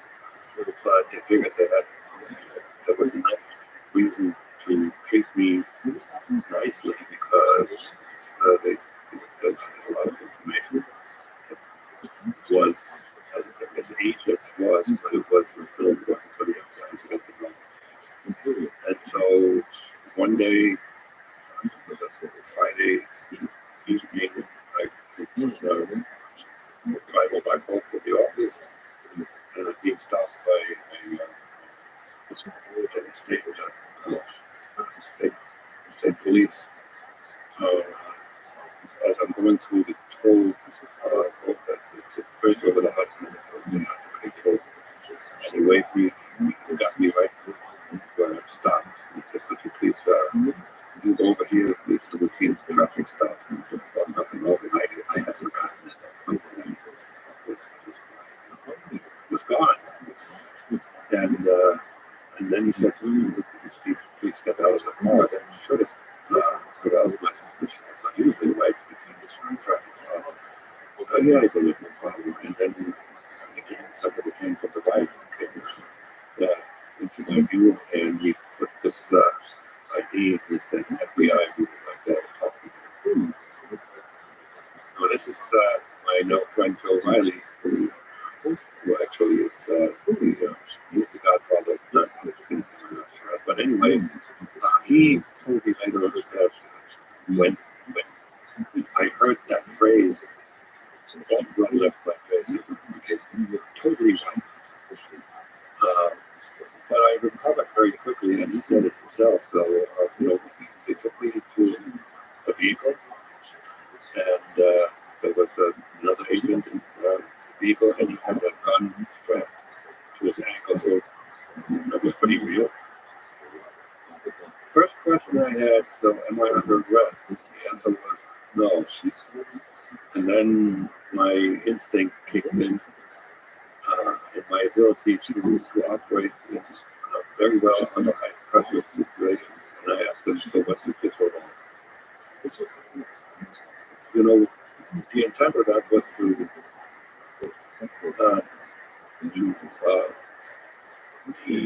defuse any kind of tension. And I saw a smile. Yeah, but I knew that I had some mates that like me. I know I'm a pretty likable person. So, and when they took me to a motel, they had rented two wings, and they bought all the rooms in one wing. They had a guard at each end of the wing, and they took me in the middle. And there were some props there, some binders with labels, and I immediately thought, this is pretty silly, because what I noticed that the labels all referred back to my early years. I knew that they didn't know much else. So, but anyway, but I volunteered. I made the following statement before we even started the interview. I said, I know there's only one way for me and my family to have a chance to get through here without much damage. If I'm completely 100% productive, and it's my intent to do exactly that. All right, so about 2 hours of the interview, they allowed me to call my wife, tell her that I'm going to be late. That indicated to me already that they would let me go, and after 2 hours they let me go. But they had the area covered with all bunch of people, and the head of that team talked to me and said, "You think of running? We got every intersection in this area covered. You can't." I didn't say anything, but no thought. So, and that was the beginning of another phase of my life where I was cooperating with the FBI for quite a while and living still undercover for several years until I had good documentation and became an American citizen 7 years ago. Yeah, that's right. The bureaucracy took a long time to figure out how to make me real and also not put me in the witness protection program, to keep my name and then, make everything nice official. So, for instance, I have to change my birth year simply because if Jack Buckley was born in 1944, if I had kept 1944, the FBI would have had me commit a crime because I would have collected Social Security 4 years ago. So anyway, yes, it took quite a while, and when I finally got the call from the Office of Homeland Security, the lady says, this is Agent so-and-so from Homeland Security. Can you come to the office tomorrow? And I said, let me look at my calendar. And then, wait a minute, what am I talking about? What time do you want me to be there? Because I had waited for that moment for a long time, and I was sworn in by someone there. It was a good feeling to walk out of there because I had a country, and I love this country just as much as you said you love it, with all its warts and its problems that we're going through right now. And then the last thing that changed my life again, I don't want to get into details because it's a little complicated story. I never wanted to be a public person. And then I was discovered through a number of dots that were unlikely to be connected, and that's to do with a relative, with a brother of my wife, who lives in Germany, was taken to Germany by his brother, who came to visit somebody, not us, but that somebody that he came to visit lived 50 miles from our house, and that my wife and his brother never met in person before. They knew about each other through social media, and when he found out my background, he was a conductor of the German Railroad at the time. He said, "Oh, this is a big." Well, he happened to know this one person who happened to know one of the star reporters of Der Spiegel. And after she did some research and determined that I was real, she was on my case. And she happened to know Steve Falk, and she said, "See all these connections? I have nothing to do with it. It's how life works. God's gift." Yes. Yeah, so it's stuff happens. Yeah, what? You don't know that unless you keep on. Yeah, that's yeah, so it's been an interesting ride. I'm just shaking my head about this. That's real funny. You wrote, because I'm allowed to leave behind a documentary, I'm usually like, I'm praying that the legacy can be described by a single word, love. So, let's return to the thing we started with, which is love.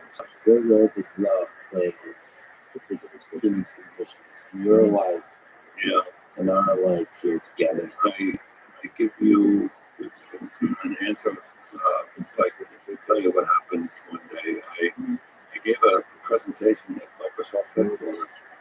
It's a strange beginning to that story. Yeah. No, that's not a love story. And then so there's this beautiful young lady in the back, and she's paying a lot of attention. I found out later that her job at Microsoft is kind of a storyteller. It's soft marketing. Yeah, but that's, if you can afford somebody like that, that's good. Anyway, she question and answer. She raised her hand and she asked me all the things that you've done and you've experienced. What's the number one lesson you've taken away from your life? That was a new question for me. I never been asked that question, and I thought about it for 20 seconds, and then I came in with this phrase that we all know, love comes from. Because in my life it did, in the end, and it's the strongest human emotion, and that is what makes us human. And you also talk about offline as a best way to the ones that need to be really how powerful the life of your children are, your daughters, and your life, and who you are, and why you think life is beautiful, and why you think this country is beautiful. Now that I'm pretty mature, to put it mildly, I'm also more loving towards many more people. You know, these things like random acts of kindness for strangers. I do it. I'm looking for them. And you know what? It's good for me. Well, welcome to Texas. Random acts of kindness to strangers seems to be the way of life. Which is one of the reasons I love it here. It just reminds me what I love human beings is that they just explain. Yeah. And Georgia is the same thing. Do you have any regrets? Yeah. Looking back in life, you wish you'd done something. I could have, but and I wish I would have a different regret. I betrayed the wife, the German wife that I loved. I really did love her. And I betrayed her. But if I don't betray her, then I betray the child. That is a source of so much life for you now. So maybe your life is a kind of good to choose your regrets. You want to get to It's a little bit strange, but there's no other choice. I tell you what I don't regret. You probably understand it now because you have some background about me. I don't regret having life with my mother. Because I had no really strong emotional relationship with her. She took care of me. She was proud of me, but we didn't hug. We didn't interact emotionally whatsoever. so you don't feel like you're betrayed. Well, I know that. I know that she was looking for me until the day she died. She wrote a letter to President Rothschild asking him for help to locate me. She checked with the Stasi. She just was hell bent on finding me and couldn't find me, so she passed away without knowing what happened. There was this rumor that was flying around that she possibly may have brought into that rumor because my cover for when I went to the United States was that I changed careers again and I joined an institution in Kazakhstan that did space research. It would cost me something, and I had a piece of paper that invited me to start there, and that was beautiful. It was a fortune. Intercontinental business never existed, but people know that in Kazakhstan there were super secret facilities. So, one of my classmates, old classmates from high school, started the rumor that I died in a rocket accident, and everybody knew that. So when I came back to Germany, I found the telephone number of this girl that dumped me. I called her, and I said to her, guess who this is? But maybe you hold on to your chair. I said, yeah.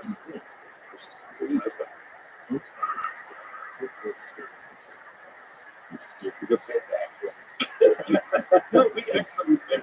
So there's two elderly people in their 60s who meet each other for so many years.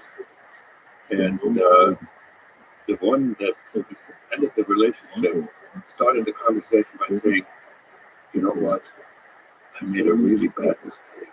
And the tears came down her cheek. I wasn't asking for that. I wasn't happy about it, but it did feel good. Now, a while later, I knew why she said she made a mistake. I met her husband. Yeah, I mean, there's how was it? With each other, somebody who's been married, you have a conversation like getting married now. So it's sometimes you can meet people from your past and it gives you a glimpse of a possible different life. Well, and, you know, I was actually, what you said, I made a mistake. I told myself, no, you didn't. There was nothing. There was nothing that, also the person that he became, personality-wise, wasn't as attractive as I remember. It was puppy love, you know. Yeah, I know it was. It was passionate love for sure. I would have thrown myself under the bus if I could say it was that strong. Just as strong as the love for me. Life is full of moments and periods like that in life. And that's what makes fun. But it just comes in it. So that's the conversation. This goes on for more hours. Yes. Do you think about your own death? Do you think about death? Do you think about your own death? Yes. Are you afraid of it? Yes. Even though I'm a Christian. As a Christian, do you have a sense of what's coming up? I have a hope. You know, there's a lot of Christianity, quite logically. A lot of Christianity, which is also, you know, the life of Christ is a lot of proof. But you know, I became a Christian starting with a head, and was already quite old. And I, you know, when you don't get this faith very early, it's tougher to buy into everything. You know, there's some things that are difficult for me to understand and believe, but there's many other things that I can't explain only with the existence of a God. But when he answers the phone again for an eternity, I hope I won't convince somebody else at this point, which doesn't make me a really good Christian because I'm supposed to evangelize. But there's still a fear. Yeah. There's a fear and a hope. On the other hand, I know that this is how I approach the last years of my life. I will not mentally or physically get decrepit. I will do everything I can do to be alert and fit. I still run. I run 4 or 5 times a week. And I'm going to start lifting weights again. If you stay physically and mentally sharp, go out become blazing. That's and I once read a book written by a medical doctor. He said most people when they're becoming mature, the rest of their life is a slow downward move. And Not for you. no, the last years are pretty fast. He said, we got to do this. That's pretty good advice. And if nothing else, Christianity, whichever parts you take on one of the big ones, there's a lot. Yeah. And that's something we've lived from the very beginning, before God was part of your life, before anything was part of your life. It seems like love was part of your life. Consistent throughout. Yes, sir. And there's a short sentence about this God is love. And the other thing I want to say is the Christian morality is I can sign up with love. God is love. Amen. Jack, you're an incredible person. Have lived an incredible life. Thank you for talking to me. Thank you for telling your story. Thank you for being who you are. Thank you for being eyes by love. This is a beautiful conversation. Yeah, and appreciate the tough questions. Thanks for listening to this conversation with Jack Larson. To support this podcast, please check out our sponsors in the description.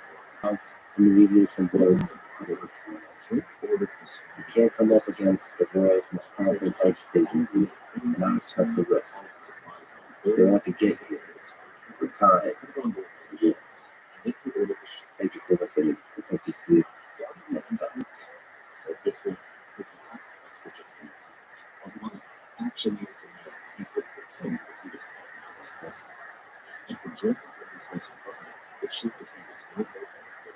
Following this conversation with Joe Rothschild, the second side of this podcast, is inspired me for many years with this conversation to be a better and kinder person. It has not been there so as a friend. There is no one I would rather talk to on this 300th episode of this podcast on the 4th of July, because the anniversary of this country's Declaration of Independence and the anniversary of my immigrating here to the United States. A silly kid who couldn't speak English, who never imagined he would be so damn lucky as to live the life I've lived, to feel the love I felt, and the amazing people along the way. From the bottom of my heart, thank you. I love you all. This is the Let's Speaking podcast. Support it. Please check out our sponsors in the description. Now, to friends, Joe. Charles Bukowski said something called style. My heart saying style is against everything. A fresh way to approach a dull and dangerous thing.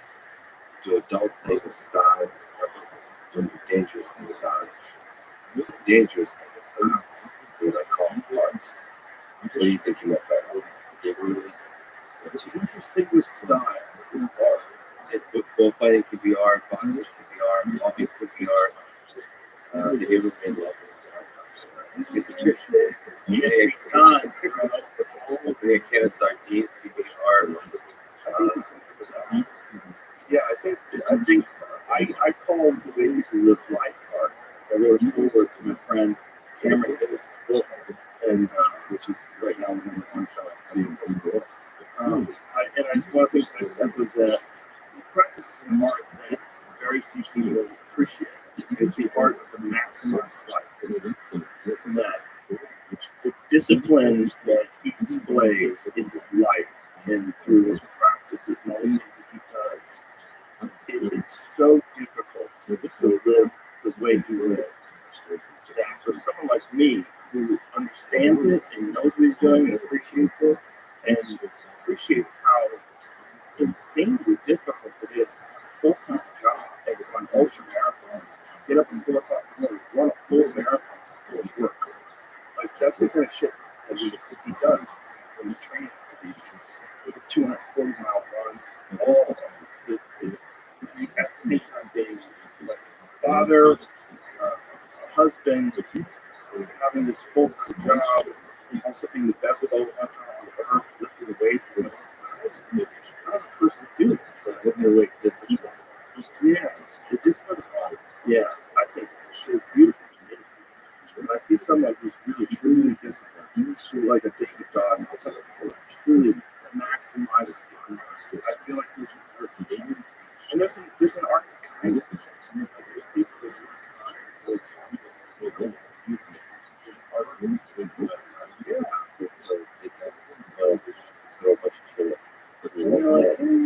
Some people just bring it, and it's thing that you learn how to do, and it's easy for other people to see that.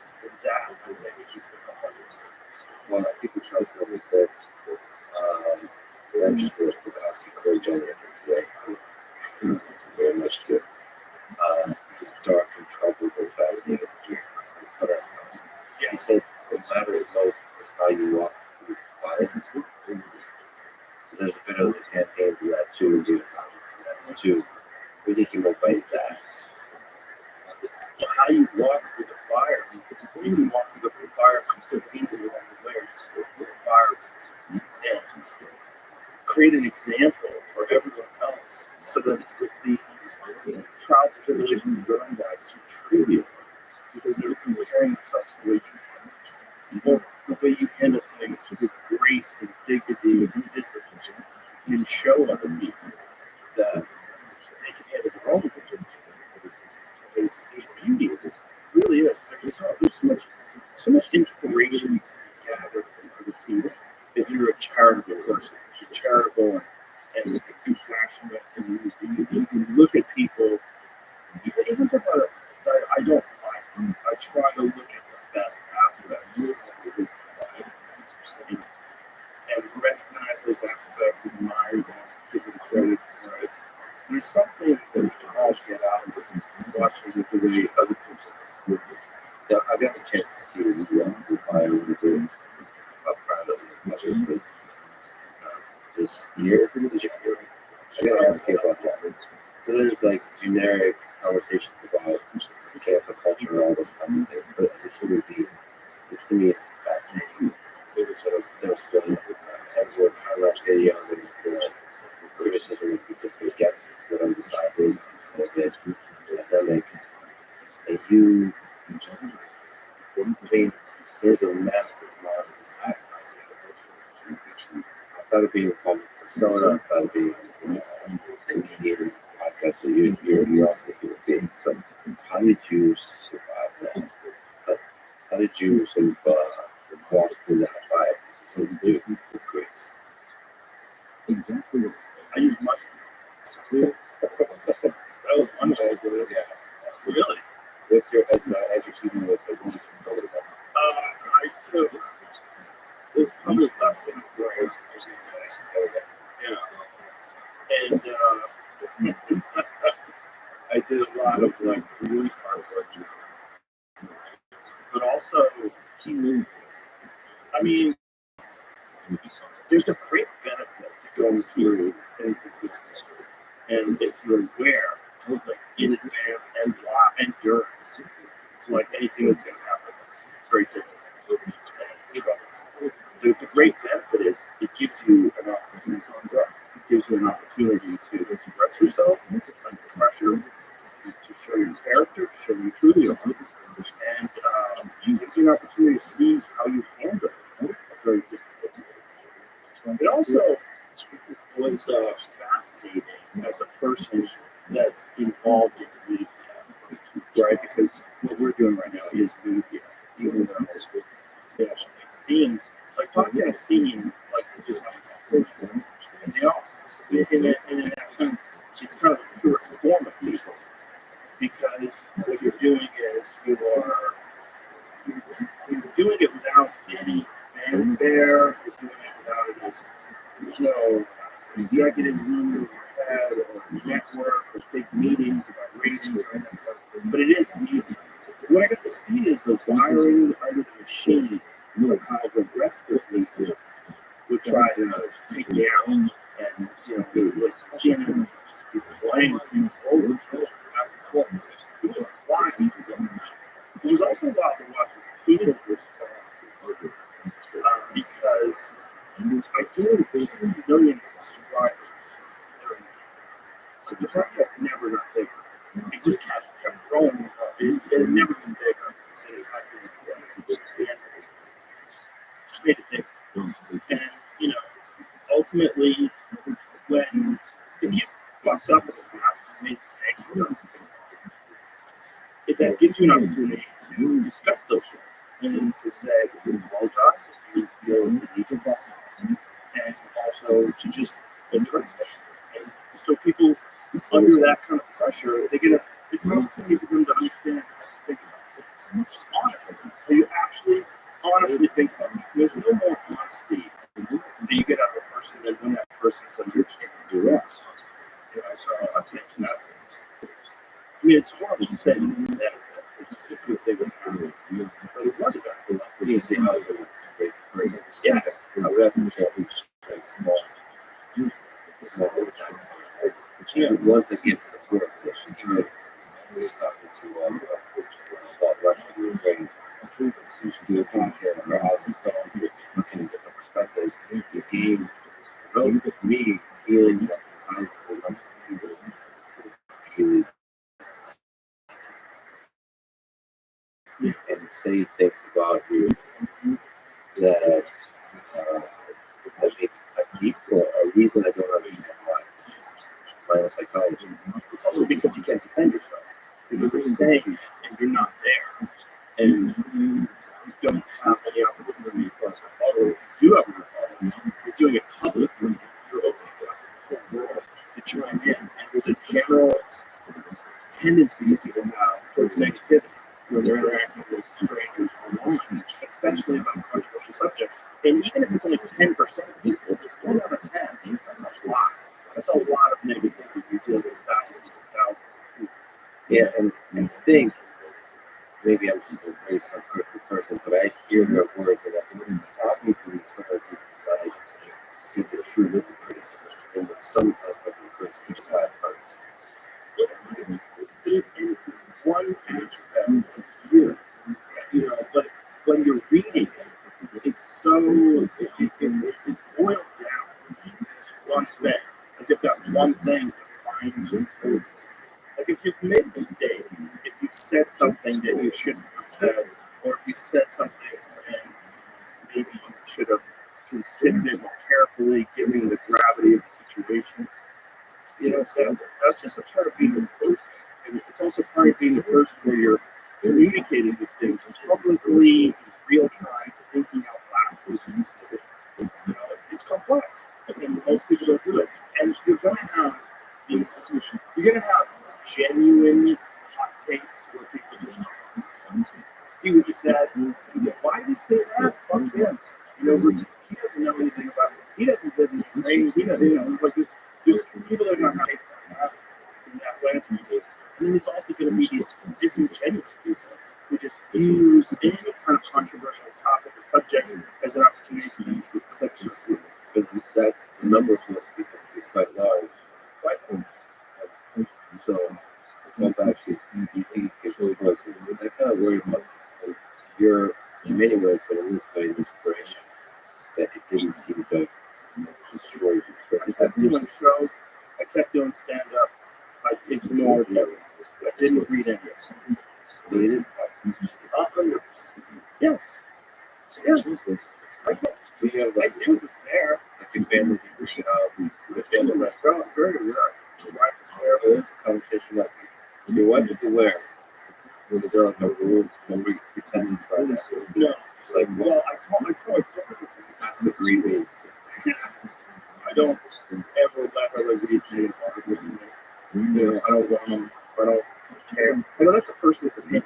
You take a person's opinion, you write it down. It doesn't give it any more relevance. That person could have that opinion of silence. You can have it. Some friends at dinner, they don't like me. I don't want it. So I don't even know, especially if I'm not there. And especially if it's bias and it's not objective opinion. They have a narrative. And you want to stick to that narrative. They want to write an article, and they piece that together. Maybe there's a piece of shit, and that's their prerogative. They're completely allowed to do it. I'm not doing it. I shouldn't take that. You're not supposed to be taking in the opinion. You're supposed to be taking in the opinion of small groups of people that you encounter, so that you get an understanding of how you make them feel. And then maybe you say to yourself, maybe I come across too rude, or maybe I come across too sensitive. Maybe I feel better this way or that way. That's how we sort of shape our personalities. We develop our social skills. But when the people don't know you, and they have this distorted narrative of you, and there's so many people. You can't say millions of people are like, like during the height of the I don't know how many people You think this comes so seriously? The problem is the false narrative. The code meaning to groups to build on top of each other. Salvage and then it reaches you at some point. And it's got this destructive effects. And it does that. but it also sometimes doesn't. In my case, it didn't. It works. More lessons that you got. Mushrooms, exercise. Mushrooms and exercise. I'm mushrooms, but that's the thing. thing that I use for everything is a brutal exercise. My exercise routines are horrible. And because of that, everything else is easy. I create my own bullshit. My own bullshit is so much harder. And it's not just that, it's also swallowing, lunge. These torture sessions, in enduring those, when you endure those, it makes enduring other things much easier. And it's also an understanding of what's happening. Like, you have to know, like, media. You have to understand, like, what the hot take, YouTube, social media, podcast, ecosphere is doing. Like, if they're talking about Lex Friedman's like this, we have a comment for that. Lex gets canceled with all capital letters on YouTube. But you watch that, you're fucking crazy. What are you doing? You're all this negativity. It's not good. People like you. You know you. And you know, generally, if you make a mistake, you know, generally, if people are upset. I posted this awesome video on your Instagram. A woman was being interviewed in the late 1920s, maybe. And she's close to 100 years old. So she's lived through the Civil War, World War I, through the time living through the early days of the Great Depression. So I was just looking back, what have we as a human civilization in recent times survived, especially in the United States? You're talking about two world wars in the 20th century, the Great Depression, the Spanish flu pandemic, at the beginning of the 20th century. What do we do in the United States? 9/11. If you think of what are the traumatic events that shook our world, 9/11 made us rethink our place in the world. The pandemic. The pandemic was huge. It's One of the bigger ones, because it also accelerated and exacerbated anxiety. Because people have a certain level of anxiety, especially sedentary people. They have a very high level of anxiety already because I don't think they're giving the body what it needs. I don't think your body has certain requirements in terms of movement. And when you deny your body those requirements, I think there's like a general level of anxiety that exists amongst everyone. And then you have people obviously with mental health issues. And that also exacerbates the anxiety. The lockdown exacerbates the anxiety. Losing loved ones certainly exacerbates the anxiety. And then there was the division. Schools of thought. You're the people that were never going to get vaccinated, no matter what. I ain't trusting you. People thought there was microchips, and people that thought that Fauci's the demon. There's a lot, and there's also like political opinions.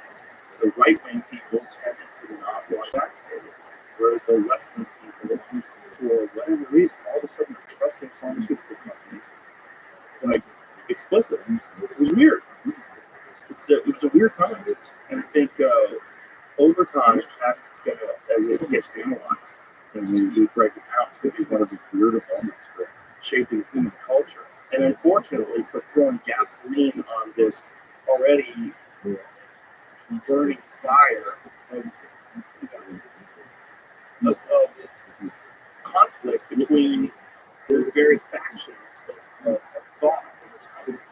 So it's already a weird time, post-Trump. Like the Trump era is also going to be one of the weirder times.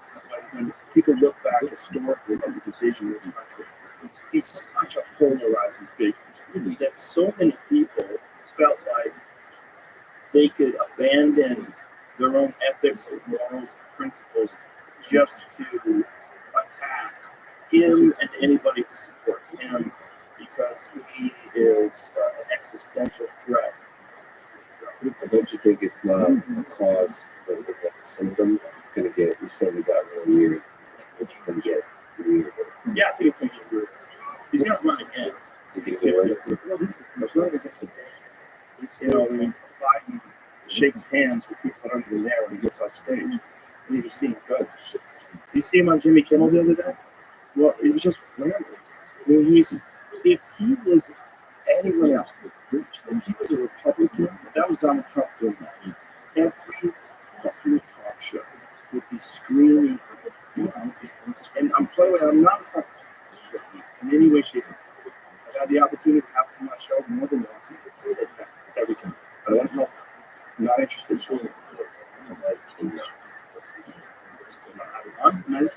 think on that one? Really? Why do you think that? Because you'll have food gone? And you're comparing stuff. No. I think also, I mean, you had a lot of people that I think you may have like skeptical. You might have a good conversation, which I think is your mention. I don't care about politics. Can I have a good conversation? And I think you have people like Kanye, for example. You have a great conversation. I think If he's an artist, but Kanye doing well or not doing well doesn't change the course of the country. actually, do you really bear the responsibility of the course of our country based on conversation? I think you can revitalize and rehabilitate somebody's image in a way that is pretty shocking. Look at the way people look at Alex Jones now. Because Alex Jones now. Yeah, how do they reach the direction? The people that have watched those podcasts think he's hilarious. And they think that definitely fucked up with that whole standing up thing. But he's right more than he's wrong. And he's not an evil guy. He's just a guy who's had some psychotic breaks in his life. He's had some genuine mental health issues that he's addressed. He's had some serious bouts of alcoholism, some serious bouts of substance abuse, and they've contributed to some very good things. But if you know the guy, you get to know him like I've met him for about him. And if you know him on podcast, you realize that he is genuinely trying to unearth some things that are genuinely disturbing for most people. Like this is the guy that was telling me about Epstein's island fucking decade ago. He was telling me about it. What? You're telling me there's a place where they bring elites to compromise them with underage girls and adults. Really? But no, President Clinton's been there, everyone's been there. Like, what?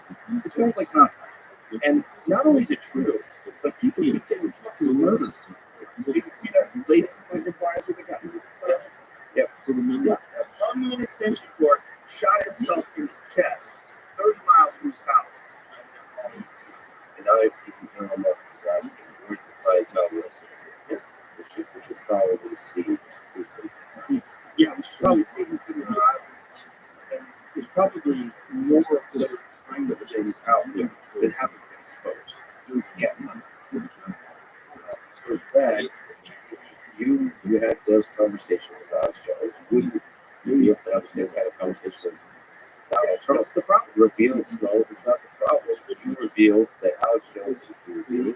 He's fucked up. He has demons in his head. He's obviously chaotic all over the place, but there's some wisdom to the perspective he takes on the world. Because he's often full of shit.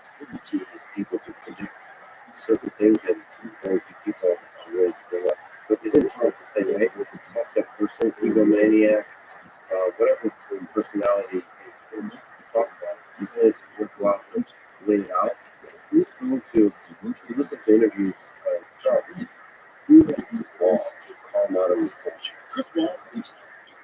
No, calling out somebody on their bullshit is easy. It's a big necessary. I think as a person who is genuinely empathetically trying to understand, I think you're really good at that. Like, I don't know if he would genuinely be there.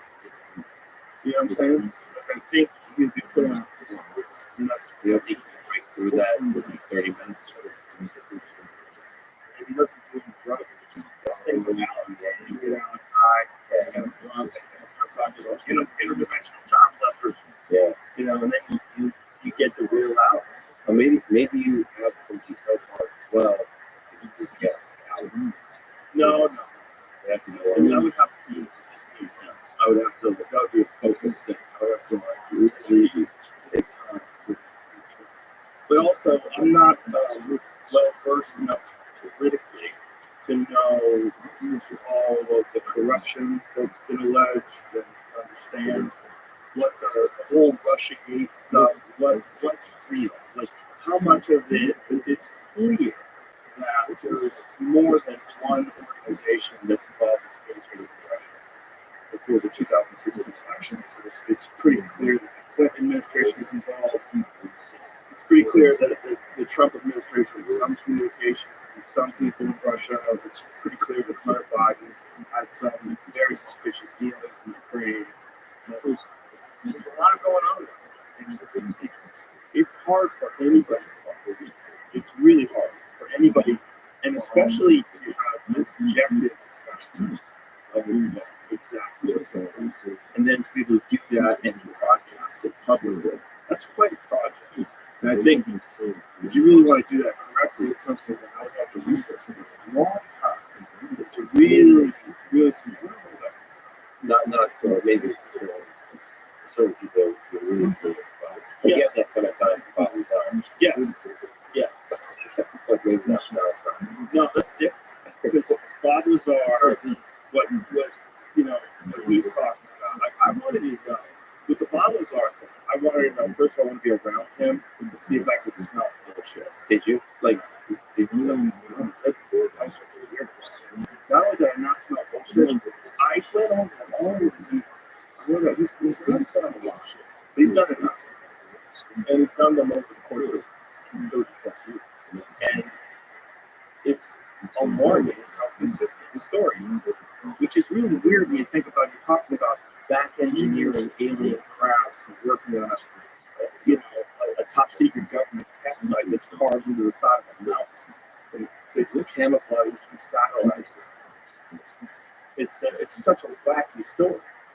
But the guy really did look at this out in his labs. He really is a propulsion expert. He really is a scientist. Didn't really work on back engineering weapons. I don't know. The way he described their motion is exactly like what's been observed by some of these pilots that have videos being captured. And I just love that, like, NASA, I've been hearing from a bunch of folks, like, they're legitimately, like, funding research. And the people really taking this seriously of UFO sightings, investigating them. Yeah. Adding more sensors, data from just observers. Yeah. It's cool if I can see that. He was one of the early people, whether she's full of shit or not, that kind of forced people to start taking these topics seriously. Or at least force people to have conversations about them and maybe attempt to debunk them because it seems so preposterous to then get sucked down the rabbit hole and start going, It's the thing is like the Fermi paradox. Where are we, right? And when you take into account just the sheer raw numbers, the vast majority of people objectively assume that there is life. The vast majority. Well, if you really take into account what we understand about the universe itself, what we understand about the concept of infinity, and the way Neil deGrasse Tyson explained it to me is that not only are there life forms out there, but there's you. You are. Infinity is so long that Lex Friedman exists. And it doesn't just exist, it exists an infinite number of times. Like the amount of interactions that cells and molecules, the same exact interactions that happen here on Earth have happened in the exact same order an infinite number of times in the cosmos. Well, first of all, it's not certain that's true. It's possible. Like Charles Carroll, especially quantum mechanics, there's not sort of interpretation of quantum mechanics that's very possible. The question is, can you access those? Right. So, how far away? More specific practical questions. This local pocket of the universe, our galaxy, our neighboring galaxies, are there aliens that what do they look like? Are they, so you can have as Fermi idea, or a much larger data civilization. Worldwide, it's planted through aliens at a similar time, like years, yes, different throughout the galaxy. And those are the ones that make it we're all kind of as we are, relatively, maybe a few million years apart. And then those are the ones we're interacting with, and then you have a chance to actually connect with them and communicate with them. Or it could be like much more wide open. You have these gigantic civilizations that expand very, very quickly, and The interesting thing is, when you look up at the sky, you see the stars. That's the light for those stars. We might not be seeing the earth civilization until they're already here. Meaning, right, you start expanding. Once you get really good at expanding, you're going to be expanding very fast. So right now we don't see much in the sky. But there could be one that one day we wake up and it's just like ag right here. Right, because they don't have time for life.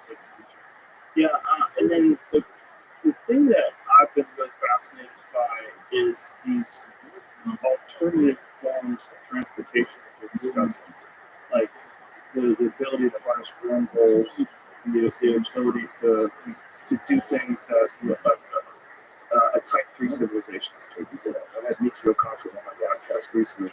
Fantastic. Love that guy. He's so good at taking extremely complex concepts and boiling them down to digest. And and saying them in a way that other people can And not being hesitant on saying, wow, crazy shit that's out there. The ground and it's actually useful. Yeah, he's all in on this UFO phenomenon.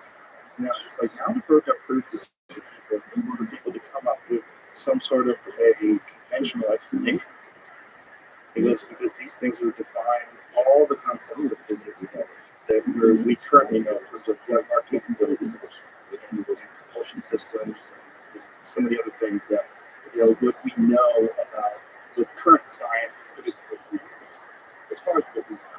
The problem is like these military projects that are top secret. How much money do they have? And but is it possible? Is it possible that there could be some propulsion systems that have been developed and implemented that are far beyond just a simple burning of rocket fuel, pushing the fire out of the back versus the rocket move extreme speeds forward? It's something that does harness gravity, something that can distort space and time and can make travel from one point to another preposterously fast. Well, not only is it possible, it's likely that kind of stuff is kept secret. Yeah. It's just everything you see about these, about the way either contractors like Lockheed Martin or the DOD, the actual Department of Defense, they operate in complete secrecy. Just even looking at the history of the stealth fighter, just the stealth technology, just have to see it for a very, very long time. And not until you're ready to use it and need to use it does it become public. Not officially public, it's just being detected out in the water. So there's going to be a process where you're secretly testing it, and that might creep up, which is maybe what we're seeing. And then it's waiting for the next big the next big reason to use them. So yeah, there's definitely technology out there. It might not be propulsion technology, AI, surveillance technology, different kinds of stealth drones. There could be cyberspace, cyber war, weapons, all that kind of stuff. But they're obviously going to be. I'm very skeptical lately. And the reason why I'm skeptical is the government keeps talking. The Pentagon keeps talking about it, NASA keeps talking about it. In which direction is skeptical?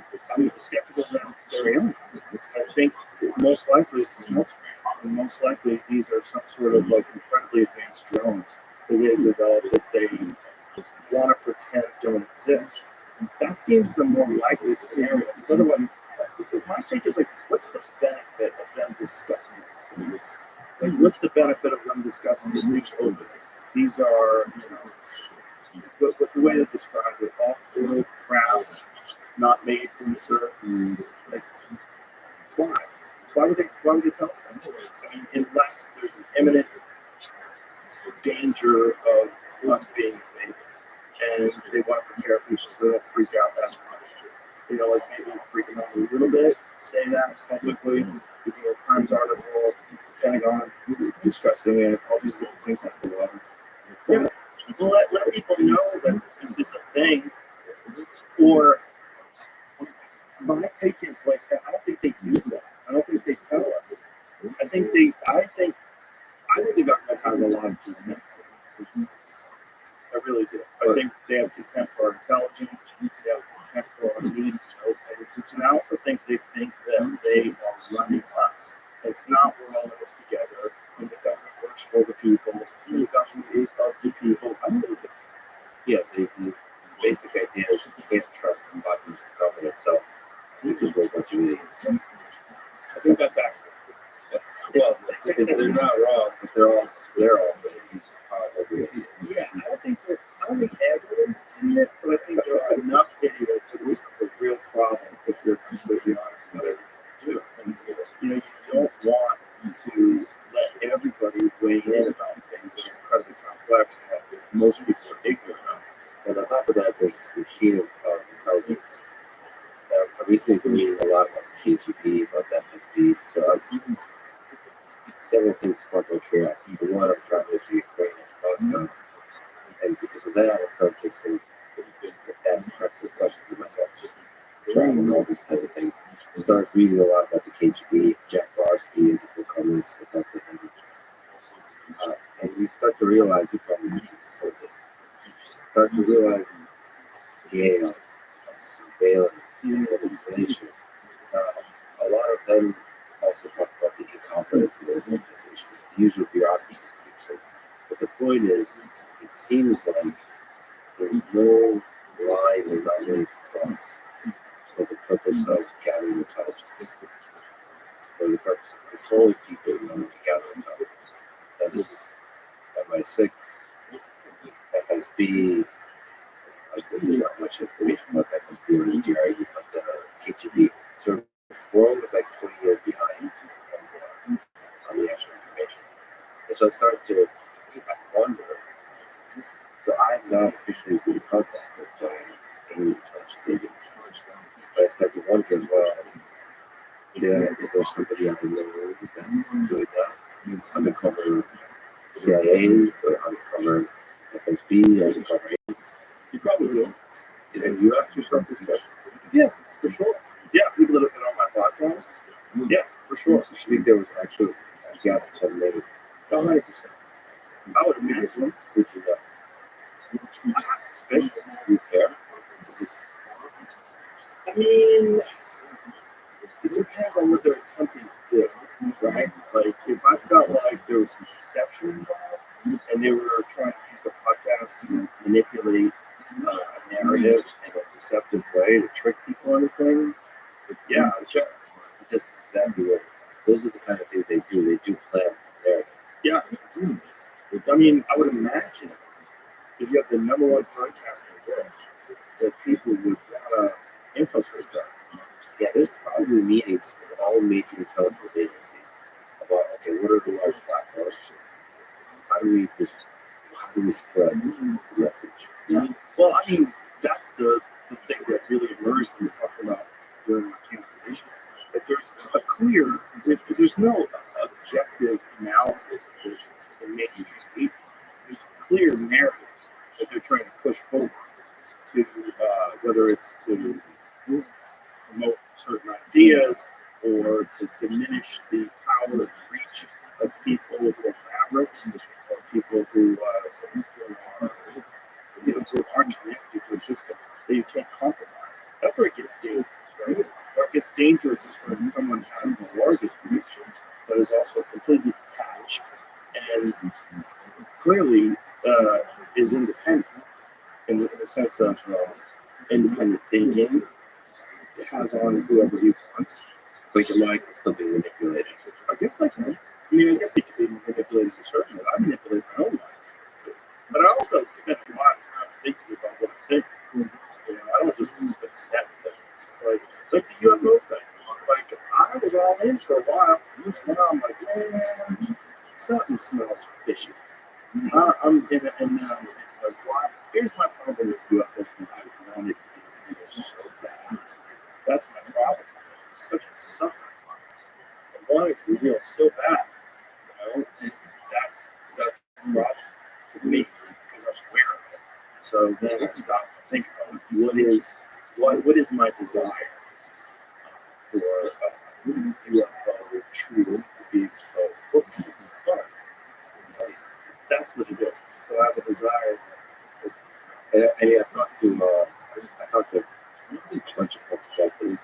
The connection with DOD, and they do draw lines between people that are full of shit and people that are not. There's a lot of people in the public sphere that they say are full of shit. Yeah, for sure. And you have to kind of tell the difference. Yeah, CNN. Watch them talk. Well, I mean, You don't need it. So there's certain individuals that are like, okay, they're just in fact, people who are blue shit off of it, which is why Lazar's a shit story, because he's trying to Well, he was worried about his own life, according to God, and that's why he went public with it. And initially, the first videos he did with George Now, they hid his identity. And then he felt like that wasn't enough. He really needed to expose his own identity just to protect his life, which is a great story. You know, so you gotta go, well, it seems so juicy. And that's where I get nervous. You don't know what to trust. Exactly. How do you figure out? How do you figure out who to trust? Like, good journalism, why people are supposed to say agents, SB agents, people that I'm friends with a former CIA agent. Yeah. Like him for my podcast first time. allegedly former. He's air quotes former. Yeah, I don't believe he's former. I'm sure he has some connection to him. I also believe he's a good guy. But I gain a lot of very intelligent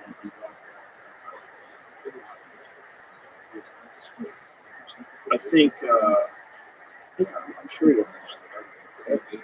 But he's told me enough where I think I can understand things better from talking to him about the way, you know, that was work under the machine. Most of my friends were old friends. Sometimes they just go do shit together.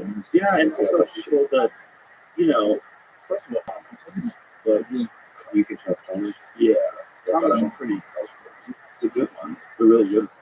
There's not that many of us. If there's 1,000 professional comics on Earth, I'd be stunned. I don't even think it's like real professionals. You get booked all the time, heading on weekends at clubs and theaters, arenas, and then there's levels to that, right? It's like the guys who are middle acts, who kind of like barely scrape by, and then like how many headlines. And they're like really funny headlines. And I would say, you know, Lex would tell me you're going to be in Cincinnati. Hey, this person's playing at this club, should I go see it? You know, like, how many people would I give you the recommendation? And then how many people would sell out meetings? How many people sell out meetings? How many people? It's not that many. So those people, like at the levels of comedy where you're doing stand-up for 20 years, there's a certain amount of honesty and a certain amount of understanding of each other. So that process is becoming a bit of a culture. In a way, jiu-jitsu is because you take even so much shit that sometimes, even if you're chaotic, even if you're full of shit, you know, all those kind of things, underneath it, there's a good humor. Yeah. You can be surface bullshitter, but important things you're trusting. Totally. I mean, if you're not, then people shy away from you. There are people like that too that are really successful, that are what I call high guys. I've talked to other comics about that, doing other things because there's these people that aren't attached to the rest of the community, and they're doing well in their own. And usually they have like one opening act, they're on the road, forever, and they don't have comedy friends. And those people are miserable because they can't relate. Sometimes fame in itself is isolated. Yeah. So you have to actually do a lot of work to make sure you don't isolate you. Because if you become successful, people start wanting stuff from you. Yeah.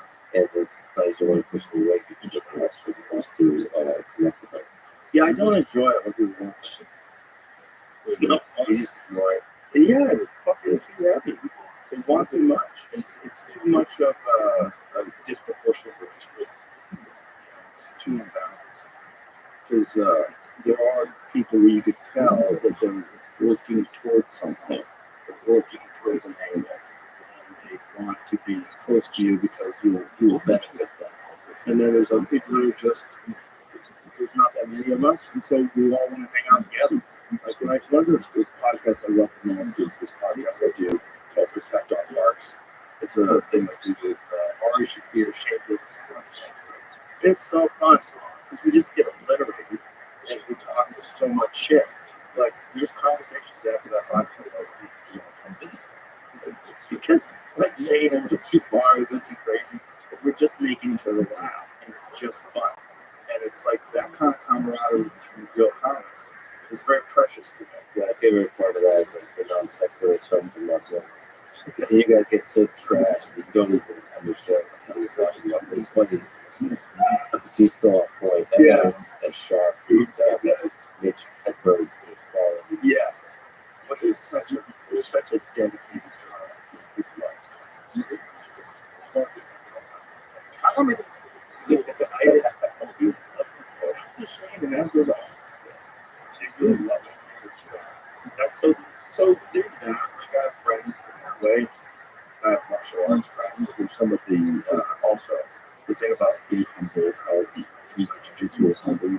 Martial arts friends are also, they know who's been through it. They know who really has come up through the gauntlet and emerged on the other end a better person. Said they're pretty good. That's not the good discussion. Right. Who are the greatest comic? Who's the greatest comic? I don't think there is a greatest comic of all time. It's like Laura comic. Laura Dahl was one of the greatest, for sure. But by the way, actually, on that topic, was I think as a person who was fascinated by the fear of death, I think it was a truly genius thing to release a special after your death. I don't know how that works. I haven't seen the special. It's called the Morrissey special. It sounds like something. And it's basically him. I managed to want to edit it that way because it made it look nicer than I think he probably would have preferred it. But it's him in front of the screen, like a Zoom call, doing jokes without laughing. Yeah. And somehow, given this like dry, dark humor, it works. Because it's almost making fun of itself. Almost making fun of that whole thing that's stuck on the inside. And because he's still acting as if he's in front of the audience. And it's almost making fun of the fact that it's really important to do.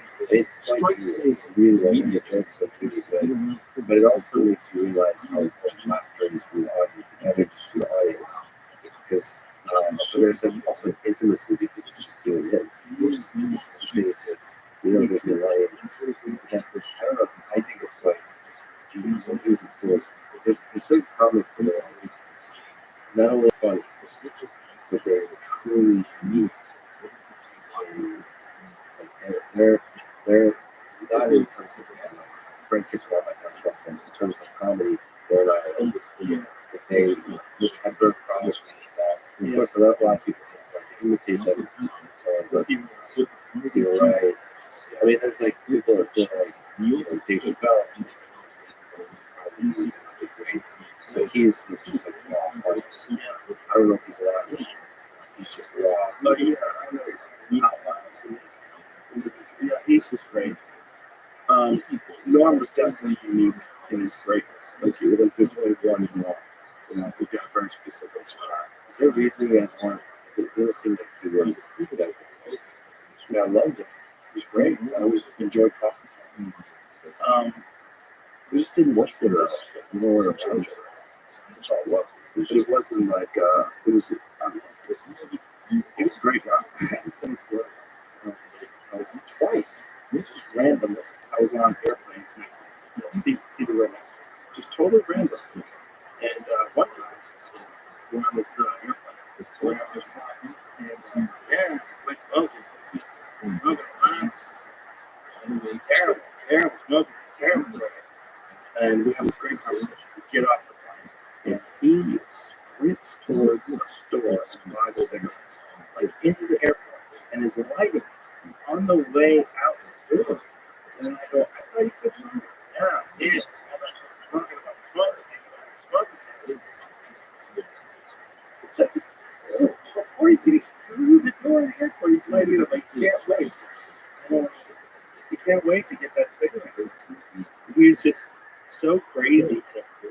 mostly people love the people, love the film. And in that way, we invited each other. You can't even tell. Some people just like you live in a non-secular, ridiculous, absurd, funny way. Yeah, that was him. I mean, Non-stop. there was nothing artificial about that. You know, that was who he was. His brilliance was his essence. Was who he was. But it's in terms of like the greats, the Godfather of it all is Lenny Bruce. And I have a bunch of Lenny Bruce concert posters at my house and photos that I have framed. Whitney Cummings actually gave me this brilliant photo of him when he got arrested one of the times when he got arrested for setting up scene show.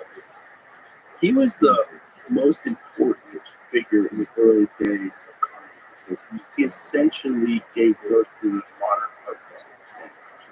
Before that, it was a bunch of guys that were like hosting shows and they would tell jokes. They would just like, you know, two guys walking on a bar. And he would talk about social issues. You know, he would talk about life. He would talk about language. He would talk about laws. And it was just, he was the very first guy who did modern stand-up. And what's fascinating is if you go and try to watch it, if you try to watch Lenny Bruce today, it doesn't work. Because society has evolved. Like, in many ways, art is a window, especially like pop culture art, modern, you know, at the time, culture art. The art that discusses culture is a window into that time period. It's a little bit of a time machine. So you get to like, you have to put yourself, what was it like to be in 1963? What was he saying in 1963? What was his life? You hear him say this. And the civilization that existed in 1963, although it looked pretty similar, they all got cars, you know, it's a different world. And the things that he was saying that are so taboo are so normal that they're not shocking. And it's not that good. It's not that funny. Yeah, you have to do the same kind of stuff for there's D.H. Lewis has a book called Lady Shadows Mellow. But it was one of the early books, I believe, in the century that was very controversial for its sexual content. So one of the great books because he dared to actually talk about a woman cheating on her husband and like and do so in the highest form. Same thing with Blue Chicago talking about some of the darkest aspects of history right from all of that stuff is we did. It is banned. Because now it's like not clear. Yes, we all know this history. And like in the middle of it, you're risking your own life, and you're risking your book being banned or burned, or you being in prison. That's what matters. Don't take any risk. Yeah, and no one took that risk for the Bruce. Like Bruce was arrested many times. And ultimately, it wound up costing his life. He died on the bathroom floor shooting heroin and trying to cope with all the lawsuits that he was going through. He was constantly being arrested, constantly going through lawsuits. And his comedy deteriorated. There's some footage of him towards the end of his career where he's essentially go on stage with legal papers and read from legal papers about his case. From them, it's Richard Pryor. From him, then the next grade is Richard Pryor. He had the most profound impact on me as a kid. When I was 15 years old, my parents took me to see Live at the Sunset Strip, which is Richard Pryor's concert film. And I remember very distinctly being in that audience and laughing and looking around at all the people in the audience, like falling out of chairs, dying laughing, just swaying back and forth. And I was laughing at him too, and I was like, oh my God, these guys do this just by talking. I thought of all the great movies that I'd seen, and I loved the hilarious comedy movies. I was like, nothing that I've ever seen is wonderful. And all he's doing is talking. And that planted a seed in my head for my love of stand-up comedy and my curiosity about the art. And that's what got me interested in watching on television, and then ultimately going at nights and then finished doing it. I've actually been going to a couple nights psychological examinations of people. No, it's really inspiring to me to see people that some are funny, some are not so funny, unapologetically try, putting it all out there night after night, like eating shit. Yeah. My favorite is when you're talking about when black people in the audience, and the jokes are just and they still, I don't know, it feels like you were just empathetically, and there's a few things. It's hard. I still remember that. Many comics will say this, and I think Dan Cook heard say it publicly, that if he ever had to go back and do it again, like from scratch, doesn't think he could endure the struggle of open mic to, the ultimate route to success. And the numbers of people that try it and fail versus try to see off the charts. I don't know if there's any other art form that has such a low rate of success. It's like, it's torture. It is torture, and it's not something you can learn from. Like, here's the thing: if you play guitar, you can learn to play guitar. Someone can teach you guitar. You could do all along the watchtower. You could play. You can't teach someone how to do it.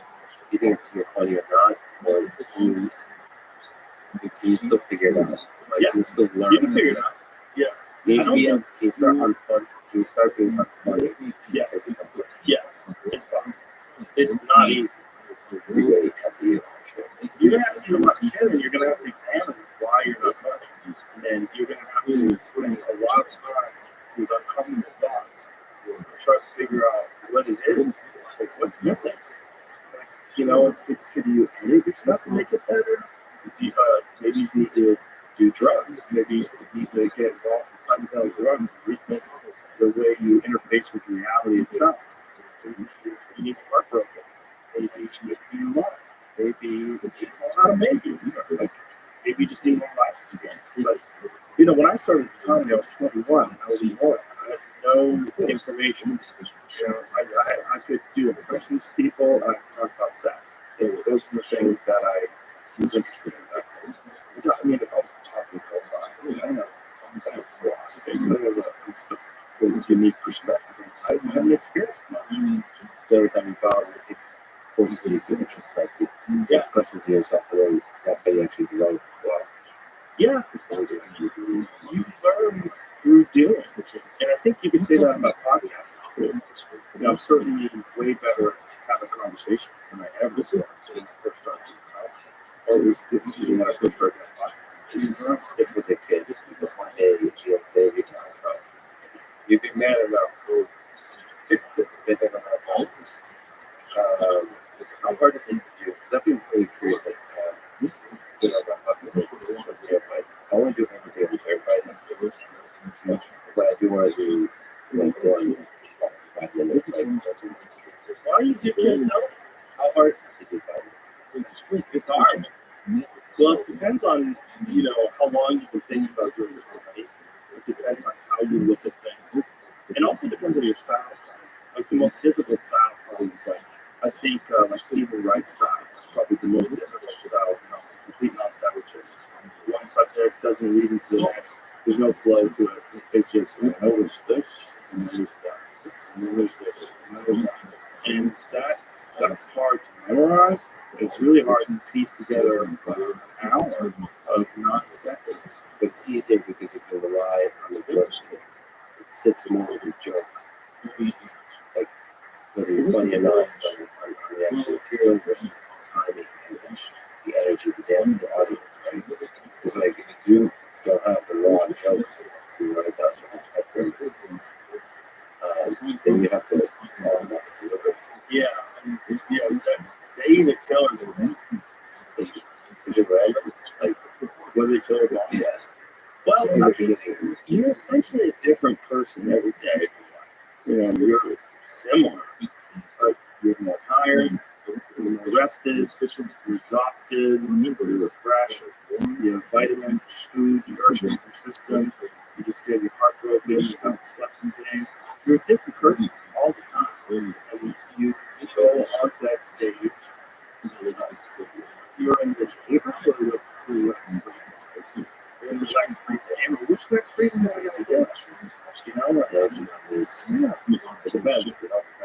But oh, the other thing that's so funny is videotape. It's interesting. So you eating shit is on there forever. Well, yeah. But it's one of the most important shows. It's the most important show because, first of all, it establishes stand-up in the sense that, like, for the open micers, the people that are starting out, it establishes that the most important thing is to be funny. Like, this is what the art form is all about. Like, there's a lot of insecurity attached to it, a lot of fears.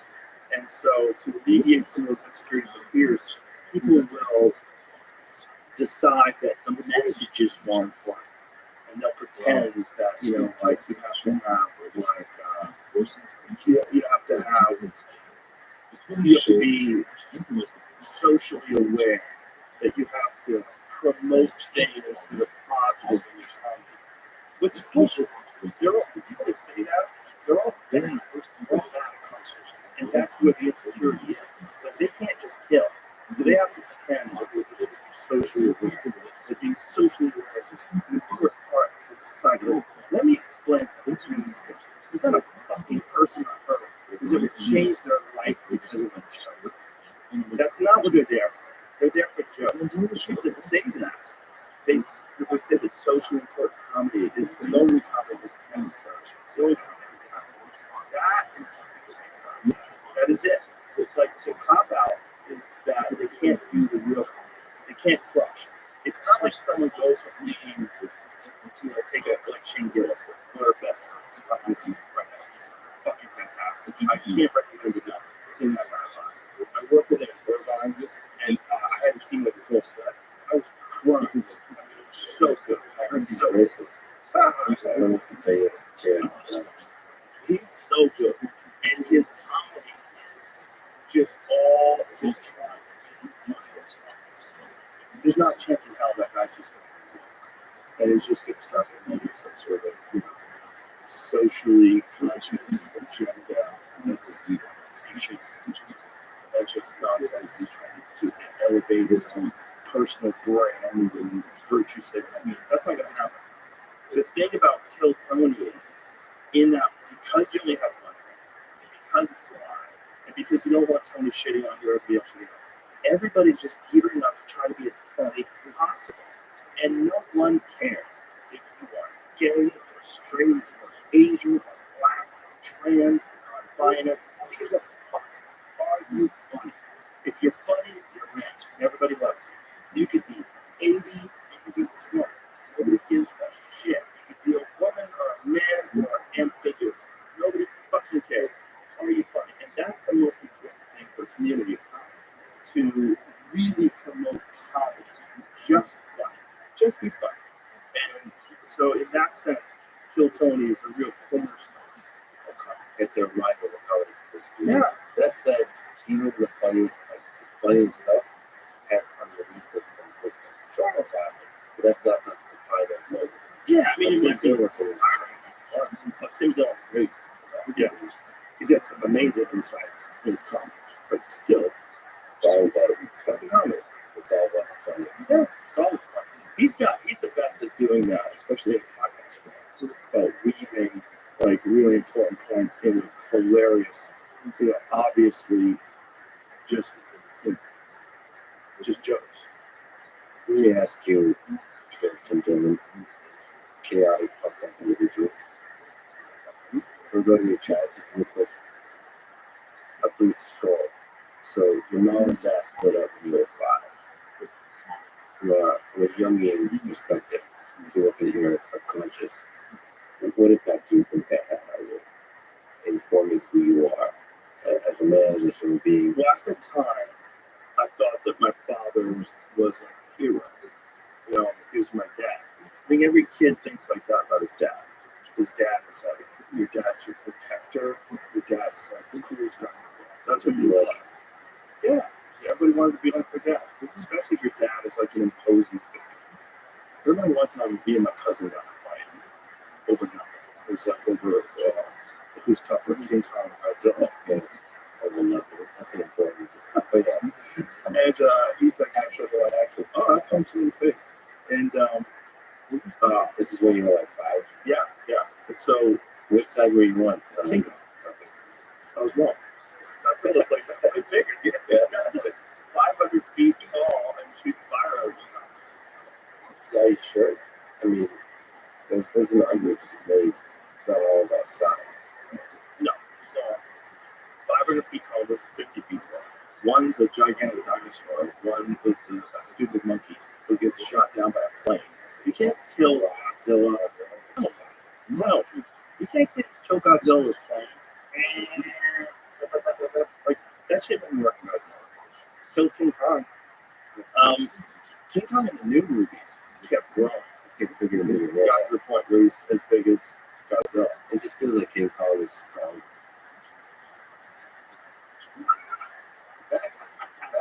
You don't think it's a different If it's the same size, human weapons and two animals going at it of a different size? You don't think there's in the jungle a smaller animal can take on a big animal, like a monkey versus a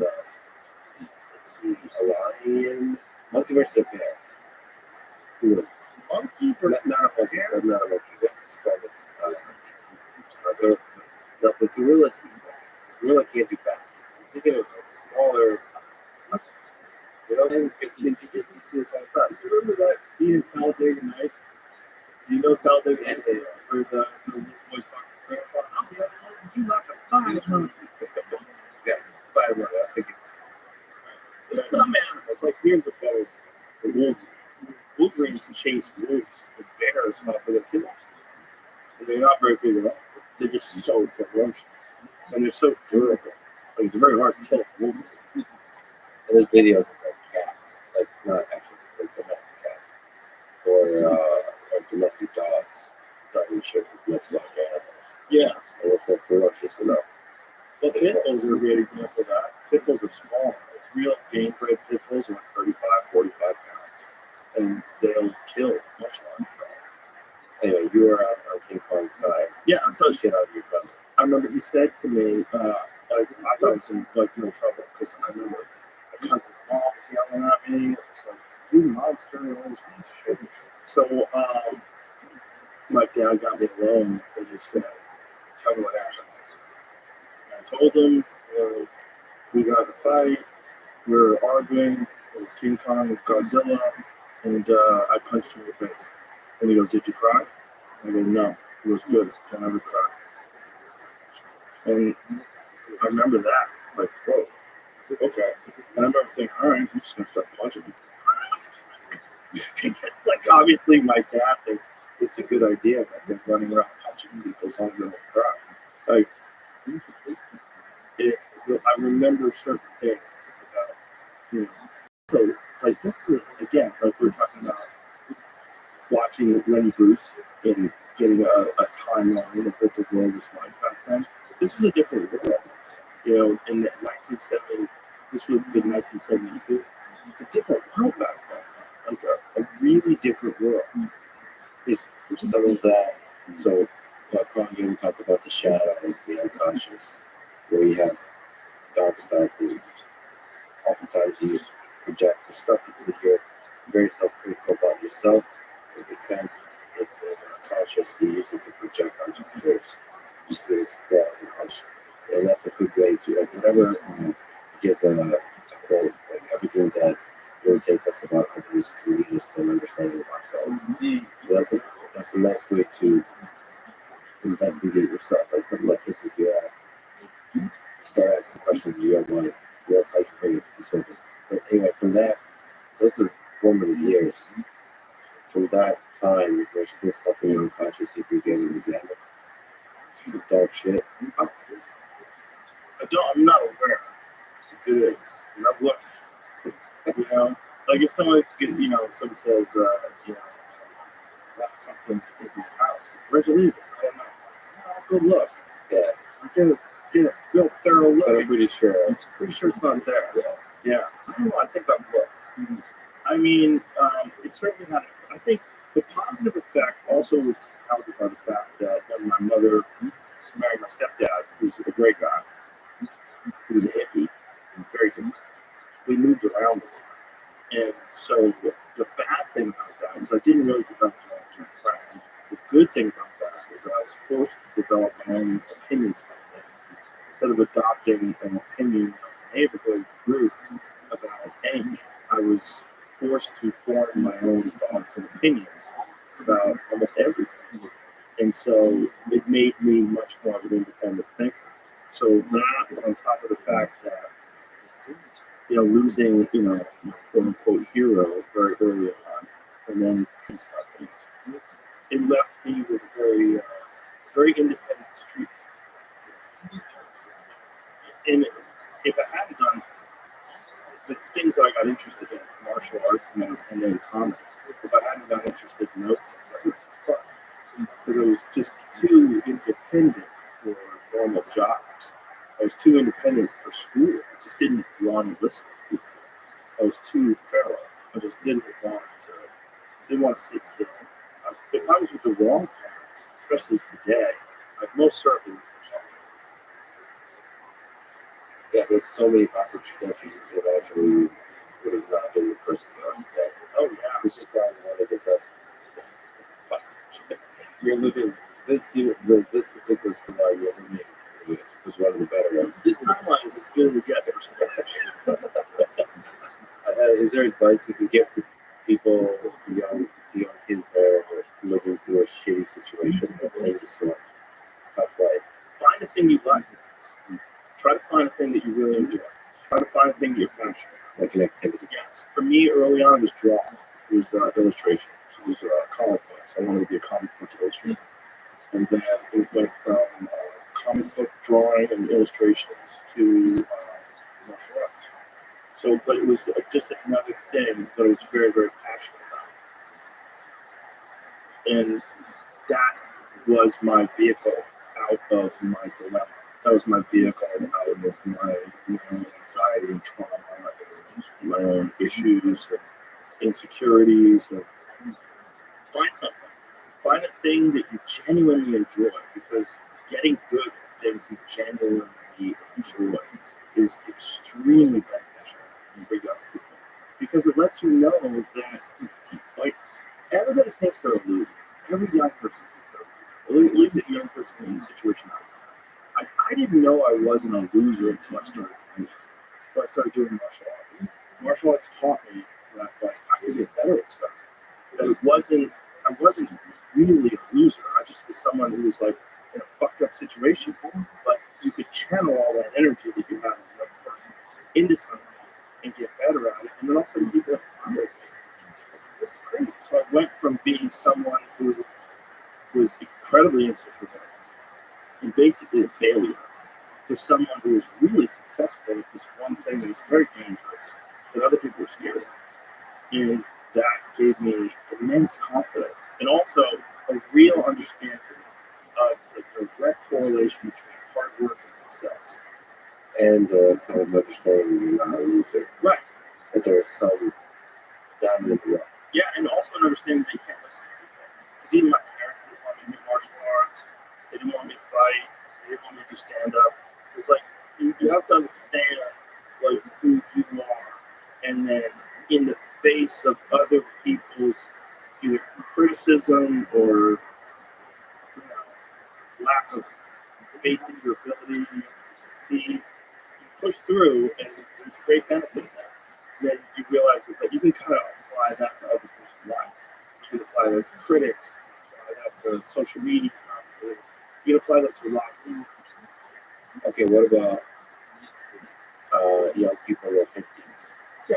Can you give advice to, like, imagine you're sitting back, probably still here in Texas, in your 90s, looking back, what advice would that guy give to you today? Or, like, people that have done some shit in their 50s, you've gone through a hell of a life, there's potentially some incentive to settle down, you have a great family, to relax, but maybe there's some incentive to still do epic shit, still be David Goggins running in the desert, shit, so If you're David Goggins, you have to be David Goggins. I don't think there's a path for that guy that exists at this stage of his life other than that. Do you think he'll be somebody who's still screaming? Yes, 100%. 100%. Dave and I are alive. We're both definitely. He's gonna call me up. Stay hard, motherfucker. Guaranteed. Guaranteed. For me to whatever the fuck you are. But Well, if you're enjoying it, but if you're not enjoying it, rethink your life. Try to figure out why you're not enjoying it. you still think it's possible to shift things? Yeah. If you're alive, you can get better. Yeah. Yeah, no matter what. If you're alive, you can shift things. And if you're 90 years old and you have a month to live, you can apologize for things that you did wrong. And maybe you could sort of reconcile and shape relationships you have with people around you better so that they feel differently about you after you're gone.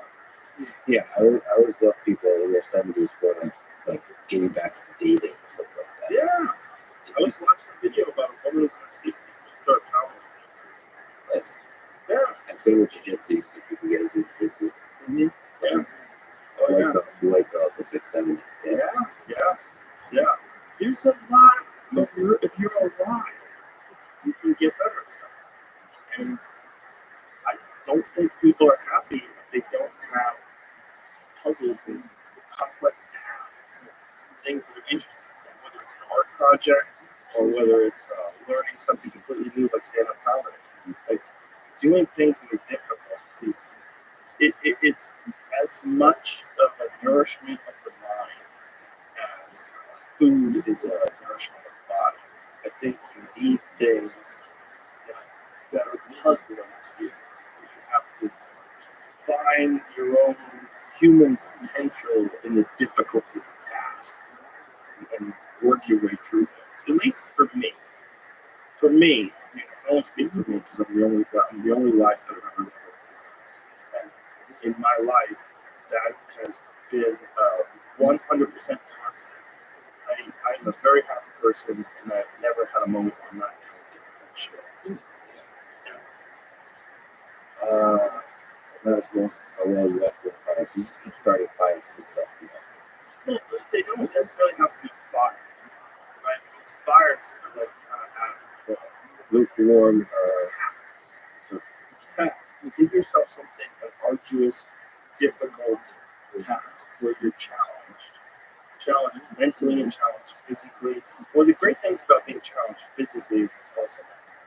The people that don't understand that have never really been challenged physically. People that think that physical challenges are just physical, it's just brute work. It's not. It's emotional intelligence. It's understanding your desire to quit and your conquering your inner pitch. All that stuff it's mental. It's playing out inside your head. And there's a mental strength that you acquire from that you can apply intellectually. And the people that don't think that are the people that haven't attempted that. And there's an arrogance to people that only pursue intellectual exercises, only pursue intellectual things, and don't pursue anything physical. But the physical stuff is basic, it's homework, it's primal, it's not necessary. I don't think that's accurate.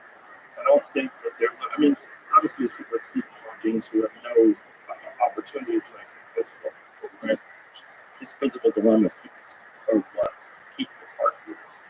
But for most people, I think you can really benefit from physical struggle. And you benefit from it in a mental way. And I think that is overlooked.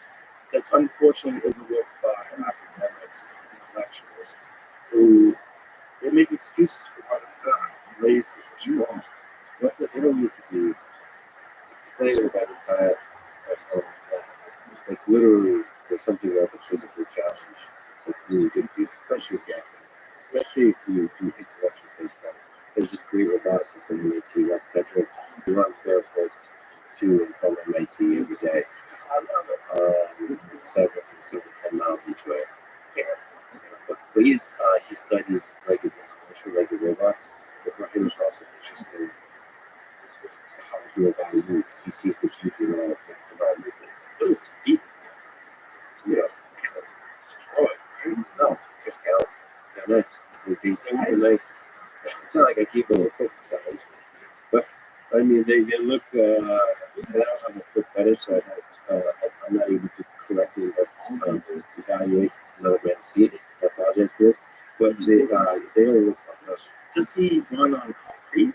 Yeah, do all these all things. And he does everything completely different. The running part. So one of the things he has to do is fit into society, which means he has to change clothes and Right. So does he wear like zero shoes? no, he's not. No, because that's like very worky thing.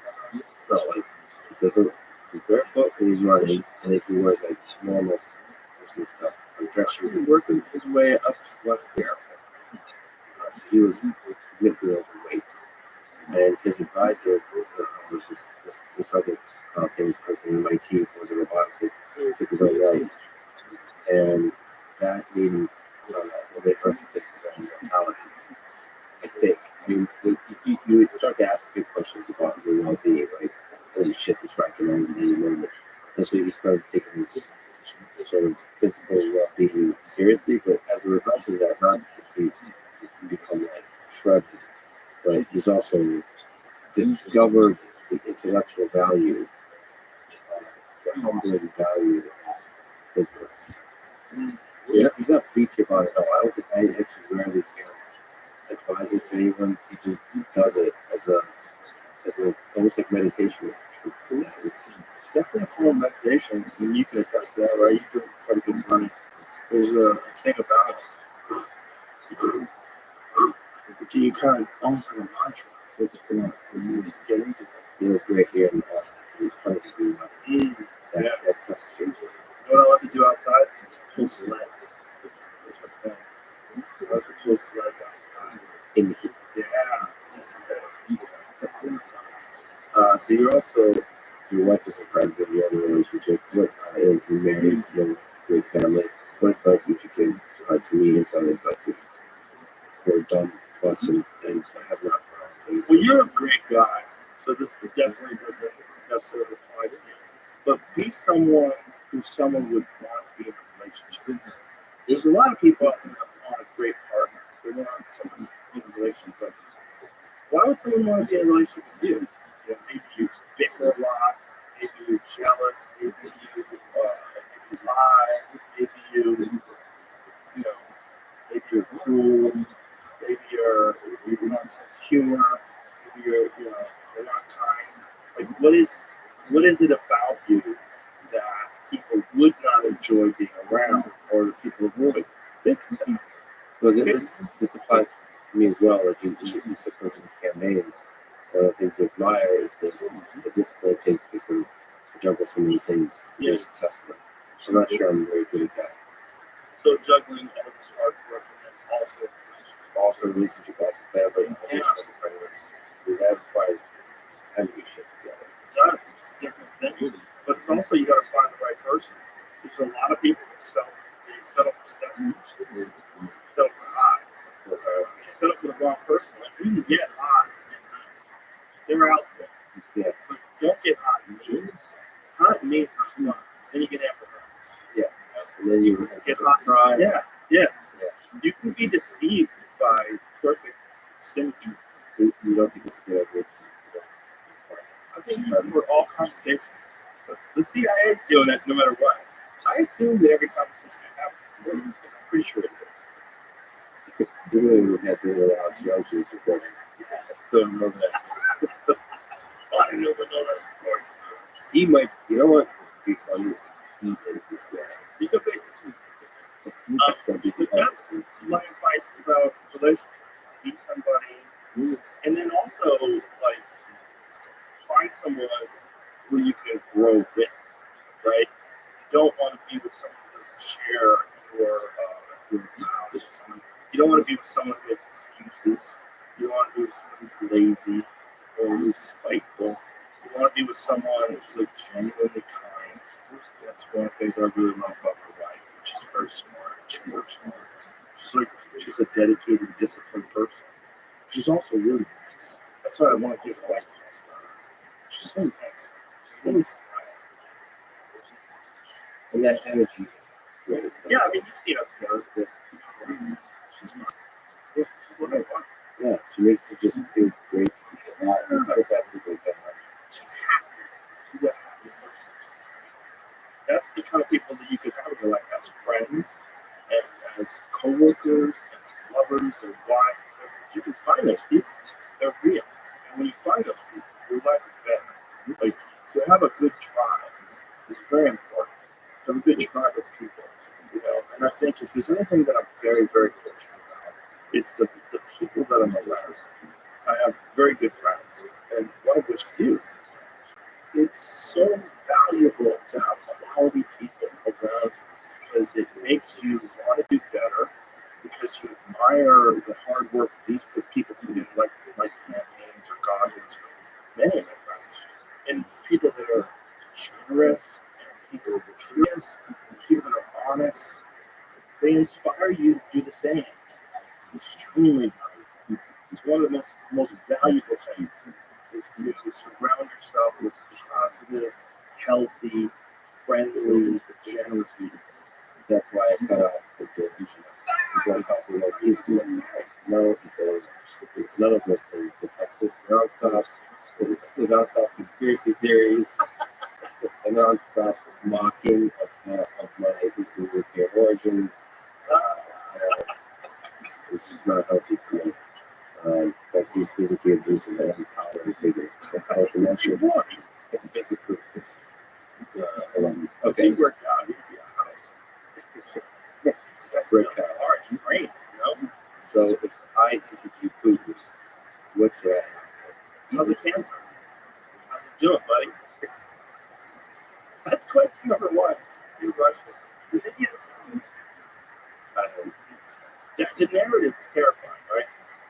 Dictator of the largest nuclear arsenal in the world who also has cancer and just invaded a sovereign country. That's a terrifying narrative. Because that's what we're all afraid of. Someone who has nothing to lose who just decides to let loose.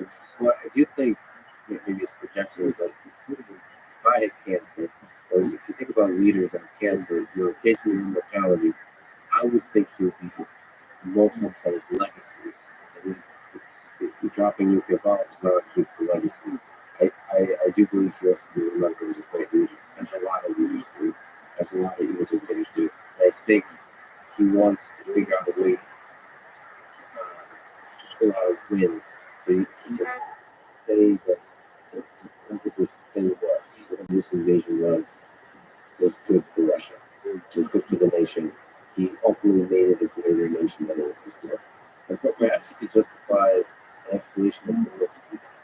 Yeah. But I don't. And it's just the cancer thing concerns me so much because it's been so often part of this propaganda has been told about who is sick. I don't know why. It's always people kind of wonder that a lot of, especially dictators. We had that even with Hillary Clinton, obviously Biden. That narrative is stickier. So for some people, Well, it's stickier. that narrative is transparent. Yeah, obvious. But the degree of it is questionable. Biden is yes, with everyone. Like what's how healthy is this leader? That's Russia, sure. Oh, they were doing that about Trump too. The thing about Putin, though, is like his appearance is altered, where he looks very bloated. His body is much bigger. His face looks like puffy and swollen. I had a friend who had sarcoidosis, and they prescribed prednisone, which is a type of a steroid. And one of the things that would happen when he was on it, his face would get real big. It was like he would blow up, like swell up, maintain a lot of water and inflammation, and that's what it looks like. so actually like if you're sitting with him, questions about health. That's as a Biden been asked that kind of question. Well, like without mockery, You'd have to go on Fox News. Like the mainstream media treats him with kid gloves in a way that I've never seen. It's so obvious there's something horribly wrong with his costume. well, I have to push back. I don't know if it's horribly wrong. You know I what think it's it's horribly wrong? I think there's uncertainty to which degree it's wrong. I would love to there to be a serious like conversation about Yeah. everything. But I actually have to because of course Fox News would mock his like declining Yeah. mental health. And then I would love a sort of objective discussion. Are you aware of this? Are you like, what are you putting in place? Are you yourself? Because if I was a person with a declining mental abilities, like you have to start. You have to start thinking about that kind of stuff. Like who's around you? Who are the advisors? What if you start stopping able to see the world clearly? Yeah, I would be transparent about it. And you would be, but you also would never be a politician because you're too fucking honest. Well, yeah, but actually from a conversation perspective, I would be less than that. It would, but all jokes aside, I would ask questions about democracy versus what they have. I mean, without any disparaging descriptions of what is going on over in Russia. It's clearly not a democracy. It's I mean, the way he has it set up, the elections were joke. So he would be fact that's not clearly a democracy. He is still very popular. So majority of people that he supporters of group inside Russia. There are the people that push back against that, which say that that's because any serious opposition is pushed out of the country. Yeah. So his question. Yeah. So, but yes, that's a really, really good question. The value of dictatorship. One of the things about the United States that's fascinating to me is that every 4 years, unless it's 4 to 8 years, some of these two terms, but every 4 years, there's an opportunity for someone to be new and completely inexperienced at the most difficult job in the world, which is ridiculous. So the interesting thing is, it actually makes sense after 8 years, you gain the wisdom. You would actually be a pretty good leader to keep going. Yeah. But there is some problem where power gets stuck into your head. Yeah. And so, like, from Putin's perspective, I think he genuinely wants the best for Russia. I don't think he's lost his mind in terms of like his awful greed and so on. Same with Stalin. I think Stalin, until the end of his days, wanted the best for the Soviet Union. It's not like he become Hitler. I think wants this market for a while, where it was like he wasn't seeing clearly at all. What Putin believes is that he is actually the best person to bring that best to his country. Now, the problem is maybe refreshing the leader is in fact the best thing, versus every leader believes that no one's best for the country. The point is to keep refreshing. Well, and that's the case for democracy. That's the case for the system we have. It creates natural, maybe emergent balance. I think it makes it evident that there is no clear cut, really right way to do it. And that if you have the perfect person in, having them for 12, 20 years would be amazing. If you had a perfect, benevolent leader who clearly only cared about the people and doing their best and striving hard and got great satisfaction knowing that he is a dedicated civil servant that only wants to lead the country in a way that's going to benefit the most people in the most profound way. But we haven't done that in the political system. It's completely corrupted by money, completely corrupted by influence. The fact that, you know, the lobbyists, I mean, there's an area outside of Washington, D.C., it's one of the richest areas in the country where lobbyists live. There's so much money involved in being a lobbyist. There's so much money involved in special interest groups and how much of an impact they have on who gets elected and what decisions get made once a person gets elected. We know this, right? We know it's not for the people, by the people. It's just not what it is. And this country is an experiment on government, and if we could do that, we can.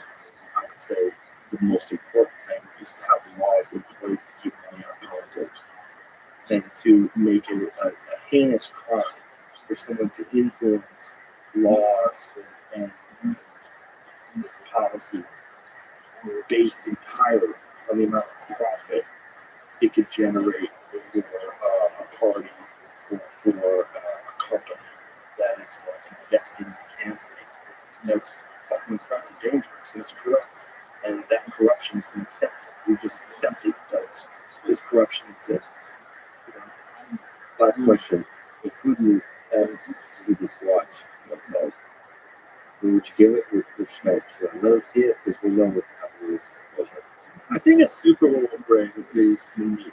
You could buy a watch like that pretty easy. But this particular is not a power move. Yeah, So but this is the watch to give me. yes, Score. yes. I'll probably share it with you. Score. And then maybe you go, look, can I see this watch? Yeah. And then he puts it on his Say table. no. You go like this. Bro. You know, there's so many words I'm going to contrast this. But, bro, I guess bro is fine. I mean, if he takes your watch, I'll buy it. If he steals it, He can go. I'll just give you the same exact watch.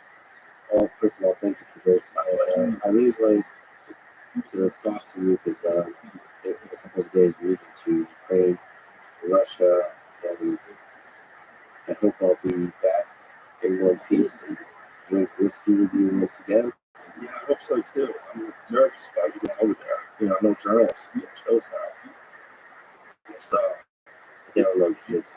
uh, No, I think it'll be okay. I think there's certain things to do in life that just kind of your heart goes towards that.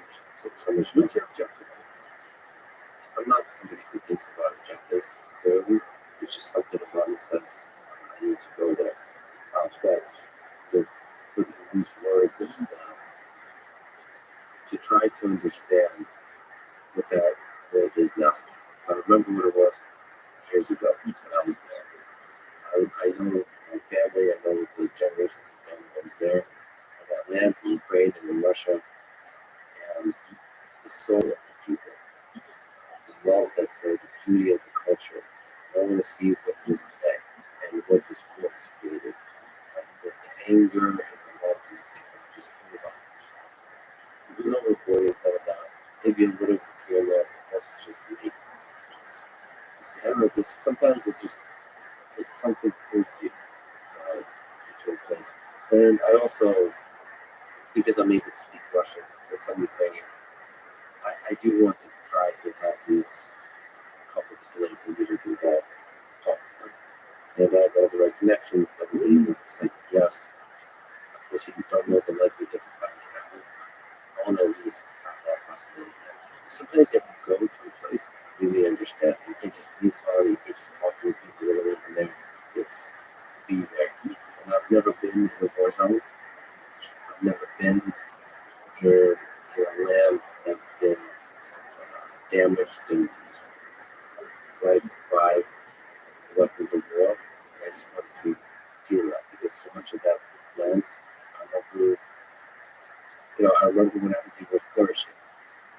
Yes, corruption, all those kinds of things, but people were there, culture was flourishing, and people were happy. There's lots of struggle, but they were happy.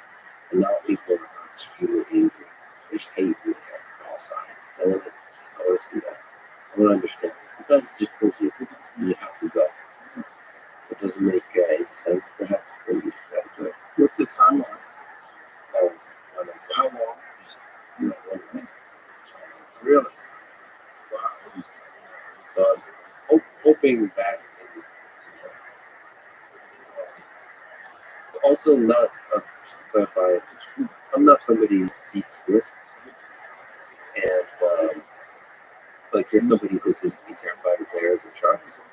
You know, like so why go swim out? Why go surf? Why go swim out? Yeah. So I'm somebody that's the same. The sharks too. I'm not taking unnecessary risk, but certain things that just mean a lot to you, take the risk.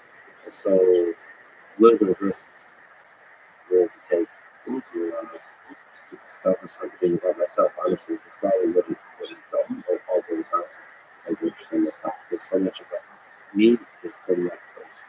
Well, this is the beautiful thing about America.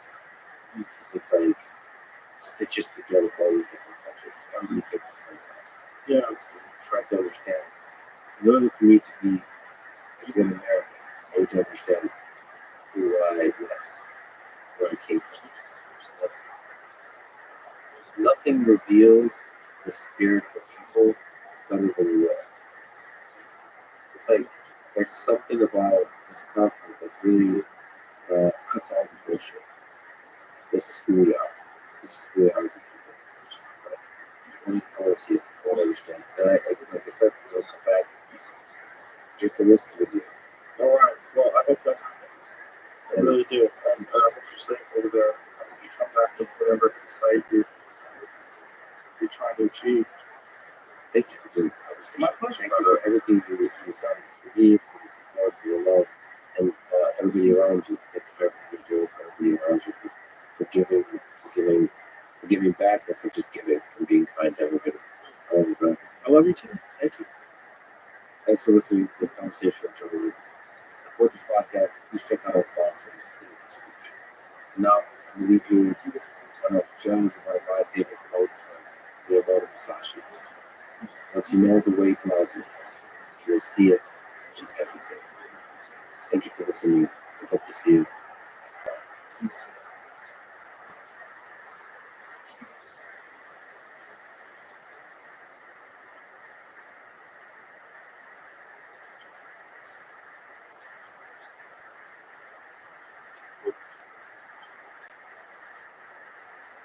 The following conversation with Dennis Shabbos, CEO, co-founder of DeepMind, a company that has published and built some of the most incredible artificial intelligence systems in the history of computing, including AlphaZero that learned all by itself to play the game of Go better than any human in the world, and AlphaFold 2 that solved protein folding.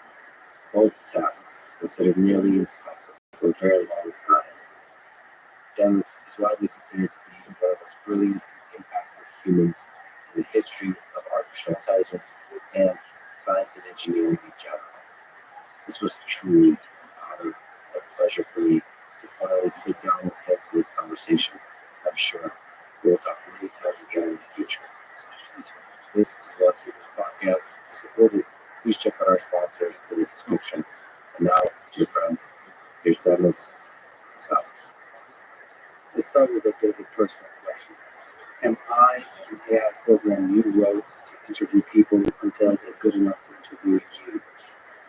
Well, I'd be impressed if you were. I'd be impressed with myself if you were. I don't think we're quite up to that yet, but maybe over the future.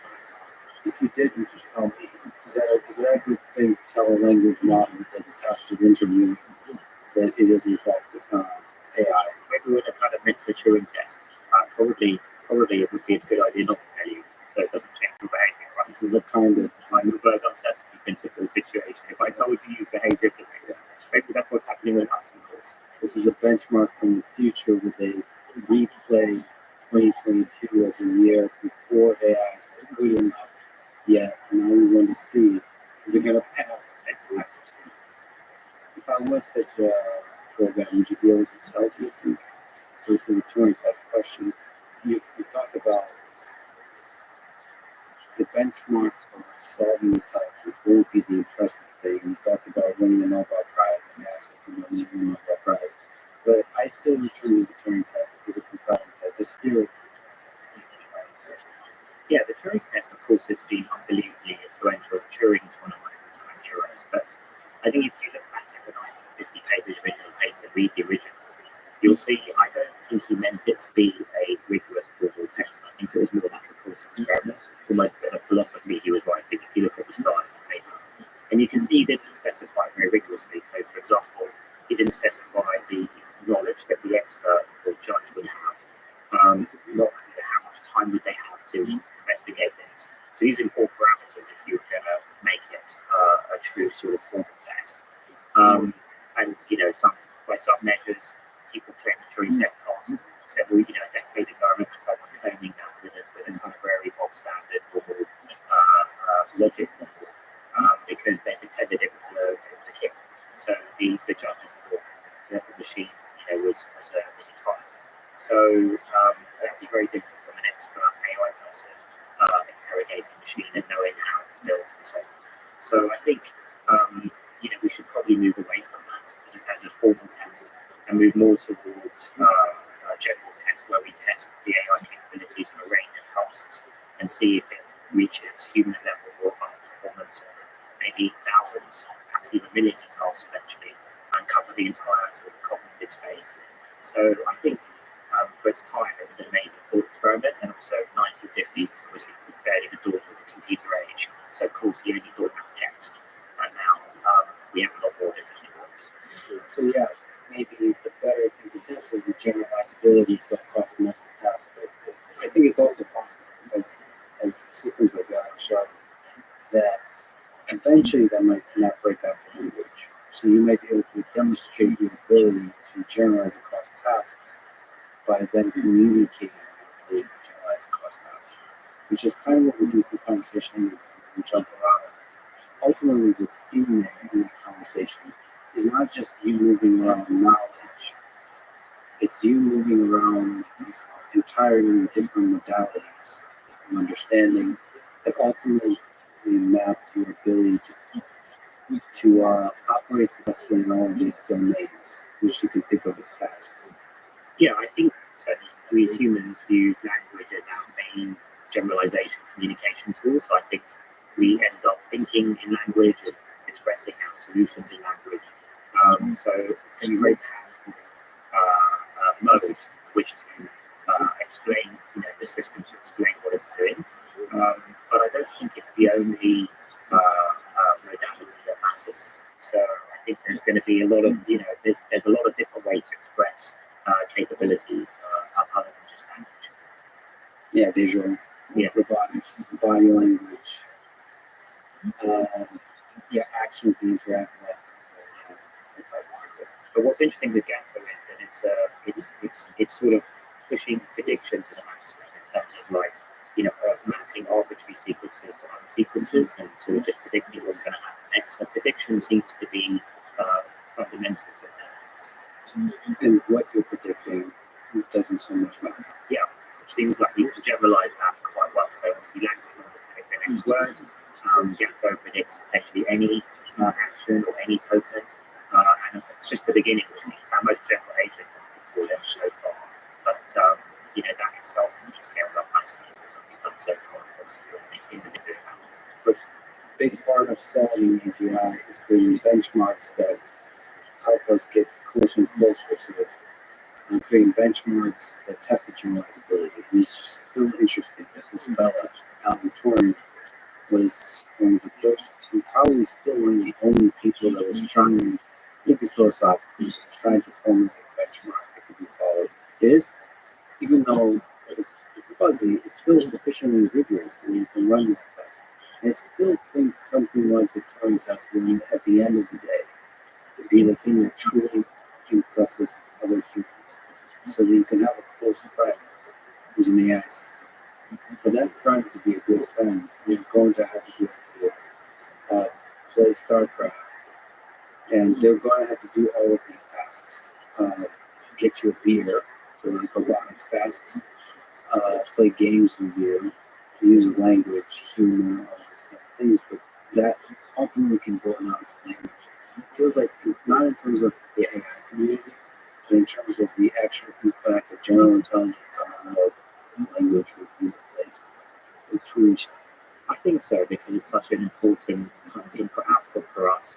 I think you're right. I think the Turing test, the kind of the philosophy behind it, which is the idea of can a machine mimic the behaviors of a human, and I would say wider than just language and text. Then in terms of actions and everything else, creativity, all these things, then if you can sort of match and exceed human cognitive capabilities, then I think we have a true intelligence. So from that perspective, you're right. I think he did formulate the right kind of setup. I think there'll be a kind of humor in the AI systems of the future and get back to this conversation.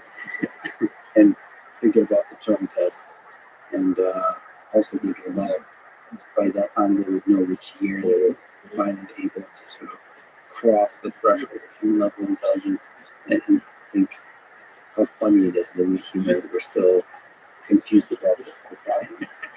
This is long ago been solved. Flow to the AI agents in the future. Anyway, so if you go back to your journey, when did you fall in love? It was pretty young age actually. So I started off actually games was my first love. So starting to play chess when I was around 4 years old, and then it was actually with winning the chess competition that I managed to find my computer when I was about 8 years old was a ZX Spectrum, which was hugely popular in the UK at the time. And it's an amazing machine because I think it trained a whole generation of programmers in the UK because it was so accessible. You know, you literally switched it on and there was the basic prompts and you could just get going. And my parents didn't really know anything about computers, so because it was my money for the chess competition, I could say I wanted to buy it. And then, you know, I just went to bookstores, got books on programming, and started typing in, you know, the programming code. And then, of course, once you start doing that, you start adjusting it and then making your own games. And that's when I fell in love with computers and realised that they were a very magical device. In a way, I don't want to have been able to explain this at the time, but I felt that there was almost a magical extension of your mind. I always had this feeling, and I've always loved this about computers, that you can set them off doing something, some task for you. You can go to sleep, come back the next day, and it's solved. You know, that feels magical to me. So, I mean, all machines do that to some extent. They all enhance our natural capabilities. Obviously, can't make us allow us to move faster than we can run. But this was a machine that puts the mind. And then, of course, AI is the ultimate expression of what the machine may be able to do or learn. So, very naturally for me, that thought extended into AI quite quickly. Remember the programming language when it was first started? Yes. This is special to the machine. No, it was just basic. I think it was just basic on the Zen Spectrum. I don't know what the specific form it was. And then later on, I got on a Commodore Amiga, which was a fantastic machine.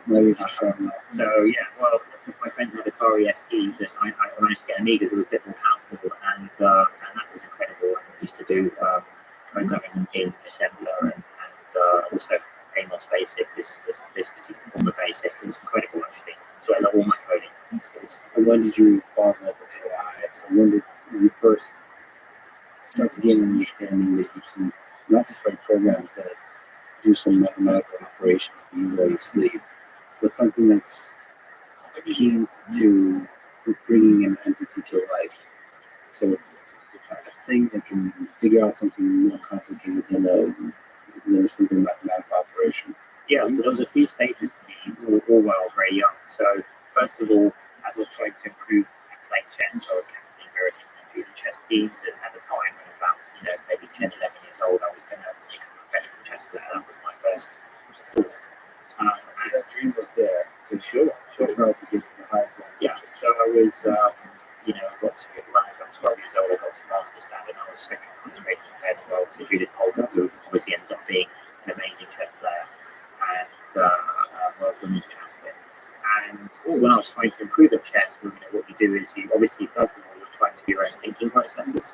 So that leads you to thinking about how is your brain coming up with these ideas? Why is it making mistakes? How can you prove that thought process? But the second thing is that it was just the beginning. This was like in the early 80s, mid 80s of chess computers. If you remember, they were physical boards, what we have in front of us. You press down, you know, the squares. And I think Kasparov had a random version that I got. And you used to, they're not as strong as they are today, but they were pretty strong. And you used to practice against them to try and improve your openings and other things. And so I remember, I think I probably got my first one at 11 or 12. And I remember thinking, it's amazing, you know, how has someone programmed this chessboard to play chess? And it was very informative book I bought, which was called The Chess Computer Handbook by David Levy. This thing came out in 1984 or something, so I must have got it when I was about 11 or 12, and it explained fully how these chess programs are made. I remember my first AI program being programmed by Amiga. It was powerful enough to play chess. I couldn't write a whole chess program. I wrote a program that could play Othello, reversely, sometimes I think in the US. And so it's like a simpler game playing chess. But I used all of the principles that chess programs have, alphabet, circle, and that. And that was my first AI program. I did that very well when I was 12 years old. So that brought me into AI. And then the second part was later on, I was around 16, 17, and I was writing games professionally, designing games, writing a game called Theme Park, which had AI as a core gameplay component as part of the simulation, and sold, you know, millions of copies around the world, and people loved the way that the AI, even though it was relatively simple by today's AI standards, was reacting to the way you as the player played it. So it was called a sandbox game. It was one of the first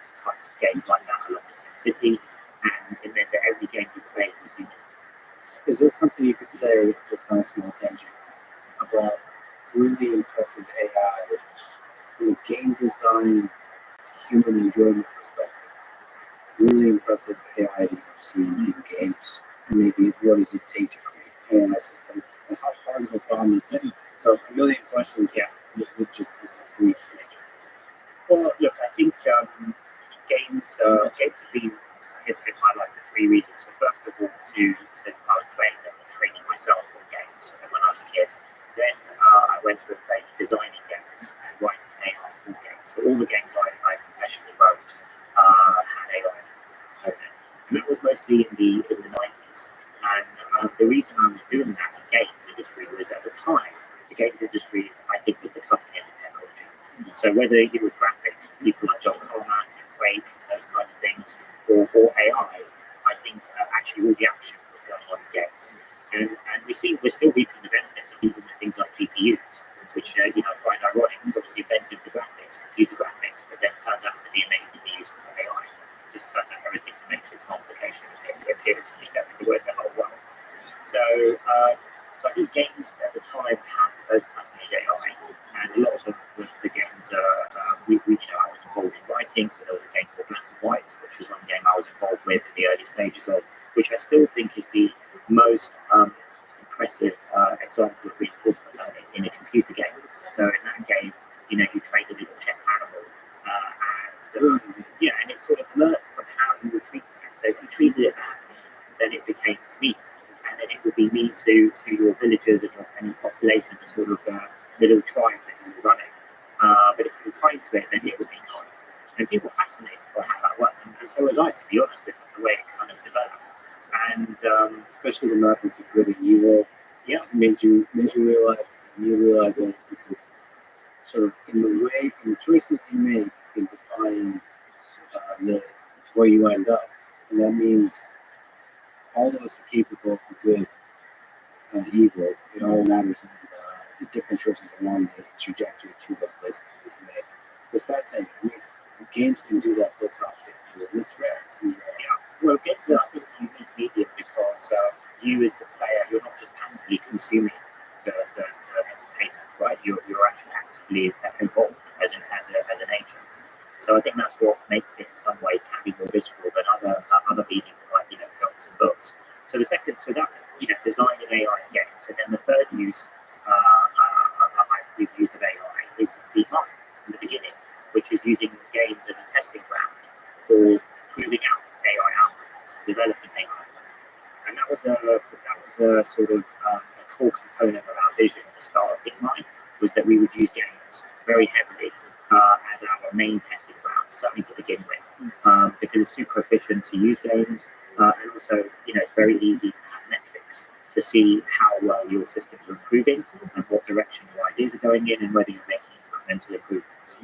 And because those games are often rooted in something that humans did for a long time beforehand, there's already a strong set of rules. It's already a damn good benchmark. Yes, it's really good for so many reasons because you've got clear measures of how good humans can be at these things, and in some cases like Go, we've been thousands of years.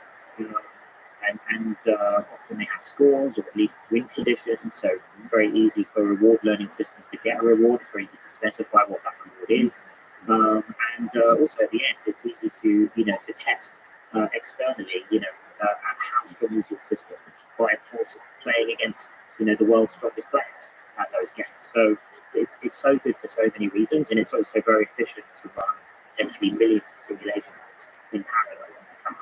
So I think there's a huge reason why we were so successful back in starting out 2010. How we were able to progress so quickly because we utilised games, and at the beginning of DeepMind, we also hired some amazing game engineers who I knew from my previous lives in the games industry, and that helped to bootstrap us very quickly. And plus, it's somehow super compelling, almost at a philosophical level, of man versus machine, over a chessboard or a go board. And especially given that the entire history of AI is defined by people saying it's going to be impossible to make a machine that beats a human being in chess. And then once that happened, people were certain, when I was coming up in AI, that Go is not a game that can be solved because of the combinatorial complexity. It's just too. It's no matter how much Moore's law you have, compute is just never going to be able to crack the game of Go. Yeah. And so then there's something compelling about facing, sort of taking on the impossibility of that task from the AI researcher perspective, engineer perspective, and then as a human being, just observing stuff. Your beliefs about what you thought was impossible being broken apart. It's humbling to realize we're not as smart as we thought. It's humbling to realize that the things we think are impossible now perhaps would be done in the future. There's something really powerful about a game, AI being a human being in a game that drives that message home for like millions, billions of people, especially in the case of Go. Sure. Well, look, I think it has been a fascinating journey, and especially as I think about it, I can understand it from both sides, both as the AI, creators of the AI, but also as a games player originally. So, it was a really, it was a fantastic, but also somewhat bittersweet moment, the AlphaGo match, seeing that and being obviously heavily involved in that. But as you say, chess has been, Kasparov rightly called it the Drosophila of intelligence, right? So it's sort of, I love that phrase, and I think he's right, because chess has been hand in hand with AI from the beginning of the whole field, right? So I think every AI practitioner, starting with Turing and Phil Shannon and all those, the sort of forefathers of the field, tried their hand at writing a chess program. I've got an original edition of Phil Shannon's first chess program. I think it's 1949. The original sort of paper, and they all did that. And Turing famously wrote a chess program but all the computers around them were obviously too slow to run it. So he had to be the computer, right? So he literally, I think, spent 2 or 3 days writing his own program by hand with pencil and paper, playing a friend of his with his chess program. So, of course, Deep Blue was a huge moment, beating Kasparov. But actually, when that happened, I remember that very, very vividly, of course, because it was, chess and computers and AI, all the things I loved when I was at college. But I remember going away from that being more impressed by Kasparov's mind than I was by Deep Blue. Because here was Kasparov with his human mind.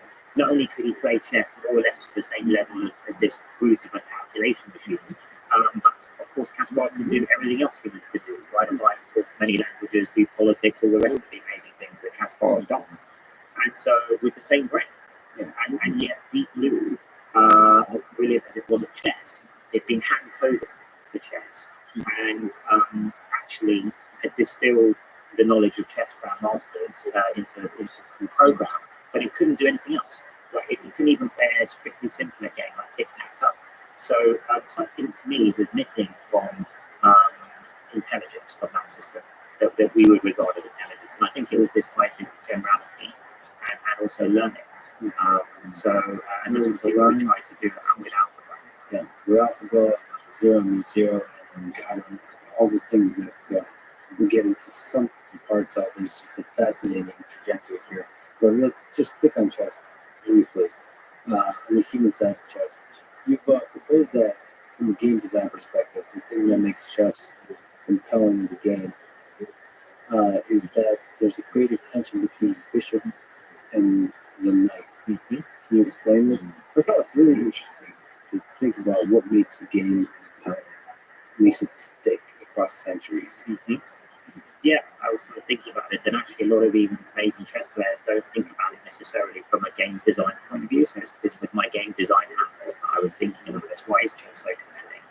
And I think the critical reason is the dynamicness of the different kind of chess positions we can have, whether they're closed or open and other things, come from the bishop and the knight. So if you think about how different the capabilities of the bishop and knight are in terms of the way they move, and then somehow chess has evolved to balance those two capabilities more or less equally. So they're both roughly worth 3 points each. So you think that dynamics was always there, and then the rest of the rules were kind of trying to stabilize the game? Well, maybe. I mean, it's sort of, I don't know, it's chicken and egg situation, probably both made together, but the fact that it's got to this beautiful equilibrium where you can have a bishop and knight that's so different in power, but so equal in value across the set of the universe of all positions, right?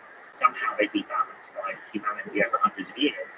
I think gives the game the creative tension. I think you can swap the bishop and knights for a bishop for a knight, and they're more or less work the same, but now you aim for a different type of position. If you have the knight, you want a closed position. If you have the bishop, you want an open position. So I think that creates a lot of the creative tension. So some kind of controlled creative tension. From an AI perspective, do you think AI systems can eventually design games that are optimally compelling to humans? Well, that's an interesting question. Sometimes I get asked about AI creativity, and the way I answer that is relevant to that question, which is that I think there are different levels of creativity, one could say. So I think if we define creativity as coming up with something original, right, that's useful for a purpose, then I think the kind of lowest level of creativity is like an interpolation, so an averaging of all the examples you see. So maybe a very basic AI system can say you can have that. So you show it millions of pictures of cats, and then you say, give me an average looking cat, right, generate me an average looking cat. I would call that interpolation. Then there's extrapolation, which something like AlphaGo showed. So AlphaGo played millions of games of Go against itself, and then it came up with brilliant new ideas like Move 37 and Game 2, brilliant motif strategies in Go that no humans had ever thought of, even though we played it for thousands of years and professionally for hundreds of years. So that I call that extrapolation. But then there's still a level above that, which is, you could call out the box thinking or true innovation, which is, could you invent Go? Right? Could you invent chess? And not just come up with a brilliant chess move or brilliant Go move, but can you actually invent chess or something as good as chess or Go? And I think one day AI could, but what's missing is how would you even specify that task to a program right now? And the way I would do it, if I was telling a human to do it, or a games designer, a human games designer to do it, is I would say something like Go. I would say, come up with a game that only takes 5 minutes to learn, which Go does. It's got simple rules, but many lifetimes to master, right? Or impossible to master in one lifetime. It's so deep, and so complex, and then it's aesthetically beautiful, and also it can be completed in 3 or 4 hours of gameplay time, which is useful for us, in a human day. And so you might specify sort of high level concepts like that, and then with that maybe a few other things, one could imagine that Go satisfies those constraints. But the problem is that we're not able to specify abstract notions like that, high level abstract notions like that yet to our AI systems. And I think there's still something missing there in terms of high level concepts or abstractions that they truly understand, combinable and composition. So at the moment, I think AI is capable of interpolation and extrapolation, but not true invention. So coming up with rule sets and optimizing with complicated objectives around those rule sets, you can't currently do. But you could take a specific rule set and then run a kind of self-play experiment to see how long, just observe how an AI system from scratch learns. How long is that journey? And maybe if it satisfies some of those other things you mentioned, there's a quickness to learn and so on, and you could see a long journey to master, or even an AI system, where you could say that this is a promising game. But it would be nice to do almost like AlphaGo to program, to generating rules that kind of that automate even that part of the generation of rules. So I have thought about systems actually that I think would be amazing for a game designer if you could have a system that takes your game, plays it tens of millions of times, maybe overnight, and then self-balances the rules. So it tweaks the rules and maybe the equations and the parameters so that the game is more balanced, the units in the game, or some of the rules could be tweaked. So it's a bit of like giving it a base set and then allowing multi-part tree search or something like that to sort of explore it. Right, and I think that would be super powerful tool actually for balance, auto-balancing the game, which usually takes thousands of hours from hundreds of games and human games testers normally to balance one game like StarCraft, which is Blizzard are amazing balance in their games, but it takes them years and years and years. So one could imagine at some point that this stuff becomes efficient enough to, you might be able to do that like overnight.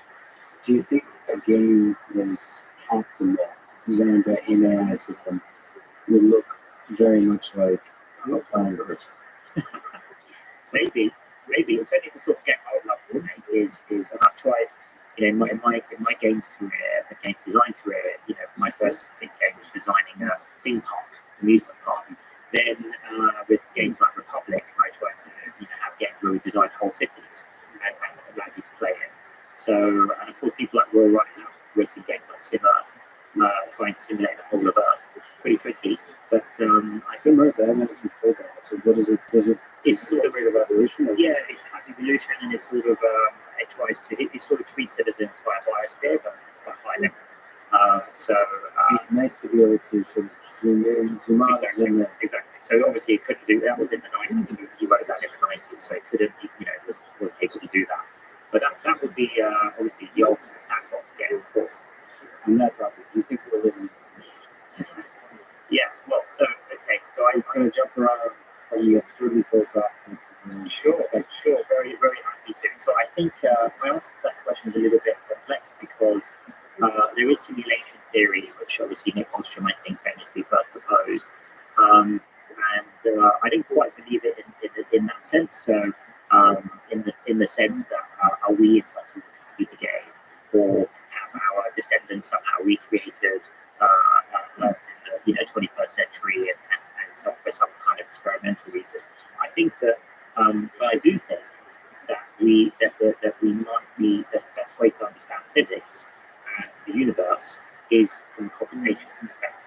So understanding it as an information universe, and actually information being the most fundamental unit of reality rather than matter or energy. So physicists would say, matter or energy, E equals mc squared. These are the things that are the fundamentals of the universe. I'd actually say information, which of course itself can specify energy or matter, right? Matter is actually just, we're just out the way our bodies and the molecules in our body are arranged as information. So I think information may be the most fundamental way to describe the universe, and therefore you could say we're in some sort of simulation because of that. But I'm not really a subscriber to the idea that these are sort of throwaway billions of simulations around. I think this is actually very critical and possibly unique, this simulation. Particularly, yes. And you just mean treating the universe as a computer that's processing and modifying information is a good way to solve the problems of physics, chemistry, of biology, and perhaps of humanity and so on. Yes, I think understanding physics in terms of information theory might be the best way to really understand what's going on here. From our understanding of a universal Turing machine, from our understanding of a computer, do you think there's something outside of the capabilities of a computer that is present in our universe? You have a disagreement with Rothschild. Yes. The nature of consciousness, he thinks that consciousness is more than just a computation. Mm-hmm. Do you think all of it, the whole shebang, can be a computation? Yeah, I've had many fascinating debates with Sir Roger Penrose, and obviously he's famously, and I read, Emperor's New Mind, and his books, his classical books, they were pretty influential in the 90s, and he believes that there's something more, something quantum that is needed to explain consciousness in the brain. I think about what we're doing actually at DeepMind and what my career is being, we're almost like Turing's champion. So we are pushing Turing machines or classical computation to the limits. What are the limits of what classical computing can do? Now, and at the same time, I've also studied neuroscience to see, and that's what I did my PhD in, was to see, also to look at, is there anything quantum in the brain from a neuroscience or biological perspective? And so far, I think most neuroscientists and most mainstream biologists and neuroscientists would say there's no evidence of any quantum systems or effects in the brain. As far as we can see, it can be mostly explained by classical theories. So there's sort of the search for the biology side, and then at the same time, there's the raising of the water at the bar for what classical Turing machines can do, and including our new AI systems. And as you alluded to earlier, I think AI, especially in the last decade plus, has been a continual story now, surprising events and surprising successes, knocking over one theory after another, what was thought to be impossible, from Go, protein folding, and so on. And so I think I would be very hesitant to bet against how far the universal Turing machine and classical computation paradigm can go. And my betting would be that all of certainly what's going on in our brain can probably be mimicked or approximated on a classical machine, not requiring something metaphysical or quantum. And we'll get there with some of the work of AlphaFold, which I think begins the journey of modeling this beautiful and complex world of biology. So you think all the magic of the human mind comes from this, just a few pounds of mush, biological computational mush that's akin to some of the neural networks, not directly, but its spirit that deep mind has been working. Well, look, I think it's you say it's a few. Of course, this is I think the biggest miracle of the universe is that it is just a few pounds of mush in our skulls, and yet it's also our brains are the most complex objects that we know of in the universe. So there's something profoundly beautiful and amazing about our brains, and I think that it's an incredibly efficient machine, and it's phenomenal basically. And I think that building AI, one of the reasons I want to build AI, and I've always wanted to, is I think by building an intelligent artifact like AI and then comparing it to the human mind, that will help us unlock the uniqueness and the true secrets of the mind that we've always wondered about since the dawn of history, like consciousness, breathing, creativity, emotions. What are all these things? Right? We've wondered about them since the dawn of humanity, and I think one of the reasons, I love philosophy and philosophy of mind, is we found it difficult is there haven't been tools for us to really, other than introspection, from very clever people in history, very clever philosophers, to really investigate this scientifically. But now, suddenly we have a plethora of tools. Firstly, we have all the neuroscience tools, fMRI machines, simple self-recording, all this stuff, but we also have the ability of computers and AI to build intelligent systems. So I think that I think it is amazing what the human mind does, and I'm kind of in awe of it really, and I think it's amazing that with our human minds we're able to build things like computers and actually even think and investigate about these questions. I think that's also a testament to the human mind. Yeah, the universe built the human mind that now build computers that help us understand both the universe and our own human mind. Right. Exactly it. I mean, I think that's one could say maybe we're the mechanism by which the universe is going to try and understand itself. Yeah. It's beautiful. So let's go to the basic building blocks of biology that I think is another thing we should just start to understand the human mind, the human body. It's quite fascinating, which is from the basic building blocks, start to simulate, start to model how from those building blocks you can construct bigger and bigger, more complex systems. Maybe one day the entire human biology.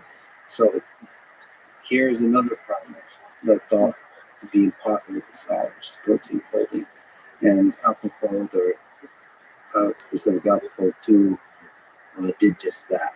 It solved protein folding. I think it's one of the biggest breakthroughs, certainly in the history of structural biology, but in general in science. Maybe from a high level, what is it and how does it work? And then we can ask some fascinating questions after. Sure. So maybe to explain it to people not familiar with protein folding, is first of all explain proteins, which is proteins are essential to all life. Every function in your body depends on proteins. Sometimes they're called the workhorses of biology. And if you look into them, and obviously as part of AlphaFold, I've been researching proteins and structural biology for the last few years. They're amazing little bio-nano machine proteins. They're incredible if you actually watch the videos of how they work, animations of how they work. And proteins are specified by their genetic sequence, called their amino acid sequence. So you can think of it as their genetic makeup. And then in the body, in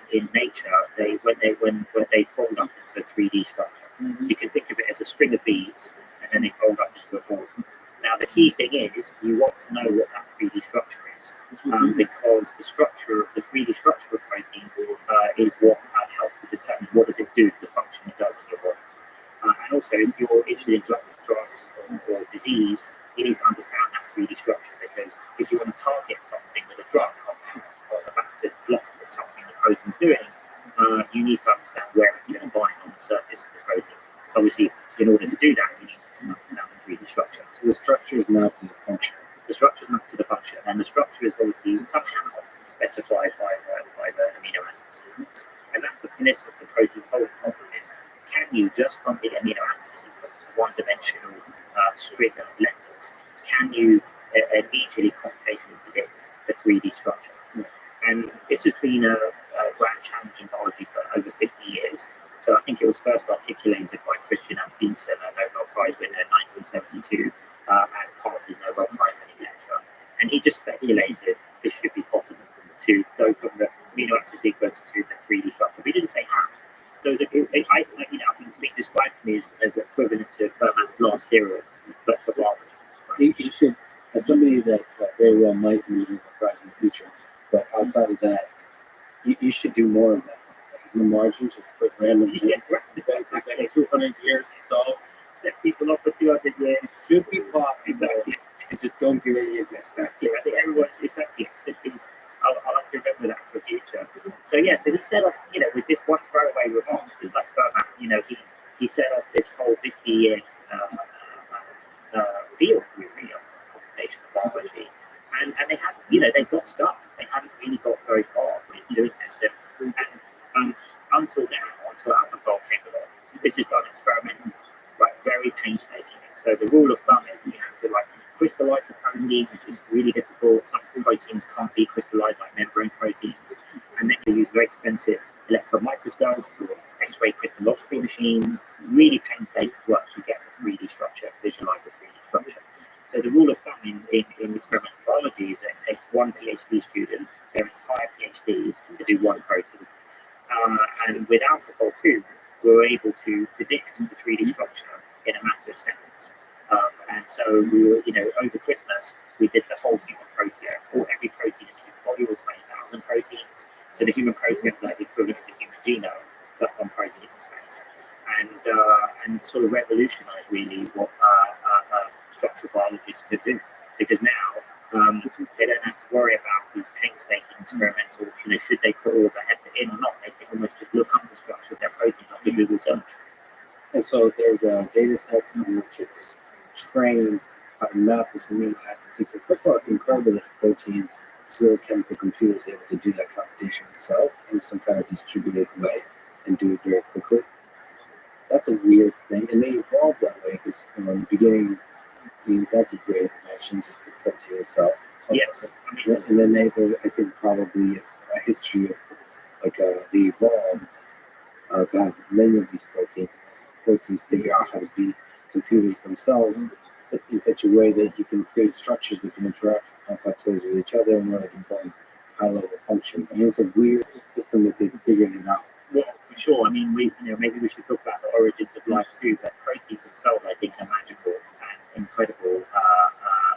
As I said, little bio-nanomachines, and actually, Leventhal, who was another scientist, contemporary of Amundsen, he coined this Leventhal, what became known as Leventhal's paradox, which is exactly what you're saying. Calculated roughly an average protein, which is maybe 2,000 amino acids bases long, is tenfold in maybe 10 to the power 300 different conformations.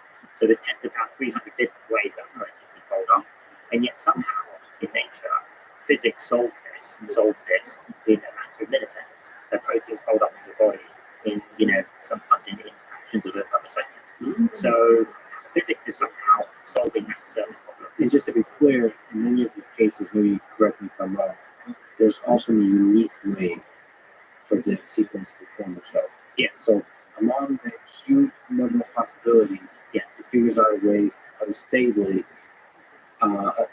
in some cases there might be dysfunctions, so on, which leads to a lot of disorders and stuff like that. But yes. Most of the time it's a unique mapping. And that unique mapping is not obvious. No, exactly. It's just what the problem is. Exactly. So there's a unique mapping. usually in a healthy, if it's healthy. And as you say, in disease. So, for example, Alzheimer's, one conjecture is that it's because of misfolded protein that folds in the wrong way, amyloid beta protein. So, and then because it folds in the wrong way, it gets tangled up right in your neurons. So, it's super important to understand both healthy functioning and also disease, is to understand, what these things are doing and how they're structured. Of course, the next step is sometimes proteins change shape when they interact with something. So they're not just factored necessarily in biology. Maybe you can give some interesting, beautiful things to you about these early days of solving this problem, because unlike games, this is real physical systems that are less amenable to self-play type of mechanisms. Right? The size of the data set is smaller than you might otherwise like, so be very clever about some things. Is there something you could speak to? What was very hard to solve, and what are some beautiful aspects about the solution? Yeah, I would say AlphaFold is the most complex and also the most meaningful system we've built so far. So it's been amazing time actually the last 2-3 years to see that come through, because as we talked about earlier, games is what we started on, at building things like AlphaGo and AlphaZero, but really the ultimate goal was to not just to crack games, but just to use them to bootstrap general learning systems we could then apply to real world challenges, specifically the passion in scientific challenges like protein folding. And then AlphaFold, of course, is our first big proof point of that. And so, in terms of the data and the amount of innovations that had to go into it, it was like more than 30 different component algorithms needed to be put together to crack protein folding. I think some of the big innovations were that kind of building in some hard-coded constraints around physics and evolutionary biology to constrain sort of things like the bond angles in protein and things like that. A lot, but not to impact the learning system. So still allowing the system to be able to learn physics itself from the examples that we have. And the examples, as you say, there are only about 150,000 proteins, even after 40 years in experimental biology, only around 150,000 proteins the structures have been found out about. So that was our training set, which is much less than normally we would like to use, but using various tricks, things like self-distillation, so actually using AlphaFold predictions, some of the best predictions that we thought was highly confident in, we put them back into the training set, right, to make the training set bigger. That was critical to AlphaFold working. So there was actually a huge number of different innovations like that were required to ultimately crack the problem. AlphaFold 1, what it produced was a disintegram, so a kind of a matrix of the pairwise distances between all of the molecules in the protein, and then there had to be a separate optimization process to create the 3D structure. And what we did for AlphaFold 2 is make it truly end-to-end. So we went straight from the amino acid sequence of bases to the 3D structure directly without going through this intermediate step. And in machine learning, what we've always found is that the more end-to-end you can make it, the better the system. And it's probably because in the end, the system's better at learning what the constraints are than we are as the human designers specifying it. So anytime you can let it flow end-to-end and actually just generate what it is you're really looking for, in this case, the 3D structure, you're better off than having this intermediate step, which you then have to have from the next step. So it's better to let the gradients and the learning flow all the way through the system from the end point, the end output you want to be influenced. So that's a good way to start with a new problem. Handcraft a bunch of stuff, add a bunch of manual constraints with a small end-to-end learning piece, or a small learning piece, and grow that learning piece until it takes the whole. That's right. And so you can also see, this is a bit of a method we've developed over doing many sort of successful alpha, we call them alpha X projects, right? And the easiest way to see that is the evolution of AlphaGo to AlphaZero. So AlphaGo was a learning system, but it was specifically trained to only play Go, right? So, and what we wanted to do with the first version of AlphaGo is just get to world champion performance no matter how we did it, right? And then of course AlphaGo Zero, we removed the need to use human games as a starting point, right? So it could just play against itself in random starting point. So that removed the need for human knowledge around that. And then finally, in Alpha Zero, they generalized it so that any things we had in there, the system, including things like symmetry of the Go board, were removed. So that Alpha Zero could play from scratch any two-player game. And then Mu Zero, which is the final, the latest version of that set of things, was then extending it so that we didn't even have to give it the rules of the game. It would learn that great stuff, so it could also deal with computer games as well as board games. So that one about the go zero, alpha zero, use zero, that's the full trajectory that we could take from imitation learning to full self-supervised learning. Yeah, exactly. And learning the entire structure of the environment we put in from scratch, right? And bootstrapping it through self-play yourself. But the thing is, it would have been impossible, I think, or very hard for us to build Alpha Zero and Mu Zero first out of the box. Even So, psychologically, because you have to believe in yourself for a very long time. You're constantly getting down because a lot of people say that's impossible. exactly. So it's hard enough just to do Go, as you were saying. Everyone thought that was impossible, or at least a decade away from when we did it back in 2015, 2016. And so, yes, it would have been psychologically probably very difficult, as well as the fact that, of course, we learned a lot by building out the Go first. Right, so I think that this is why I call AI an engineering science. It's one of the most fascinating science disciplines, but it's also an engineering science in the sense that, unlike actual sciences, the phenomenon you're studying doesn't exist out in nature. You have to build it first. So you have to build the artifact first, and then you can study how and pull it apart and how it works. This is tough to ask you this question because you probably will say it's everything, but let's try to think of this because you're in a very interesting position where DeepMind is a place of some of the most brilliant ideas in the history of AI. It's also a place of brilliant engineering. So how much of solving intelligence is DeepMind? How much of it is science? How much is engineering? So how much is the algorithms? How much is the data? How much is the hardware compute infrastructure? How much is the software compute infrastructure? Yeah. What else is there? How much is the human infrastructure? And like just the humans interact in certain kinds of ways. And all it goes with all these ideas. And how much is maybe like philosophy? How much? What's the key? If you were to sort of look back, like if we go forward to 100 years in the back, what was the key thing that solved intelligence? Is there ideas and I think engineering? it's a combination. First of all, of course, it's a combination of all those things, but the ratios have changed over time. So even in the last 12 years, we started DeepMind in 2010, which is hard to imagine now. It was 2010. It's only 12 short years ago. But nobody was talking about AI. I don't remember back to your MIT days ago. No one was talking about it. I did a postdoc at MIT back around then, and it was sort of thought of as well, look, we know AI doesn't work. We tried this hard in the 90s in places like MIT, mostly using logic systems and old-fashioned old-fashioned AI, we would call it now.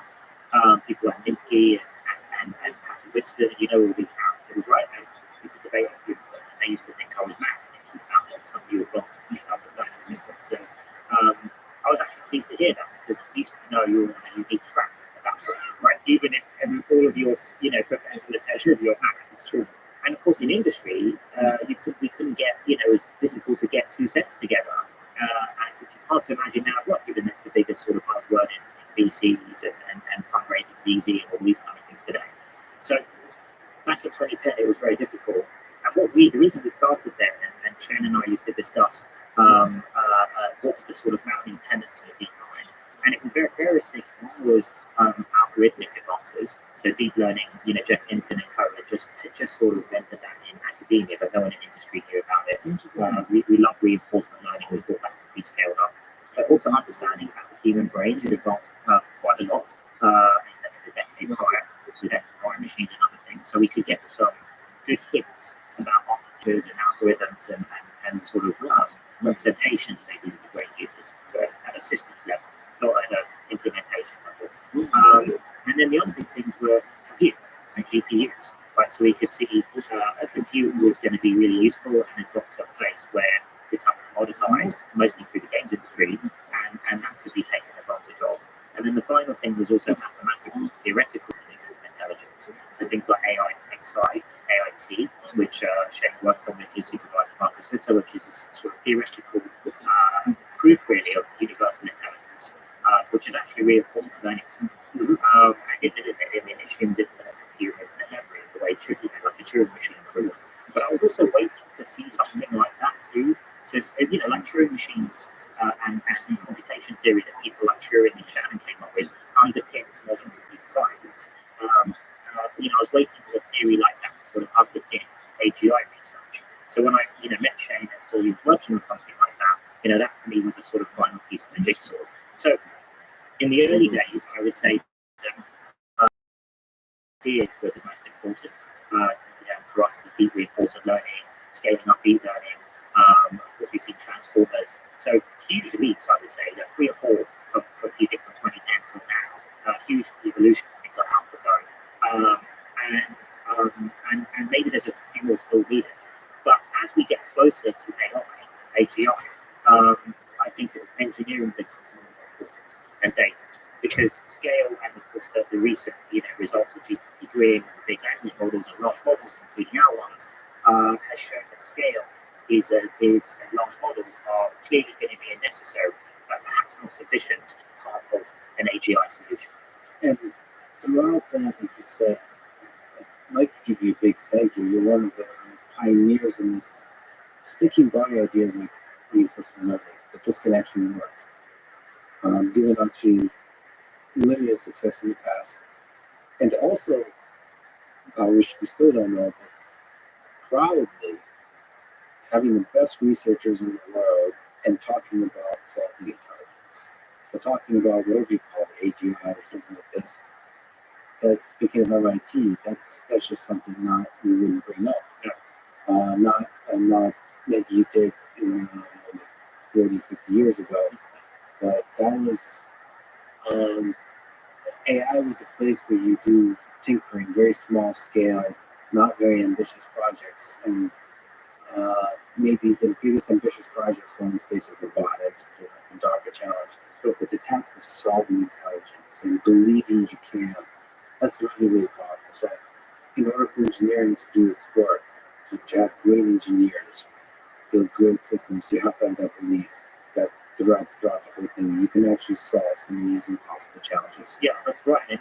And back in 2010, our mission statement, and still is today, it used to be solving step 1, solve intelligence, step 2, use it to solve everything else. Yes. So if you can imagine pitching that to a VC in 2010, the kind of looks we got. We managed to find a few key people to back us, but it was tricky, and it got to the point where we wouldn't mention it to any of our professors because they would just roll and think we committed career suicide and so there was a lot of things that we had to do, but we always believed it. And one reason, by the way, I've always believed in reinforcement learning is that if you look at neuroscience, that is the way that primate brain learns. One of the main mechanisms is the dopamine system that implements some form of TV learning. There's a very famous result in the late 90s where they saw this in monkeys, and as propagating prediction error. So again, in the limit, this is what I think you can use neuroscience for is any mathematics. When you're doing something as ambitious as trying to solve intelligence, and you're blue sky research, no one knows how to do it. You need to use any evidence or any source of information you can to help guide you in the right direction, to give you confidence you're going in the right direction. So that's one reason we push so hard on that. And it's just going back to your other question about organization. The other thing that I think we innovated with at DeepMind to encourage invention and innovation was the multidisciplinary organization we built. We still have today. So DeepMind originally was a confluence of the most cutting-edge knowledge in neuroscience with machine learning, engineering, and mathematics, right, and gaming. And then since then, we built that out even further. So we have philosophers here, and ethicists, but also other types of scientists, physicists, and so on. And that's what brings together. I tried to build a sort of new type of Bell Labs in this golden era, right, and a new expression of that. To try and foster this incredible sort of innovation machine. So you talk about the humans in the machine. DeepMind itself is a learning machine with lots of amazing human minds in it coming together to try and build these learning systems. if we return to the big ambitious dream of AlphaFold, that maybe the early steps in a very long journey in biology, do you think the same kind of approach can be used to predict the structure and function of more complex biological systems? So multi-protein interaction, and then you can go up from there, just simulating bigger and bigger systems that eventually simulate something like the human brain or the human body. It's just a big mush and mess of beautiful and resilient mess of biology. Do you see that as a long-term vision? I do, and I think if you think about what are the top things I wanted to apply AI to once we had powerful enough systems, biology and curing diseases and understanding biology was right up there, top of my list. That's one of the reasons I personally pushed that myself with AlphaFold. But I think AlphaFold, amazing as it is just the beginning. And I hope it's evidence of what could be done with computational methods. So, AlphaFold solved this huge problem of structure of proteins, but biology is dynamic. So really, what I imagine from here, we're working on all these things now, is protein-protein interaction, protein-ligand binding, so reacting with molecules. Then you want to build up pathways, and then eventually a virtual cell. That's my dream, maybe in the next 10 years. And I've been talking actually to a lot of biologists, friends of mine, Paul Nurse, who runs the Crick Institute, amazing biologist, never prize-winning biologist. We've been discussing for 20 years now, virtual cells. Could you build a virtual simulation of a cell? And if you could, that would be incredible for biology and disease discovery, because you could do loads of experiments on the virtual cell, and then only at the last stage validate the wet lab. So you could, that in terms of research space of discovering new drugs, it takes 10 years roughly to go from identifying a target to having a drug candidate. Maybe that could be shorter to, by an order of magnitude, with if you could do most of that work in silico. So in order to get to a virtual cell, we have to build up an understanding of different parts of biology and the interactions. So every few years we talk about this. I talked about this before, and then finally last year after AlphaFold, I said now's the time. We can finally go for it, and AlphaFold's the first proof point that this might be possible. And he's very excited. We have some collaborations with his lab, and they're just across the road actually from us. So it's wonderful being here in King's Cross with the Crick Institute across the road. And I think the next steps, I think there's going to be some amazing advances in biology built on top of things like AlphaFold. We're already seeing that with the community doing that after we've open sourced it and released it. I often say that I think if you think of mathematics is the perfect description language for physics, I think AI might end up being the perfect description language for biology, because biology is so messy, it's so emergent, so dynamic and complex. I find it very hard to believe we'll ever get to something as elegant as Newton's laws of motion to describe a cell. Right? It's just too complicated. So I think AI is the right tool for this. You have to start with the basic building blocks and use AI to run the simulation for all those building blocks. So you have a very strong way to do prediction of what, given these building blocks, what kind of how the function and the evolution of the biological system.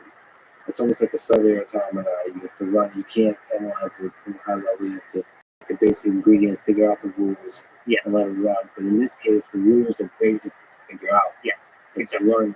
That's exactly it. So the biology is too complicated to figure out the rules. It's too emergent, too dynamic, say, compared to a physics system like the motion of a planet, right? And so you have to learn the rules, and that's exactly the type of system that we're building. So you mentioned open source AlphaFold, even the data involved. To me personally, also really happy and a big thank you for open sourcing the Joga, the physics simulation engine that's often used for robotics research and so on. So I think that's a pretty gas move. So this very few companies or people do that out there. What's the philosophy behind that? It's a case-by-case basis, and in both those cases, we felt that was the maximum benefit to humanity to do that, and the scientific community. One case, the robotics physics community with Majoko. So we published it for the express principle to open source. So So, hope people appreciate that. It's great to hear that you do. And then the second thing was, and mostly we did it because the person building it was not able to cope with supporting it anymore because it got too big for him. He's an amazing professor who built it in the first place, so we helped him out with that. And then with AlphaFold, even bigger, I would say. And I think in that case, we decided that there were so many downstream applications of AlphaFold that we couldn't possibly even imagine what they were worth.